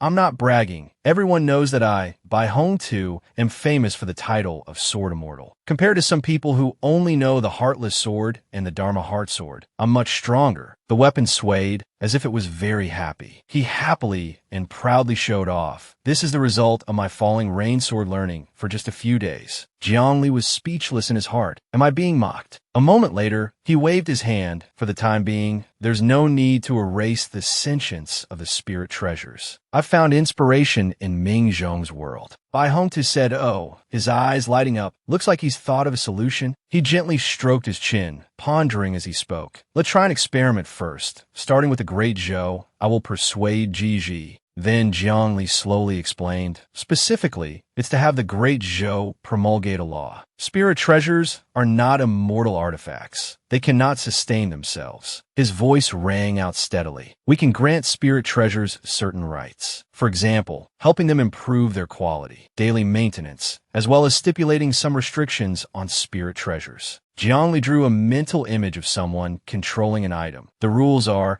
first, you must not cause harm to your master. He paused for a moment, then continued in a slow voice. Second, a spirit treasure must obey the orders given by its master, unless such orders would conflict with the first rule. Then, the solemn voice continued. Third, a spirit treasure, within the scope of not violating the first and second rules, must strive to protect its own existence. And then Zhongli suddenly remembered something equally important. In a supplementary rule, you must protect the common interests of a human race of the 9 provinces from harm. The 3 rules above must all be applied based on this premise. Hearing this, Bai Hongtu was very excited, unable to find any loopholes in the rules. Elder Chansuan also chimed in. Excellent, this idea is wonderful. Zhongli interrupted, a doubt still in his heart. But considering the particularity of the Great Zhou, even if it succeeds, the effect when other dynasties enact the law may not necessarily be good. His slender hand moved up and down as he spoke. I remember someone in the Tao sect cultivates the contract Great Tao. Very few people follow it. We could try to incorporate these 3 rules and the supplementary rule into a contract. Finally, Zhongli concluded his point. Let the spirit treasures master and the spirit treasure sign a pact. The more Bai Hongtu listened,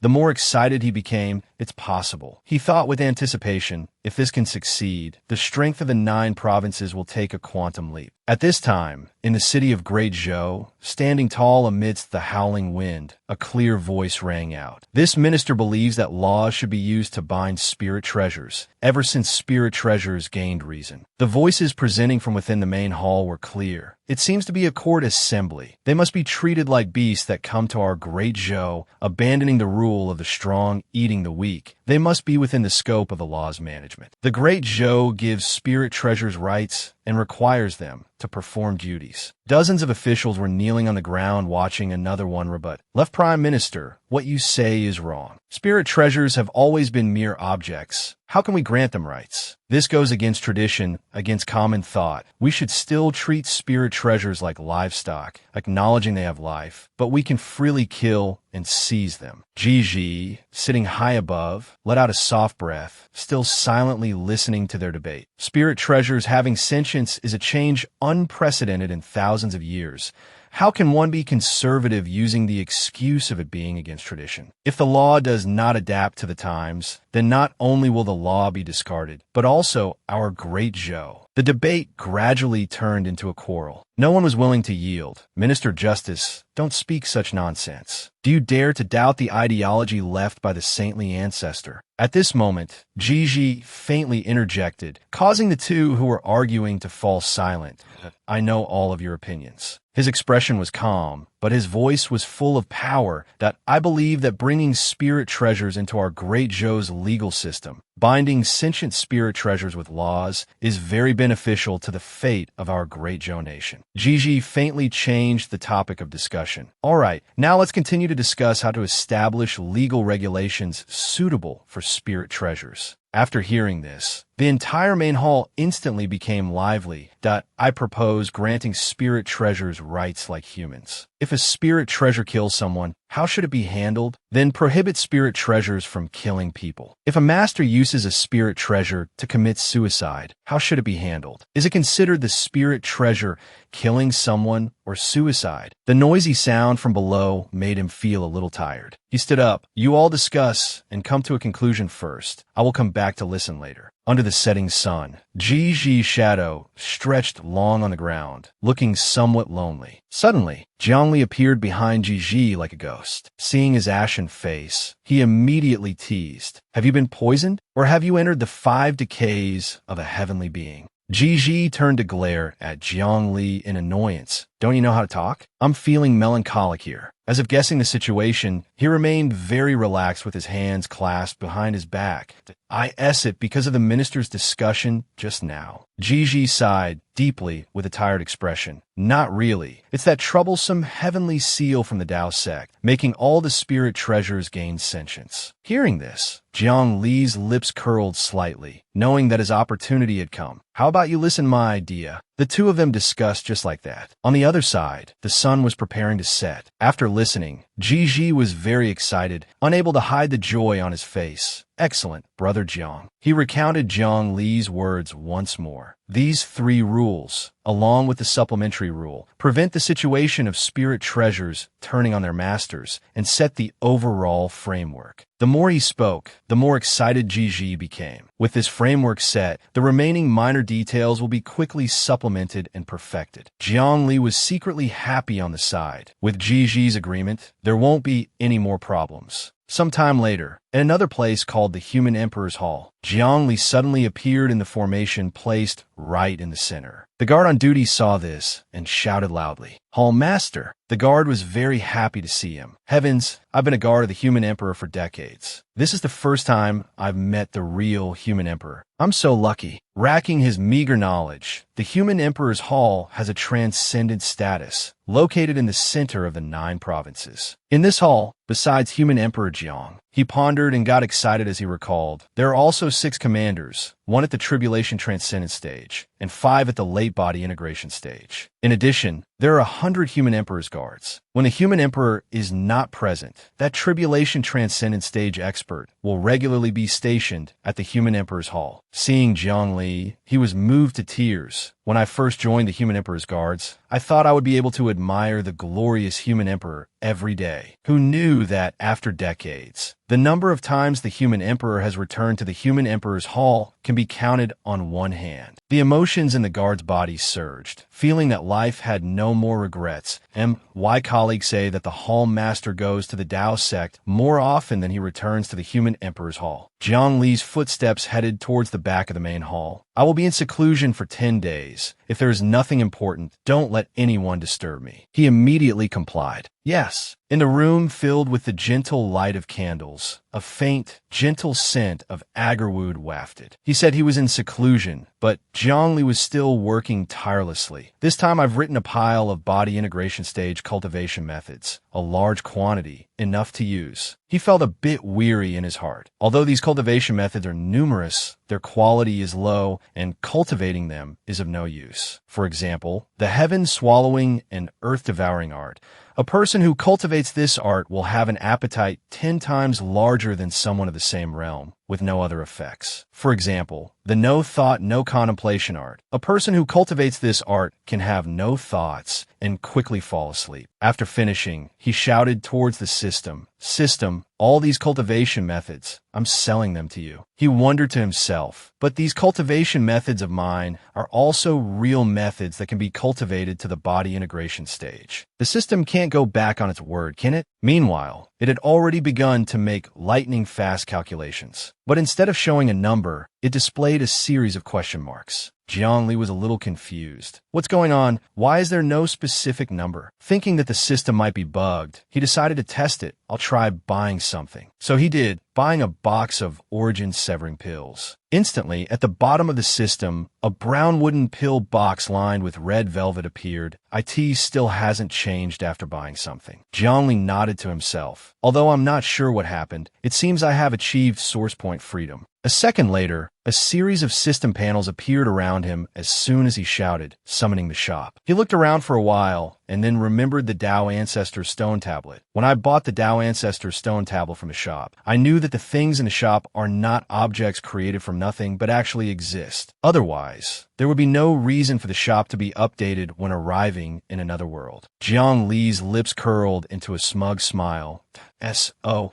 The method to find the remaining immortal artifacts has become very clear. After that, he began a shopping spree without looking at the prices. System, I want to buy the Brahma Tower, the Great Confucian's calligraphy slip, the Rui Gourd, the otherworldly mountain stone, the Dragon Pearl, the ancient scripture sword. I'm feeling great. Why would I need to go to other worlds? Isn't online shopping here better? A moment later, formations were continuously summoned in the air. Precious treasures slowly appeared according to Jiang Li's request. As if they had spirits, they began to sway and talk just like humans. What's happening? Where's this? I was about to establish an imperial dynasty. It's human Emperor Jiang. While no one was paying attention, the Brahma Tower slipped back into the formation and disappeared. Jiangli clicked his tongue. The Brahma Tower escaped. That was fast. But he had no intention of finding it right away. A.S. expected of an immortal artifact that holds the power of space. Even the system can't catch you. He glanced around and noticed that another treasure was also missing. The light sphere of the ancient scripture sword isn't showing any movement. Perhaps the ancient scripture sword has hidden itself in the river of time there. Spatial methods are useless. The system can't do anything either. Then, to prevent them from running away, he immediately collected them. The clever way can't be used, but the stupid way still can. Using the karmic power of the Yin-Yang heavenly seal, all of you get into my storage ring. No matter where the Brahma Tower hides, I can still find it. It will just take a little time. Suddenly, a few lines of text appeared on the system, generating a mission. After achieving the top rank at the academy, many beautiful women came to seek private and intimate academic exchanges, causing dissatisfaction among the male students in the academy. Hearing the sound, Zhongli looked up curiously. The system continued to display more information. Among them, someone has spent a large sum of money to hire an assassin from the Heavenly Slaughter Pavilion. The requirement is to evade the assassination attempt by the Heavenly Slaughter Pavilion's assassin. It specifically emphasized the important features. This is a mission that cannot be skipped. Mission reward. Unlock the special mission. Search for the fragments of the ladder to immortality. While reading, Jiangli assessed the situation. This is interesting. Apart from the first unskippable mission for new users, this is the first time I've encountered a mission that cannot be skipped. He thought, his brows furrowing slightly. In other words, in the system's perception, this mission, or more accurately, the mission reward, is extremely important. Speaking of rivals, there's the Heavenly Slaughter Pavilion, the top assassin organization in the 9 provinces, a competitor to the Heavenly Mystery Pavilion. While the Heavenly Mystery Pavilion relies on the country's laws, the Heavenly Slaughter Pavilion was established in the most chaotic of lands. It must also be said that among the dynasties of the human race, the Tianyuan dynasty is the one that values martial strength the most. Everyone in the Tianyuan dynasty has an enemy. Everyone wants to kill someone but they can't do it themselves. That is why the Heavenly Slaughter Pavilion, located in the imperial city of the Tianyuan dynasty, is all the more revered by the people of Tianyuan. Their internal structure is not simple at all. The assassins of the Heavenly Slaughter Pavilion are divided into 3 ranks: Jia, Yi, and Bing, responsible for assassinating deity transformation, nascent soul, and golden core stage cultivators. In addition, there are the main and deputy pavilion masters at the late stage and peak integration stage, specializing in killing integration stage cultivators. Within the quiet heavenly pavilion, a hurried voice suddenly rang out. "Pavilion Master, there's a tremendous mission." The pavilion master, usually enjoying his tea leisurely, said, "You're so flustered. What has become of your composure?" But upon hearing the next sentence, he spat out a mouthful of tea. "Someone has issued a mission to kill the human emperor Jiang." He stormed off in a rage. "Whose mission is this? We don't even kill those at the Tribulation Transcendent stage. What makes you think we can kill the human Emperor Jiang at the Mahayana stage? Let's go and see." At this moment, in a simple room filled with sunlight, a person in a cloak that concealed their face poured several sparkling spirit stones onto the table. "Let me tell you, there's no evil that the human Emperor Jiang won't do. He kills people like flies and enjoys humiliating other people's wives in public. A wife of a friend of mine was treated that way by the human Emperor Jiang." The eyes of the 2 assassins in front of him immediately lit up, and they couldn't help but drool. "How many spirit stones to kill the human Emperor Jiang? Just name your price. I have as many as you want." Faced with those sparkling spirit stones, they couldn't help but feel greedy. This was a fat sheep. Even the most expensive contract the Heavenly Slaughter Pavilion had ever taken didn't offer this many spirit stones. If they could just kill him. But before they could act, the pavilion master slammed the door open and burst in. "Shut your mouth. How can the human Emperor Jiang be slandered like this?" Seeing someone arrive, he showed no surprise. On the contrary, he was very calm. "You really won't take the mission? As long as you kill the human Emperor Jiang, whether you succeed or fail, all of this will be yours." The pavilion master's hands trembled with anger. Where did this rich guy come from? Does he have a top-grade spirit stone mine at home? He bluntly drove the person away that we're not taking it. "Get out." Not long ago, the human Emperor Jiang beat a group of immortal artifacts into a panicked retreat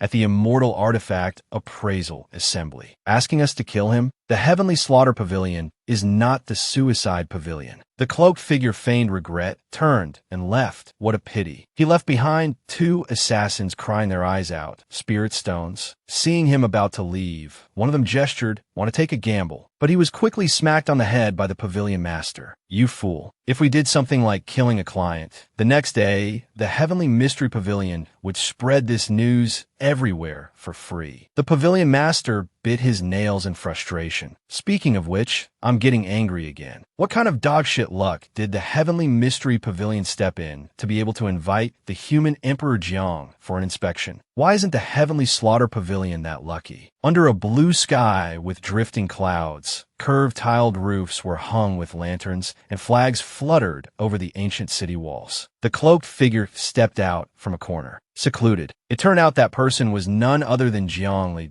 "I've walked through all these dark little alleys. Why hasn't a single assassin, greedy for money, tried to kill me for my wealth? Are assassins nowadays all so professional?" His face was filled with disappointment. This is why I say the system's missions are so hard to complete. Returning to the large pavilion from before, it still had an air of peace, as if nothing had happened. And Jiang Li suddenly appeared at the door, shattering that peace. "Hey, Jiang. Human Emperor. Could it be that he knows someone just came to the Heavenly Slaughter Pavilion to post a mission to kill him? So he suspects we accepted it?" The pavilion master and his subordinate, upon seeing him, looked as if they had seen a ghost. They hurriedly bowed low, stammering, "Human Emperor, heaven and earth are our witness. Our Heavenly Slaughter Pavilion would not dare to accept a mission to kill you. If you don't believe it, you can ask this brat. Our Heavenly Slaughter Pavilion didn't dare to take a single spirit stone." His cold gaze swept over them. Then he stated bluntly, "The person from before was me. I want to experience the feeling of being assassinated. Hurry up, kill me." Hearing this, he was scared out of his wits. Sweat poured down like rain. He had never heard of anyone wanting to experience being assassinated. This human Emperor Jiang was clearly using this as an excuse to eliminate the Heavenly Slaughter Pavilion. Jiang Li's expression now looked very frightening, but the words he spoke were even more frightening. Hurry up and kill me. The Pavilion Master's soul felt like it was about to leave his body. Right now, he felt like a small leaf boat. Danger could strike at any moment. But to survive, there was no other way. He immediately executed a skill. His body melted like mud and slipped straight into the floor. But according to the human emperor's intention, if I don't attack, he will surely kill me. Just like that, the Pavilion Master disappeared through the wooden floor without a word of farewell. The subordinate who witnessed it all was bewildered. The Pavilion Master's entire body had vanished into the shadows. Every time I see an integration stage cultivator hiding for an assassination, it feels terrifying. In the room, only Jiang Li and that subordinate remained. The atmosphere was indescribably suffocating. There was absolutely no trace of him. Jiang Li yawned out of boredom. Why isn't there any movement? It turned out the Pavilion Master hadn't disappeared, but was just hiding, waiting for the right opportunity. The human emperor is distracted. With that thought, he appeared, a sharp dagger in his hand. Now is the time. The dagger flew towards Jiang Li, just a moment away from slashing his neck. And yet, with just 2 fingers, Jiang Li gently broke the dagger. Seeing his plan fail, the Pavilion Master retreated. One strike, unsuccessful. Adhering to the assassin's principle, he moved away and would not strike again. Jiang Li remained as calm as ever, as if his body had just reacted on its own. He didn't hear the system's prompt. Could it be that I have to dodge? Then he nonchalantly said, "Kill me again." The Pavilion Master felt his pride being trampled. That one strike just now used up all the courage I have for this lifetime. To save his life, he decided to try again, but he would have to use his next life's courage. Assassinate him one more time. He teleported to a roof beam, right behind Jiang Li, patiently waiting for an opportunity. Then, in his shadow-hidden form, the Pavilion Master lunged down. Contrary to expectations, Jiang Li didn't panic at all and just gently tilted his head to the side. Jiang Li was very puzzled. Why is there still no system prompt even after I dodged? His eyes remained as calm as ever. Are you not genuinely trying to kill me? The Pavilion Master immediately revealed himself and said respectfully, "What are you saying, Human Emperor? My desire to kill you comes from the bottom of my heart." Then he realized his slip of the tongue. He was so focused on agreeing with the Human Emperor that he didn't think. Could he just say something like that casually? What if the Human Emperor thought he was being sincere? Jiang Li's face was full of disappointment. As expected, he doesn't truly have the killing intent to take my life. He thought pensively. Basically, the system requires the Heavenly Slaughter Pavilion's assassin to have the intent to assassinate me. If he's just pretending to kill me, it doesn't count as an assassination. This is going to be difficult, considering the plan a failure. Jiang Li had no choice but to turn and leave. Forget it, I'm leaving. The Pavilion Master nearly knelt and kowtowed. Thank you, Human Emperor Jiang, for your mercy. He felt helpless inwardly. Plan A, paying someone to kill me, failed. Plan B, leaking information to attract people to kill me, failed. Plan C, forcing an assassin to kill me, failed. His willow leaf brows furrowed tightly. Then, I could only resort to Plan D. Watching Jiang Li's departing figure, the Pavilion Master still hadn't recovered his senses. We must vigorously publicize today's events. Publicize the matter of you assassinating the Human Emperor Jiang. He roared, "You fool." Of course, we'll say that the Human Emperor Jiang came to inspect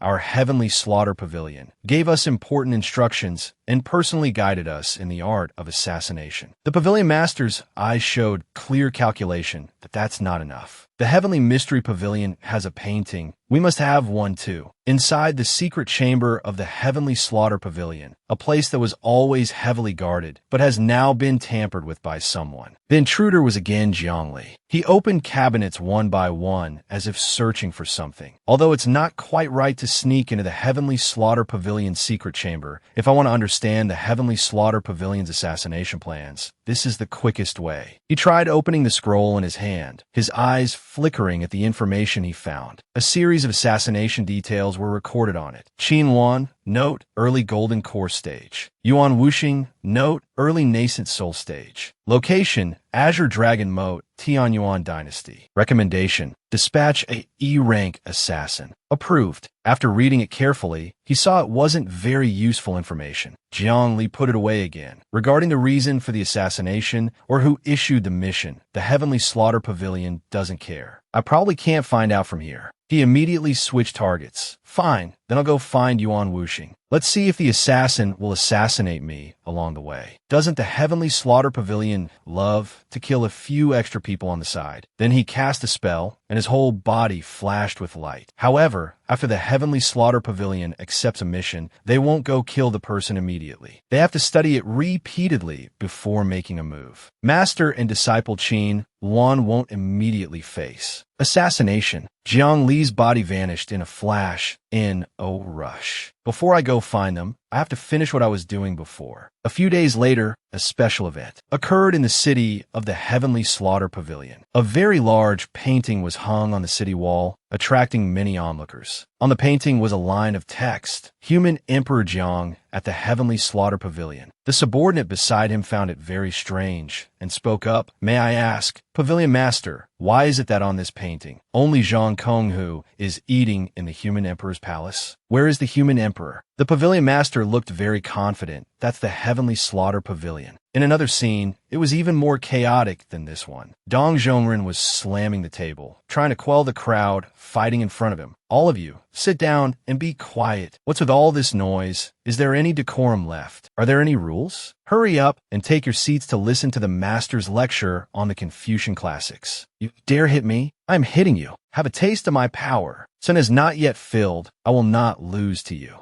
At this moment, Jiang Li appeared with an item.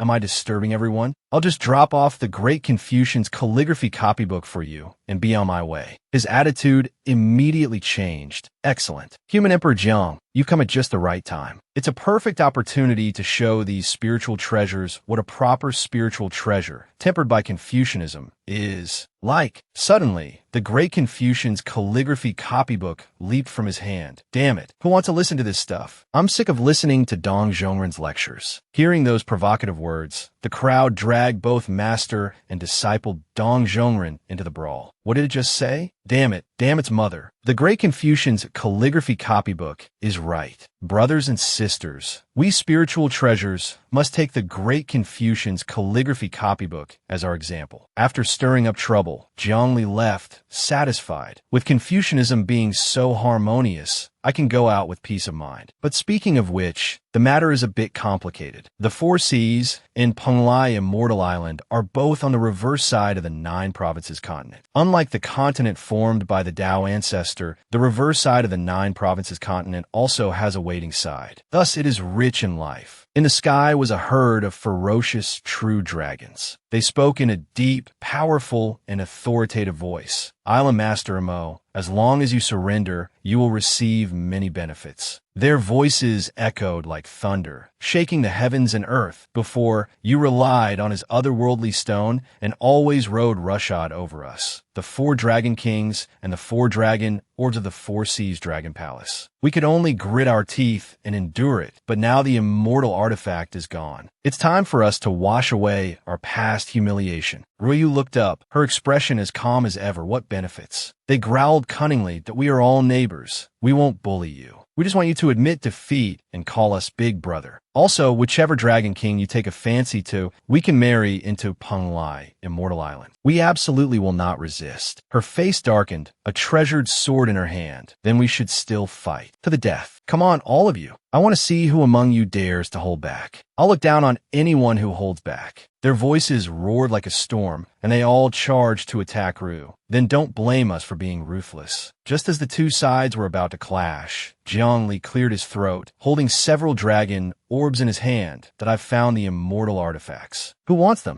In an instant, those dragon orbs vanished without a trace. The true dragons retreated as quickly as if there had never been a battle. Thank you, Human Emperor Jiang, for specially returning the dragon orbs. Ryu smiled gently and placed an otherworldly stone in Jiang Li's hand. Thank you, Human Emperor Jiang. With that, she sped off in pursuit of them. Don't even think about escaping. Excellent, excellent. The four seas have regained their vitality. On another side, at the overlapping peaks of Mount Sumeru, which were shrouded in mist year-round. Seeing Jiangli arrive, Wuji was very happy. Human Emperor Jiang, to meet this venerable one again, how delightful. I heard from Wang Bian that you returned the Great Confucian's calligraphy copybook to the Confucian sect. Did you come specially to Mount Sumeru to return the Brahma Tower as well? But unfortunately, he didn't have what Wuji needed. I'm sorry. I can't let you know that it will still take some time to find the Brahma Tower. The two of them chatted while enjoying the beautiful scenery. How has old Buddha Sumeru been recently? It's been a while since I've gone to him for advice. He's still on Mount Sumeru, teaching the Buddhist Dharma to the disciples. According to his memory, old Buddha Sumeru was the second most ancient person in the 9 provinces. He had consulted him many times on cultivation problems, asking him what the human emperors of history were like. He had asked him to help find the immortal world and asked him to look at the path to other worlds created by the system. Jiangli had once asked him, "Old Buddha, can you see this path?" "What path? Where is it?" From that, he learned that, although he, like Old Bai, couldn't see the path. Hearing this, Wuji immediately said, "Oh, right." He once mentioned that he wanted to invite Human Emperor Jiang to Mount Sumeru to hold a seminar and share his experience on how to become a Mahayana stage cultivator. He said, although he doesn't understand, perhaps there are disciples in the Buddhist sect with extremely high comprehension who can grasp it. Jiangli laughed it off. The old Buddha is too kind. Back then, because Old Bai and Yin complained that they didn't understand what I was teaching, I especially want to talk to the old Buddha, and it turned out the old Buddha also said he didn't understand. Recalling that day, he had criticized the old Buddha. It's just like this, and then like this, and you can become a Mahayana stage cultivator. It's not difficult, right? Why do Old Bai and Yin say they don't understand? This old monk also does not understand. His business finished. Jiangli took his leave. I still have to go to the next place. I'll be going first. There's still one Rui gourd left. In those days, there was a woman named Tianyuan Empress Yin, born into an ordinary family, but she was naturally upright and had talent that surpassed others. The young girl grew day by day, and when she matured into a graceful and charming woman, she was noticed by the then Tianyuan crown prince, who made her his crown princess. But the crown prince did not cherish her. Instead, he always beat, scolded, and bullied her. Not stopping there, he also forced her to consume many heavenly treasures, wanting to cultivate her into a candidate for human emperor. The crown prince wanted a human emperor wife for him to play with, to satisfy his sense of conquest. This was because of one thing. The nominee for human emperor was not decided by any person, but was chosen by the 9 provinces' earth veins. Of course, the 9 provinces' earth veins would not care about Yu Yin's status. She smoothly became the chosen successor to the human emperor. But it cannot be denied that Yu Yin's talent was also outstanding among the chosen successors for human emperor, with a high probability of becoming the human emperor. Even Bai Hongtu was not confident he could surpass her. Despite her outstanding talent, among the candidates of that time, there was a Jiang Li so terrifyingly powerful it made people despair. At the integration stage, she was destined to be just a stepping stone. Yui knew her own limits and voluntarily withdrew from the competition. With no other choice, Yin returned to the crown prince's side. This made the crown prince extremely angry, and he once again took his anger out on Yin. Even a worm will turn. Yin fought back. The crown prince, also at the integration stage, couldn't withstand more than 10 moves and was killed by Yin. When this matter reached the imperial court, the Tianyuan emperor learned of his son's tragic death and flew into a rage. He brought the nation's fate to battle, wanting to kill the enemy who killed his son. The nation's fate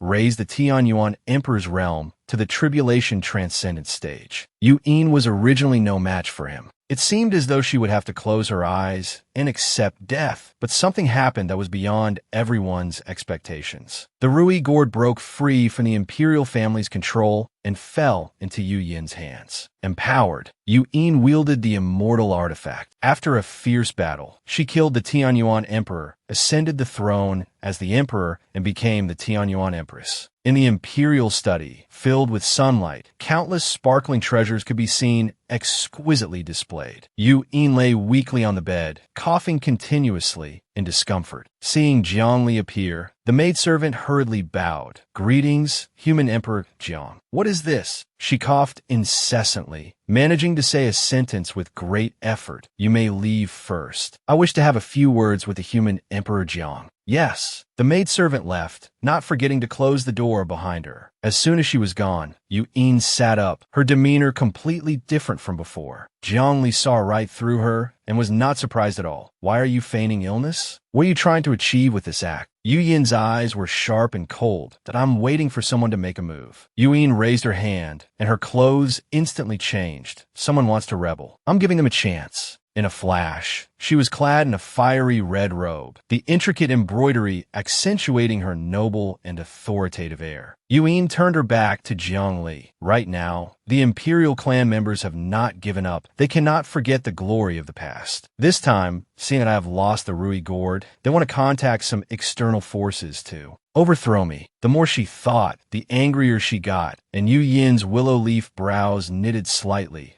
I see them dawdling, unable to finalize their plan. So I pretended to show signs of cultivation deviation to lure them into action. A serious look flickered across his face. "You want to use this opportunity to break through the integration stage." Recalling that time, I was of the same generation as Old Bai and Yu Yin. 300 years have passed. I became a Mahayana stage cultivator, and Old Bai also became a Tribulation Transcendent stage cultivator. Logically, Yu Yin should have also become a Tribulation Transcendent stage cultivator. Fortunately for her, the Emperor of the Tianyuan dynasty can be supported by the nation's fate. It sounds beneficial at first, but the nation's fate can both support and restrain. Cultivating with the nation's fate adds an invisible resistance. Yu Yin's gaze swept over Jiang Li.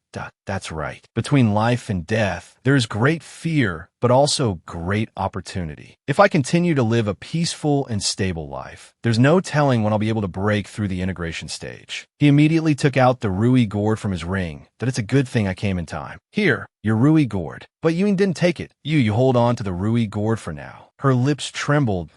"If I hold the gourd, then it can no longer be considered a life and death trial. Only by losing my escape route can it be considered a true life and death trial." Despite preparing to face a brutal battle of life and death, her eyes were bright, still showing a sky-high determination. "So, when the time comes, if I lose, you just stand there and watch me die. You're not allowed to interfere. Otherwise, I will hate you for the rest of my life." Jiang Li smiled, secretly admiring her. Yu Yin was a person of this character. Then, he reported his own situation. "The other immortal artifacts have also been recovered by me, but not many people know yet. I will tell them and ask them to keep it a secret for the time being." Yu Yin smiled and hummed in agreement. Suddenly, the Rui gourd jumped out of Jiang Li's hand, crying tragically, "Master, I missed you so much." At that time, there were too many immortal artifacts. If I didn't pretend to share a common enemy with them, they wouldn't have let me go. "Master, you must forgive me." But before it could fly over, it was slapped to the ground by Yu Yin. She stomped hard on the Rui gourd. On the contrary, it showed no pain, but was instead ecstatic. "Master, please trample me with all your might." The more it cried out, the more annoyed Yu Yin became. Keep an eye on it. When the time comes, don't let it interfere. With that, she kicked it back into Jiang Li's hand, letting it whimper. Yu Yin immediately stated her proposal. "There is one more thing. Consider a request from me. If those people know you've come to the Tianyuan dynasty, they will be wary of the relationship between us and won't dare to make a move. For the plan to proceed smoothly, Jiang Li's help was needed. Could I trouble you to tell the people outside that you want to go to other worlds to find immortal artifacts? You must be gone for at least a few months. He agreed very readily. All right. After finishing his business, Jiangli left under the watch of the servants in the residence. At this time, the maidservants entered, asking solicitously, "Your Majesty and the human Emperor Jiang haven't seen each other in a long time. Did you catch up on old times just now?" Yuan, once again feigning weakness, relayed his words. He said he wants to leave the 9 provinces for a few months to roam the 4 seas. That's great. I also want to leave this place and visit other worlds. While she was resting, the maidservant immediately relayed Yu Yin's words to another person. "You, go and report to that lord. Say that the human Emperor Jiang came to see the Empress just now." The Empress said. At the same time, in another place, the faint sound of crying could be heard. The young lady Song Ying was sobbing that I'm sorry. If it weren't for me, you all could have left this place long ago. Across from her, Qin Luan looked away, flustered, not having the heart to blame her. It's not your problem. I can't stand people crying, especially when I see Song Ying cry. Seeing her cry more and more tragically, he became frustrated. The Long family is unreasonable, forcibly abducting a young woman. We stepped in to help. Our conscience is clear. We only hate that in the vast Dragon Moat city, there isn't a single brave person to step forward. Yuan Wuxing sighed and shook his head, saying, I already told you to. Training in the Tianyuan dynasty is a good thing, but you must also consider the consequences before acting. You two insisted on acting in front of everyone. At this moment, a figure walked in. It was Jiangli in disguise. It seems the 3 of you are living quite comfortably. Even so, the 3 of them recognized him almost instantly. Human Emperor Jiang, why? Why are you here? He pulled down the hood of his cloak.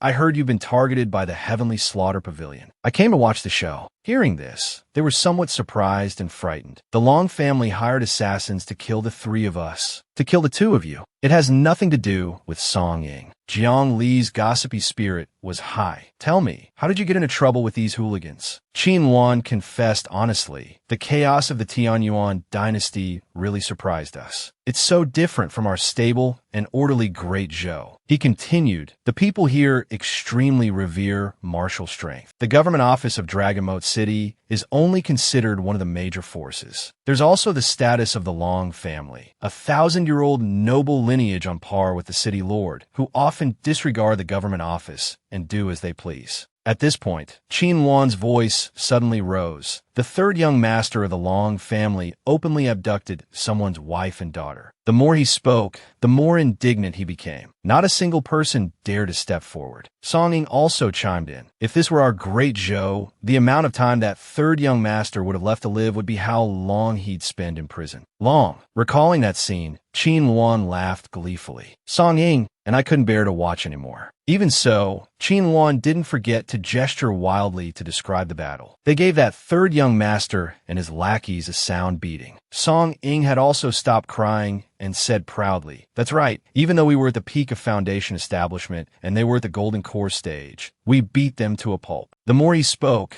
the more enthusiastic he became. Longing City also frequently holds grand tournaments. I took a fancy to the prize, participated in the tournament, and ran into the 3rd young master of the Long family again. Saying this, Qin Luan sniffed proudly that I crippled him, and I felt so refreshed that I smoothly formed my golden core. Wu Xing, who was listening from the side, couldn't stand it anymore and interjected, you two acted as righteous heroes, and as a result, the 3rd young master of the Long family couldn't swallow his anger. That night, several nascent soul guest elders made a move, intending to kill Qin Luan, and since Song Ying was pretty, to kidnap her to be a concubine. He sighed deeply again. Luckily, I was following behind you and took care of that guest elder for you. Being exposed like that, he could only scratch his head sheepishly that we knew that at this rate, we would definitely alert the deity transformation ancestor of the Long family. It was best to leave quickly, not letting his disciple continue his nonsense. Wu Xing continued, right now, the Long family is watching the area around Longyin City, wanting to kill us. Of course, I can escape, but I'm not confident I can protect Qin Luan and Song Ying. He thought pensively. I thought the deity, transformation ancestor of the Long family, wouldn't bother with such a trivial matter. The Long family would use nascent soul cultivators to kill us. If I could drag a nascent soul expert down with me before I die, it would be a huge loss for them. His wrinkled eyes narrowed slightly I didn't expect the other party to directly seek out the Tiansha Pavilion to make a move. A faint smile appeared on Jiang Li's lips. You guys are too honest, unable to break free from the habits of the Great Zhou. The Long family's matter is very easy to solve. His voice was firm, both mocking and advising. The Tianyuan Imperial Dynasty has the rules of the Tianyuan Imperial Dynasty. The strong are revered. One must be ruthless, use tricks, and not reason. You should learn to adapt to the local customs. Qin Wan quickly retorted, You are the human emperor. You have absolute power. Of course you're not afraid of anything. Before he could finish, his master smacked him. How can this kid talk to the human emperor Jiang like that? Jiang Li didn't mind. He performed a technique that it's fine, then I'll test something out. A blazing flame appeared in his hand. Right now, I am your friend from the Great Zhou, Huang Li, with outstanding talent,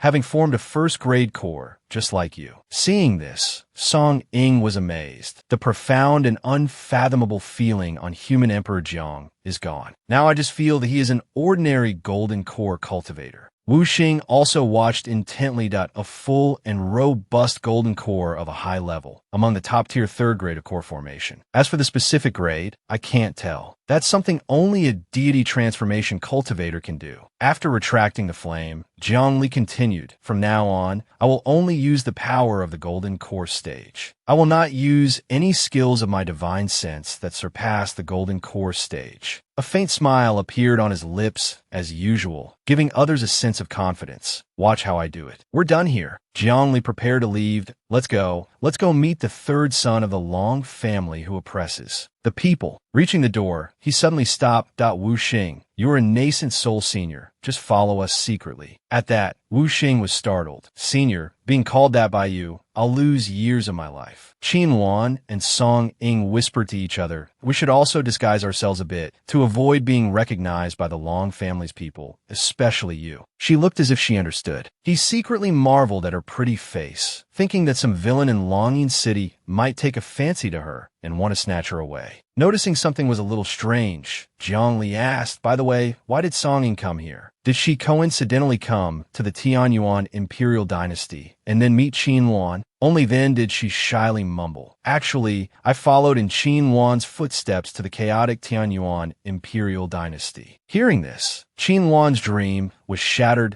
Oh, that's how it is. I thought you liked me and followed me all the way here. His face was blank, and he walked dejectedly like a ghost. After the journey through the mysterious secret realm, I thought Song Ying liked me. Now it seems I was overthinking it. Song Ying pouted resentfully. Human Emperor Jiang, if it weren't for the fact that I can't beat you. A moment later, in the city, the streets were bustling with people, with sellers and buyers creating a lively atmosphere everywhere. The three of them were all in disguise, walking among the crowded streets without anyone suspecting a thing. By the way, what's the name of the third son of the Long family? Long Sanshui. He also has two older brothers, Long Dajin and Long Erwo. The Long family is quite learned. They even know about metal, wood, water, fire, and earth. They discussed as they walked. That's right. When I heard the Long family name them like that, I thought Master was Long Sanshui's father. No one realized that someone had already noticed them. Qin Wan, can you please stop talking?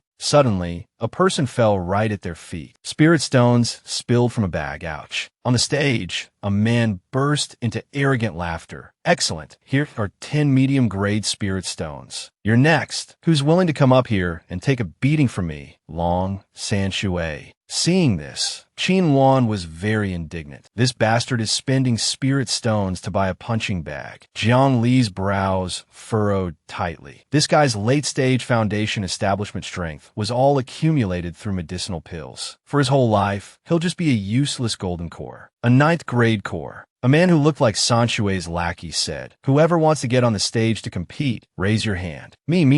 I can take a hit. I shouted the loudest. Jiang Li also raised his hand and said loudly, I am a golden core cultivator. The surrounding people were immediately drawn in. They turned to look at him with curiosity. A golden core cultivator like you. What are you doing here with a group of foundation establishment cultivators like us? Sanshui was very pleased. Then I'll choose you, you reckless golden core rogue. Jiang Li lightly tapped his toes. That I have one condition. His whole body flew lightly onto the stage. You have to give me the spirit stones first. Hearing this, the man was slightly contemptuous, throwing a bag of spirit stones to Jiangli. Here anyway, I have a nascent soul stage retainer by my side, a golden core cultivator like him can't do anything. After taking the bag, his expression was a little disappointed.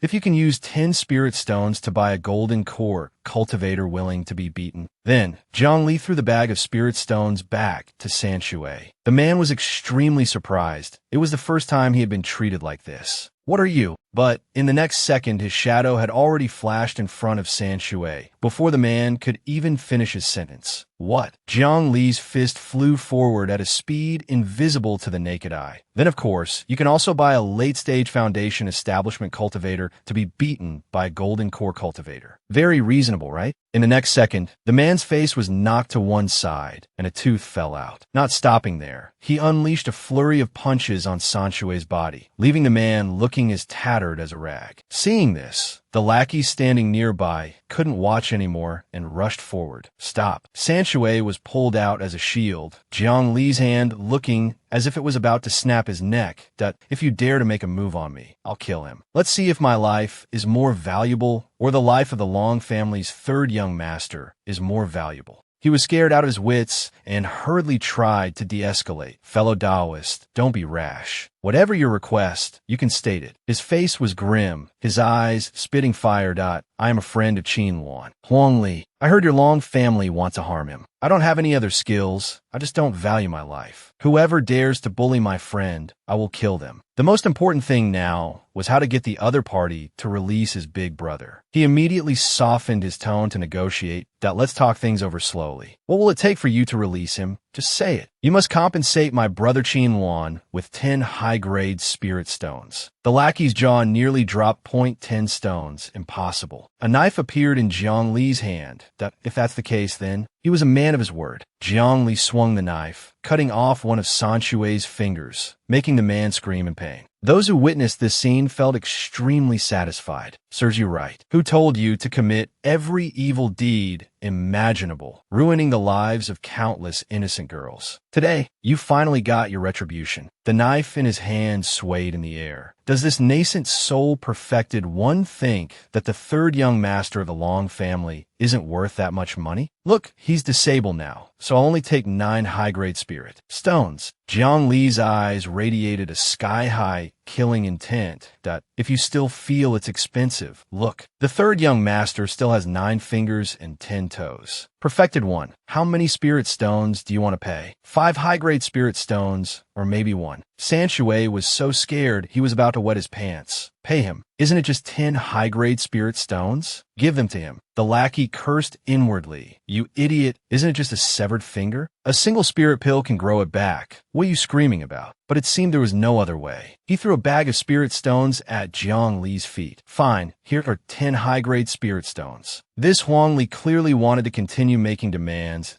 That's not all, he continued to demand. You must swear to the heavenly Tao not to make a move on us, and let us leave the city. His face darkened. Not make a move on you? We've long had a bounty on you at the Tiansha Pavilion. Let's see how many more days you can hop around. The lackey raised 3 fingers. Fine, we swear. As soon as Jiang Li released Sanshui, the man bent over coughing while he calmly jumped down. Qin Luan still couldn't believe his eyes, stammering. So we could just leave like that. Everyone was surprised by this side of Jiang Li, not expecting him to use such extreme violence to solve the problem, not expecting the guardian of the Central Continent to have such a ruthless side. Jiang Li said nonchalantly, back when I was still at the Golden Core stage, I did quite a few things. I've only toned it down in the last few hundred years after getting stronger. The two of them listened and exclaimed, huh, in unison. Then they set off again. This matter isn't over yet. The Long family hasn't been dealt with. Let's go. A trip to the city lord's mansion. In Jiang Li's hand was a sparkling spirit stone and a letter that read, for the city lord. He gave these items to the gatekeeper. Please deliver this to the city lord. Understood. Seeing this, Song Ying was very curious. Aren't you afraid he'll take the spirit stone and not do the job? I didn't expect the human Emperor Jiang to resort to bribery. That would be impossible in the Great Zhou. Jiangli patiently explained, by taking out a high-grade spirit stone, I'm showing that I have a certain status and can contact higher-ups. The gatekeeper is just greedy, not stupid. Qin Wan chimed in. So what did you say in the letter? The knife was once again taken out from the storage ring. The dagger that cut Long Sanchue's hand just now, it has poison on it. Jiang Li's methods were indeed profound. It's not fatal, but it's very uncomfortable. It penetrates deep into the meridians like maggots in the bones, causing the whole body to itch, scratching the skin raw without even knowing it. The other two felt a chill down their spines. That sounds terrifying. It can only target foundation establishment stage cultivators. Moreover, anyone with a slightly more solid foundation can purge it themselves. Jiangli explained again, to cure this poison, medicinal pills are useless. One can only use divine sense to scan the body and purge it bit by bit. Furthermore, the purity of a nascent soul stage's divine sense is not enough. It requires a deity transformation stage expert to act. Hearing this, Qin Wan dared to ask, are you trying to force the deity transformation ancestor of the Long family to come out and handle this? What does this have to do with the city lord of Longyin City? He turned to leave, his robes fluttering in the wind. A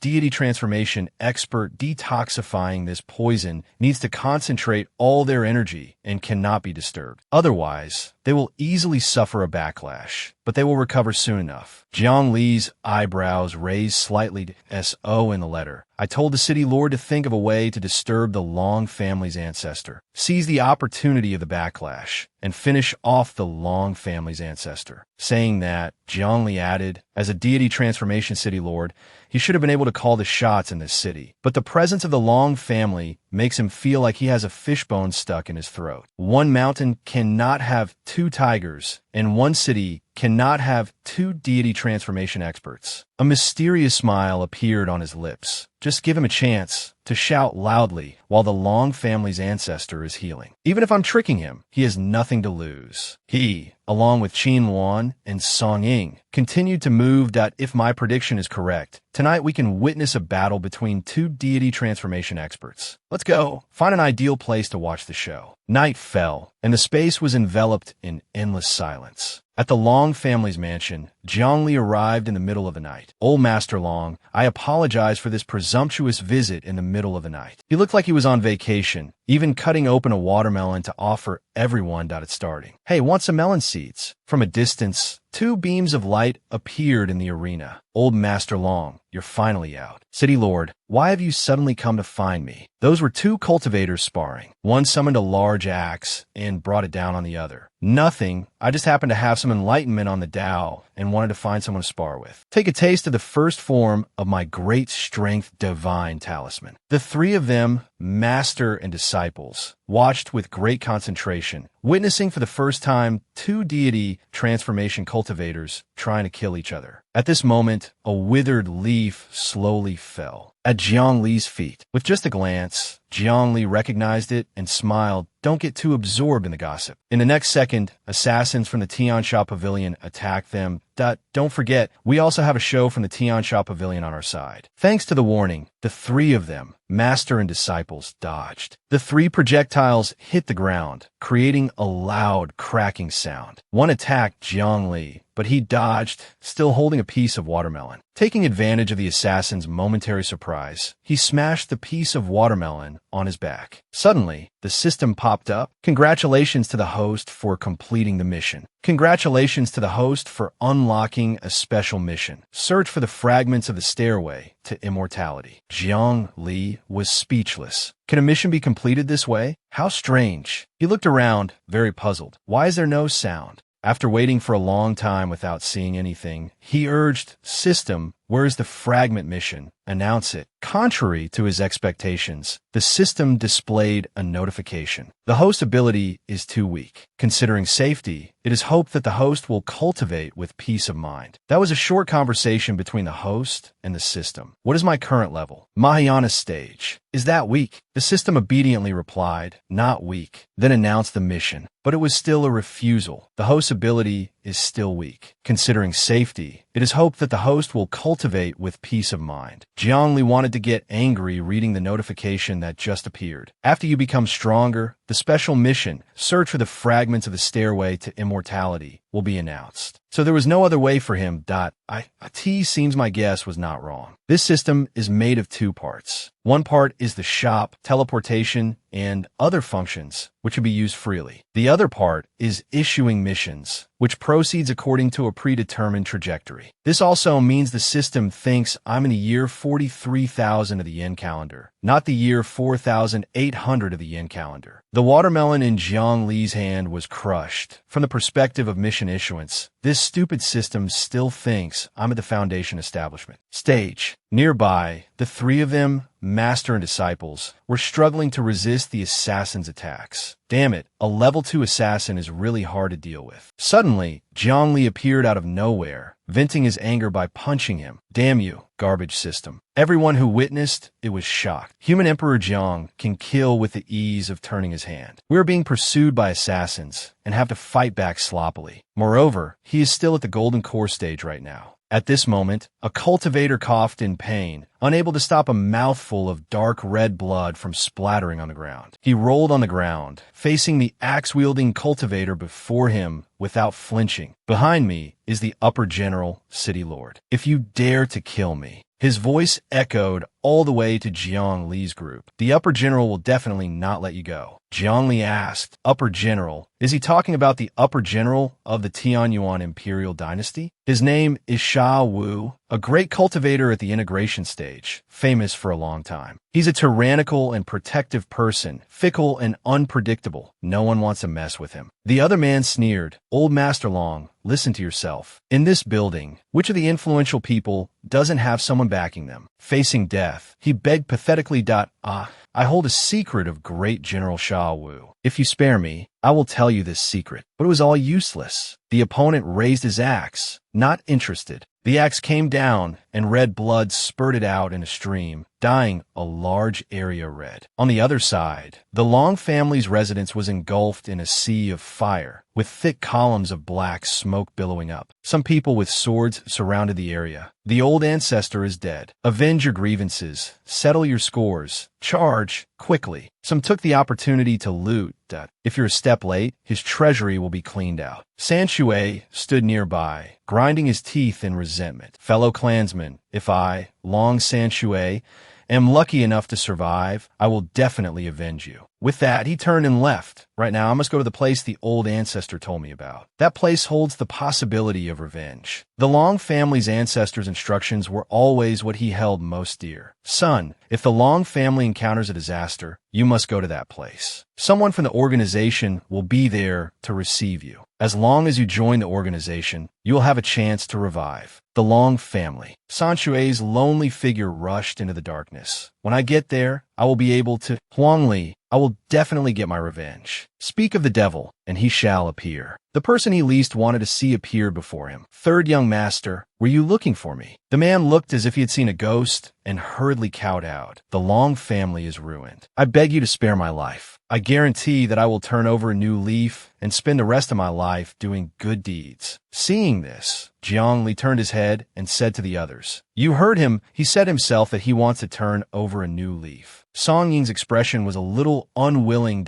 So, are we supposed to let him live? Qin Wan came up with a bold idea. Turn over a new leaf. One cannot avoid reincarnation. It seems third young Master Long is wholeheartedly seeking death. Let's grant him his wish. Sanshui's face turned from white to green. I didn't mean that. Suddenly, a calm voice sounded from behind him. The four of you, spare him if you can. Jiang Li knew who had arrived and frowned slightly. A deity transformation stage cultivator. The newcomer was a priest, a disciple of the Shinzong cult. I have some friendship with the Long family's ancestor. As soon as he arrived, he spoke up for Sanshui. Although I can't openly help him, I must at least preserve his only descendant. Sanshui felt as if he had found a life-saving straw. You are the person from the organization that the ancestor spoke of. He smiled calmly. Old Man Long gave me many human cauldrons and also helped the organization a lot. You are the only lucky survivor of a Long family. Not only can you join the organization, but you can also make one request, as long as I can do it. Hearing this, the man seemed to regain his confidence. He pointed at Jiang Li's group. Then please kill this group of people. The priest's face turned grim. These people have seen me, so they must die. You can make another request. San Shui threw his head back and roared at him. I have no other request. I only beg you to beat these people until they are half dead. I will kill them myself. A purple light enveloped his hand. Fine. 1 early stage nascent soul, 2 early stage golden cores, 1 foundation establishment. Even with interest, it's not enough for me to use one hand. Wu Xing immediately took a step forward, shielding his disciples. Facing a deity transformation cultivator, no matter how well I can fight, I can't protect Qin Luan, Song Ying, and Huang Li. When his eyes met Jiang Li's, he remembered that his worry was a bit unnecessary. Wait, is there someone who doesn't need my protection? In his heart, Qin Luan was secretly looking forward to his performance. How will Huang Li, at the Golden Core stage, handle this situation? I'm out of options anyway. Jiang Li closed his eyes and chanted. 2 mystical green lights appeared in his hands. In the next second, he waved his hand, shooting 2 red beams of light towards his opponent. San Shui fell to the ground, motionless, his clothes stained red with blood. As for the priest, he was also severely injured, constantly clutching his chest and coughing up blood. The 3 of them, master and disciples, didn't even have to lift a finger from beginning to end. One move killed Long San Shui and severely injured the old man. After a long while, Song Ying timidly spoke up. That move you just used doesn't seem like something a Golden Core stage cultivator can do. So Jiang Li made up another story to justify himself. Actually, you don't know, in my ring, there's the soul of a Mahayana stage expert. At critical moments, it can temporarily boost my strength. I originally didn't want to do this. This is my biggest trump card, but today's situation is special. If I don't reveal my trump card, I will die. Then he gave a thumbs up. You must keep this a secret. The priest roared, blood spewing from his throat. Who on earth are you to have crippled half my life with just one move? This person is definitely not an integration stage cultivator. Jiang Li still introduced himself with his fake identity. Golden Core cultivator Huang Li. Of course, he didn't believe these words at all. A brilliant light emanated from his body. Are you trying to fool a ghost? The priest's wounds gradually healed. That I'll heal first. Upon seeing this power, Jiang Li was stunned. The power on his body is... After healing, he decided to choose the wisest of the 36 stratagems.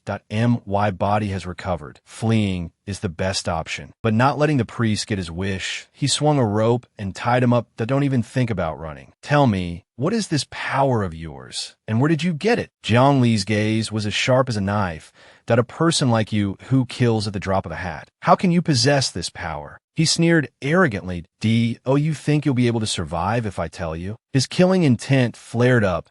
I hope you won't be begging me to kill you. Later. And so, in the quiet forest, heaven-shattering screams rang out, scaring the birds into a frenzy. Painful. The 3 of them, master and disciples, didn't dare to look directly. Just hearing the sounds made them shiver. They couldn't imagine what kind of torture the old man was enduring. The priest's body was as tattered as a rag. I beg you, kill me. Whatever you want to ask, I'll tell you. Just give me a quick death. Jiang Li looked down at him and began his interrogation. What is your power, and how did you get it? Now he was forced to confess honestly. This is Shenzong power. Every disciple, after joining the cult and sincerely believing in the Shenzong Venerable One, will be able to find the hidden Shenzong power within their body. But Jiang Li had never heard of this cult. What cult is that? I've never heard of this kind of cult, let alone any Shenzong Venerable One. Jiang Li recalled. The 9 provinces have many cults that believe in and worship immortals from the immortal realm. For example, some believe in the Arctic True Warrior Great Emperor. Some believe in the Taiyang Star Lord, the Taiyang Star Lord. The nature of the human emperor is also a type of belief. The power of belief of the human emperor's main hall comes from this. To add, back when the stairway to immortality was not yet severed, the power of belief from worshipping immortals could even be transmitted to the immortal realm, and the immortals would also send down immortal miracles. It's just a pity that after the stairway to immortality disappeared, the connection to the immortal realm was severed. The power of faith could no longer be transmitted, and immortals would no longer descend. The cults that worshipped immortals have now almost vanished. The priest's voice trembled as he continued in a whisper. I am a disciple of the divine treasury cult. The cult master told us that within our bodies lies limitless power, but it is constrained by our own perception, so we cannot feel it. At this moment, red blood was streaming from every orifice on his face. As long as we believe in the venerable divine treasury and use a human catalyst, we can unleash the divine treasury power. Jiang Li's willow leaf eyebrows furrowed. What is a human catalyst? At this, the priest looked up, his tone full of mockery. It's people, whether they are good or bad. As long as we kill people, we can obtain the divine treasury power. I can't listen to this anymore. Qin Luan, who was nearby, spoke up. Isn't this the demonic path of cultivation? Isn't this just like that Jiang Yixing? The priest growled, his voice hoarse and filled with indignation. What demonic path? The power of the demonic path contains resentment. The divine treasury power does not. In his hand was a golden glow, but it was no longer as intense as before. Look closely. Qin Luan's emotions were very complicated. It was true. This divine treasury power was brilliantly bright, both warm and gentle, completely different from the cold, demonic path. Jiang Li calmly interrupted. Do you know what I call this power? What? For words came from his mouth. The power of merit. Everyone present was stunned, their eyes filled with astonishment. To explain what that is in more detail, the power of merit has many wondrous uses. It can increase one's cultivation realm, escape inner demons, comprehend the heavenly Tao, and conceal heavenly secrets. It was once a mystical power pursued by many cultivators. However, by that time, the stairway to immortality had been gone for 9,000 years, and the power of merit had not appeared in the 9 provinces for 9,000 years. Therefore, no matter how many great deeds people performed, bringing blessings to all living beings, not a single bit of the power of merit appeared. Gradually, cultivators forgot about the existence of the power of merit. The priest himself was very skeptical of Jiang Li's words. The power of merit, I've never seen it. This power is my own divine treasury power, not some heaven-sent merit. It should be added that, apart from the Dream Jiang dynasty, which still had the most power of merit, forged into golden bricks of merit to build a golden house placed in the national treasury, there were not many cultivators who could recognize the power of merit now. Jiang Li's lips tightened slightly. He felt the situation was more complicated than he had imagined. The Tao sect said that all the power of merit was stuck in the immortal realm and could not descend. Now it seems that is not the case at all. As he thought, he realized the core of the problem. The conditions for the power of merit to descend have changed. Killing people can grant merit. But Jiang Li quickly realized the irrationality. No, that's not right. I've killed quite a few people myself. Just now, I even killed a certain Long Tan Shui, but I haven't seen even half a point of the power of merit. He couldn't help but wonder. This proves there must be other conditions. What could they be? Every one of Jiang Li's questions seemed to hit the priest right where it hurt. Could it be that one must join this divine treasury cult, or undergo some kind of ritual, or perhaps worship this venerable divine treasury who came out of nowhere? The priest seemed choked up. He hesitated.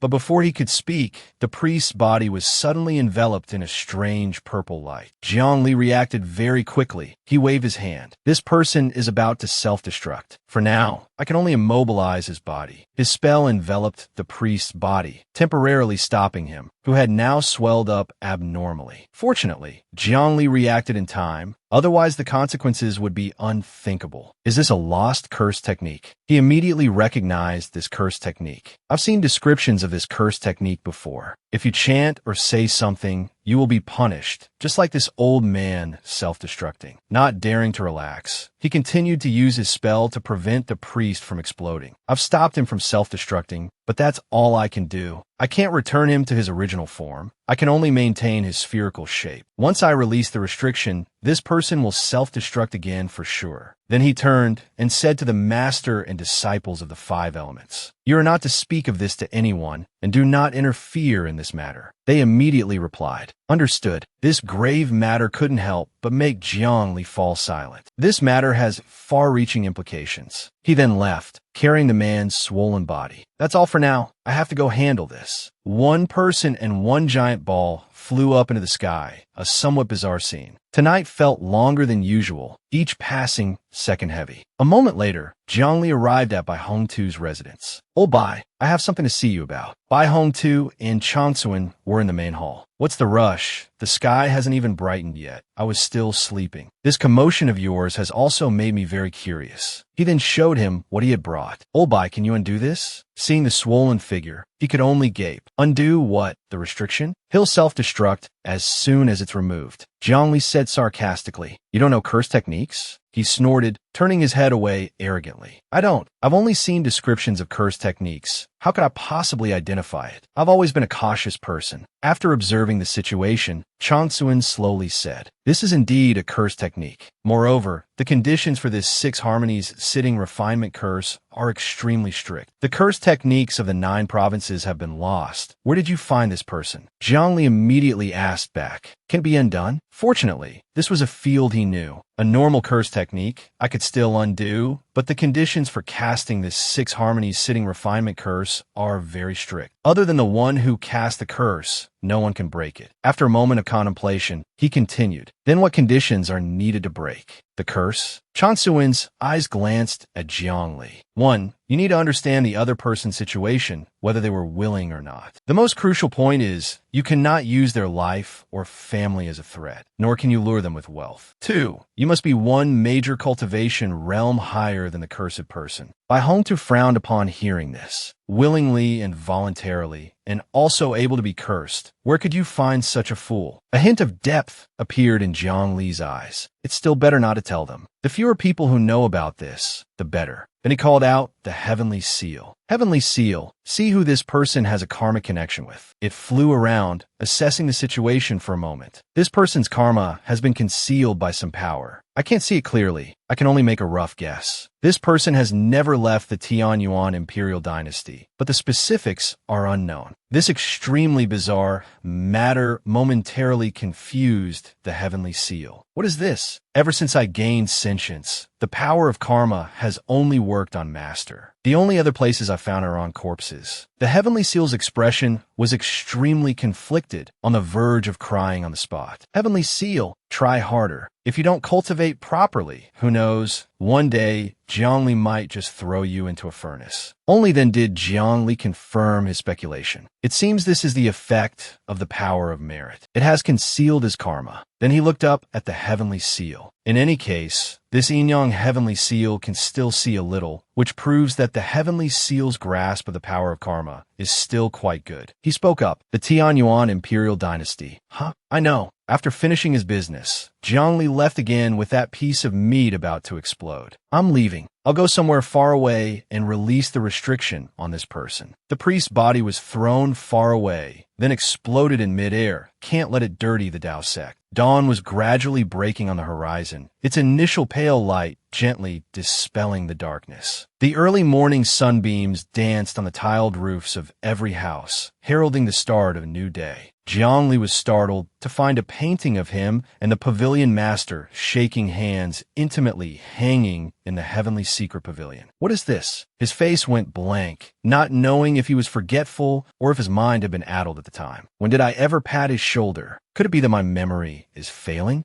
Since he had business to attend to anyway, he decided to drop by. Welcome, Human Emperor Jiang, to the Heavenly Secret Pavilion for another observation. Jiangli waved it off. I'm not here to observe. Then he said, generously, I want to buy all the materials on the Divine Treasury cult. Very quickly, he brought over a jade pendant. Everything is recorded in this jade pendant. Jiangli took it to check. This much. He was quickly disappointed again. It's pathetically little. The pavilion master said helplessly, that's already a lot. Our Heavenly Secret Pavilion doesn't know much about this suddenly emerged cult. His expression was tinged with fatigue as he mentioned the issue. At first, after we learned about this cult, we sent a few disciples to investigate, but they ended up being drawn into the Divine Treasury cult and became devout followers. Since then, The Divine Treasury cult has known we are investigating them, so they're on guard everywhere. Then the Pavilion Master immediately reported what he knew. The Divine Treasury cult appeared about 40 to 50 years ago. Their traces were only discovered upon entering the Tianyuan Imperial Dynasty. It is said that a cultivator met the venerable Divine Treasury in a dream and learned the secret of the Divine Treasury power from the Venerable One. After waking up, that cultivator founded the Divine Treasury cult, became its master, drew many people into the cult, and spread the method of obtaining the Divine Treasury power. They also have unforgivable behaviors because the Divine Treasury cult believes that since there is a hidden treasury within the mortal world, one can become an immortal and live a carefree life just by unearthing it. However, not many cultivators can learn it or understand it, so they cannot discover their own hidden treasury. Fortunately, the Venerable Divine Treasury has passed down a method, saying that as the heavenly Tao is constant,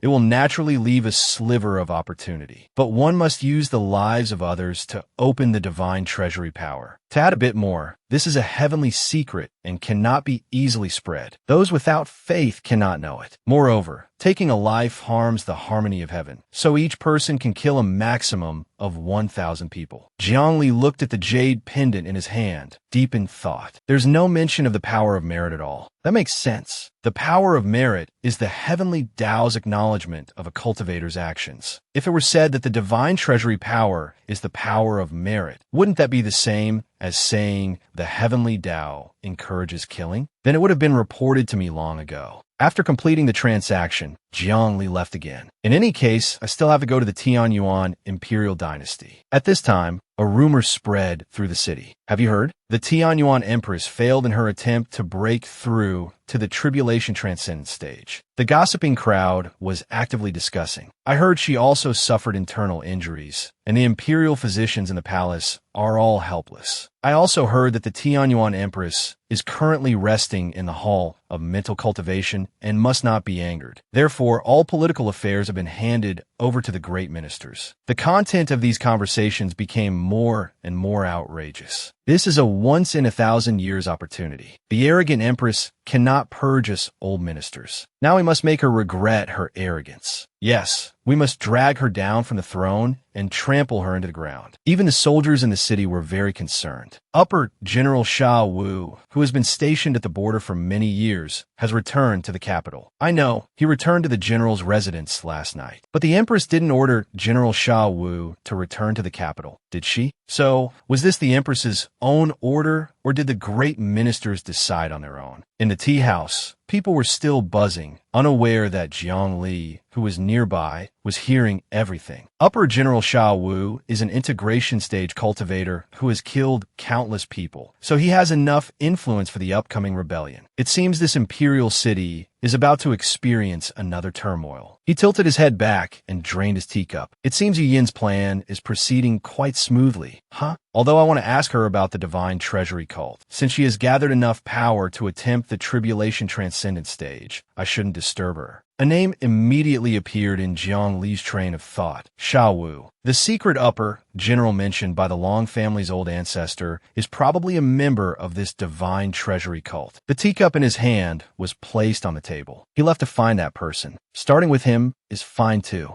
At the general's residence, the atmosphere was shrouded in a chilling, unsettling silence. Unfortunately for Jiang Li, the person he was looking for was now just a cold corpse. Faced with this scene, his expression did not change. Sha Wu is dead. Sha Wu's body was surrounded by an investigation team. The deceased is Sha Wu, holding the rank of upper general. The preliminary time of death is 1 shurchen ago, killed by a single blow, his soul scattered and dispersed. The killer is unknown. From the evidence, it is presumed the perpetrator was someone trusted by the deceased. Jiang Li hovered invisibly above, able to observe the entire scene. 1 shurchen ago, I ran into the old man from the Divine Treasury cult. It seems I need someone to help me confirm this. In the imperial court, a place usually bustling with people coming and going, everyone busy with their own tasks. He walked brazenly into the main hall. Gigi, do you have time now? Seeing Gigi's expression, Jiang Li quickly preempted him. I'm not asking about that. In his hand were several brain-boosting pills from the Tao sect. He sighed inwardly. No wonder Ji can only maintain the spirit transformation realm. It turns out he's too busy to have time to cultivate. Ji lamented while swallowing the pills. The dark circles under his eyes were very prominent. Do you have any idea how much trouble a temporary decree related to spirit treasures can cause? Speak, what do you want from me? Jiangli then recounted what he had just overheard. Good news. General Xiao Wu, who has been harassing your great Zhou at the border, is dead. His expression improved considerably. When did this happen? 1 Shurchen ago. But Ji knew Jiangli too well. Surely you didn't come here just to bring me this good news? He didn't hesitate to get straight to the point. By the way, I want you to help me find the killer. He sighed, pointing to his own dark, sunken eyes. Recently, to achieve the best effect for the decree, I've used my time pupils multiple times, almost blinding myself. If you're not in a hurry, wait for 10 or so days. When my eyes have recovered, I'll help you.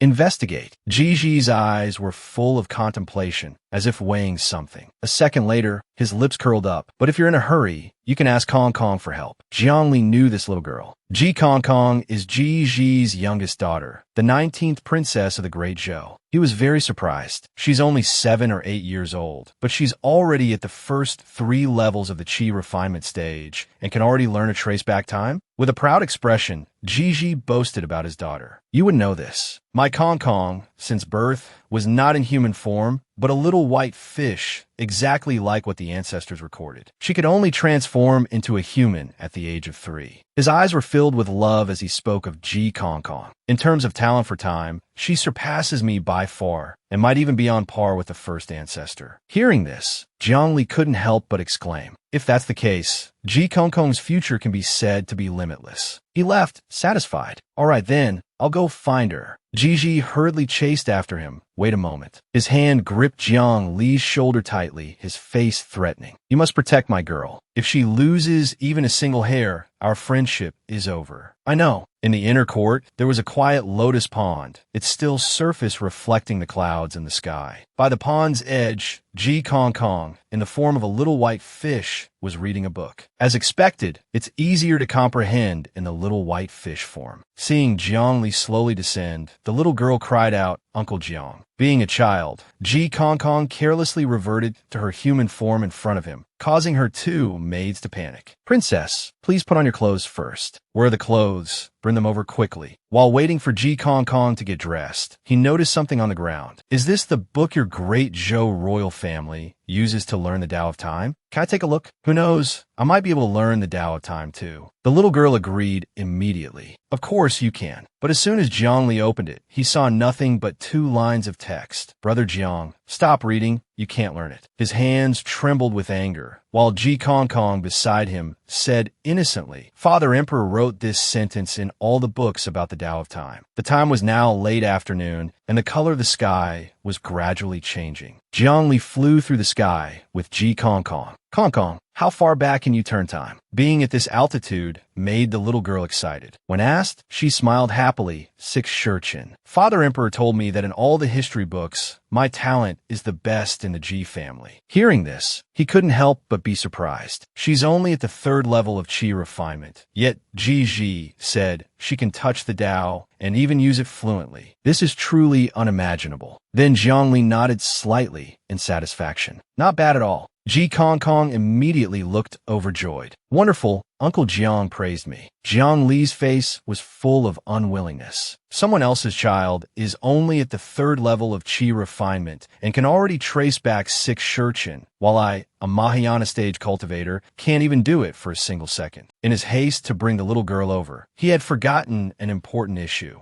That's right. Have you ever seen a dead person? He felt a little self-reproachful. After all, Kong Kong is just a 7 or 8-year-old child. Is it too cruel to let her turn back time and witness a murder scene? I hope it doesn't leave her with psychological trauma. Suddenly, Ji Kong Kong's expression fell, and she said sadly, I have. An older sister was jealous of my talent and wanted to kill me. Then my mother blocked the blow for me. His eyes were fixed on Ji Kong Kong as she told her story. That's why I worked hard to comprehend the Tao of Time, so I could go back and see my mother. Jiang Li's hand gently ruffled Ji Kongkong's head as if to encourage her. After flying for a while, the two arrived at the general's residence, which was still sealed off. Jiangli knelt on one knee to match the little girl's height. Are you really okay? Don't force yourself. I have other ways. He felt extremely uncomfortable inside. I'm starting to regret listening to Ji. Bringing Kong Kong here, now that I think about it, it's obvious that bastard brother Ji wants to train the girl's state of mind. He won't do it himself, yet he pushes it onto me. Thinking of Ji's expression at that time, a vein throbbed on Jiang Li's forehead, and he even pretended to ask Kong Kong to help me. It seems handling court affairs isn't enough to occupy your brain, is it? You still have the leisure to plot against me. Ignoring his words, Ji Kong Kong immediately summoned a formation in her hands. No problem, watch me. The formation stirred up a wind, and the little girl's body glowed, gradually fading. In an instant, she disappeared completely, leaving Jiang Li alone on the roof. A moment later, Ji Kong Kong returned to report. The killer suddenly appeared behind the general. The general didn't have time to react and was killed by the assassin. I couldn't see the killer's face clearly. The little girl pointed towards the distant mountains. I only know that he went in this direction and disappeared into a secret realm. Jiang Li used a spell to see through the mist. Although it was on a mountainside, the surroundings were shrouded in clouds and mist. Looking with the naked eye, the visibility was limited to about 20 meters, very suitable for hiding something. Yet he discovered two figures. There was a nascent soul cultivator leading a golden core cultivator standing at the entrance of the secret realm. Then Jiang Li spoke again. Check if the killer has come out of the secret realm. Ji Kong Kong agreed, disappearing once more. This time, she reported again. In these few shurchen, people have only gone in and no one has left. Over on the other side of the mountains, under the lush green canopy, the fatter man, a perfected one, said to the other, Ziki, I will take you inside. Both Jiang Li and Ji Kong Kong had already appeared behind them. Excuse me, are you two planning to enter the organization from here? Seeing the strangers arrive, the man didn't seem surprised at all. He raised his hand to stop Ziki, who was getting into a defensive stance. Fellow Taoist, you've guessed wrong. The Imperial City is in chaos right now. My brother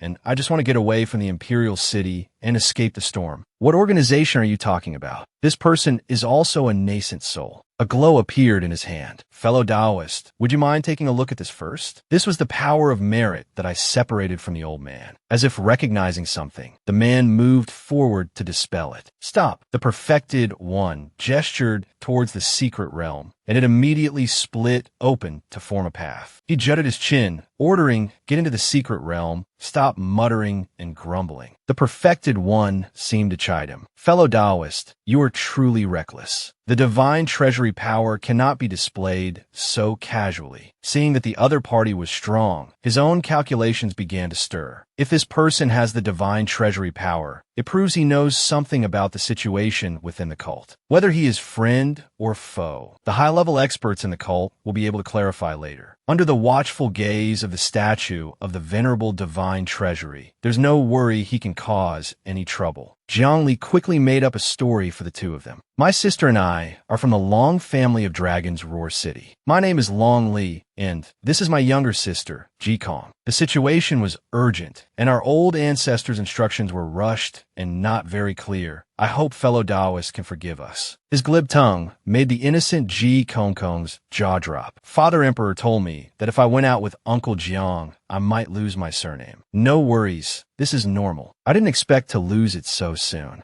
Jiang Li continued to tell his sob story. I don't know where that bastard city lord got his information, but he knew our old ancestor was healing Long Tan Shui and could not be disturbed during that time. He seized the opportunity and secretly injured our old ancestor. The old ancestor had no choice but to fight him desperately. In the end, he made one wrong move and was utterly defeated. He recited a string of some old ancestors' final words. My sister and I are the last descendants of the Long family. Before he passed away, the old ancestor told us to go to the highest mountain near the Imperial Dynasty, where clouds and smoke surround the mountainside. If we could find traces of people on the southern slope, those would be people of the organization. Jiang Li's left hand suddenly glowed with a golden light. The old ancestor also gave me this light, saying that as long as I showed it to the people of the organization, they would understand everything. After hearing his words, the perfected one searched his memory. I only heard that the old dragon head of Dragon's Roar City was beaten to death by someone. I also know he hadn't joined the cult, but only had contact with Priestley of the Divine Treasury cult, often bringing people to Priestley. A thought flashed through his mind. Could it be that Priestley told the old dragon had the address of our cult? Unfortunately, Priestley is out, and I don't know when he'll be back. Jiangli then asked him about the light in his hand. May I ask, fellow Taoist, what is this power? Why can't I absorb it? But the perfected one didn't answer. He just turned and walked away. Since you have come to this secret realm, you can only join our cult. We happen to have gathered 19 people, enough to conduct the initiation ceremony. I will be presiding over it shortly. He and the other person also introduced themselves. You can call me Perfected Phone. I'm going to prepare. You two stay here. My name is Chung Ziki. Through his divine sense, Jiang Li determined that the highest cultivation level of the people in this secret realm was only the soul transformation stage. The culprit was definitely not one of these people. General Sha Wu was a body integration stage cultivator who fought year-round. How could a soul transformation stage cultivator kill him? He glanced at the intricate marks on the gate, but the secret realm only had one exit. Where could the culprit have gone? His purple eyes narrowed slightly. No one could disguise themselves under my divine sense, unless that person was an immortal. The Rui Gourd was summoned. If I can't find a culprit, then I'll see what this cult's initiation ritual is. All right, he instructed it. Rui Gourd, you're clever. Protect the little girl well. Yes, little miss, I'll protect you. No, you take this. Ji Kong was very excited. Uncle Jiang is using a secret voice transmission to talk to me. It's a secret conversation. When the entire group was standing on the red marks, the perfected one began to speak. Perhaps you all do not yet believe in the divine treasury, thinking that the power of the divine treasury that the disciples of the divine treasury cult claim can raise one's cultivation level, avoid inner demons, and heal the body is a fanciful notion. He gathered a stream of blue-white energy aimed at his chest. Now, I will demonstrate for you all. I will shatter my nascent soul. Chung Ziki was astonished by the man's recklessness. Heavens, he really shattered it. The nascent soul is evolved from the golden core. Once the nascent soul shatters, one doesn't fall to the golden core stage, but drops straight to the foundation establishment stage. Is it necessary to be so cruel just to proselytize? Only Jiang Li and Ji Kong remained as calm as ever. It was just a shattered nascent soul, completely normal. The perfected one continued his demonstration. Now, I will use the power of the divine treasury in my body to restore my nascent soul to its original state. Golden energy wrapped around the already shattered nascent soul. It quickly condensed back to its complete form. The onlookers were shocked by the scene. Normally, once a nascent soul shatters, one could only go bankrupt to buy a wind-returning and fire-reversing pill from the Tao sect to heal it, but they had never seen a certain kind of power used to recover. It was so impressive that many became suspicious. Is that the power of the divine treasury? Does it really exist? Or is it some kind of heretical art? The perfected one formed a hand seal and said, "Now, I will recite the Mahasana Sutra, which the demon cult master obtained a dream." Hearing the whole passage made Jiang Li scoff internally. The scripture was long-winded, convoluted, and obscure. If a crude person like Zhang Konghu heard it, he would say, "What the hell is this?" He automatically understood its meaning, and the scripture translated itself. Each word flowed smoothly in his mind. The divine treasury venerable was born in the immortal realm, a natural-born deity, omniscient and omnipotent, the sole existence in the world, innately aware of the infinite potential of the human body. There is a hidden divine treasury, and as long as one can open it, everyone can be a deity. In the illusory golden realm, the will of the god appeared, but in his eyes, both immortals and mortals were ignorant and foolish beings, with mortals being slightly more foolish. He chose a representative in the countless mortal worlds to tell the foolish living beings the secret of the divine treasury, hoping for a deity equal to him to appear to relieve his boredom and discuss the Tao with him. The text was as long as a memorial, so Jiang Li grew bored. Such boasting, yet so conservative. As a religious belief, if you don't claim to be born before the heavenly Tao, to have witnessed the creation of the world, to have tens of thousands of incarnations spread across the world, a single thought lasting an era, standing tall at the upper reaches of the river of time, untouched by countless karmic ties, able to turn the universe with a flick of a finger, then how can you be qualified to become a religious believer? belief. But he also deduced the bewitching nature hidden in the scripture. This Mahasuna Sutra was very similar to the scriptures of Confucianism and Buddhism. Repeated chanting could make the listener believe more deeply in the religion. Of course, improper use could also brainwash people. Each line of text swirled in circles around the reader. Perfected One Feng was reciting the scripture, increasing the believer's loyalty. Jiangli looked down worriedly at little Ji Kong. Kong won't be affected, right? Fortunately, the Rui gourd had cast the soundless tribulation for Kong. The thing it cast was extremely effective. The soundless tribulation was originally a heavenly tribulation, specifically used to deal with those who cultivate great divine abilities like words become law and a single thought becomes reality. Within the soundless tribulation, both speech and inner thoughts are forbidden. Paired with a lightning tribulation, it makes these people obediently get struck by lightning. The protected Ji Kong was still playing with a string figure. Within the range of the soundless tribulation, there was no sound at all, so of course Kong would not be affected. I never thought the soundless tribulation could be used this way. It's been an eye-opener. The area transformed into a place that looked like a divine temple. The first ritual was listening to guidance. Now is the second ritual, testing sincerity. There was a white statue in the testing area that looked like it was made of plaster, and it also had purple marks. Jiangli approached to look at the giant statue.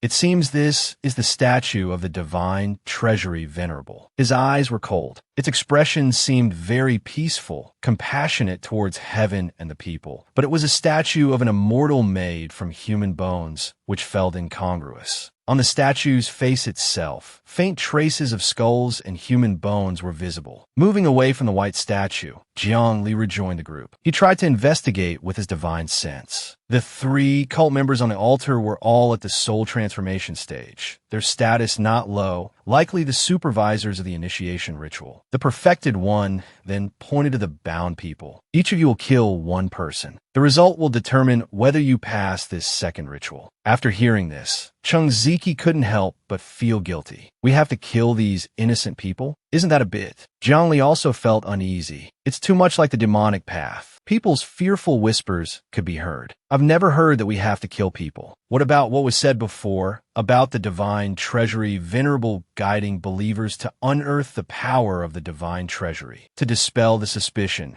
the perfected one reassured them. These people are all death row inmates transported from the great prison of the Tian Yuan dynasty. There are people who must die. Now, it's just a matter of letting them die a more valuable death. As soon as he finished speaking, someone made a move. If perfected One Feng says so, then I won't argue unreasonably anymore. The merciless blade thus took a person's life. That should be considered a pass, right? Jiangli silently considered. However, nothing happened at all. The perfected one just asked softly, "You don't believe in the great power of the divine treasury venerable?" Of course I believe. But the man only sighed in disappointment and began to gather. A palm strike in his hand. Purple energy condensed, sharp as a sword, and pierced the throat of the person opposite him. If you don't trust the divine treasury venerable, if you don't have faith in the divine treasury venerable, no power of the divine treasury will be born. After finishing the deed, he was immediately enveloped by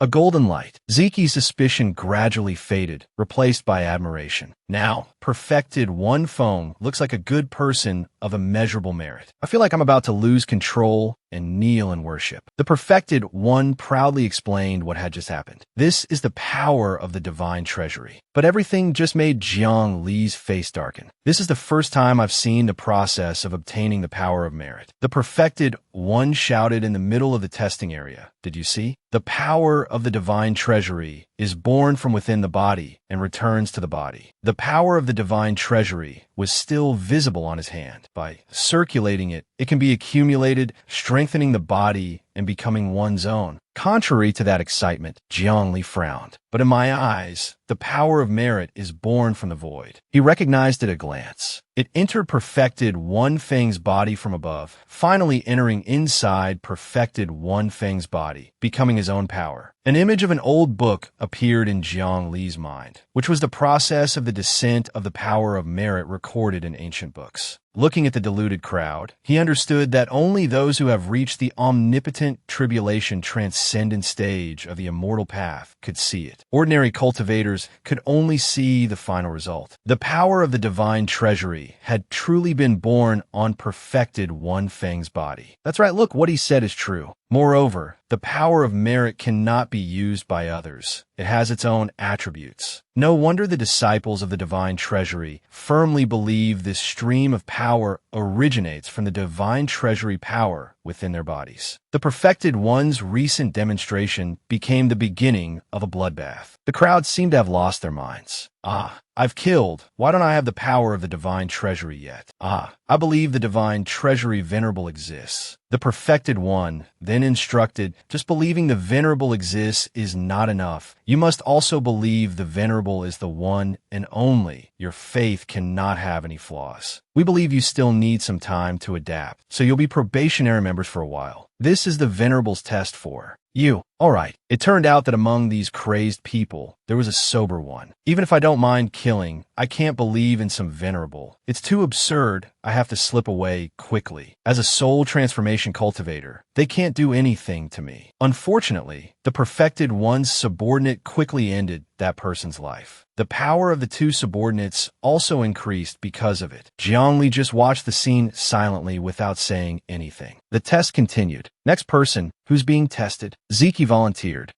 But I have a question to ask. Speak. He asked, Perfected One, you said earlier that we need to believe the venerable is the one and only. What does that mean? The perfected one immediately gave the answer. Sleeping, eating, getting married, making money, cultivating. He clasped both hands high above his head. Everything must be done revolving around the divine treasury venerable. Everything must manifest the will of the divine treasury venerable. The venerable is your everything. The perfected one, while clasping his hands and speaking as if reciting a scripture, was still able to answer the question. Even now, as you are presiding over the initiation ritual, is that also the will of the divine treasury venerable? Everything manifests the will of the divine treasury venerable. That detailed explanation made Jiang Li realize the standard for joining the divine treasury cult is quite high. One must also have this spiritual enlightenment. Even if I truly believed in a character like the divine treasury venerable, I couldn't believe that everything I do is inseparable from the divine treasury venerable. He glanced at the statue again. Moreover, why must one go through the divine treasury venerable to receive the power of merit? Where did this top-tier immortal jump out from? He prayed silently in his heart. I hope it's not the possibility that even I don't want to believe. After hearing the explanation, Chung Ziki struck with his blade. I understand. Seeing the light on himself, he was pleased. This is great. I'm the first one among the people here to obtain the power of the divine treasury. The perfected one's subordinates whispered to each other. It seems we have a good seed this time. The others with wavering faith can be killed. But Jiang Li heard every word they said. Using a secret voice transmission in front of me is no different from using a loudspeaker. But they were also scrutinizing him. This person named Long Li doesn't believe in the divine treasury venerable at all. He doesn't even bother to pretend. After he kills someone, we'll finish him off. Seeing that he was in danger, Jiang Li quickly put on an act. The subordinates were stunned. What? After killing someone, this Long Li received the power of the divine treasury? In fact, it was all part of Jiang Li's plan. I extorted quite a few things from that old man Baojia. Although I can't use them, it's not a problem to use them to make up the numbers. Unwilling to accept that their judgment was flawed, they shifted their target to Ji Kong. What about this little girl then? Since the first ritual, she's been drawing, playing with string, and even sleeping. Her faith in the divine treasury venerable can't possibly be the same as mine. But at that moment, the little girl's body also lit up brightly. The perfected one's jaw dropped. She passed too. Ji Kong looked at her hands innocently. We have all seen your faith in the venerable. You are qualified to become a missionary. Is it because I'm pretty? The Rui Gourd smugly explained. This is called the free illusionary realm tribulation.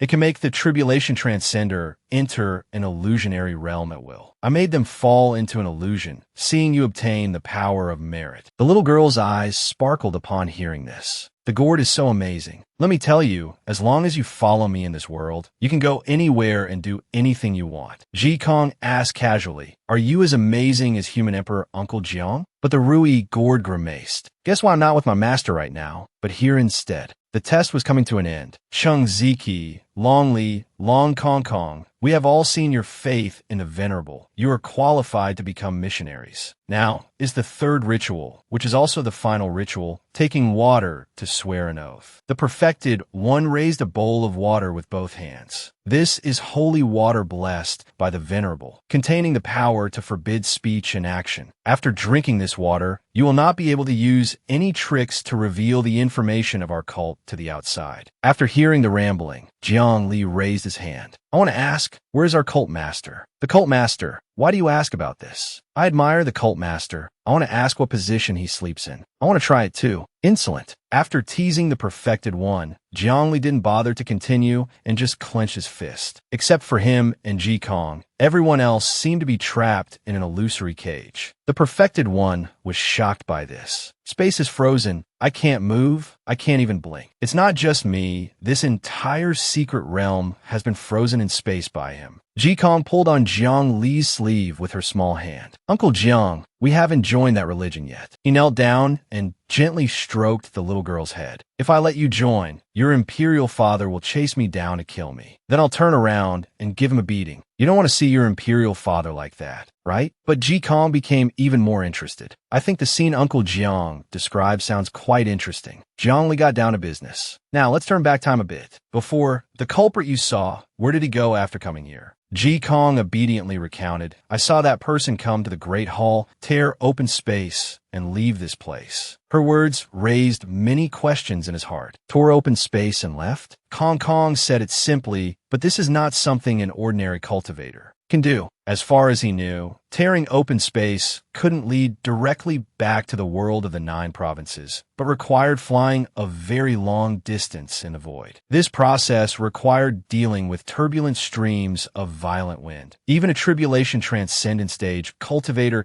couldn't return to the 9 provinces safely. Jiang Li stroked his chin in thought. There are only a few tribulation transcendent stage cultivators in the 9 provinces. I know them all. Who could it be? Or is it a tribulation transcendent stage cultivator? I don't know. That possibility seemed impossible because advancing from the body integration stage to the tribulation transcendent stage required undergoing a tumultuous heavenly tribulation. The entire 9 provinces continent would feel it. It's impossible for someone to break through secretly. Although it took a long time to deduce, he finally knew the answer. No, that's not right. There's a way. The power of merit can directly raise a body integration stage cultivator to the tribulation transcendent stage without needing a heavenly tribulation. If the suspect falls into this category, then the heavenly tribulation is a test for cultivators, and the power of merit is a reward for cultivators. Both of these can reduce risks. Ji Kong delivered more bad news. Also, I saw the future. This place turns into a void. Suddenly, a crack that looked like a bolt of purple-black lightning appeared behind the little girl. Jiang Li also noticed something was wrong and rushed over. This is bad. The previous crack quickly expanded into a huge hole. He stretched out his hand to grab Ji Kong, who was being sucked into the hole. The little girl closed her eyes tightly and settled in Jiang Li's arms. Besides the two of them, everyone else was affected and shattered into small pieces. Jiang Li continued to hold Ji Kong while floating. The secret realm has been torn apart. Jiang Li continued to hold Ji Kong while floating. The speed at which the secret realm was cracking was too fast. There was no time to save the others. But there was one other thing that remained intact, the statue of the divine Venerable, completely undamaged in a violent wind. Around the two of them, fragments flew about. A secret realm is similar to a small world, extremely sturdy. To destroy a secret realm in an instant, even a tribulation transcendent stage cultivator couldn't do it. Jiang Li thought to himself, unless the opponent has been plotting for a long time and has made many preparations. He said to Ji Kong, who was resting in his arms, Kong Kong, I'm taking you back to the 9 provinces now. Be patient, the speed will be a bit slow. Okay, Looking at the secret realm, which was now just a chaotic green void, one could say this was a conspiracy aimed at me. If it were just me, I could probably return easily, but I also have to protect Ji Kong in the chaotic violent wind. This has slowed down my speed. He calculated his next steps. The opponent has calculated this perfectly. I have to ask the Ji family for help. Ji or Ji Kong. There's no difference between them. Both need my protection in the void. The enemy's vicious plot made him grit his teeth. The opponent isn't aiming to kill me, just to delay my return to the 9 provinces. The scene changes from the chaotic area to a place with houses and doors. Yu-In was sitting gracefully at a table. Denounce Yu-In proclamation. What an interesting piece of literature. Minister Zhao, you even issued an order on my behalf, summoning all the officials to the Hall of Central Harmony for a court session. Her words were full of sarcasm. Really, you've gone to too much trouble for me. Minister Zhao's face was impassive as he reported, Your Majesty, please look at this proclamation directly. This is the Denounce Yu-In proclamation that people all over the dynasty have posted themselves, saying they hope the Tian Yuan Empress will follow the will of the people and hand over the throne to the imperial family. But Yu-In just sneered. The imperial family. Why not just say it's prince and of the former imperial family? Minister Zhao's group all spoke in unison with their leader. We ask the Tian Yuan Empress to follow the will of the people and hand over the throne to the imperial family. We ask the Tian Yuan Empress to follow the will of the people and hand over the throne to the imperial family. The civil and military officials also had their own calculations. If the Empress can overcome this rebellion, after her wounds heal, she will only become stronger. It doesn't matter who rules Tian Yuan. I'll follow whoever is the strongest. Sun Yuan pointed directly at Minister Zhao and questioned him. The former imperial family was weak and incompetent, hesitant and indecisive. Minister Zhao, you want to let that kind of person be emperor? Minister Sun Yuan, it's not what I want, but what the people want. The empress is cruel and inhumane. It is only right that Prince N, who combines both gentleness and strength, should inherit the throne. These words only made Yu-In laugh even more. Follow the will of the people. You do not represent the will of the people. I don't care about the will of the people either. The Tian Yuan dynasty has been in the 9 provinces for tens of thousands of years. The strongest has always been the one to decide. Since when do we listen to the will of the people? Prince N, dressed in armor, stepped forward. Beloved Minister Zhao, I told you, the Empress won't fall for this trick. It's better to just fight directly. Prince N is right. Seeing the armored man, Yu-In wondered. Prince N, you're not qualified. Who else has come? A mere body integration stage. What a waste of my time. Hearing her words, Prince N waved his hand. Since the Empress is so inclined, how dare I not comply? 5 more people appeared before her. General Shenwei pays his respects to the Tian Yuan Empress. King Xiongqi of the Great by Dynasty pays his respects to the Tian Yuan Empress. The cult master of the Chongkong cult pays his respects to the Tian Yuan Empress. The Grand Elder of the Five Thunders Orthodox sect pays his respects to the Tian Yuan Empress. The Lake Lord of Yunmeng Marsh pays his respects to the Tian Yuan Empress. A look of interest appeared on Yu Yin's face. This is more like it. A storm began to brew in the skies of the Tian Yuan dynasty. An old woman looked at the soldiers stationed outside and sighed. I don't know how long this war will last. May heaven protect us. Let it end quickly. Her little grandchild was still playing with a Yu-In doll. The Empress is so amazing. She will definitely win quickly. The people in the court were fleeing in disarray. Under the enhancement of a national fate, the Empress could instantly reach the tribulation transcendent stage. Prince Inside has also been plotting for a long time. In the end, it will likely turn into a battle between tribulation transcendent stage cultivators. Let's go. Let's go. I don't want to risk my life to participate in this battle. There were not even 10 living beings left in the Great Hall. If it weren't for Zhongli being here, we wouldn't be able to rely on our numbers to look down on Yu-In. The one before us is the true human. Emperor. Yu Yin's majestic figure was surrounded by red energy. Right now, she was cloaked in the national fate. The power of the tribulation transcendent stage cannot be underestimated. In a corner, Minister Zhao and Sun Yuan were also clashing. Prince N was devising a plan. The Empress's main forces have left. Sun Yuan advised with a smile, "Don't struggle in vain. Your eyes are so blind. Why don't I just gouge them out and pickle them in wine?" The entire structure of the imperial palace trembled due to the commotion. Two palm strikes were aimed at Yuan. "Take my punch, enter my illusionary realm, and enjoy the sufferings of life." But both shattered upon hitting her shield. The scene made King Cheonchi and the Lake Lord break out in a sweat.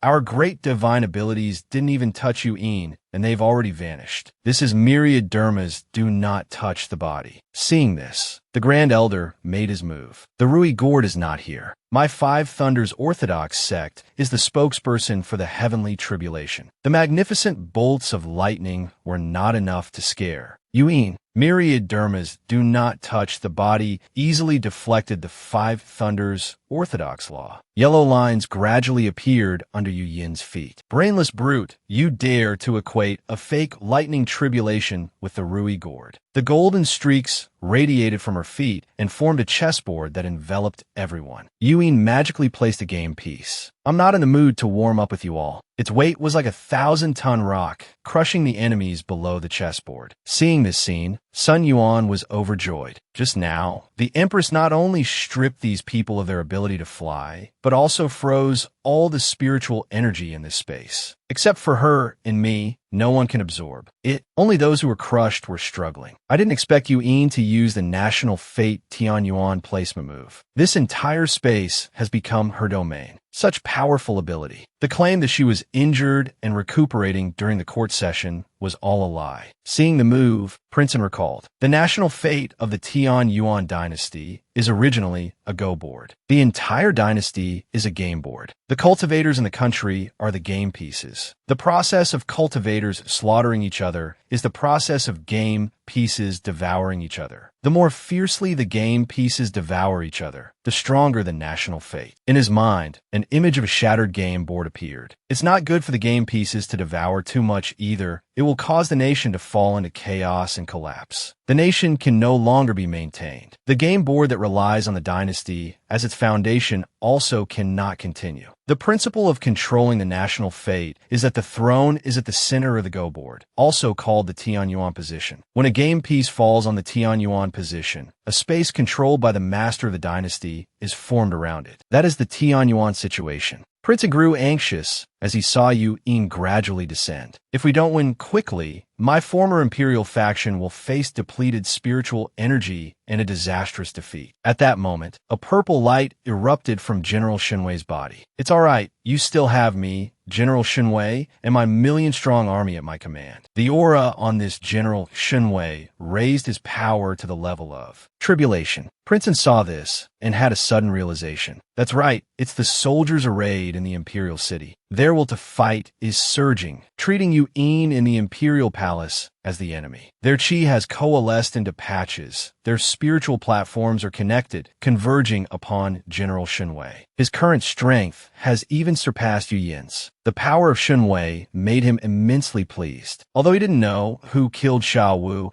it was fortunate that General Shinwei was here to fill Xiao Wu's position. She was just a woman who didn't even dare to contend for the position of human emperor and had retreated. What was there to be afraid of? Yuan looked at the crowd of opponents and said softly just one word: kill. Then she rushed forward to attack Prince An's group of the old imperial faction. Prince An struggled to block a palm strike from Yuan. So strong, why? Does the rebelling army not affect Yuan? She isn't injured, and moreover, she is still in the tribulation transcendent stage. The army is a crucial part of the imperial dynasty. With the army in rebellion, the game board will lose a large piece. The Tianyuan formation will collapse on its own without being attacked. Fortunately for him, Shinwei rushed forward and shattered this palm strike. This is great. General Shinwei's attack has suppressed her. He has trained for many years in the military, coupled with the power of Shinzong. He has the complete upper hand. The two continued to fight like cats and dogs, making Yuan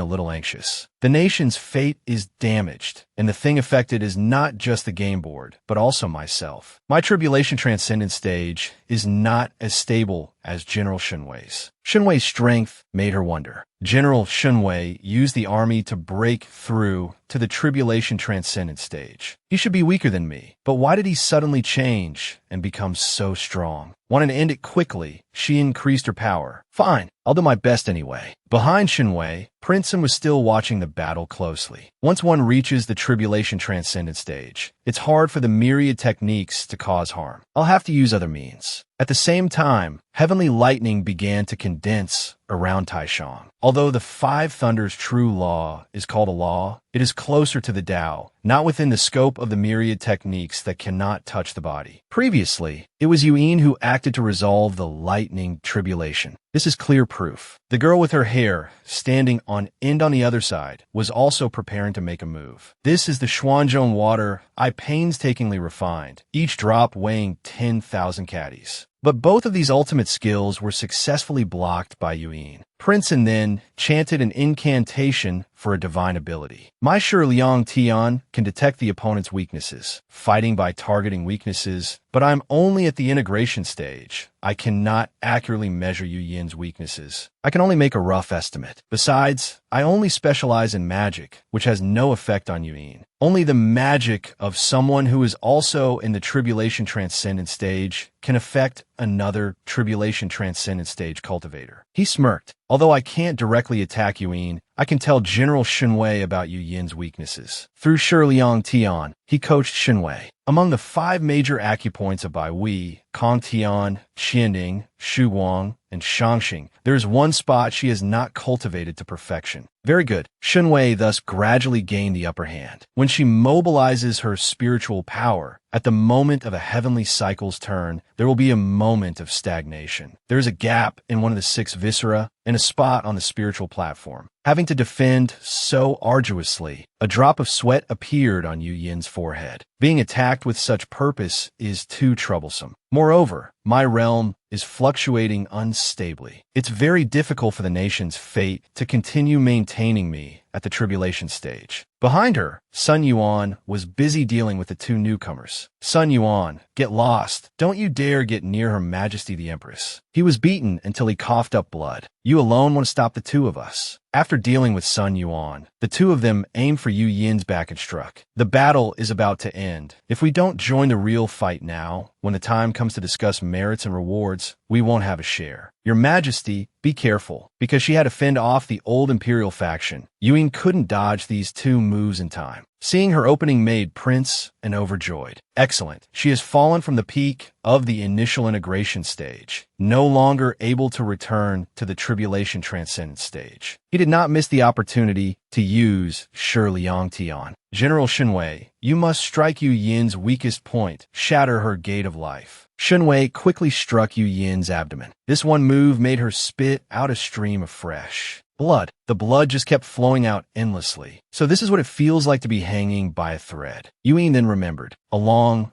time ago, I touched a barrier, but the nation's fate always held me back, preventing me from advancing. The voices continued to be uttered ceaselessly around her. Your Majesty, hang in there. Yuin, you have this day too. If you had obediently abdicated back then, you wouldn't have had to die so tragically today. But Yu Yin's heart only seemed to grow calmer. The noisy sounds gradually distanced themselves from me. It's so quiet. Now, the barrier that has separated me for so long. Now it seems it would shatter with just one punch. Even a nation's fate cannot stop it. Her body gradually transformed. I feel myself becoming one with the spiritual platform, with heaven and earth. So this is the real Tribulation Transcendence. Everything became clear. I roughly understand the meaning of the Tribulation Transcendent stage. It's no wonder no one mentions how to pass the Tribulation Transcendent stage, because once it is spoken, one can never pass the Tribulation Transcendent stage. Yuin gently extended her hand to catch the flowing blood. That's why it's called the Tribulation Transcendent stage. It's because one needs to transcend a tribulation. This tribulation must be a fatal one with no chance of survival. One can only find life through death. The blood on her hand vanished as if into nothingness. If a cultivator at the integration stage knew the true meaning of the Tribulation Transcendent stage, they would deliberately create a fatal tribulation. Even if they used all sorts of clever means to overcome the fatal tribulation, they still couldn't pass the tribulation transcendent stage. Yu-in smiled victoriously. I used death to suppress myself, try to stimulate my potential to overcome the tribulation transcendent stage. Although the starting point was wrong, it unintentionally led to the correct process. A halo erupted around her. To overcome the tribulation transcendent stage, one also needs to use the heart to prove the Tao, to prove one's path. This is not difficult for me at all. The previous wounds seem to have completely disappeared. It's funny to say, fighting celestial demons from beyond the realm is the time when a tribulation cultivator is most likely to fall, and at the same time, it's also when an integration stage cultivator has the highest chance of breaking through to the tribulation transcendent stage. Seeing Yu Yin's transformation made Prince An's anxiety grow. What's happening? Yu Yin's weaknesses are rapidly decreasing. The last point is also gone. As if in an instant, she has become a perfect, flawless person. He panicked even more. There's only one type of flawless cultivator. Surely not. It can't be. How could she do it? The dark sky began to show streaks of dazzling red. Lightning. In search of Yu-in, they tore through the swirling dark clouds and struck straight down at the imperial dynasty. Taishang was astonished by the scene and exclaimed, "It's a heavenly tribulation." Sun Yuan also realized an unparalleled expert is about to be born. The lightning tribulation even stirred the place of dense white clouds, the wind gently blowing the hem of Bai Hung Tu's robe. He couldn't help but smile with satisfaction. After waiting for so long, you have finally reached the same realm as me. In the worldly paradise, Hong Shan also looked up at the sky. The outside world seems very interesting, but I'm very timid. I don't dare to go out. What should I do? The pile of heavenly tribulations rushed towards where Yu-in was. Her body was as if enveloped in a ball of lightning. Because of them, the firelight from the heavenly tribulation illuminated a whole patch of sky. After a while, the heavenly lightning also gradually dissipated. Yu-in successfully said, "Very good, I have officially entered the tribulation transcendent stage." Seeing Yu-in so high and mighty frightened the old imperial faction. The current Yu-in is very beautiful and also very terrifying.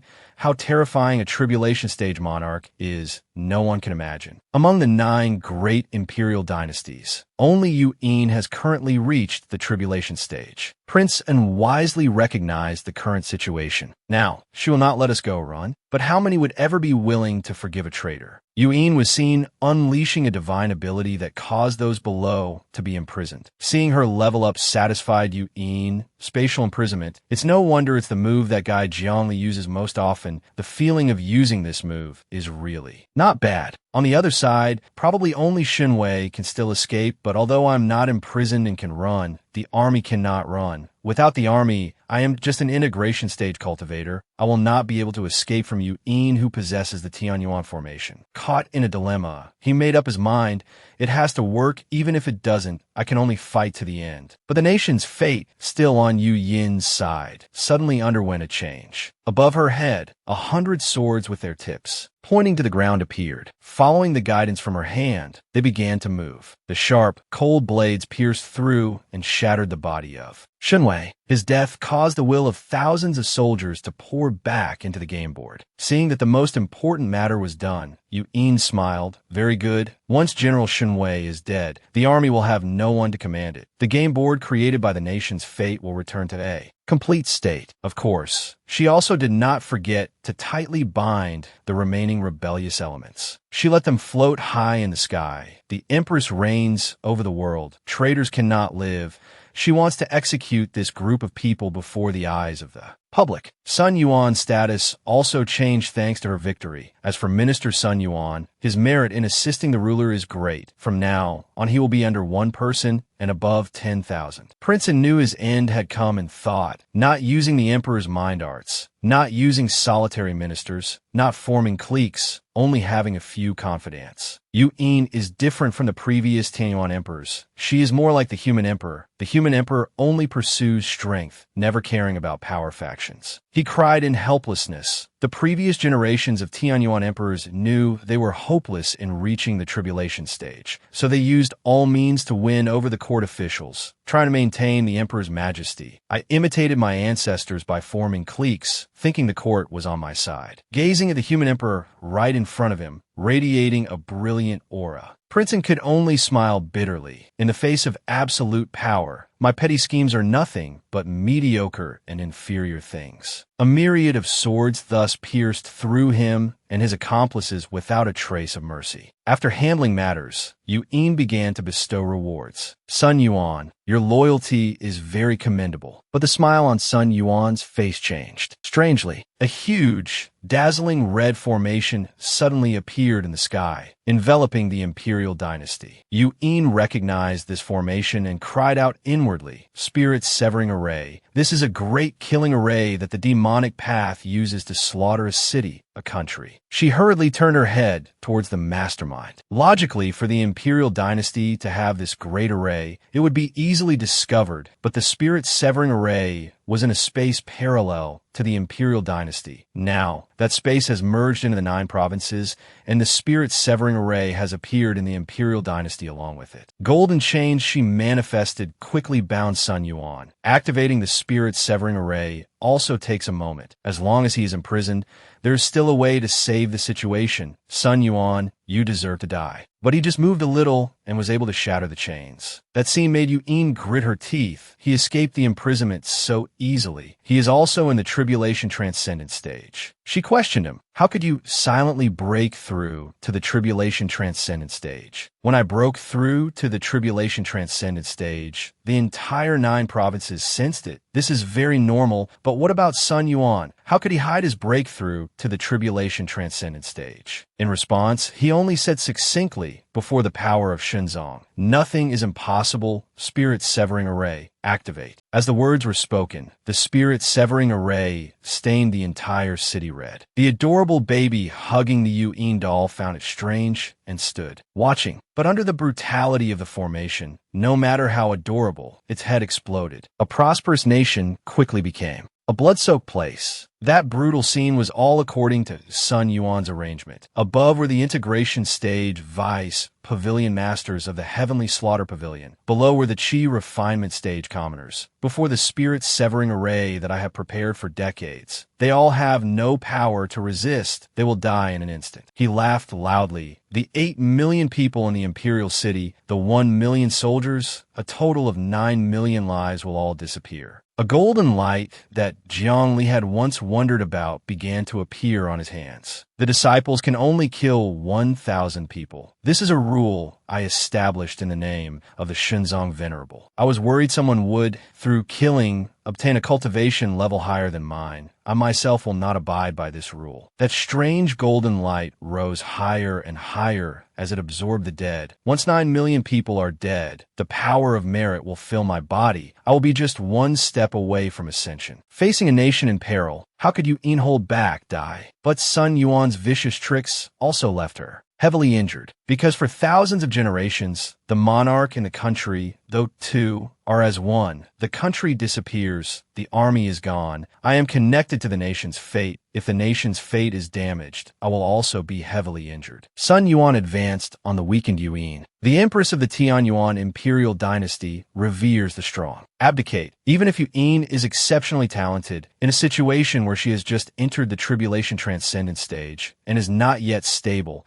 and is heavily injured, she cannot defeat a tribulation transcendent stage cultivator who is about to ascend. He gloated, I have calculated everything perfectly. Human Emperor Jiang, who is supposed to be protecting Yuan, is not here, and the others who could stop me won't arrive in time. Knowing he was at the final step of his plan, a purple chi gathered in his hand. As long as I defeat Yuan and become the new Tianyuan Emperor, I can use the nation's fate game board to supplement the spirit-severing array to cover the entire nation. At that time, the power of Shinzong will be enough to bring me to a realm on par with human Emperor Jiang. Just thinking about it made his smiling mouth widen even more. I will be able to become the second Mahayana stage cultivator. Farewell, Empress. Fortunately, Sun Yuan's wrist was suddenly grabbed by someone. That person was Jiang Li, who had just flown back at top speed. Sun Yuan saw Jiang Li and was horrified. "What? Why are you here?" As he asked, sweat poured down his face like a stream. He should be protecting the people of the Ji family in the void. Why is he here? Why did he come back so quickly? Where are the people of the Ji family? Human Emperor Jiang couldn't protect them. Did they die in a void? I haven't become a Mahayana stage cultivator yet. Jiang Li looked at him with a cold expression, spirit severing array, not a demonic path technique, although Sun Yuan is not a person of the demonic path. He gripped his two arms and pulled, but he is more hateful than the people of the demonic path. Pain. Sun Yuan's arms were torn off under his anger. A tribulation stage cultivator can regenerate from a drop of blood. An injury of this level is not fatal to me. The difference in strength was too great, so he could only let himself be tortured by him. But I would rather suffer a fatal wound. The enraged human Emperor Jiang is not letting me die quickly. The desire to live made Sun Yuan accept abandoning his legs. I can only cut off my tail to survive. Running now is the best option. He had to use fake limbs for now, then I will restore my body. Thinking of the long road ahead made Sun Yuan more miserable. I killed the people of a city to help myself reach the peak of the tribulation stage, and I still have to kill the people of a country to become a Mahayana stage cultivator. The gap between the tribulation stage and the Mahayana stage truly makes me despair. Jiang Li turned to take care of Yuan. Here, eat this great recovery pill. The surrounding devastation made him angrily blame himself. Not only is Yuan about to die, but 9 million people have died without a trace. Jiang Li gritted his teeth. 9 million people, an attack by the celestial demons from beyond the realm on the 9 provinces, is only this much. This is the negligence of me as the human emperor. I have failed the human emperors of all generations. This failure is too humiliating. What face do I have to call myself the strongest human emperor? What face will I have after this? The heavens rained, as if understanding the sorrow of the world. The rain was so heavy that large puddles appeared on the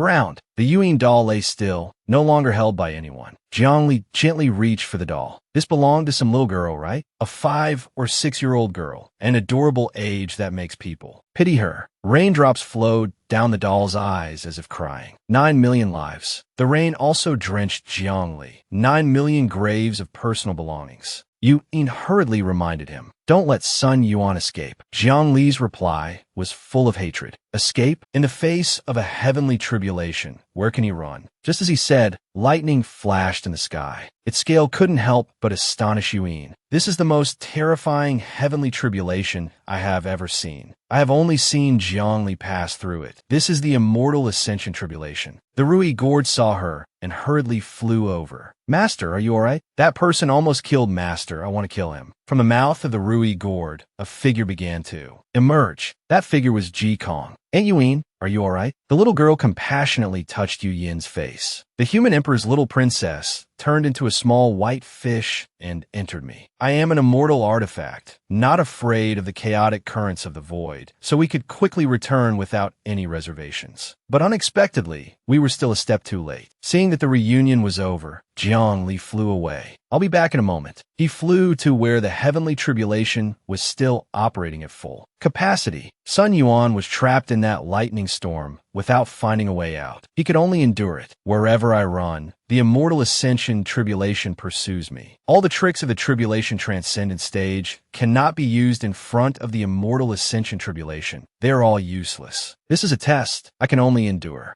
Jiang Li had already blocked him from behind. "Sun Yuan, are you prepared to die?" His appearance made Sun Yuan even more uncomfortable. With 2 people under the immortal ascension tribulation, the power is also doubled. My vital energy is severely damaged. Seeing his life was about to end, he hurriedly begged, No, I don't want to die. I know many things. I can tell you how to obtain the power of Shinzong, how to become strong. You'll be much stronger. Perhaps you don't know what the power of Shinzong is. You see, I use the power of Shinzong from the peak of the integration stage to the peak of the tribulation stage. With this power, we no longer have to fear the celestial demons from beyond the realm. As long as you can spare my life, I will tell you how to obtain the power of Shinzong. These words only made Jiang Li's face darken. You think you understand me well? Sun Yuan hurriedly flattered him. Of course I understand you. You are the just and incorruptible human emperor, the guardian deity of the 9 provinces. You are. But Jiang Li just shook his head slightly. It's not you. Sun Yuan doesn't understand me at all. It's not the one who plotted against me. He secretly speculated. Only someone who understands me extremely well could have plotted against me with such precision. Thinking of that person made him even more disappointed. Although I don't want to believe it, unexpectedly, it's that person. But to be sure, he still interrogated Sun Yuan. What is your position in the Shinzong cult? Vice Sect Master. Both General Shinwei and I are Vice Sect Masters. But he doesn't know me while I know him. Jiang Li knows about the Shinzong cult. It's over. My usefulness has been greatly reduced. He then found a target to blame. It's the Sect Master. That's right. It's all the Sect Master's fault. He was the one who said you were protecting the people of the G family and couldn't pay attention to this place, telling me to act with confidence. No. My conscience is not at ease. Not at ease at all. It was all the Sect Master who forced me to do this. Hearing the 2 words, Sect Master, Jiang Li asked immediately, who is the Sect Master? I don't know. The Sect Master has never revealed his true identity. What is the Shinzong Venerable? I don't know. It was the Sect Master who said there is a Shinzong Venerable. Seeing that he couldn't get any more information, he held his sword in his hand. I have asked all the questions I wanted to ask. Next, his sword technique gently slashed multiple lines on Sun Yuan's body. The progression of his sword strokes made him writhe. Is this the legendary heart sword? It hurts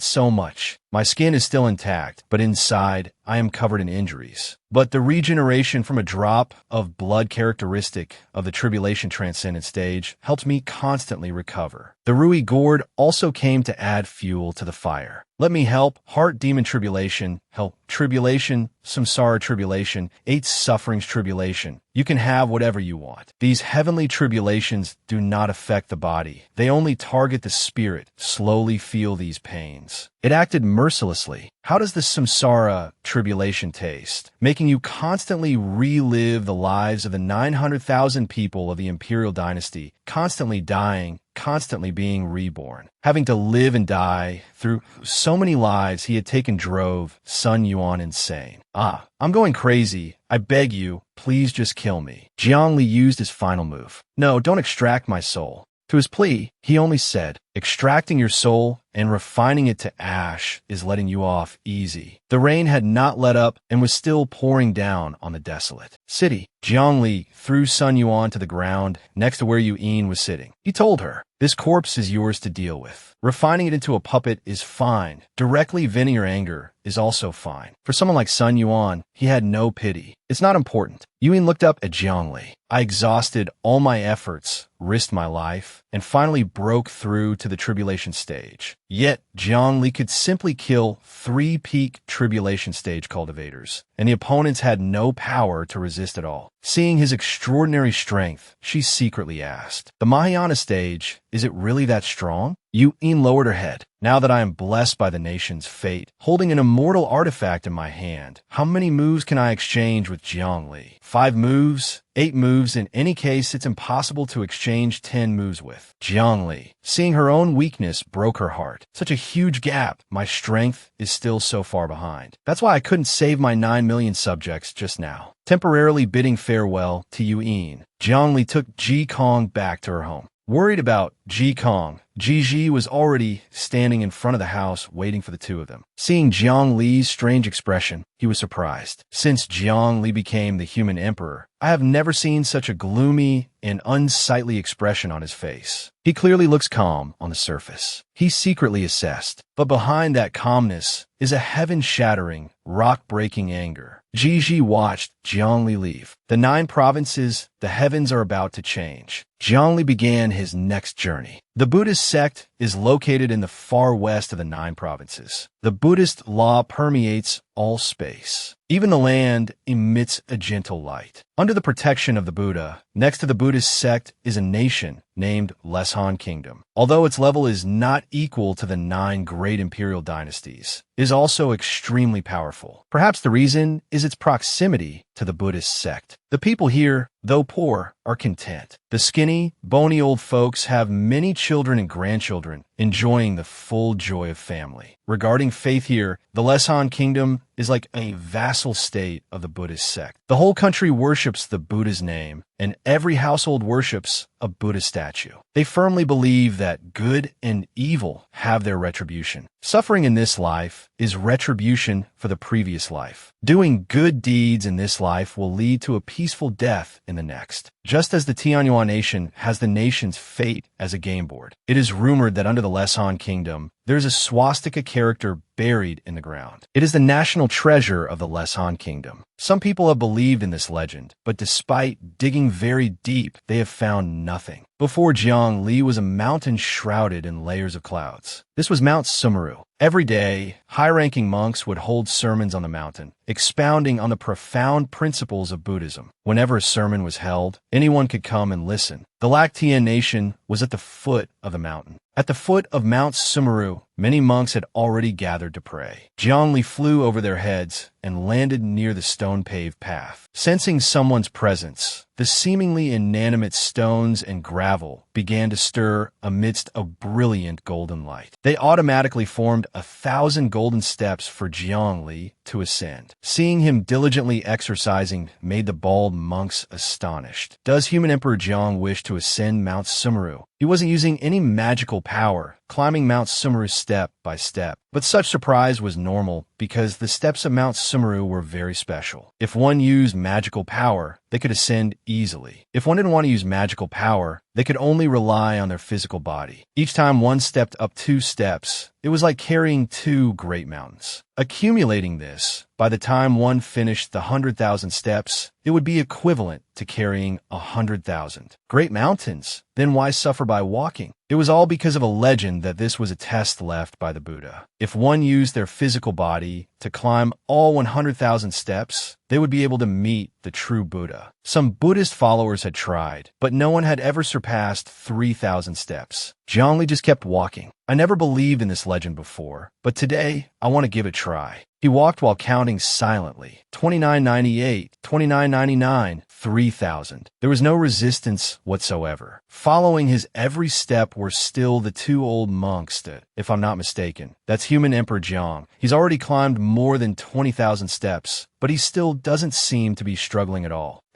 The monks, nuns, and Buddhist disciples wondered, what is human Emperor Jiang trying to do? Could it be that he has something on his mind and wants to seek the true Buddha for answers? Originally, the true Buddha and the ascension of the 9 provinces of mortals were unrelated. A true Buddha is said to be an enlightened one. This type of person, besides opening their acupoints of consciousness, also opens the 7th consciousness, the Manas Vijnana, and the 8th consciousness, the Alaya Vijnana, constantly turning towards their indestructible, diamond-like nature, forever manifesting their pure, original, and true self-nature. As of now, the current true Buddha, or old Buddha Sumeru, with a lifespan of 9,800 years, has become the most ancient existence in the tribulation transcendent stage. His Tao of space is renowned throughout the 9 provinces, second to none. In the battle against the heavenly demons, he had lent his aid many times. But this old man still has a successor. The future true Buddha is Buddha's child Wuji, whose wisdom roots are so profound that even old Buddha Sumeru feels inferior. All that long-winded talk was enough time for Jiangli to walk quite a bit, 100,000 steps. His figure looked a little lonely. I have relied on the pure strength of my physical body to climb Mount Sumeru, accomplishing an unprecedented miracle. But the legend is false. After climbing all 100,000 steps, he stood alone between heaven and earth, without meeting the true Buddha. The old Buddha's sermon echoed. Furthermore, Subhuti, if a good man or good woman accepts, upholds, reads, and recites this sutra, And if they are despised by others, it is because their past sinful karma should have led them to the evil paths. Because they are despised in this life, their past sinful karma will be eradicated, and they will attain Anattara Samyaksabodhi. But he stopped abruptly. What's wrong? He suddenly stopped. I was just gaining some insight. He turned to Jiang Li and asked, Greetings, Benefactor Jiang. What brings you here? He drew closer and closer. Why does he look like he's about to cry? In response came another question. Old Buddha, tell me, how did you become an immortal? A look of sorrow appeared on Jiang Li's face. I have climbed to the summit of Mount Sumeru, but I did not see a true Buddha, only a Buddha who is also an immortal. From ancient times to the present, becoming an immortal is divided into 3 steps. Cultivating to the peak of the tribulation transcendent stage, overcoming the immortal ascension tribulation, and transforming spiritual energy into immortal power. The immortal ascension tribulation cannot be passed quietly. One cannot just transcend the tribulation inside a secret realm. The status of a secret realm is not high enough. An immortal ascension tribulation will not descend there. Besides that, immortal power is definitely formed by processing spiritual energy. But how exactly it is processed, no one knows. This is the foundation upon which the immortal realm is built. Even the longevity immortal would not know. Jiang Li stood straight before the old Buddha, who was still sitting under the shade of a tree. He uttered the question, Old Buddha, tell me, how did you become an immortal? Looking at the plump old Buddha before him, he couldn't help but wonder. The tribulation transcendence stage has a lifespan of 10,000 years. Old Buddha, Sumeru, should be in a state of gradual aging. But now he was gathering Buddhist light. His body was vigorous, exuding vitality, as if he still had a lot of lifespan left. I have read many descriptions of immortals in ancient books, and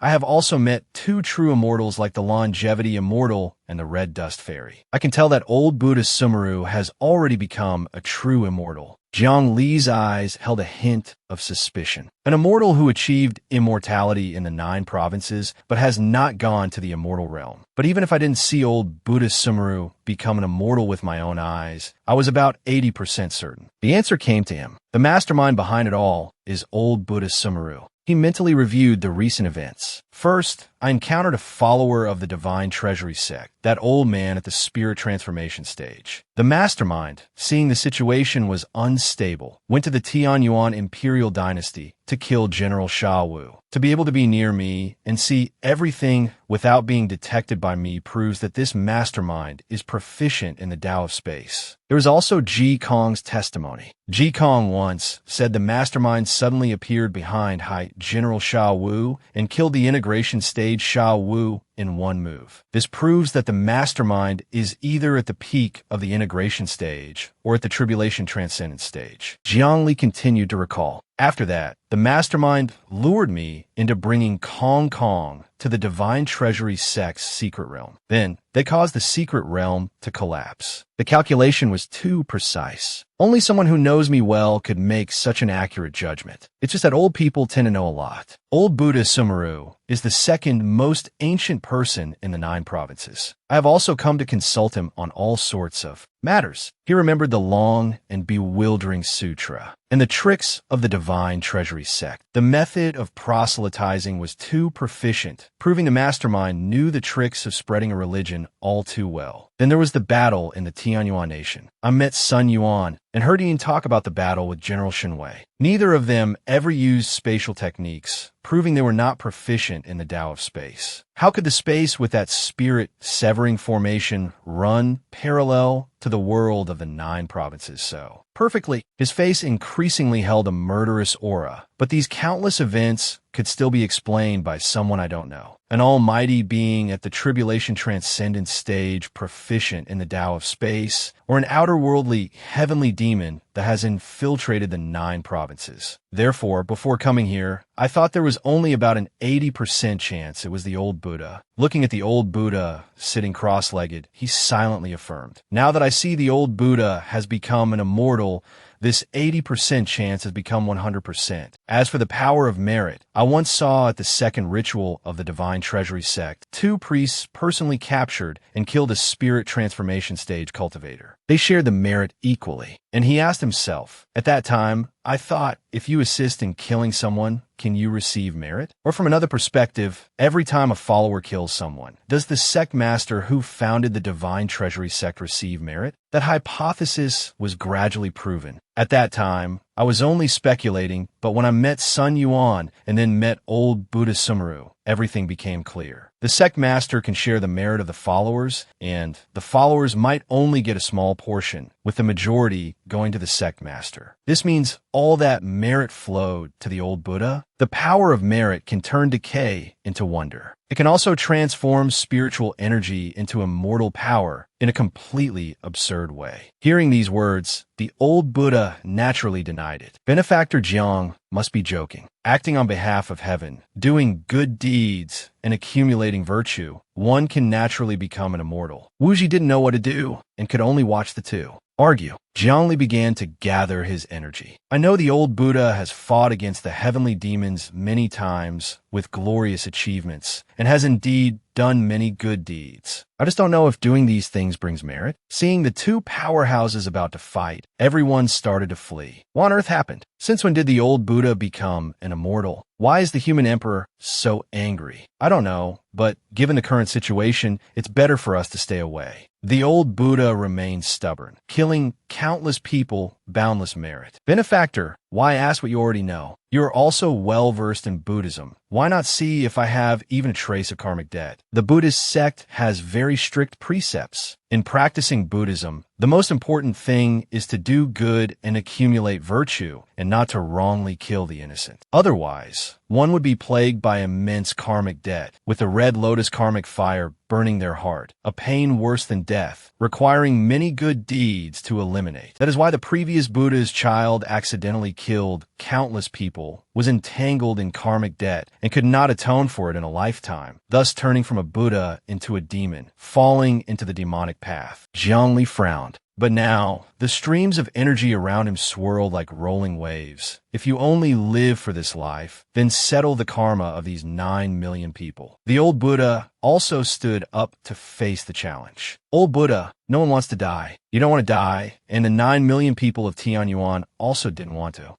His 2 hands began to move, so it's true. Jiangli, do you know why I didn't tell you after I learned the method to obtain the power of merit from the outer worldly, heavenly demon? Because our ways of thinking are indeed different. A golden swastika appeared from his hand seal. The true Buddha said to sacrifice oneself to save all sentient beings. I can't do that. Only a human emperor like you can. After speaking, the old Buddha had already activated the nation protecting formation. The people of the Lac Tien nation slowly vanished because of this one formation. Even though the formation had shown a swastika, it was still constantly changing. It turned out that no matter if one was at the ends of the earth, as long as they were in the Lac Tien nation, they were in the old Buddha's hands. Zhongli thought to himself, the Lac Tien nation never existed. Its people are all an illusion. However, this illusion is so real, it feels real to the touch. Things can be used no different from reality. The old Buddha struck out at him with his palm. This is an illusion that not even someone at the integration stage can see through. A great Buddhist divine ability mixing the Tao of illusion and the Tao of space. Jiang Li's entire body was in his palm. Buddhist kingdom in the palm. The old Buddha shouted, Buddhist kingdom in the palm, first form, samsara. The imperial palace, though magnificent, had already entered its twilight years. Zhongli had grown old before he was done being young. It seems my life is not long for this world. In my life as Zhongli, as the king of the Lac Tien nation, I wonder if I can bear the 2 words wise ruler. At Zhongli's words, the king's ministers all knelt down in unison. Your Majesty, you are incorruptible. You relinquished power, setting an example for the world. You selected the wise and talented. You are loved by the people. The nation's strength grows daily, and neighboring countries all submit to you. You are the greatest wise ruler of the Lac Tien nation. Suddenly, a person ran in to report, a disciple of the Buddhist sect has found a strange prescription. As long as you kill 10,000 people, you can reverse life and death and extend your lifespan. The problem is, we're to find 10,000 people who deserve to die. But under his reign, the Lactean nation doesn't need to lock its doors at night. Everyone does good deeds. Even the death row prison is empty. There's no one to kill. You can kill the commoners. Just 10,000 deaths can be exchanged for a wise ruler, making our Lactean nation even more prosperous and powerful. After hearing this, Zhongli just raised his hand to stop them. Once I kill 10,000 people, I will no longer be a wise ruler. His strength depleted, his arms slowly fell. That matter of the prescription, if it gets out, powerless against the limits of life. The king's ministers could only weep and mourn, announcing to the world his majesty has passed away. Jiang Li's glorious life as an emperor ended just like that. The man had barely closed his eyes in his grave in the previous life, and in this life, his people were already stabbing each other into porcupines. Watching the bloodshed, Jiang Li was disappointed. Just by killing one person, one can live for another 100 years. In my previous life, as the king, before my death, I clearly ordered that the prescription not be spread. An old, frail person suddenly appeared at his feet. "Young man, please have mercy. Let me kill you." He spoke up and asked, "Old woman, why do you want to live forever?"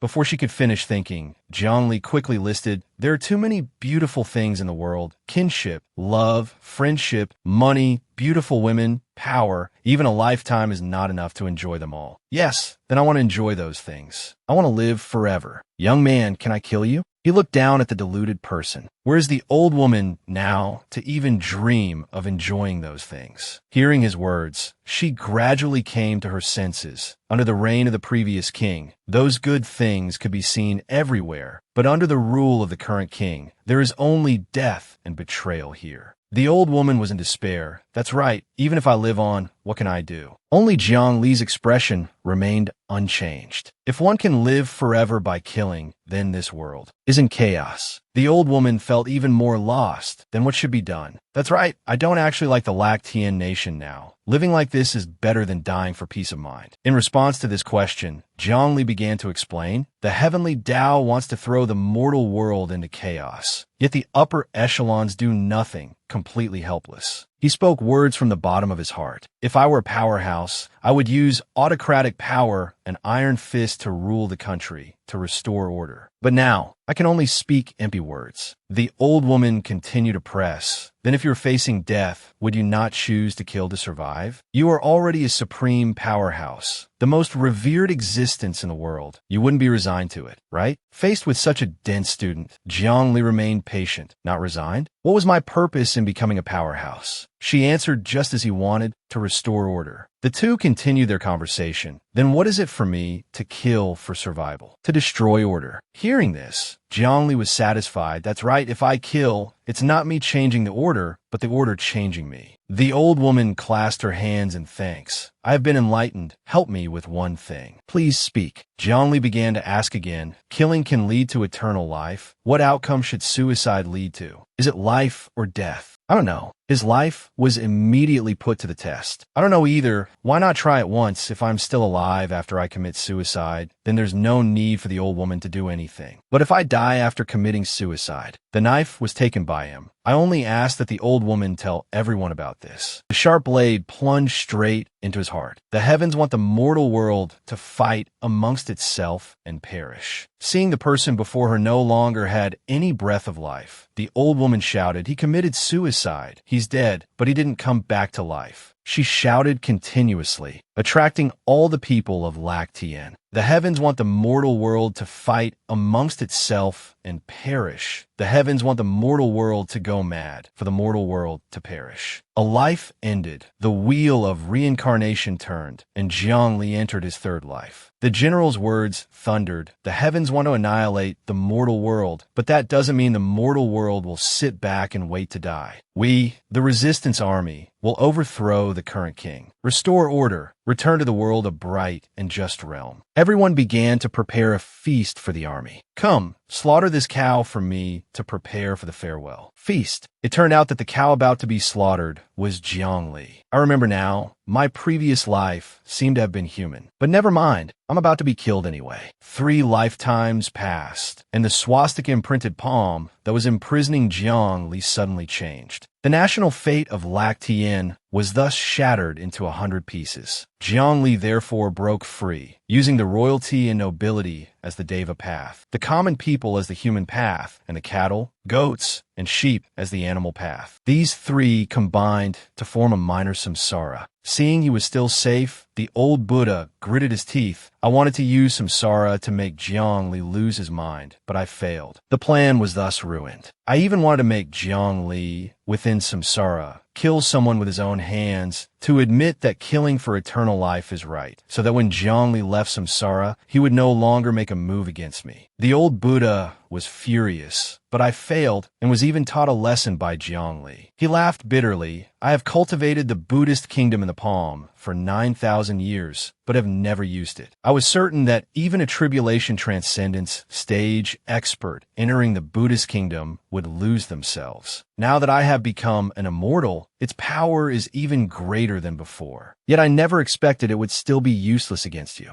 You only went through one cycle of reincarnation and found yourself again. The second trump card was played. It's not over yet. Buddhist kingdom in the palm, second form, endless. Jiangli continued to be imprisoned in the space created by the old Buddha. He assessed the situation. I'm back in the Lac Tien nation, but this time I'm not caught in samsara, but facing the endless space of the Lac Tien nation. His feet left the ground. It also didn't take away my cultivation base, if that's the case. This time there's no one to philosophize with. He decided to use a physical palm strike to make it quick. His one punch cracked the endless cage that the old Buddha had painstakingly created. His second form was thus completely shattered. The old Buddha is in real danger this time. I don't want to face him directly. I thought he wasn't good with the Tao of space, so I used endless space to trap him, but I never expected. He played the escape card. The endless space that could trap an immortal was broken by Jiangli with an incredibly brutal method. For now, I must retreat. The speed was much faster than the first form. Unfortunately, Jiangli was already behind him. Between you and me, let's not involve the 9 provinces. Old Buddha, let's go to the void for a battle. The 2 nemesis took each other to the void to determine the victor. The old Buddha's hands were clasped together in a posture of prayer. His entire body radiated a dazzling golden light, creating a defensive technique in the shape of a blooming lotus. Jiangli thought to himself, the Buddhist sect's Vajra body,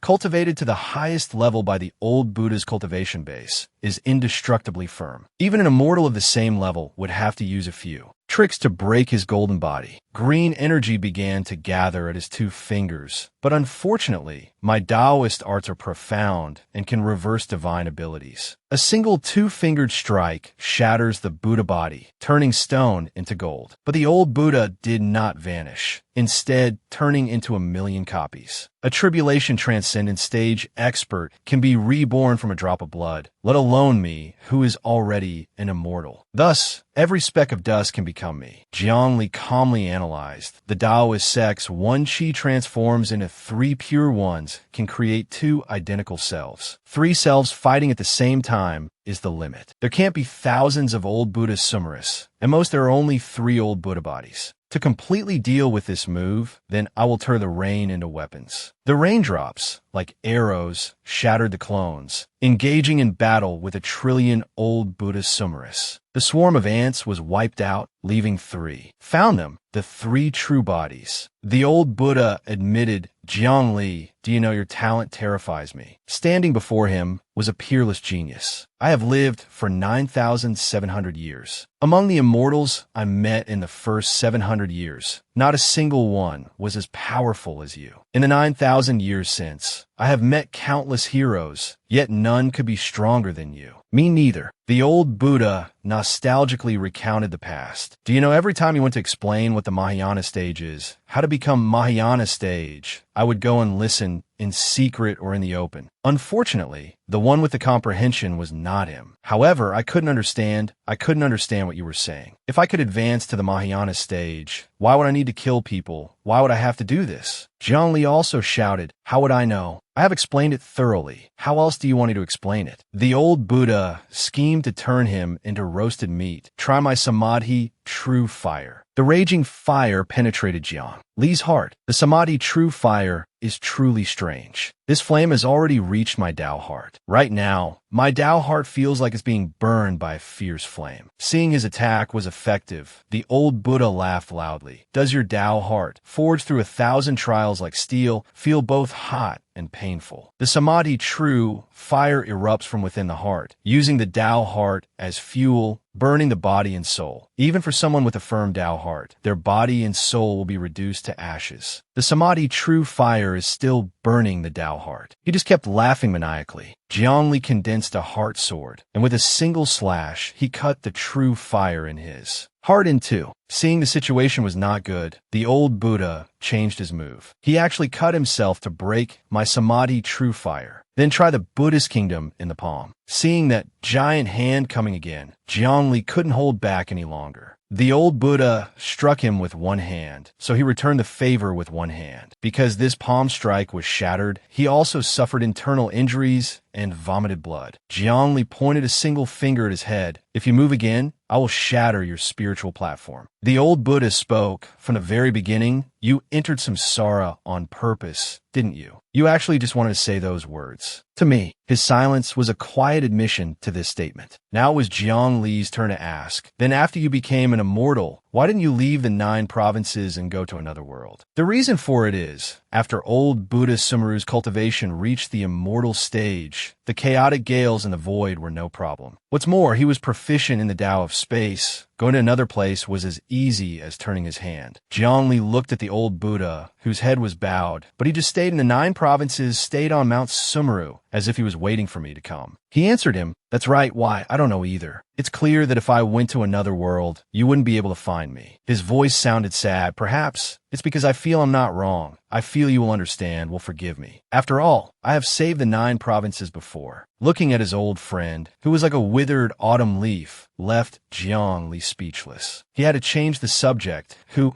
is the venerable divine treasury? Where is the outer-worldly heavenly demon? It seemed the truth would be revealed, but everything you saw in the divine treasury sect is all that I know. The heavenly demon only told me that by believing in the venerable divine treasury and killing you, I could obtain the power of merit. The old Buddha admitted the doctrines about the divine treasury were all made up by me based on his title. What he is, I don't know either. Perhaps he is the faith of the outer-worldly heavenly demons. His hand pointed to his mouth. As for the outer-worldly heavenly demon, I am also under the 6 harmonies seated forging curse and cannot speak. Even though I am an immortal now, actually, for this curse, the 6 harmonies seated forging curse, there is still a way to break it. That is for the cursed person to ascend to the same major realm as the one who cast the curse, and it will break on its own without needing to be dispelled. The old Buddha asked Jiang Li, do you understand? The opponent is 1 major realm higher than me, but only dares to do things sneakily. Jiang Li, he is afraid of you. This sentence truly surprised him. Old Buddha Sumeru is an earth immortal, while the outer-worldly heavenly demon that infiltrated the 9 provinces is a heaven immortal. A heaven immortal is afraid of a Mahayana stage expert like me. That person was ridiculed by the old Buddha. I remember his cautious and wary appearance. Like a thief, it makes me want to laugh. Then he reflected on himself. But my appearance when I hid from Jiang Li to establish the Divine Treasury sect, secretly gathering the power of merit, wasn't it exactly the same as his? He thought so, and sighed.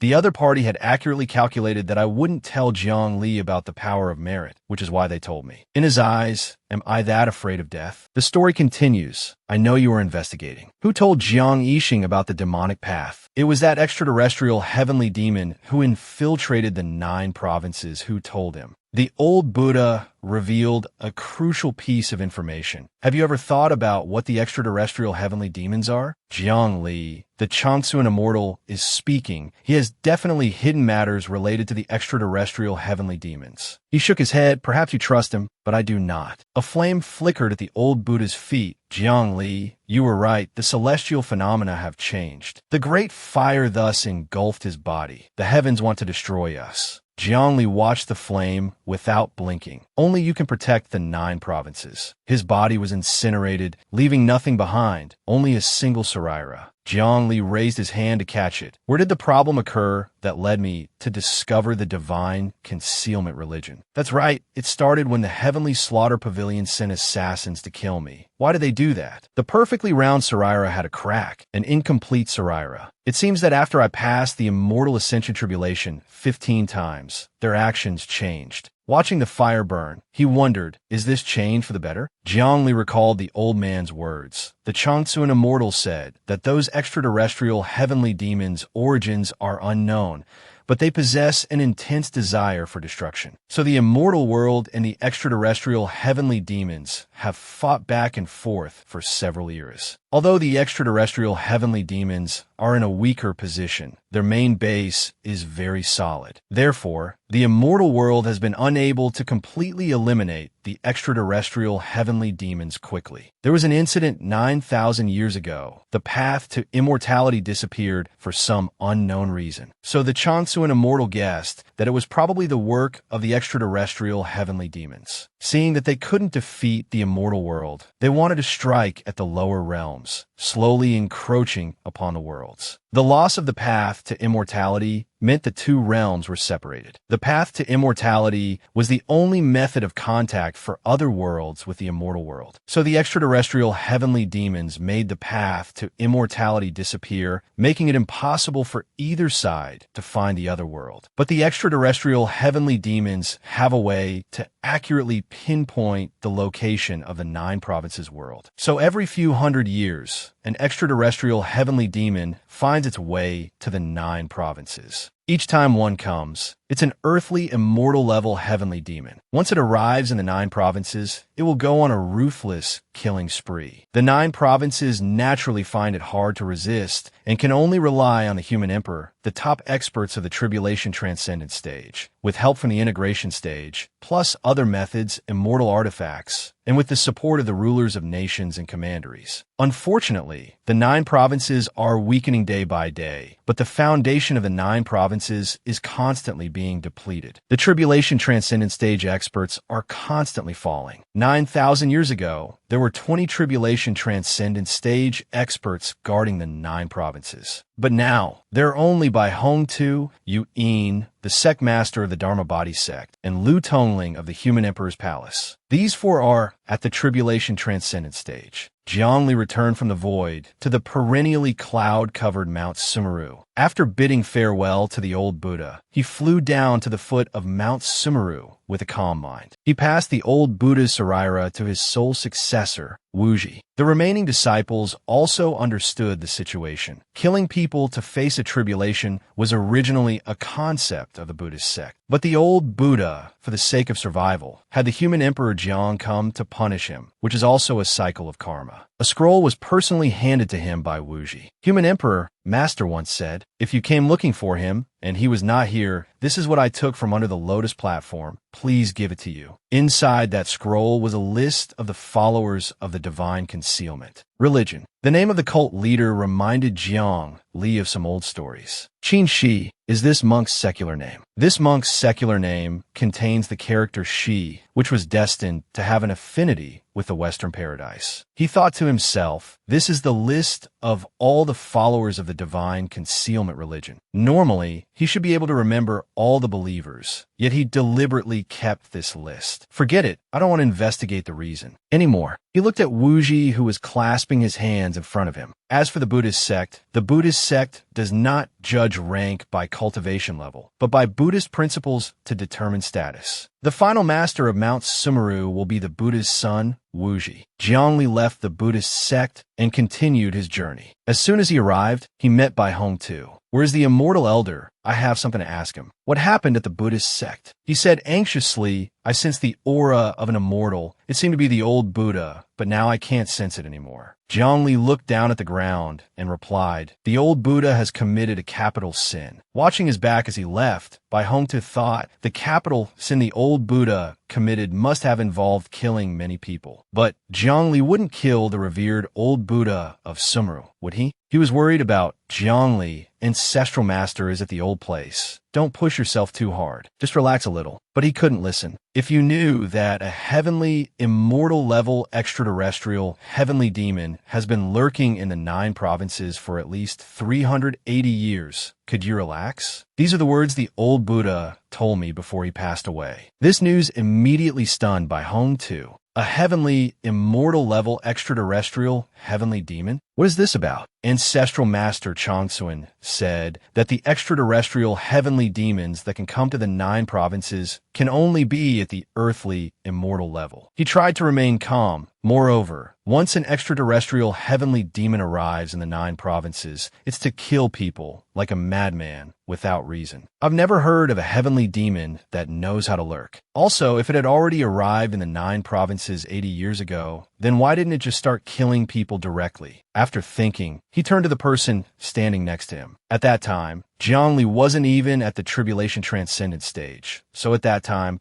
who could have stopped a heavenly, immortal level heavenly demon? Besides, even the current Jiangli, could he stop a heavenly, immortal level heavenly demon? Bai Hong Tu frowned. Could it be that there's something else in the 9 provinces that makes the heavenly demon afraid? Unable to think of anything else, he led Jiangli away. Let's go see the ancestral master together. The 2 good friends went together to inquire with Chongsuan. Immortal, Jiangli immediately spoke. Immortal elder, are you sure that the extraterrestrial heavenly demon is only at the earthly, immortal level? As soon as these words left his mouth, the Chongsuan immortal spoke, as if reciting. Why do you ask this question? The extraterrestrial heavenly demons are indeed only at the earthly, immortal level. In the immortal world, I have never encountered a heavenly, immortal level heavenly demon. The advantages of the heavenly demons are only their large numbers, and their main base is very difficult to destroy. And one more point, they are brainless, with only strength. Jiangli then emphasized, but I have encountered a heavenly, immortal level heavenly demon, and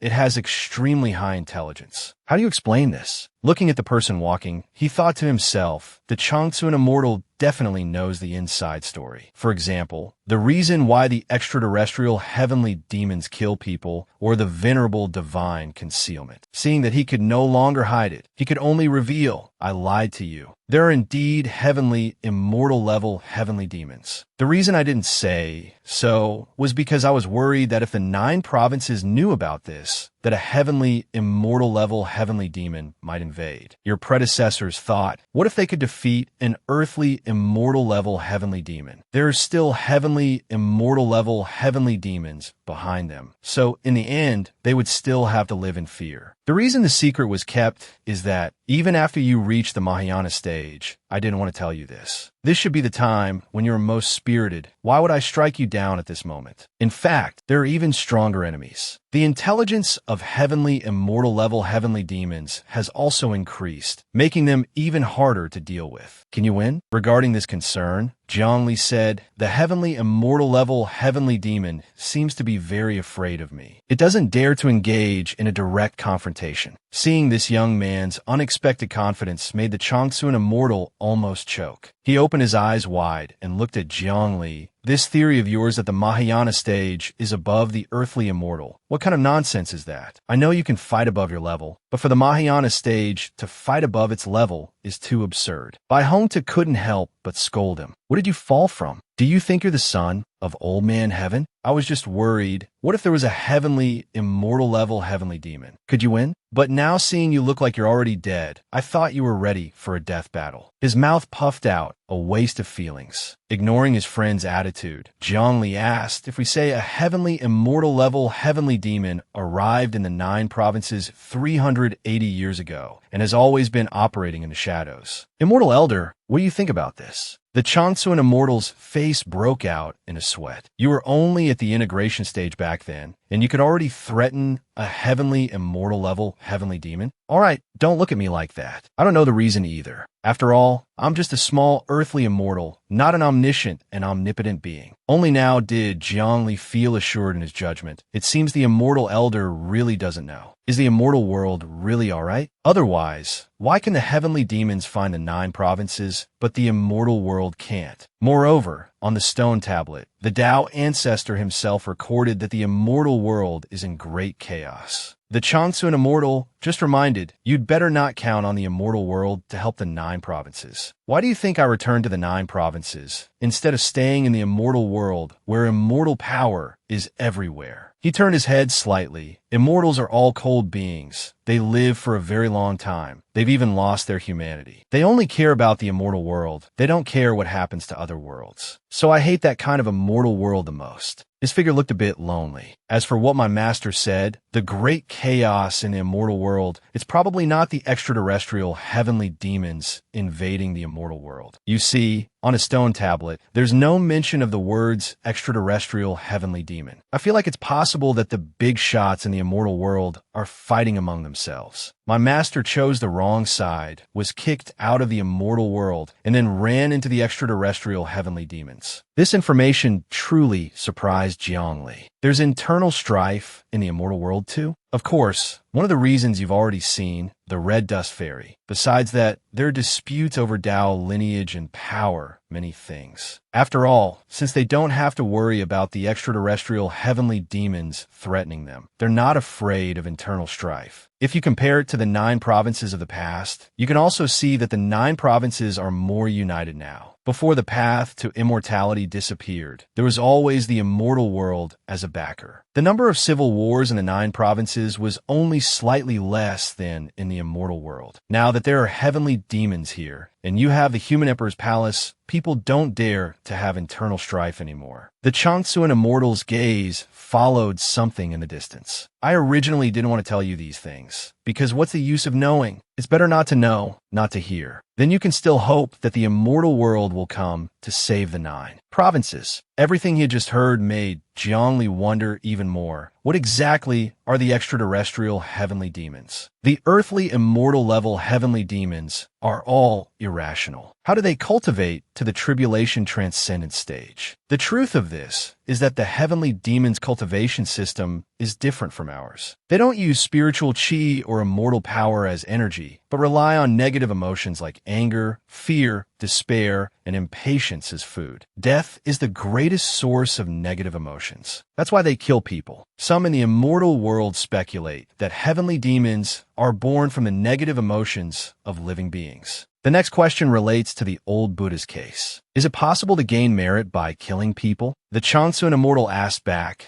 killing evil people or killing anyone? This question made him ponder for a long time before giving an answer. He began, it sounded a lot like the work of the extraterrestrial heavenly demons. What do you mean? Mentioning the heavenly demons added a gloomy tone to the story. I've only heard about it, never seen it with my own eyes. Someone on the battlefield secretly told me that the extraterrestrial heavenly demons have their own god. This god is responsible for distributing merit. Anyone who believes in this god and kills people can receive merit. It's hard to believe that such an unscrupulous god exists in this world. Does this kind of deity really exist? Zhongli probed. So do you know the title of this god? But even someone who had become an immortal couldn't answer. The immortal world manages this aspect very strictly. I don't know. At least Zhongli had more information. Indeed, whether in the 9 provinces or the immortal world, being able to gain merit by killing people, the attraction to cultivators is too great. This is a truly righteous, demonic path. Learning from the chubby old Buddha's experience, he didn't tell the Changsun immortal about the divine concealment religion and the venerable divine concealment. For the Changsun immortal, who only has immortal power, there's a possibility he would do the same thing as the old Buddha of Sumru, killing people to gain merit. He secretly calculated, I dare not even calculate how much merit is needed to sustain an earthly immortal. As long as I am still here, the Changsun immortal doesn't need to act to deal with the extraterrestrial heavenly demons, so his immortal power won't be consumed. Zhongli was so busy with these matters that in just a few chapters of the story, he had to keep flying around. Now it's the royal palace of a small country, daring to report to the great way that I cultivate the demonic path. I want to eradicate the root and exterminate the 9 relations of the Han clan. The girl beside him quickly reminded, the minister only raised an objection. Why would your majesty kill so easily? Suspecting me is a death sentence. Unable to dissuade him, she said painfully, you clearly weren't like this before. When you were an executioner, you were still a kind-hearted person, welcomed back by your hometown. Even when you were cultivating to the foundation establishment stage and encountered obstacles, you wouldn't be this irritable. But later it was different. As you gained enlightenment and broke through the foundation establishment stage, everything changed. Unexpectedly, you came to enjoy beheading. Every word spoken was like convicting him. After becoming the state ruler, you started killing innocent people. Are you really, as everyone says, cultivating the demonic path, which is why you become so bloodthirsty? Insolence. Even you say that. There is no deathly resentment on my body, yet you suspect me of cultivating the demonic path. He shot up from his seat. Originally, out of consideration for our childhood friendship, I kept you around until now. Now where are you? Drag her out and behead her. In the heat of the moment, the girl suddenly saw a newcomer. That guy was still screaming, guards, why aren't you coming in? Are you deaf? Do you want me to behead you all too? It turned out Zhongli had arrived and saved her. You go out first. I have something to discuss privately. With His Majesty, the guy trembled slightly upon seeing him. I wonder why the human emperor has come. Is there anything I can help with? His face showed a majestic air. Didn't I already say? I'm handling business and need your help. To be specific, handling you.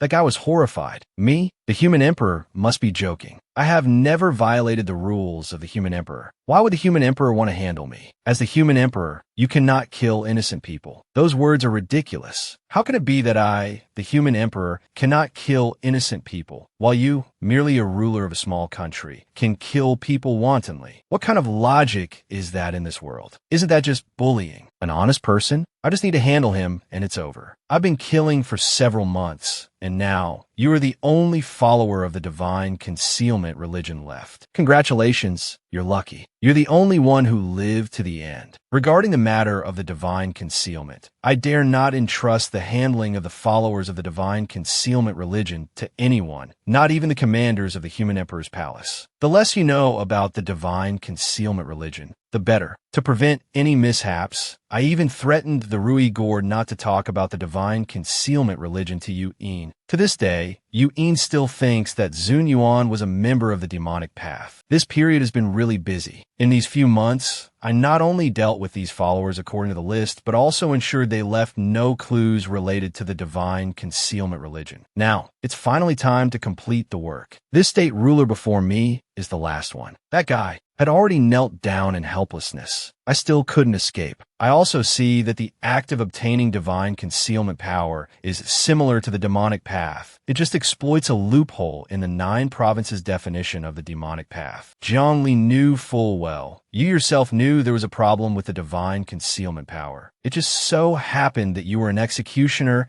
and could receive the divine concealment power. If it were just that, I wouldn't have come for you. The words flowed out. If you had only killed evil people to receive the divine concealment power, I would not have killed you.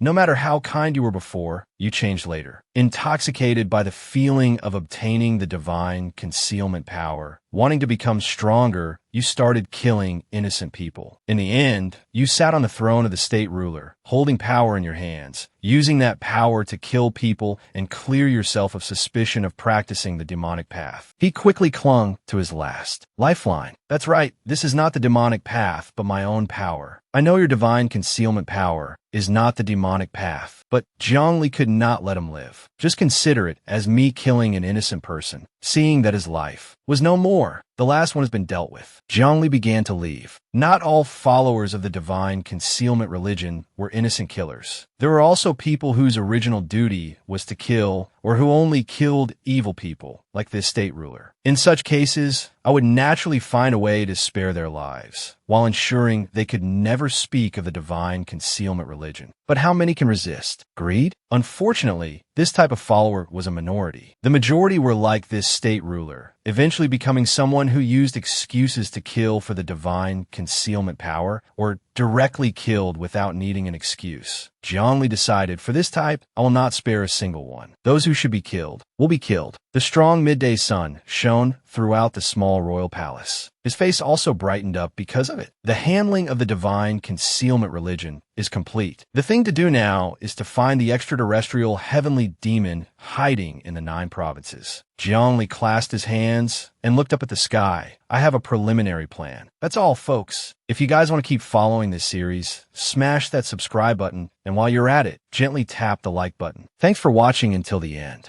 Bye-bye, my loves.